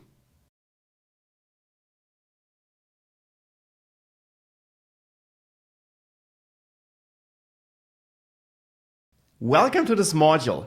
In this module, we'll have a look at how we can build our own visuals, so our own charts for Power BI. To be honest, Power BI ships with a rich library of charts, and that might be all you need. But it is great to know that you can build your own charts. It is great to know how that works. And you can build these charts not just for you. You could also publish them, and there is an official catalog of custom visuals, of visuals created by other people than Microsoft, which you can browse, which might already hold the chart, the visual you were looking for. So in this module, we'll have a look at how we can set up our development environment to get started developing our own visuals. It's pretty easy, no worries. And then how this works. Of course, this module will just get you started with that. If you then want to dive deeper into this, you can do this. You should have the basic knowledge to then dive deeper into it. But enough of the talking. Let's start diving into it and let's learn how we can build our own visuals.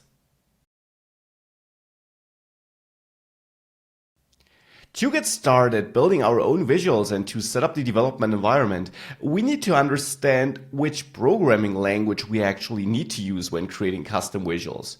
And as you might know, there are a lot of different programming languages. So are you free to choose whichever language you want? Well, not really. Custom visuals in Power BI are simply just HTML documents in the end. So each visual you drag into your report or you add to your report is just a tiny little HTML document, a little web page, you could say. Now, of course, it misses a lot of the features web pages typically have, but all the graphics, everything you see, is created with HTML, CSS, and JavaScript, the three languages you use for creating web pages, at least from a front-end perspective, so from what runs in the browser. If you already know web development, it should be easy to follow along and build your own visuals. And if you don't know it but plan to dive deeper into creating your own visuals, learning web development, especially, as mentioned, front-end web development, might be a great idea, since this is what you will use to build your own visuals. Now, whilst it is true that we use HTML, of course, visuals, charts, often are about shapes, rectangles like in a bar chart, as you can see here, or circles or anything like that. And whilst you could build these shapes with normal HTML, There is one specific HTML element which really makes your life easier here, and that is SVG, Scalable Vector Graphics. In a normal web page, you can embed SVG graphics to quickly add such shapes or such illustrations to a web page. And it's the same for your visual. Since you use HTML, you could use SVG here. And that's the great thing. With SVG, you can easily build these shapes. Now with SVG in HTML, we get a powerful way of creating our shapes. So what we will do in the end here is we will use web technologies as mentioned before. So that's HTML, CSS, and JavaScript, though I have to say something about that JavaScript part. We don't actually use JavaScript when creating our own custom visuals. We use TypeScript, which is a superset to JavaScript. So what is TypeScript and why do we use it? If we have a look at vanilla JavaScript, which is the language which runs in the browser and which also runs in Power BI in the end, we know that, it runs in every browser and it's a powerful language, but it misses some features other languages have. For example, the support for strong typing. In JavaScript, and you may already know this, if you have a variable which holds a number, you can easily assign a string thereafter to it and JavaScript won't complain. That can be an advantage, but oftentimes it's a disadvantage because your code is unpredictable and you as a developer can run into problems which you can't detect during development, which only occur once your app runs. That is one of the issues TypeScript fixes. It adds many new features to JavaScript, for example types, but also other things like classes or interfaces. So it makes it easier for you to code your app to work with JavaScript or then TypeScript. And that is the main advantage. What will happen though is it is always compiled to JavaScript during development. So you write TypeScript code and then some program, some compiler, TypeScript ships with one, will automatically compile the code to JavaScript once you're done so that what runs in the browser or in Power BI in our case is JavaScript. And that is important. It is JavaScript, but we use TypeScript during development to get these extra features to have an easier life, basically. So that is the language we'll use, TypeScript, together with some HTML and some CSS, but most of the work will happen in TypeScript. Now, one issue we might face is that we, of course, have a data-driven document, and we will have a look at this in the next lecture.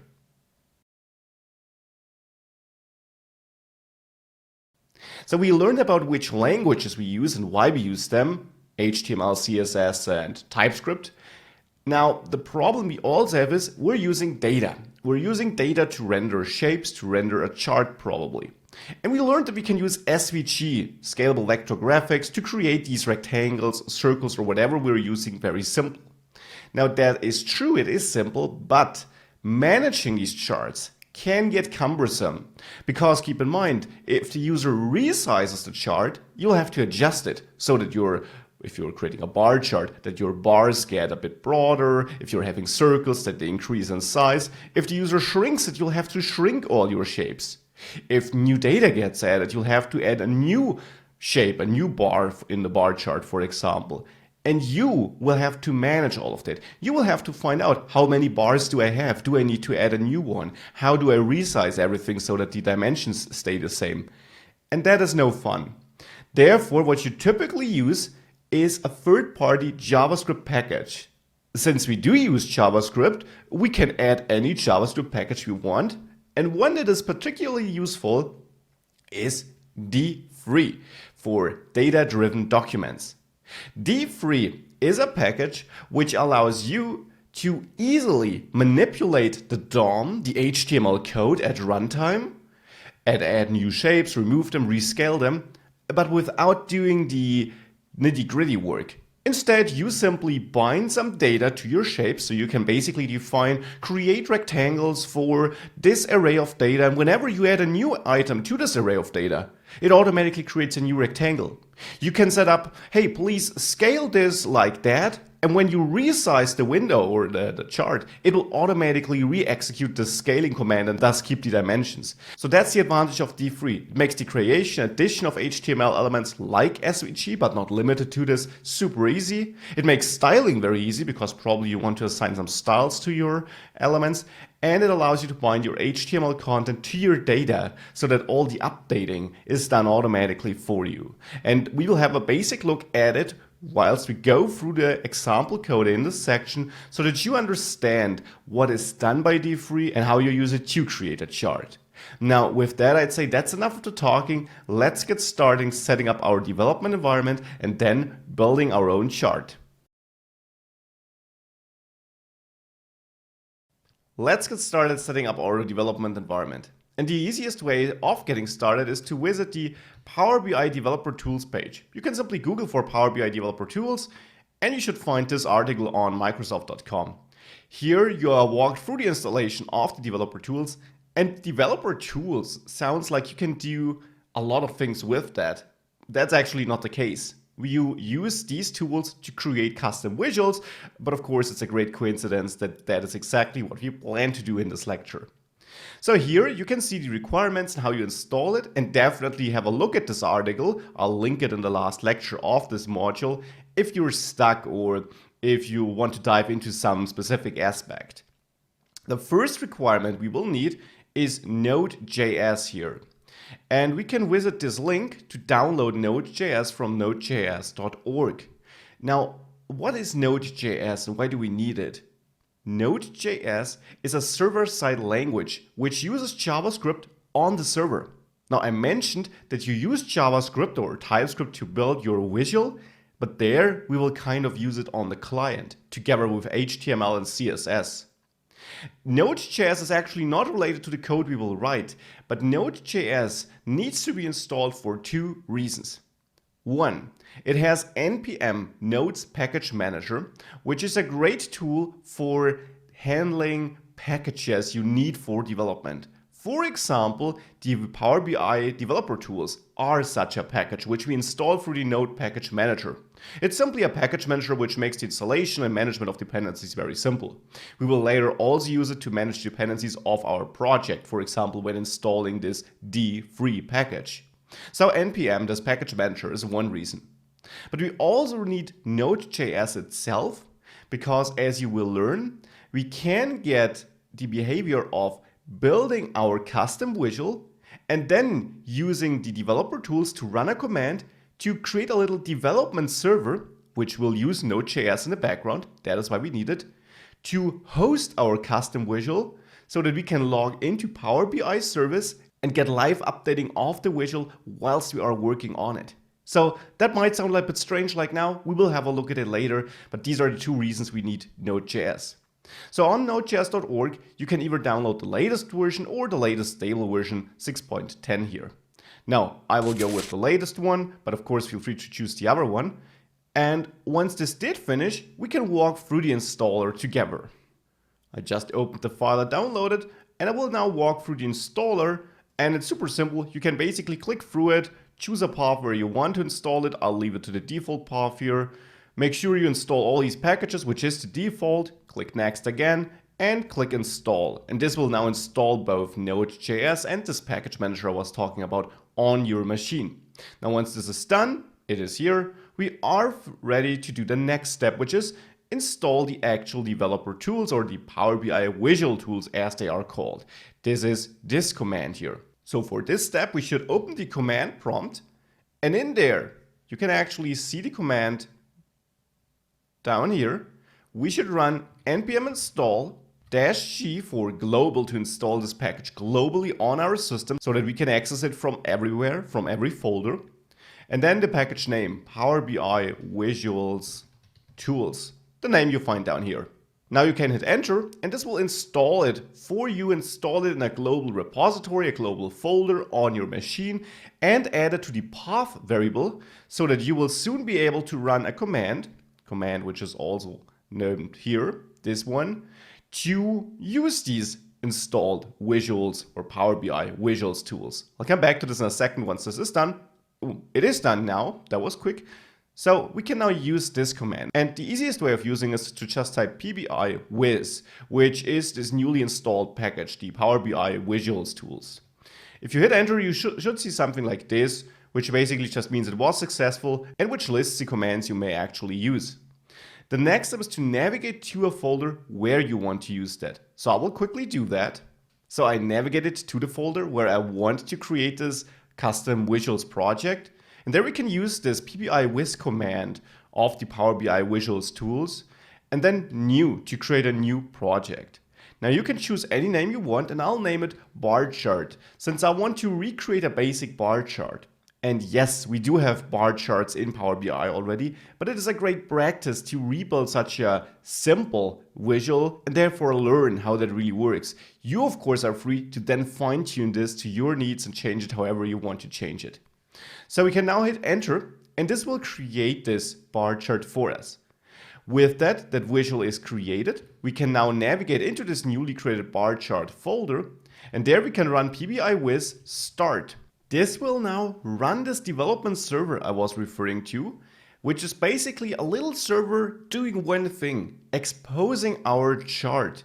Now we need someone listening to that server and getting this chart info. And this someone is Power BI. Now here's one important thing. We won't use Power BI desktop during development. We will use the Power BI service in the internet because that service is able to listen to our development server here and get the live updates of our visual. So the next step for us is to visit app.powerbi.com and there you should log in. And once you did log in, we need to enable the development mode. We do this under the gear icon here and then settings. And there under developer, you might want to check this box here. And now once you did tick this, you're ready to view your own visual. Now to do so, we need to have some data with which we can play around. So let's quickly publish some data to our Power BI service. You can find an example data file attached to this lecture. So I'll quickly start Power BI desktop to then import this into my Power BI desktop file and publish it to the service so that we can use it here and see our custom visual in action. Therefore, in Power BI desktop, you should save this file. And then once you did this, click get data from a CSV file. And then it is this data.csv file, which again, you can find attached to this file. Now this will import it and that automatically is all correct here. So let's hit load. And once this did load it, let's quickly have a look at this data. We got sales and region. That looks all right to me. If we have a look at our query data, let's see the types, text and a number. That's also correct. So now we can hit publish to publish it to Power BI service so that we can use it there. I'll publish it to my workspace. And after this has been downloaded, we can go back to Power BI service to finally see this first basic custom chart, the PBI Wiz command already created for us. So back in the Power BI service, here we see the bar chart dataset. And in the report, here if we edit this report, you can see this new visual here. It wasn't there before you ticked the box in the settings. This is the developer visual. And if you click this, now you see this is the visual which was created by PBI Wiz new. It has this update count text and if you resize it, this number increases because there are a couple of update events fired because on each resizing it of course needs to update the visual, but more on that later. This is our first visual as it was created with PBI Wiz new. Now let's have a look at the code which was actually created to understand what's happening there. In the last lecture, we got started with our custom visual. We set up our development environment and we can see our own visual here in Power BI service, which is again where we will stay for development. But now it would be nice to see the code which was created. And for that, we need a code editor. Now, if you already have your preferred editor, feel free to skip ahead. I can strongly recommend the Visual Studio Code Editor by Microsoft. It's great for working with TypeScript, which is exactly what we'll be doing, and it is free. Now you can simply visit code.visualstudio.com and then download the version for Windows. Now I already do have it on my machine, so I won't walk through the installer. It's super simple though. So let's open that tool now. And it should look something like this once you opened it. You can then click Open Folder or File, Open Folder to open a new project, and then select that bar chart folder you created. Now, once you did this, you will see all the files and folder in this project folder here on the left. For us, the most important file is in the source subfolder, the visual.ts file, .ts for TypeScript. This file contains all the TypeScript code, the code which is responsible for displaying our visual and that it looks like, right? Now, I'd say a great next step is to understand what this code actually does, so how it does lead to this visual we have, before we dive into all the other files and folders and understand what else we do have here.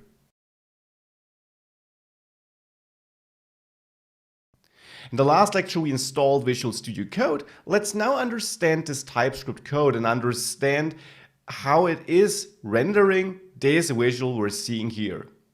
Now, you don't need to be a TypeScript expert, but some programming knowledge of course helps, as it does for this whole section. What we do have here is we bundle all our code into a module, and that's not that important, it just bundles it into one logical unit. Then we export a class, and we may ignore the export, but a class is a certain programming construct which again kind of bundles a couple of functionalities into one object. And if this is all brand new to you, I strongly recommend picking up some basic programming course first, because without any programming knowledge, this is going to be hard. So what do we have here? This class implements an interface, iVisual. And an interface is just a contract which forces this class to have a certain method, for example. In this case, to have an update method. If I were to remove this method, it would fail, we would get an error. We would get this error here in the command prompt where our server runs. And as a side note, keep this running, don't access this process. It will automatically recompile your code whenever you change something and ship a new version of our visual to the Power BI service. So this is where we would get an error, and that is what the contract forces us to do, include this update method. Why do we need this contract? Well, keep in mind that here in Power BI, and that is also true if we later run it in Power BI Desktop, which of course also works then, that there, if we resize the visual, for example, we need to be able to call some method which changes, which updates our visual. And if we were free to choose any name we want, how would Power BI service know which method to call? It wouldn't know it, right? So we have this contract which ensures that when Power BI service or Power BI Desktop calls an update method in our own visual, that this method exists. And this is what iVisual does. It forces us to have an update method. Because it is in this update method that our logic lives, where we actually display the visual, we could say. We do create the visual in the constructor, which is a method which is called once this visual is created for the first time.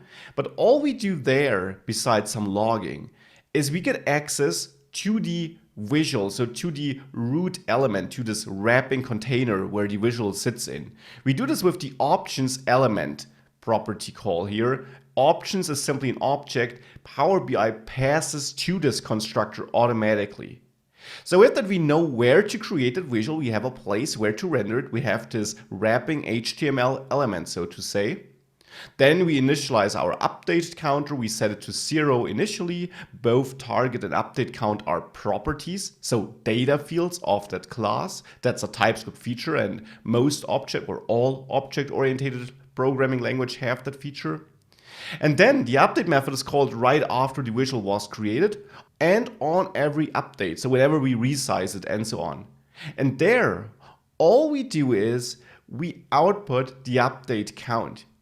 We do this by getting access to this target, this wrapping element, this wrapping HTML element, calling the inner HTML property, which is a property all HTML elements have.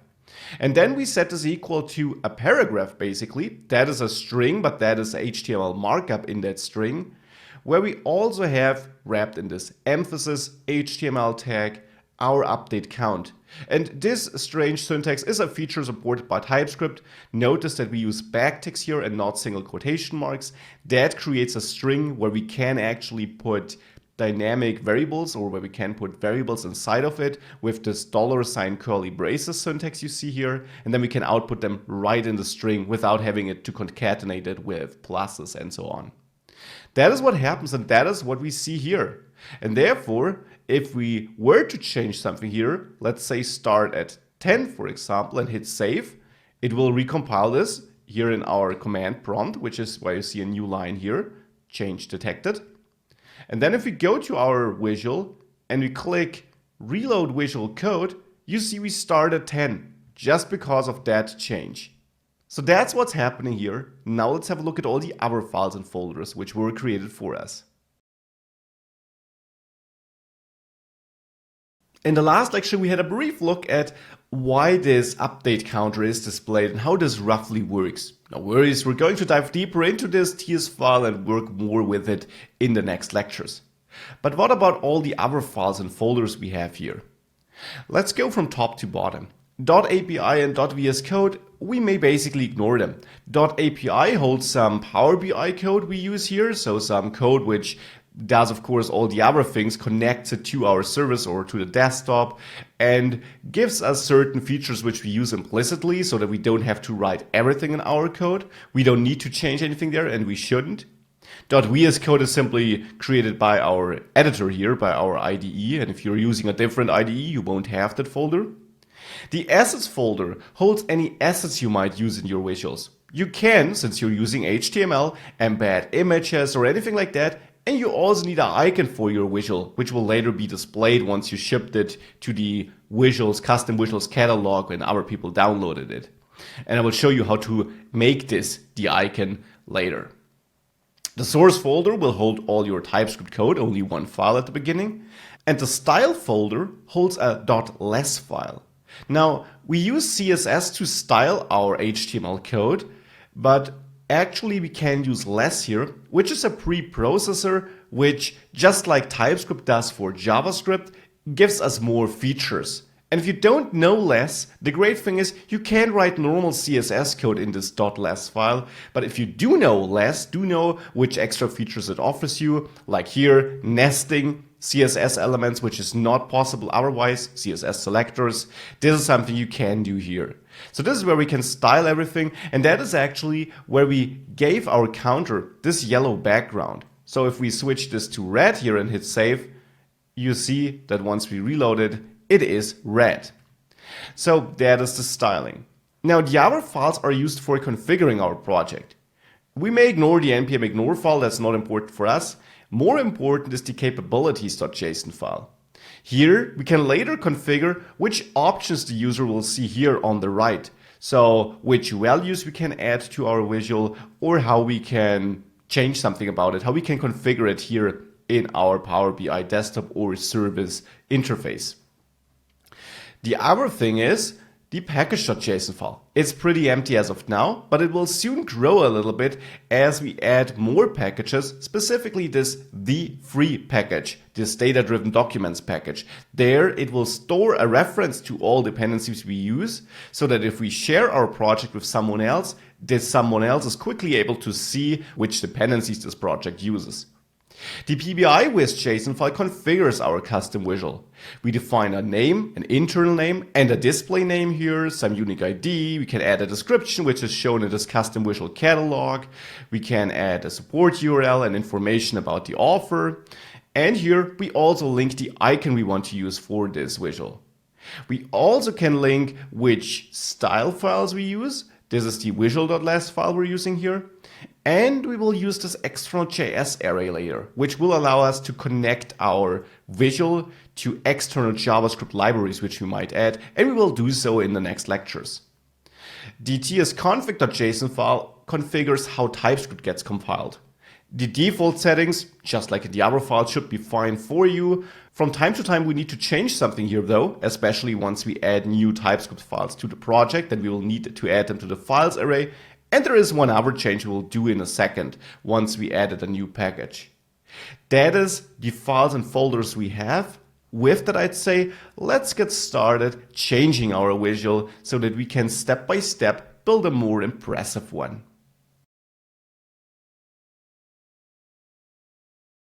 Now that we learned about all these files and folders, let's start changing our visual and let's leave the easy example of having some text in here. Instead, it would be nicer to have some real shapes. And as I showed you earlier in this module, for shapes, we can use dfree, this package which makes it easy for us to build and manage SVG or actually any elements, but especially SVG elements in our chart. So for that, we need to install that package, and we do this in the command prompt by canceling this running process. On Windows, you can do this by hitting Control-C twice, or 3 times actually, to skip this and automatically quit. On Mac or Linux, which you can also use for developing this, you also press Control-C but only once. Now this quit this process, and now we need to install a new package, which I will do by running npm install, and now not -g, because I don't want to install it globally. Instead, it should stay in this bar chart project, which is why we should run it in this folder. And there it's the dfree package. Though here I won't use the latest version, since there we had some substantial changes and it doesn't have any disadvantages of using the older one. So the version I will use is actually 3.5.5. Now I will add a flag --save, which will add an entry to package.json. You don't need that flag, but to keep track of all the dependencies, you should add it. So now you can hit enter, and this will now download it and create a new folder in your project folder, the node modules folder, which stores all your dependencies. If you go back to your editor and click this refresh icon here, you will see this new node modules folder, which holds all third-party dependencies you installed, the dfree folder and dependency we installed with this command. You can also see that we now have an entry, the package.json file. Now this is one thing, and we also now need to inform our project about this third-party package, because it is this PBI start command which will bundle all our code in the end and pull all our files together. So we need to inform PBI the Power BI visuals tools, that we added a new package which it should include. And we do this in the PBI.json file here under external.js. What you do is you simply link that file by pointing to node modules /dfree. And then in there, and you can actually have a look at this, in dfree, we want to include this dfree.min.js file, so dfree.min.js. And this will make sure that we actually have this file available. So don't forget to save this PBI.json file. And with that, we're ready to use dfree, well, almost. Keep in mind, we're using TypeScript here. And since we use TypeScript, we actually need to install a bridge from this JavaScript package, which the dfree package is, to TypeScript code. Because TypeScript doesn't recognize the shape or the schema dfree uses. So we can't get TypeScript support for dfree if we just install the JavaScript package. Because how would TypeScript know which type a certain object there uses and so on? It couldn't. Thankfully, a lot of these translation files are available for download, and we can easily install the types for this dfree package by running npm install, still in the same folder, in the bar chart folder. Now, add types dfree, and here version 3.5.38 with the add separator in between. And then I'll add --save dev to mark it as a development only dependency. It will then be stored as such in the package.json file, and it is clear that we only need this during development because we only use TypeScript during development. I can now hit enter, and this will install it and also store it in the node modules folder, as you can see in there once I refresh this. Here we have the types folder. With the types installed, we need to add them to our tsconfig.json file. Because right now tsconfig or TypeScript wouldn't be aware of these types. So what we add here is the type roots node in this JSON file, which takes an array as input, and that should be type roots. And in this array, you simply add a path with / for a relative path pointing to your node modules folder. And in this node modules folder, it's the add types folder. And with that, we're telling TypeScript whenever you're encountering some code you don't recognize, like us calling dfree, Have a look at the Node Modules Types folder and see if you can find some translation for it there. And for D3, since we installed it, it will find that. Don't forget to save this change too, and thereafter, don't forget to rerun PBI-Wiz with the start command to keep on compiling our code. With that, we installed D3 into types, and we're now ready to use that to create our own shapes and add them to our chart. In the last lecture, we installed D3 and the D3 types. Let's now use this package to create a shape. Now, in my own visual, I will get rid of everything I have in these functions, so of all the code, so that I just have the class, the constructor, and the update method. Now, in my class, I want to add a new private property, which I'll name SVG, which will hold a reference to this root SVG element I'm about to create. Therefore, I can define the type, and this will be D3 selection, and this is a generic type, which means a selection can hold all kinds of HTML elements. It will be a SVG element. So I'm basically saying this SVG property will hold a reference to the SVG element I'm about to create.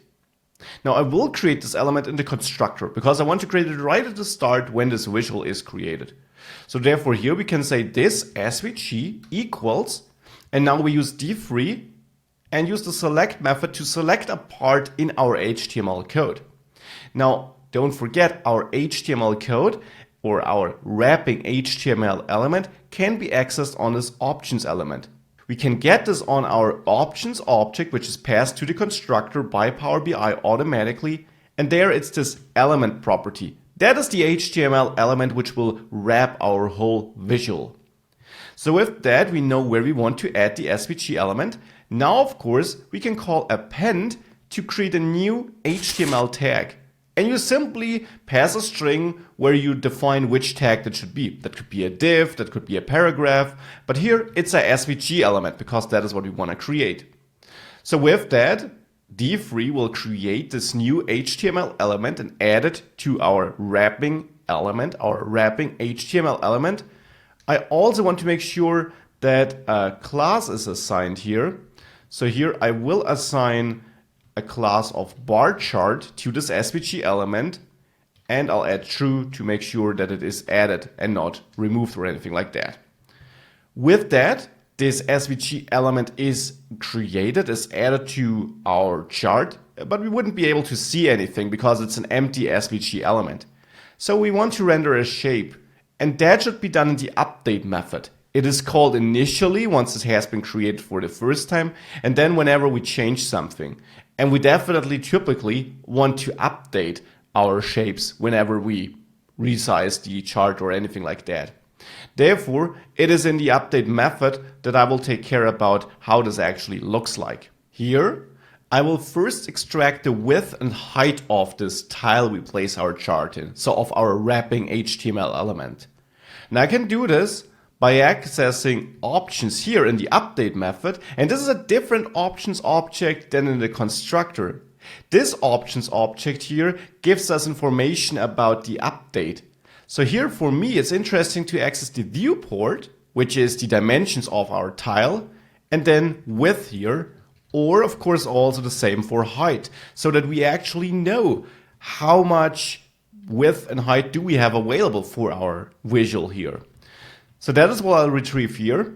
And then I can access my SVG, which is why I stored it in this property so that I can access it from everywhere in this class, and call this attr command to assign some attributes to it. Here, the attributes I want to assign is width, which I'll set equal to this width variable, where I have the extracted width from the viewport, and height to resize our wrapping SVG element, which we created in the constructor appropriately. We still wouldn't see anything, so let's add a shape now. Here, I'll simply create a simple rectangle by accessing my SVG element, and there I want to call append, and I will append a rect tag. This can be done in a SVG, this is a rectangle then. I will call attr then, and this is just done in a new line to make it easier to read, as up here. So this is still applied to this first line. And the attributes here also are width. Let's set this to 50 maybe, and that will be 50 pixels automatically, and a height of 50. And maybe let's set a fill color of red to make it red. Now with that, we should have added this rectangle to our SVG, and we should have made this rectangle red and have a, well, it should be a square, 50 width, 50 high. If I now save this with this still running in the command prompt, if we go to the bar chart and reload it, we actually see our red square here. And this is our very first basic custom visual with our own shape. Of course, not really displaying any data and also not changing if I resize this here, but it is a first step. Now let's continue working on this. In the last lecture, we created our first shape. Now let's actually display some data. Some static data for now, but that is a huge step towards making it truly dynamic and allowing us to input data later. So back in my code editor, I now want to display more than one shape, and more importantly, I want to display as many shapes as needed to display my data. Now for that, we need to do quite some changes. So let's start. First of all, I want to add a new property. I'll name it bar container. This should actually hold my bars of the bar chart later on. This will also be a D3 selection holding some SVG element without the A in between. Now I will initialize this in the constructor after we created this SVG. I now want to store a new element in this newly created bar container property. This new element will use this SVG element we created, and here on that I actually want to call append and append a G element. G is just a group, grouping all the bars together. This is optional, but it gives us a clearer structure. I'll also add a class to this. The class will be bar container so that all the bars are in that container. Now with that, I'll also add true here to assign this class. I created this container. Of course, we also need the individual bars. Now for that, I need to go to the update method because remember, whenever you want to actually display something, that should go into the update method because you probably want to update it whenever something changes about your visual. So instead of creating this rectangle here, which we did before, I now want to create my bars. Now for that, I'll store them in a variable here since I only need them in this update method, so no need to store them in a property. And I will get access to my bar container, this group we just created here. This bar container here, I will call select all to select all elements which have a CSS class of bar.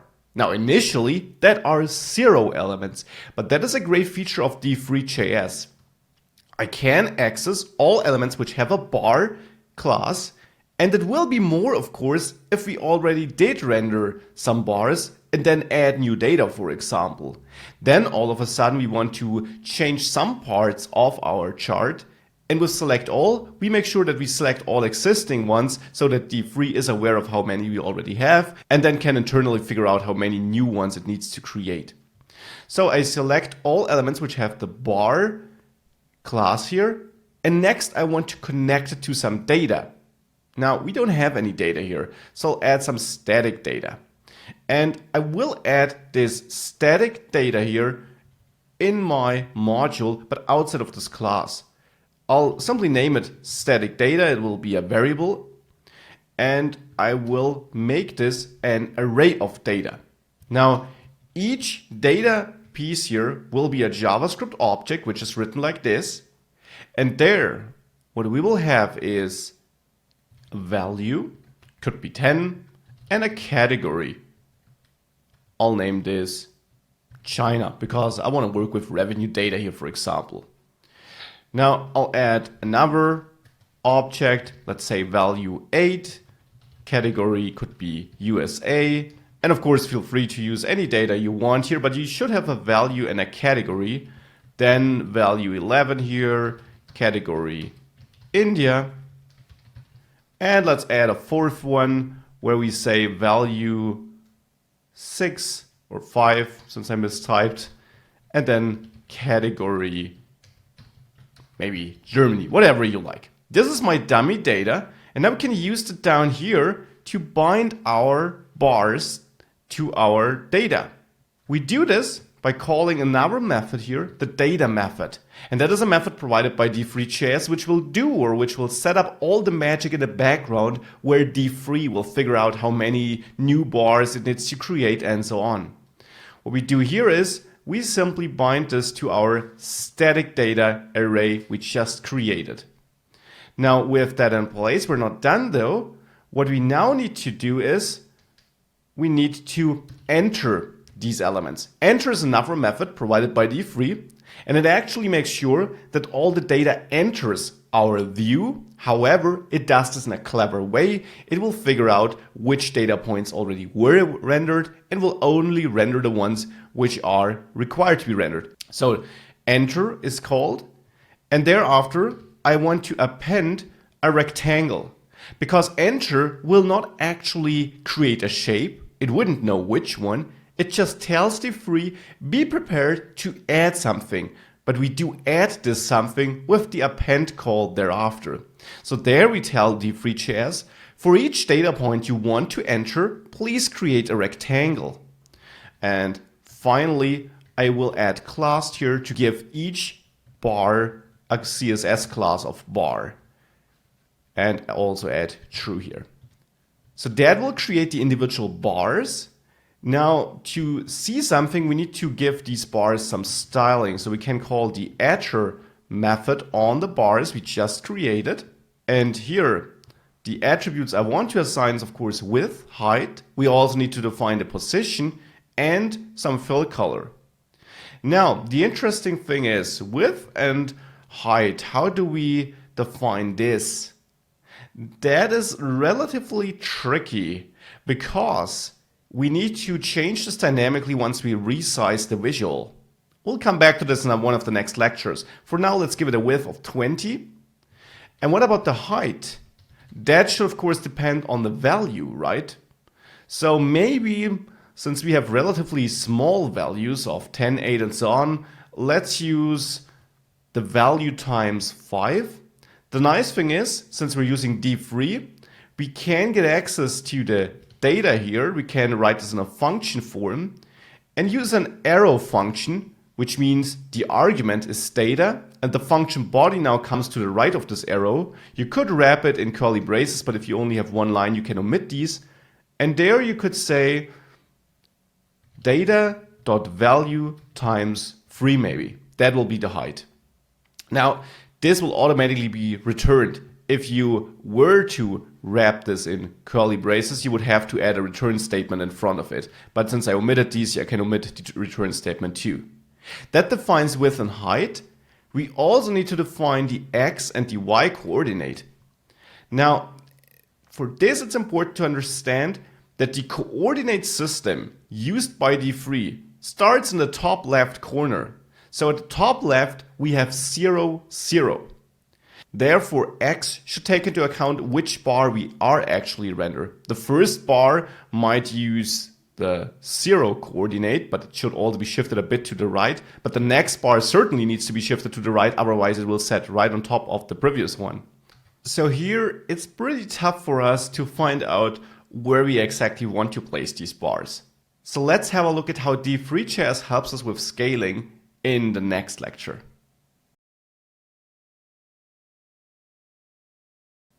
In the last lecture, we were almost there. We almost created our bars, but the issue is we had problems with positioning them. Thankfully, d3.js offers us some help. Before I actually create the bars, but the position doesn't really matter, I want to define my scales. And I need to define a y scale, and I need to define an x scale. That will define where things are positioned and how they are scaled. Let's start with the y scale. We can use the scale property in d3, and there we get a couple of scales we can use. Now for the Y scale, I want to use the linear scale, which means if the first item is 5 and the second one is 10, the 10 item with the value of 10 should be double the size of the first one. It's a linear scale. Bigger means grow linearly. For this, I also need to pass a domain, which is my input data, and that actually is an array where I define my minimum and my maximum. And the maximum, well, for us here, if we have a look at our data, that simply is 11. So let's set this to 11. That defines, well, how should you scale it? Because by default, linear scales between 0 and 1, and now we adjusted this to 0 to 11 to fit our data. We also need to define the output range. We defined the input range, which values do our items have. Now we want to tell it, well, to which should you scale it, to which output pixels in the end. And keep in mind, here, of course, we have way more than 0 to 11. We have the full height available for the y-axis. However, here it's important to know how the coordinate system D3 uses works. It starts in the top left corner, which means there we have 0, 0. And then we can go to the right and increase the number, or down and increase the number. Therefore, the output range is actually not 0 to height, which you could think, but instead it's height to 0, due to this coordinate system which starts in the top left corner and not in the bottom left. So this means scale my items to fit the pixels we have available, which is the maximum height we have, and, well, 0 to be at the very top. And therefore 0, which is at the very top of our coordinate system, needs to fit our biggest number, since this should be the highest chart or the highest bar. That's the Y scale. Now the X scale, here we also want to use D3 scale. However, here I will use an ordinal scale. Ordinal because our category is no number, it's text, and that is what's on the x-axis. So we can't use linear there, because how would you scale text linearly? It are discrete values. That is why we use ordinal here. We still need to provide a domain, our input data though, and that simply is our array of categories. So here I can pass static data and use the map method to only extract the categories, so that I don't have an array of objects which have value and category, but just an array of strings which contains just the categories. Map is a built-in function JavaScript arrays offer, and there we can basically, or this will basically execute a function we define here, also an arrow function for every element in this array, so for every object we have here. In the return statement, we tell it what we want to map to, so which value we want to use for each item. Here, I simply want to return data point category, which basically means turn this object which had value and string or value and category into, well, just a normal string, because we omit the rest here. We just return a string, just return the category. So we have an array of strings as our domain, as our input data now. The range, the output data, now again is an array, and that should be 0 to width, because here we go from left to right. We start in the top left, but for the x-axis this doesn't matter. Here we start on the left is important, so from 0 to width. And I will actually not use range, but I will use range round bands, where I can also define some padding I want to have between these items, because we have an ordinal scale, we have some discrete values. I don't want to have them sit right next to each other, so I will pass a padding of 0.1, that is percentage, not pixels, and that's all I want to have between these items. We can also pass 0.2 maybe for our outer padding, so that we don't have the leftmost and rightmost bars sit right on the edges of our chart. So that's the X scale. That was a lot of talking. What can we do with these scales now? Well, we can use them here where we define attributes for our bars. For the width, we no longer need to set 20. Instead, we can use our X scale and call range band here, which is a method which will automatically give us the right width depending on how big our viewport is. Remember, we do use this here in our X scale setup.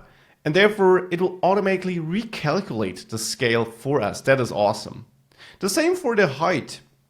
The value does of course matter, because that is important for defining the right height of the bar, but we don't need to take it times 3. Instead, we want to respect the actual viewport we have available.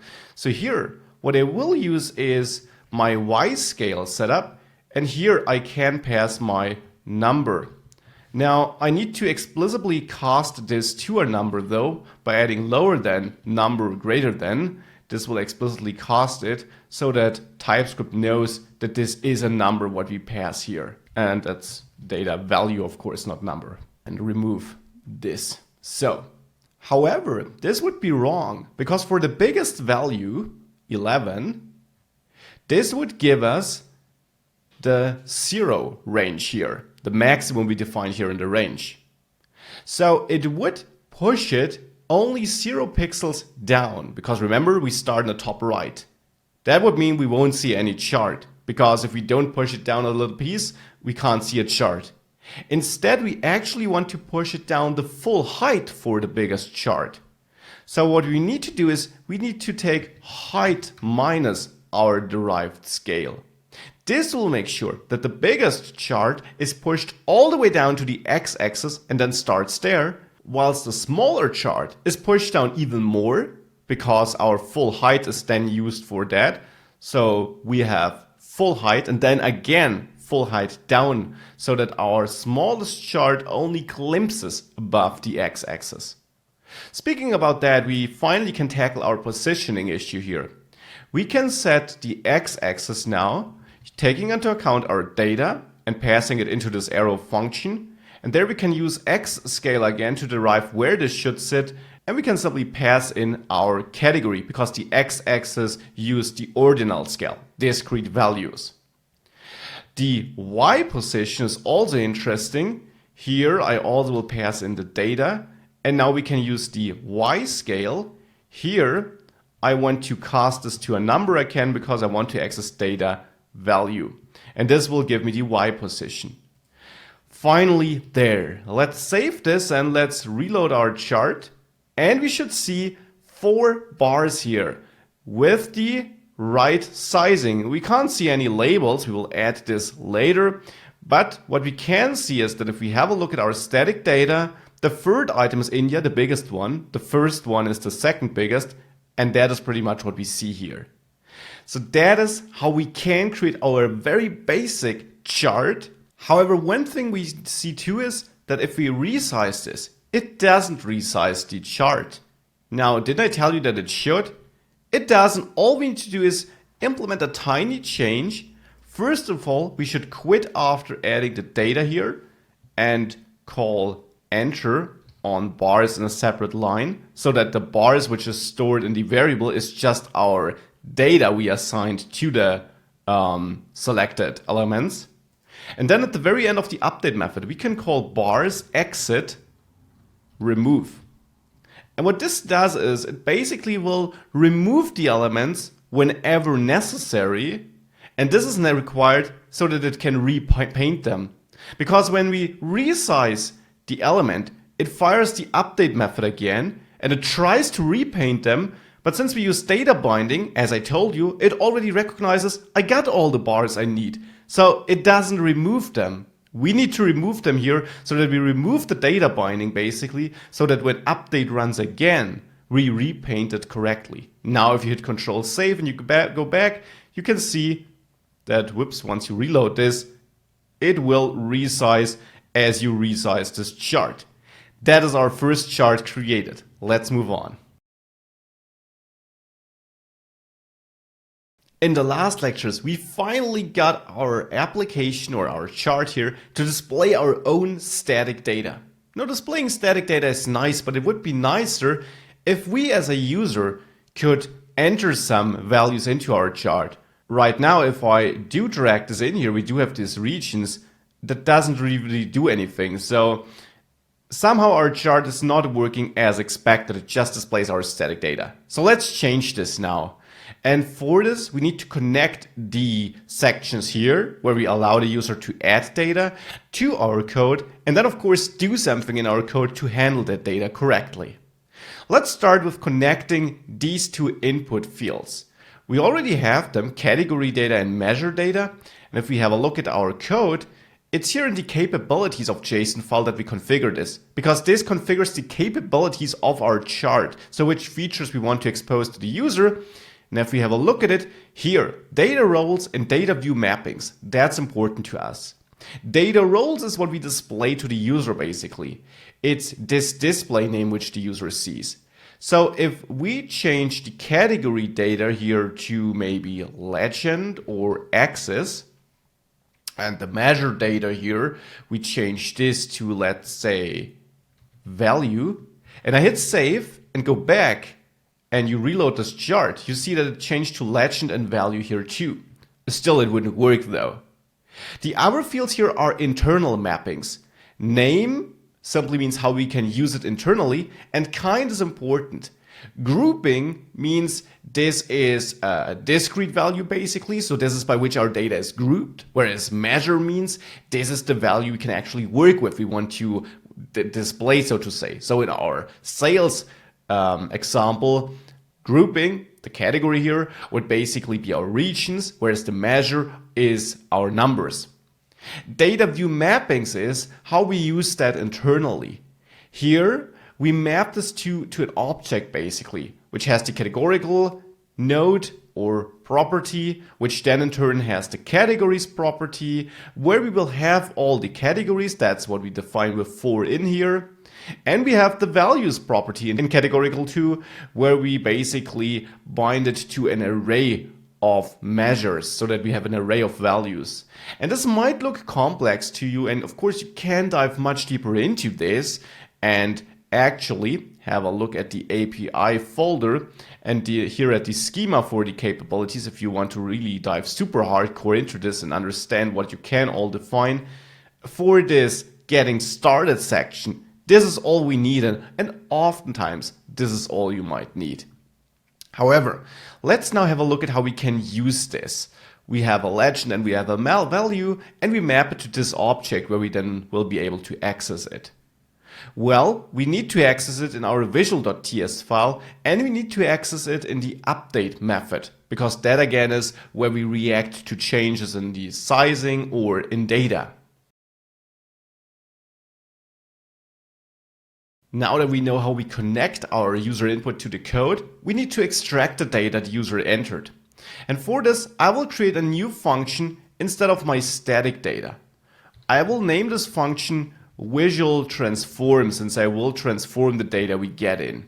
Here I expect to get some options, which will be visual update options. So the same options I get here in the update method. And the reason for this is that I will call this method in this public update method. And I'm just outsourcing it into its own function to keep the code here leaner. I also expect to get a second argument, the host of my chart, of my visual. So that is of type iVisualHost, an interface provided by the Power BI visual tools here, which is needed to call the right methods internally. So on this method here, I plan on returning the transformed data, which will have kind of the same structure we had before when I used static data. So an array of objects with value and category, so that I don't have to change all the code down there. I just will have to change the ways or the places where I call my static data.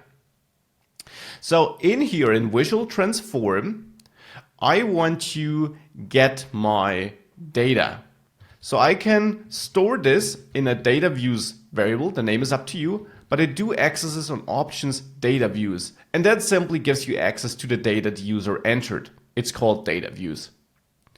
Next, I want to create an object which should hold the relevant information about my data. So here I will name this data info maybe, make this of type JavaScript object, and in there I want to have my data points, which should be an empty array. My maximum value, this is important for scaling it correctly. We hard coded the maximum here, 11, but that's not true anymore. We don't know the maximum value of the data the user will enter, so we'll need to calculate it. And that's all for the data info for now. Next, I want to check if we did actually receive some valid data. So I will check the opposite, to be precise. I will check if data views is not set. So if it is not set and something went wrong, then I don't want to render anything. I will also check another condition. That is, if in the data views, the first element is not set. And why the first element? Because in the capabilities.json file, I will soon add some configuration to restrict the user to only enter one legend dataset and one value dataset. So that is something I will do, and therefore the first element is exactly that. Now it could be that we have this dataset, but on this dataset here, we don't actually have the categorical property. Remember, that is what we're trying to map it to. So if that fails, whoops, I also want to quit. I also want to check that we maybe have the data views and we have the categorical data, but what if we have no categories? Because that is invalid, or the user entered some data where no categories are there. Or what if we have a data view and we have the categorical property and we even have categories, but there we don't have the source property, which should be available, and that is something PowerBI will provide to us. It will hold some metadata about our data source. Or what if we have the data views and there we have categorical, but we don't have any values. So we have the categories and everything, but we don't have the values. In all these cases, so these are quite a lot of checks. In all these cases, I want to return my data info with these default inputs of a maximum value of 0 and no data points. So that will then practically render no chart at all, render nothing since we quit this function, but it will also make sure that we don't render anything incorrectly. That, of course, here should be data views though. So that is a check you can basically use in your setups too, to check if the data really is there, if you got the data you want to work with. If you make it through this check, you know you have categories, you have values, you're good to go. Now, I mentioned in the last lecture that I expect to only get one category dataset and one value dataset. And that is something I'll have to configure though. For that, I'll go to my capabilities.json file, and in data view mappings, here in this object, I'll add another node on the same level as categorical. It's called conditions. And that is actually something the Power BI schema sets up, that I can define conditions. Here I can define conditions for all my data roles. And the conditions I want to define here are the following. I want to define a condition for my category. That's one of my data roles. So that has to fit this name up there. And the rule or the condition I want to set up here is that I want to have at maximum one data set entered into there. By default, you could enter more. The other condition is that for measure, that's the name we use there, I also only want to have at maximum one data set. And this is how I make sure that the user is not able to pass more data that I am able to handle. Of course, you could write more flexible code. Don't forget to save this file, by the way. But here, for this basic starter example, we'll keep it simple. With that, this is prepared. We can now work on extracting that data. Now that we checked the data and we made sure we don't get too much, we can extract it. So here, I want to extract the categorical section of my data. So in my data views, which is the data we got, I'll access the first element, because remember, we only get one. If you would have a chart or a visual with more, you would have to create some loop to loop through all possible data sets. And there I can access categorical, because remember, that's what we're mapping it to per our definition here. So that holds the data, and it is a categorical data. That is what we're saying here basically. I'm then interested in the category section of our data. So on categorical, I can access the categories of the first data set, and I'm interested in the value. So on categorical, I can also access values for the first data set here. So that is what I'm extracting here, the categories and the values, so to say, or a category and value object array. With that extracted, I want to create my data points. This will be an empty array, but I'll soon create a loop where we fill this array. And I then want to create my maximum data, and that is what I'll later store in my data info there. So the maximum number will simply be of type number. I won't initialize it yet.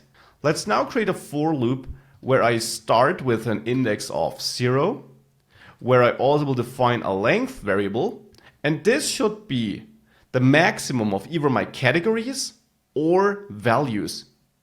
So here I will call mathmax, a built-in JavaScript function, and this needs a list of items or of numbers I want to compare.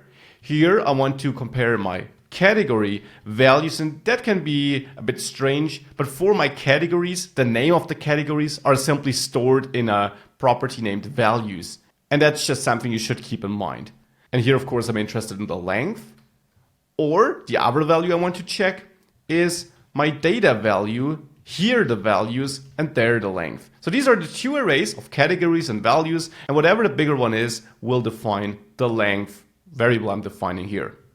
So I will loop as long as I is smaller than length, so that I go through all these data pieces, and then I will increment I on each iteration. So inside of this loop, we now want to extract the data and store it.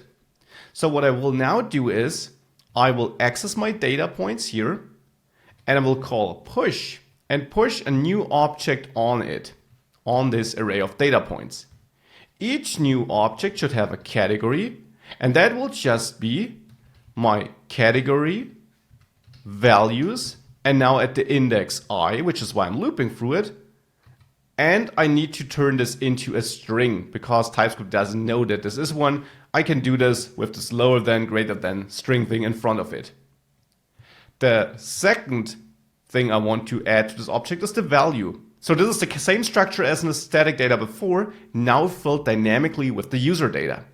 The value here, that should access my data value. There, the values array, also at index I, the current index of this iteration here, and that is all. Now with that, I'm extracting the two data pieces I'm interested in outside of this for loop. So after we're done, after we filled this array, I will implement data max, and here I can access data value, and this is provided by PowerBI. There I have a max local property. So PowerBI is calculating the maximum for me. I need to cast this to a number though, because TypeScript doesn't know that max local gives us a number. So with that, we also set data max.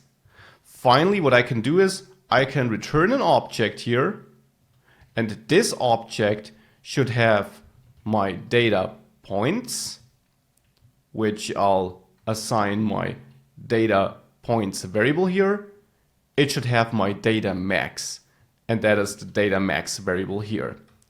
So that is what I'm returning in the visual transform function. Now we want to use that function in the update method to actually use that data. So we got the data, we transformed everything. Let's now output it. And that, of course, is a job for the update function. Here, right at the start, I want to fetch my data. And of course, that is equal to, well, my visual transform function call, because this, keep in mind, this gives me my data in the end. It gives me an object which holds my data points and the maximum data. So visual transform, here I need to pass my options, and I also need to pass the host. Now we're not using the host yet, we'll do so later. I can already extract the host though. I will store it in a property, private property host in my class here. It will be of type iVisualHost, because that's the type we're expecting here as a second argument. And in my constructor, this is where I can access it. Here, right at the start, I can set this host equal to options host. That's provided by Power BI.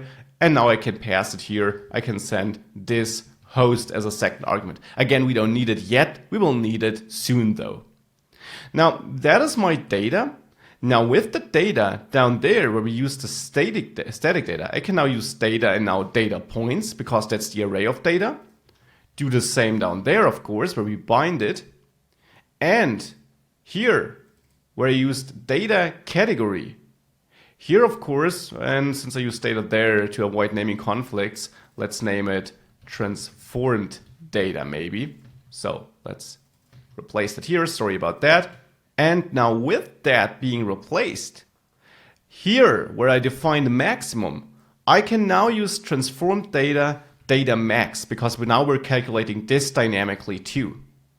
With that all in place, if we now hit save and go back to our service and reload this, we're not seeing anything, which makes sense. If I now drop the sales into value and the region into region, now we see it with our own data. And let's now confirm if this is correct by adding another bar chart, a built-in one. Let's drag sales to value and region to axis. And I'd say, if we leave out the color, this looks pretty much the same. Pretty awesome, right? So that is our own chart, our own bar chart with our own data. We can improve our code a little bit though, so let's do this next. In the last lectures, we finally got our own visual, which is connected to our own data. Really awesome. But we can improve our code. It is fine for this visual, but as it grows in complexity, it can be tough to handle it all, and it is tough for TypeScript to keep track of which type we're using where. It is a good practice to create your own interfaces. And I'll do it as in my module here at the very top.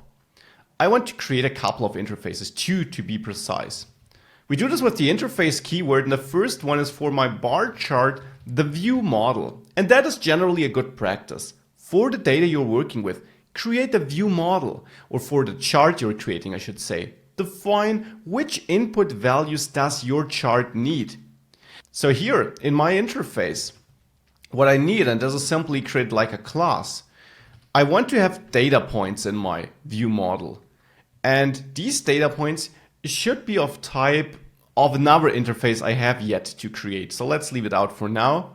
I also want to have a maximum data field, number. And you will recognize this pattern. Bar chart view model, the interface we created with data points and data max. That's the type we use here for data info, for example. So we can now assign our own interface as a type. And that is one of the big advantages of interface. Now our application is more safe and it's clearer. Now we clearly define that this is how data info should look like and no other way. We also can define that we will return exactly that in the end here. We return an object with data points and data max. So right at the function definition, after defining the arguments, we can define the return type. And that is just an object of this, schema here. So that's the first part, the data we're working with. We can also define this down here in the update method where I get the transformed data. It is of type bar chart view model therefore. I also want to create another interface though. This interface is for the individual data point. I'll name it bar chart data point. This also is an interface. And here we'll have a value. This will be of type primitive value. That's a type provided by Power BI, which means it's like a number, something like that, a simple value, no complex value. I also want to have a category. That will be a string. And we should have semicolons here, not commas. So make sure to have semicolons here. For data points, the type will now be bar chart data point, but an array of these. So like that. This is now my individual data point I want to use. And now with that, we get more consistency in our setup and it's clearer and easier to understand. And we make sure that we don't make any silly mistakes here. With our bar chart data point interface setup, we can go down and we know that here our data points should be of type bar chart data point array. And that is what we assign here. objects with category and value. That fits our definition up here. And that is exactly the idea behind all of that. We know what we return, we know what we work with. With that in place, why don't we move on and add some color to our bar chart? Because that black, it's not that beautiful. How can we add color? It starts in our interfaces. There, I want to go to my data point, and each data point, each bar, what it will be in the end, should have a color property, of course. So here I will set color to string, because it is red, green, something like that, or a hexadecimal code. So that's the first place to do something. But of course not the only place. We also need to make sure that we respect the color here in our visual transform function, because that is where we extract the data and therefore also information about the color. How do we do that now? I'll do it right below here, where I define the maximum data and the data points. Here, I'll also set up a color palette. And that simply is an automatically generated palette of colors which fits, because we can have multiple bars and therefore Power BI can do the work about creating a color palette for us. It will be of type iColor palette, an interface provided by Power BI, since all the internals are managed by Power BI. And here I can now use the host I added as an argument, so the host we're getting here as a second argument. I can use the host to call the color palette property. So that's the color palette provided by Power BI, so that we don't have to mix our own colors here. As a next step, I can now use that color palette down here where I push new items, and we already have an arrow there because we need to set the color property, right? That is what we defined in the interface. That's the great thing about interfaces, by the way. We were informed that something is missing here. So how can we set up the color now? We can use the color palette we got from the host, and here we have a method, getColor. To get color, we simply pass a string. We can use our category for that, and on category we can use the values array, and there we can access the current index, so just like we do up here. And now, however, I also need to transform this to a string, just as I do up here. With that, we're passing this string to get color. However, that alone is not enough.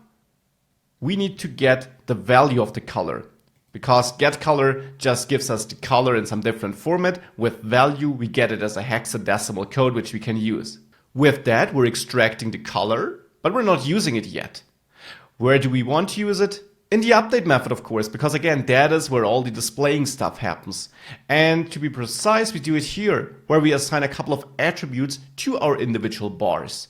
Besides width and height and position, we now also want to define the fill, which is the fill of this SVG element, the color therefore. And fill also receives the data, and here of course I can then extract data color, since we know that this will be present on our data element, right? With this in place, if we hit save and we go back to our chart and we reload it, it's colored. That is awesome, right? That was a super simple change, just a couple of lines of code, and now we get a much more nicely looking chart.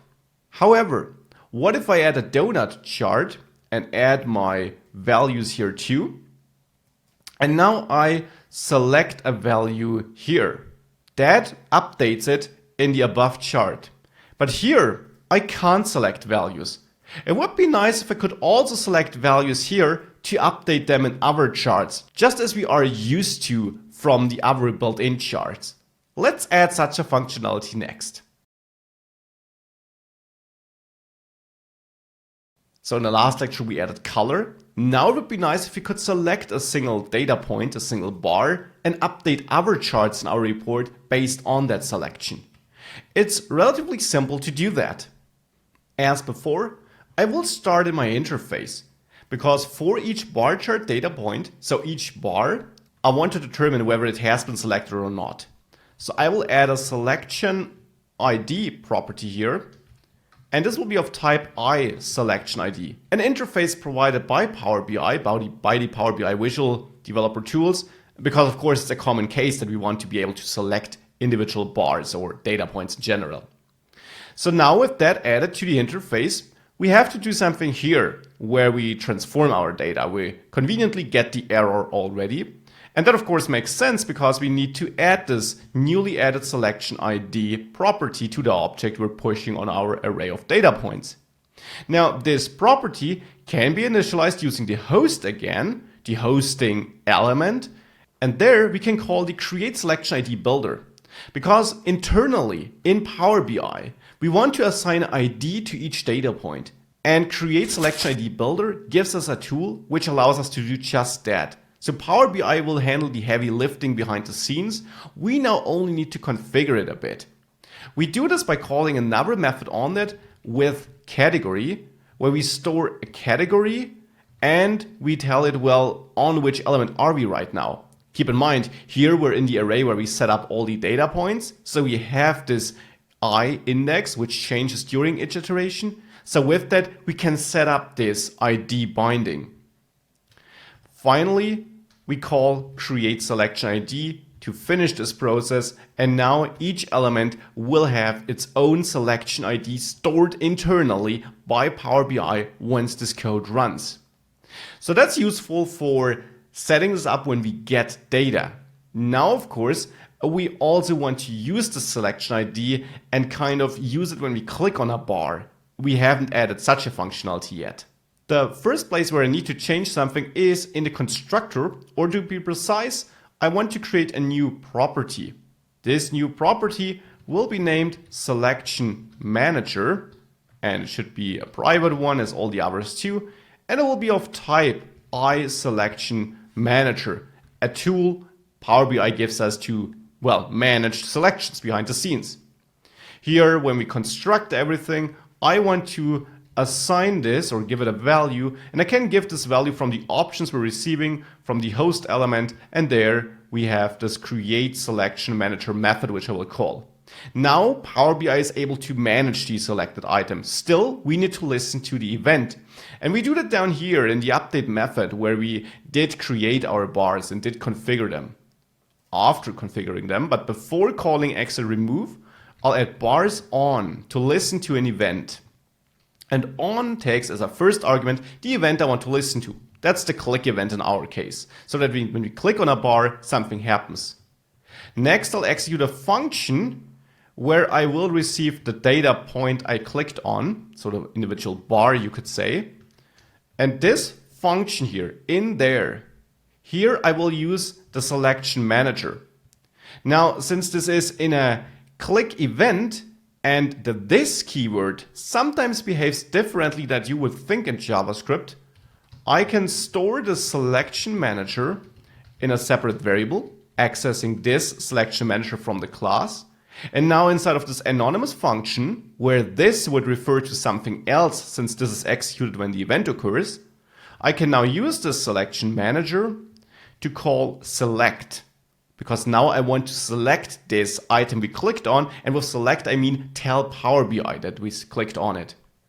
So with select here, I need to pass information about my data point. To be precise, I need to pass the selection ID, which we configured a while ago at the beginning when we transformed our data. Now select returns a promise, so here we can chain then to do something once this has been done by Power BI. So once Power BI knows that we selected this, what do we want to do next? Here I want to execute an anonymous function where I get all IDs, so my selection ID type, but now an array of these IDs, and that is an arrow function here. And in here, I now want to change my bars attributes.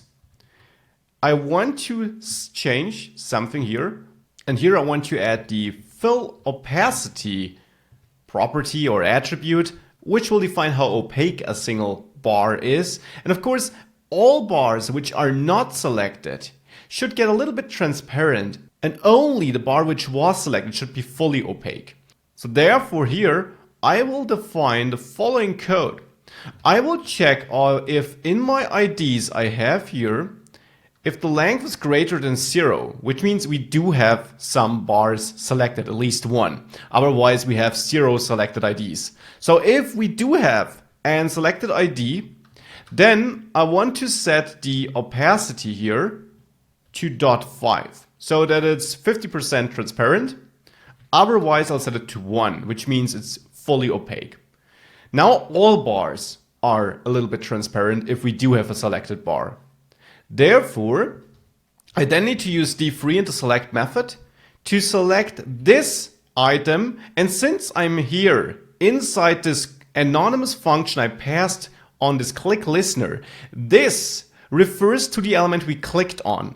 That's also the reason why I used a normal function here and no arrow function, because with arrow functions, this keeps its original context. Here I want to change the context, the thing this refers to. This now is the element we clicked on.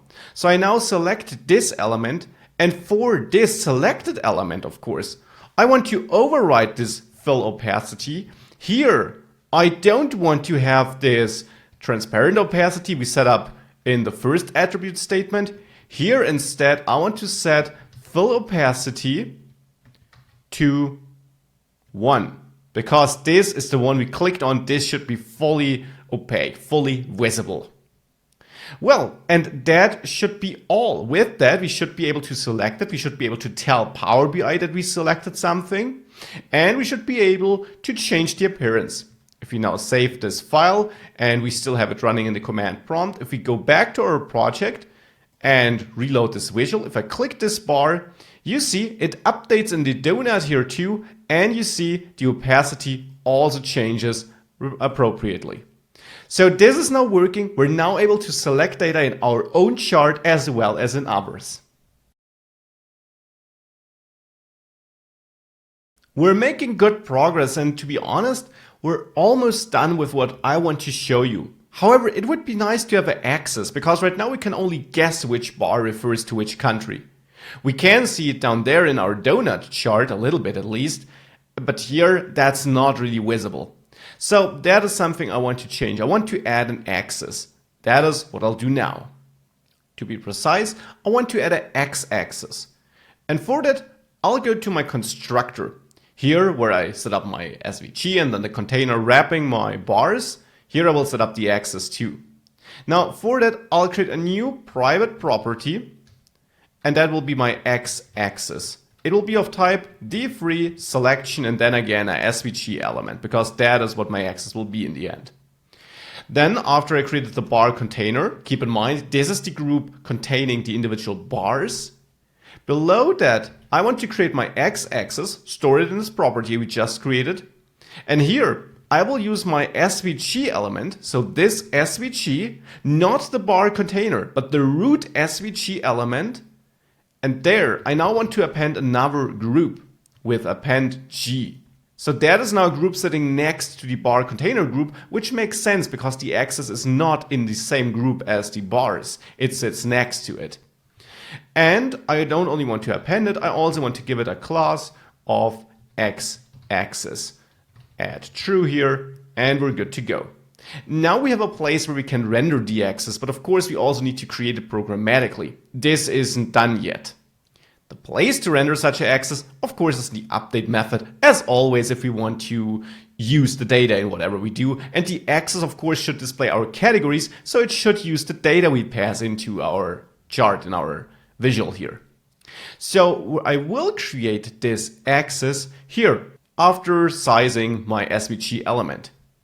There I will access my x-axis, this property where I stored this axis, and I'll add a style to it. That's another d3 method which allows me to add CSS styles. And here I want to set the font size of the axis labels. And that is only one way of doing it though. You could do it here with the font size. And there we can use d3 and then the min method to calculate the minimum from an array. Here we have the height and width of the viewport. And then we could multiply this with some font size multiplicator. For example, multiply it with 0.04. Now, I said this is one way of doing it. Whoops, should be outside of this parentheses here though. So this is one way of doing this. The other way of setting up the font size, of course, is in our style folder in the visual.less file. Here we could target our x-axis CSS class, so here x-axis like that. And then we could assign the font size here too. However, here we couldn't make it dynamic. So we could set this to 12 pixels here, but that would be hard-coded and wouldn't adjust if we change the styling. So I'm going to comment this out and do it here in D3 or with D3. So that's the x-axis style. Of course, also important are the labels. And that is kind of related to my scale, because keep in mind the x scale positions our bars correctly on the x-axis. So it makes sense that this is kind of something we also need when defining the labels on the axis, which is what we're trying to do now.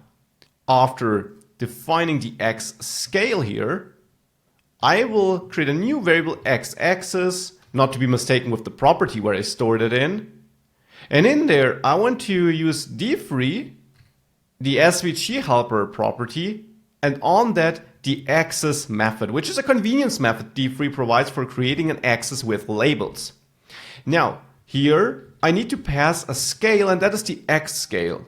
D3 will then automatically derive where to position these labels based on our scale, which we also use to position our shapes, our rectangles, the bars. That is the cool thing about D3. Everything is connected here. So that is where I place that. And orient is a method I can then use to tell it where to place it, at the bottom. The nice thing is, if we weren't to use these helper methods, you would have to figure out manually where to place the labels, that they are distributed correctly, where they are positioned in, in your coordinate system, that they don't overlap your bars. All things D3 does for you with these two methods, scale and orient. And with that, we configured this x-axis. The remaining thing for me to do is to access the x-axis we initialized here in the constructor, so the actual place in the SVG, which we stored in this property, and call attribute here to set the transform attribute, that is a default CSS property, and set it to translate, which allows us to move it. And in there, the translate x should be 0. We want to have it sit it on the left edge. But seen from the top on, I will leave my string here. Seen from the top, here I want to push it down to the very bottom. And you might say, well, doesn't orient do that? Orient tells D3 where it will sit in the end and where the labels should be and how we should position these on the axis. But where the axis itself is positioned in your coordinate system, this is something you'll have to do, and that is something we'll do here. An attribute, of course, takes an object as an argument. So wrap this in curly braces. Now I'm pushing my axis down to the very bottom. This is where I want to place it. Finally, what I'll do is I will call x-axis. And x-axis now refers to my variable here. So to the x-axis I configured here with scale and orient, with call, I now apply this configuration on this shape, the x-axis shape. Keep in mind, x-axis refers to this G element in our SVG. I'm now calling this, or I'm applying this x-axis configuration on this shape. And now D3 has all the connections it needs to figure out where to place what and how to, well, set it up to look nice. Now, if I save this, I have to go to the visual.less file and actually remove that because I just recognized this was invalid code. It would not work correctly. It would give us an error in our command prompt where we ran PBI with start. Now, to be able to view it though, we have to give some room to our axis. And for that, I'll go into my update method here. For example, after I size the overall SVG, what I want to do here is I want to adjust my height variable after we used it for the overall SVG. The overall SVG should receive the full height and width, but for all the other initializations, I want to adjust my height to leave some room for the axis. So here, what I will do is I will set height, without caps lock maybe, height equal to the old height minus, and now some margin, maybe 25, and that will be 25 pixels for the axis.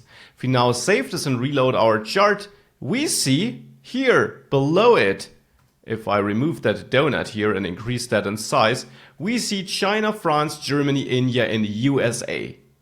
And that is now my labels, the axis, being added to this. In the last lecture, we added this x-axis. I now want to come to an end of the section by showing you how you can add your own options here for your chart. You can right now not choose any options here, and it would be nice if we could tick the option whether we want to show the axis or not, amongst some other default options. While that's easy to do, now we'll show you how it works. We can add our own configuration objects by going to the capabilities.json file again, and here, after this array where we set up the data view mappings here, I'll add a new node, objects, because these options we can set up are basically named objects we can work with in our TypeScript code. So that's objects, and here we can now define our own option. Give it any name you like. I'll name it enable access, because this is what I want to trigger here. And that takes again a JavaScript object here in this JSON notation, like that. In there, I have to set up a display name. So that node name here was up to you, but in each node name, in each option you create, you have to define the display name. So I'll name this enable access. That is what will show up in our menu thereafter. And thereafter, we also need to set up some properties for this option. Here, again up to you, I'll set up a show property, which will be displayed as a toggle, as a switch. So here I do this by adding a display name, which I'll also name enable access, but more important, I'll add a type here, and that type is also an object where I set bool to true. And by setting bool to true, I'm indicating that this should be a switch, because a switch gives you a Boolean value, true or false. And by true, I said this is a Boolean. Yes, it is. So now it will display as such a switch. If we save this and we reload our chart here, you now see all of a sudden we get a couple of options here, but not our own one, strangely enough. I'll come back to this.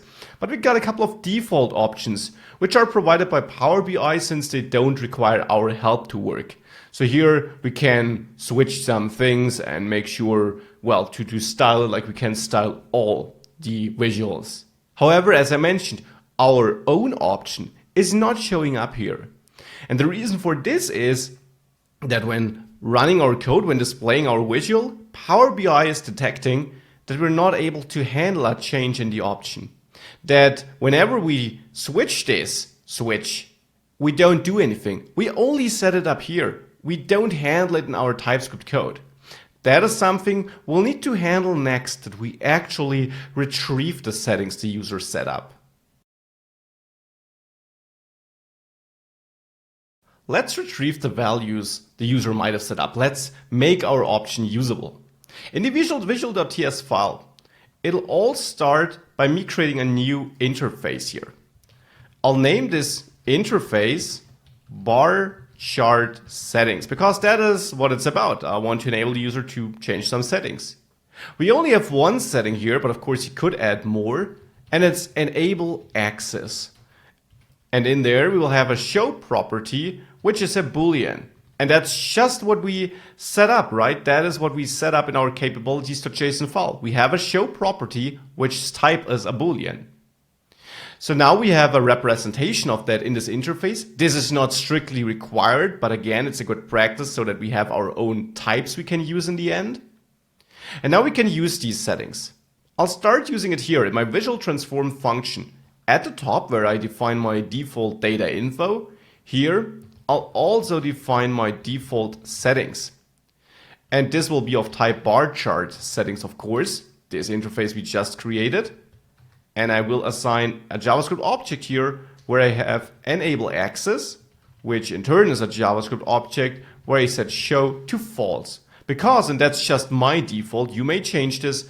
By default, I won't show the access. And of course, you could set this to true to show it. Right now, it won't have any effect though. So that is getting or setting up the default settings. But of course, we want to get the settings the user entered. And we can get this also in the visual transform function, because just like the user enters data, which we handle here, the options are also part of the user input.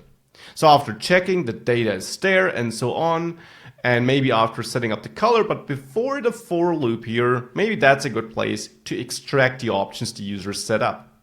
So here we could create a new variable bar chart settings and set this then equal, or first of all, to type bar chart settings, and then set it equal to the extracted settings. And now for that, I will create a helper method because we will actually need to go through all the possible settings and retrieve the one we're looking for. So in the end, we will have an object here, and in this object, we obviously will have our enable access property, which is an object, but show, as I mentioned, will then be retrieved from some helper method. Now I'll create this helper method in this file too, above visual transform maybe. I'll name it get option value. The name is totally up to you. It's a generic type function here, because I don't care about which type of option it is, if it's a boolean, a string, whatever. And here I'll have all my objects. Object means options the user can set basically. That is of type data view object, a type defined by the Power BI visual tools. I'll then have the object name I'm looking for, because with get option value I want to get one specific option, the enable access here. This should be a reusable function which allows me to easily get access to the option I'm looking for. I'll also be able to pass a property name, which is a string, and a default value, which of course is of our generic type, because again this function should be usable for any type of option. And I will return the generic type in the end, the data I got in the end, the option setting. So that's my function. Now we can first of all check if we do have any objects, because if we don't, then we don't need to go any further. No options were set up and we can't extract anything. As a next step, I want to get my object from all the objects, so from all these options objects you could say, which matches the object name I was looking for. So if I was looking for enable access, this should now be stored. This means the object with the value the user set and so on should now be stored in this object variable here. As a next step, I want to check if this is set. So it is null if we didn't get it. Otherwise, it is a JavaScript object. And now I want to extract the specific property I'm looking for, the show property in our case. Remember, that is what I set up here. So here in my object, I want to extract the property I'm looking for. It will be of type T, a generic type again, because I don't care about the specific type. And then I will cast this object and then access my property name there. This now gives me the property I'm looking for. And this again could be null. So I check if property is not equal to undefined to be precise. So if we did find it, and if I did find it, then I want to return the property. Otherwise, if any of these if statements fails, I want to return the default value which we passed to this function. So that's my helper function. And now I can use that helper function down here where I want to assign a value to show. I can now call get option value. And here I want to pass the array of options or of objects as they are called here, then the property I'm looking for and my default setting of course, and the option I'm looking for, I forgot that. So get option value, I'm looking for a boolean in this use case here. Keep in mind it's a generic function because in other options we might be looking for a string or something like that. And here I can then reach out to my objects. And what are my objects? We need to retrieve these. So let's do that first before assigning it here. I can get my array of objects by accessing my data views, oops, not values, data views. Here, the first data set we got, it's limited to 1, keep that in mind. And then here, on the metadata, a property provided by Power BI, on the metadata, I can now retrieve my objects. And these are just these options objects I was referring to. So now I got objects which I pass to this helper method or helper function it is. Then as a string, I'm looking for enable access, the name you set up here. And then we want to retrieve show, this name here. So we do this by now as a third argument passing another string, show, that's the property name. And our default setting, well, we got the default settings object defined up here. So it's on this default settings enable access show property that I want to extract if we don't find a user setting. That would be the false case here, that we don't show an access. With that, we're extracting the user value. Now we can start using it. For that, in the value I return here, I need to return my settings too. So let's adjust our bar chart view map model to also pass some settings of type bar chart settings here. With that in place, we right now see here's an issue. That should be our default settings here. And at the very end of this visual transform function, here of course, I also want to set my settings, and here I simply want to return my bar chart settings, which we derived a few seconds ago here. Now we can use it in the update method as always, because there is where we want to show or not show this axis. How can we do that? Well, first of all, I want to create a new property in the class private bar chart settings, which will be of type of bar chart settings like that. I'll initialize it here right at the start of the update method. Here where I retrieve height and width too. Even before I do this, I'll set this bar chart settings equal to transformed data settings. It now has the settings properties and that is what we defined. And now with that settings extracted here, we can use it here where we define the height to give extra room for the axis. Well, we don't want to do that if we don't want to show one, right? So we can check if this bar chart settings enable axis show, if that is true, in which case I want to do my height adjustment here. In other cases, I won't do it. So by doing this simple trick here, this simple code line here, I'm making sure that the axis only has room if enable access show is set to true. Otherwise, we don't execute that line and then there is no room to display the axis. So that is the thing I want to do here. However, strangely enough, if I now save this and reload my code here, we don't see the axis. That makes sense because by default we set it to false, but I still don't have an option here to change my axis. Because there's one tiny piece of code missing, one function, one method we actually have to implement to allow Power BI to pass our own options to our code. Let's do this in the next lecture.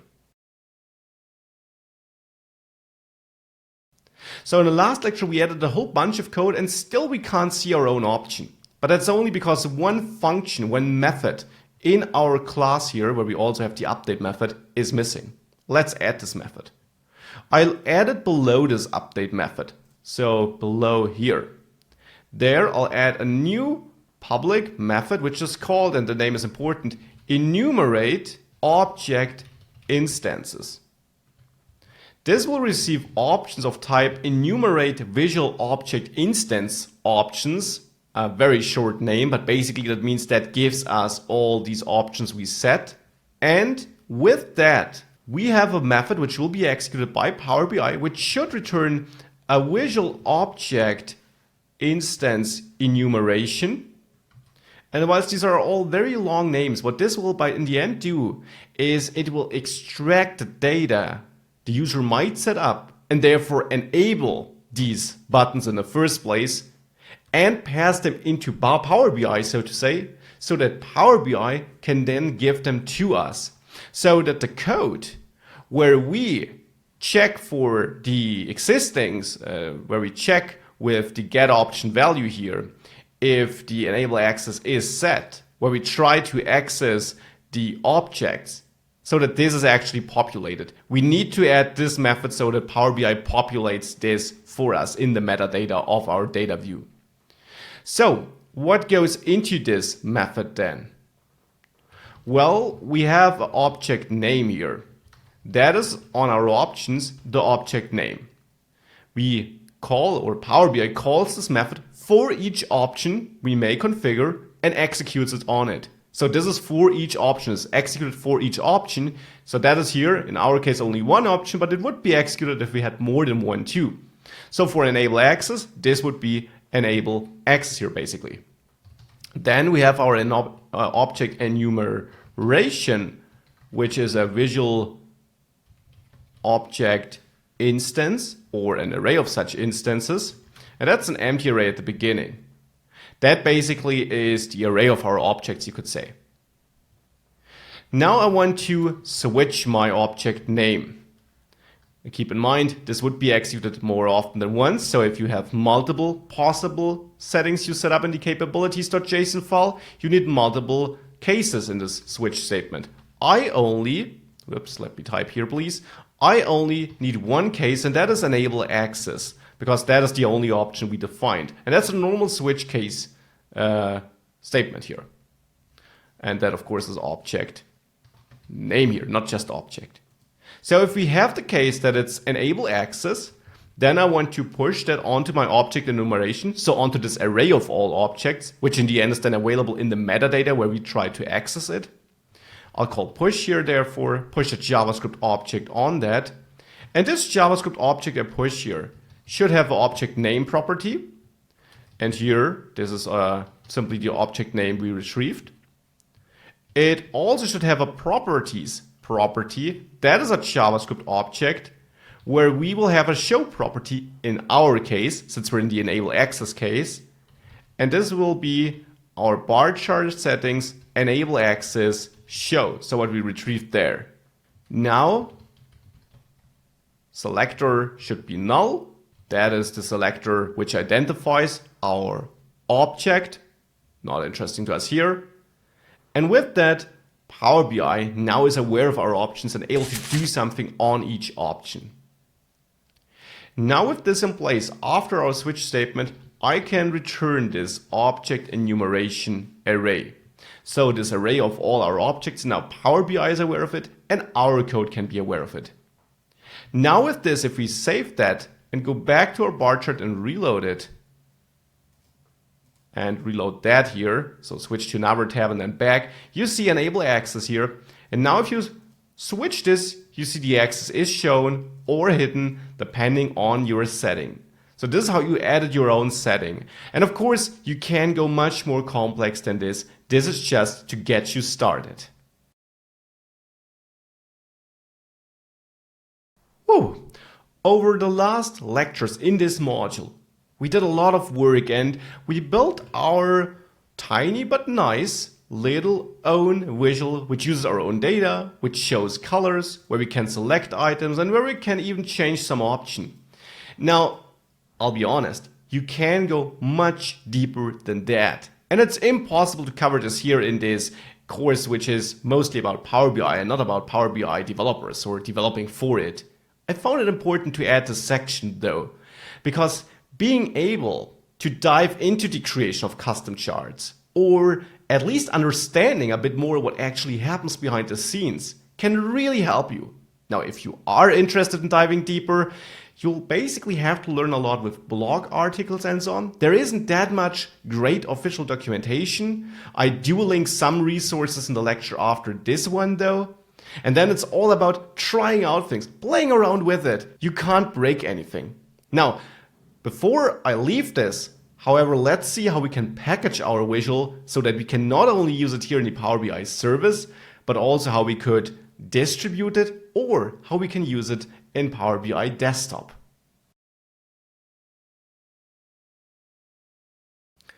Packaging our finished visual is relatively simple.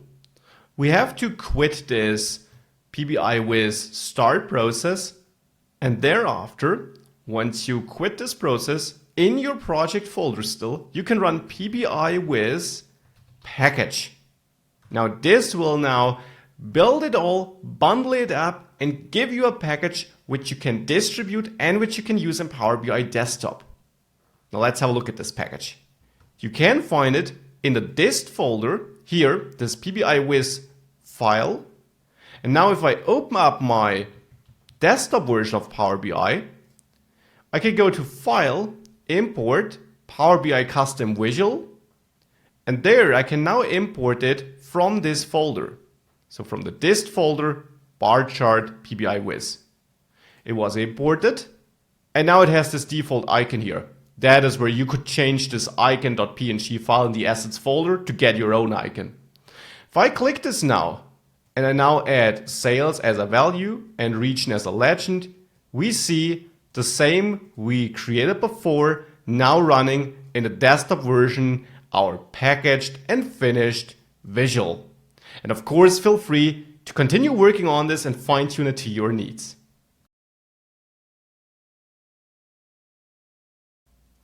I hope that this lecture was helpful to you. Whilst we of course only had a look at the basics of creating our own visuals, and you can dive much more into that.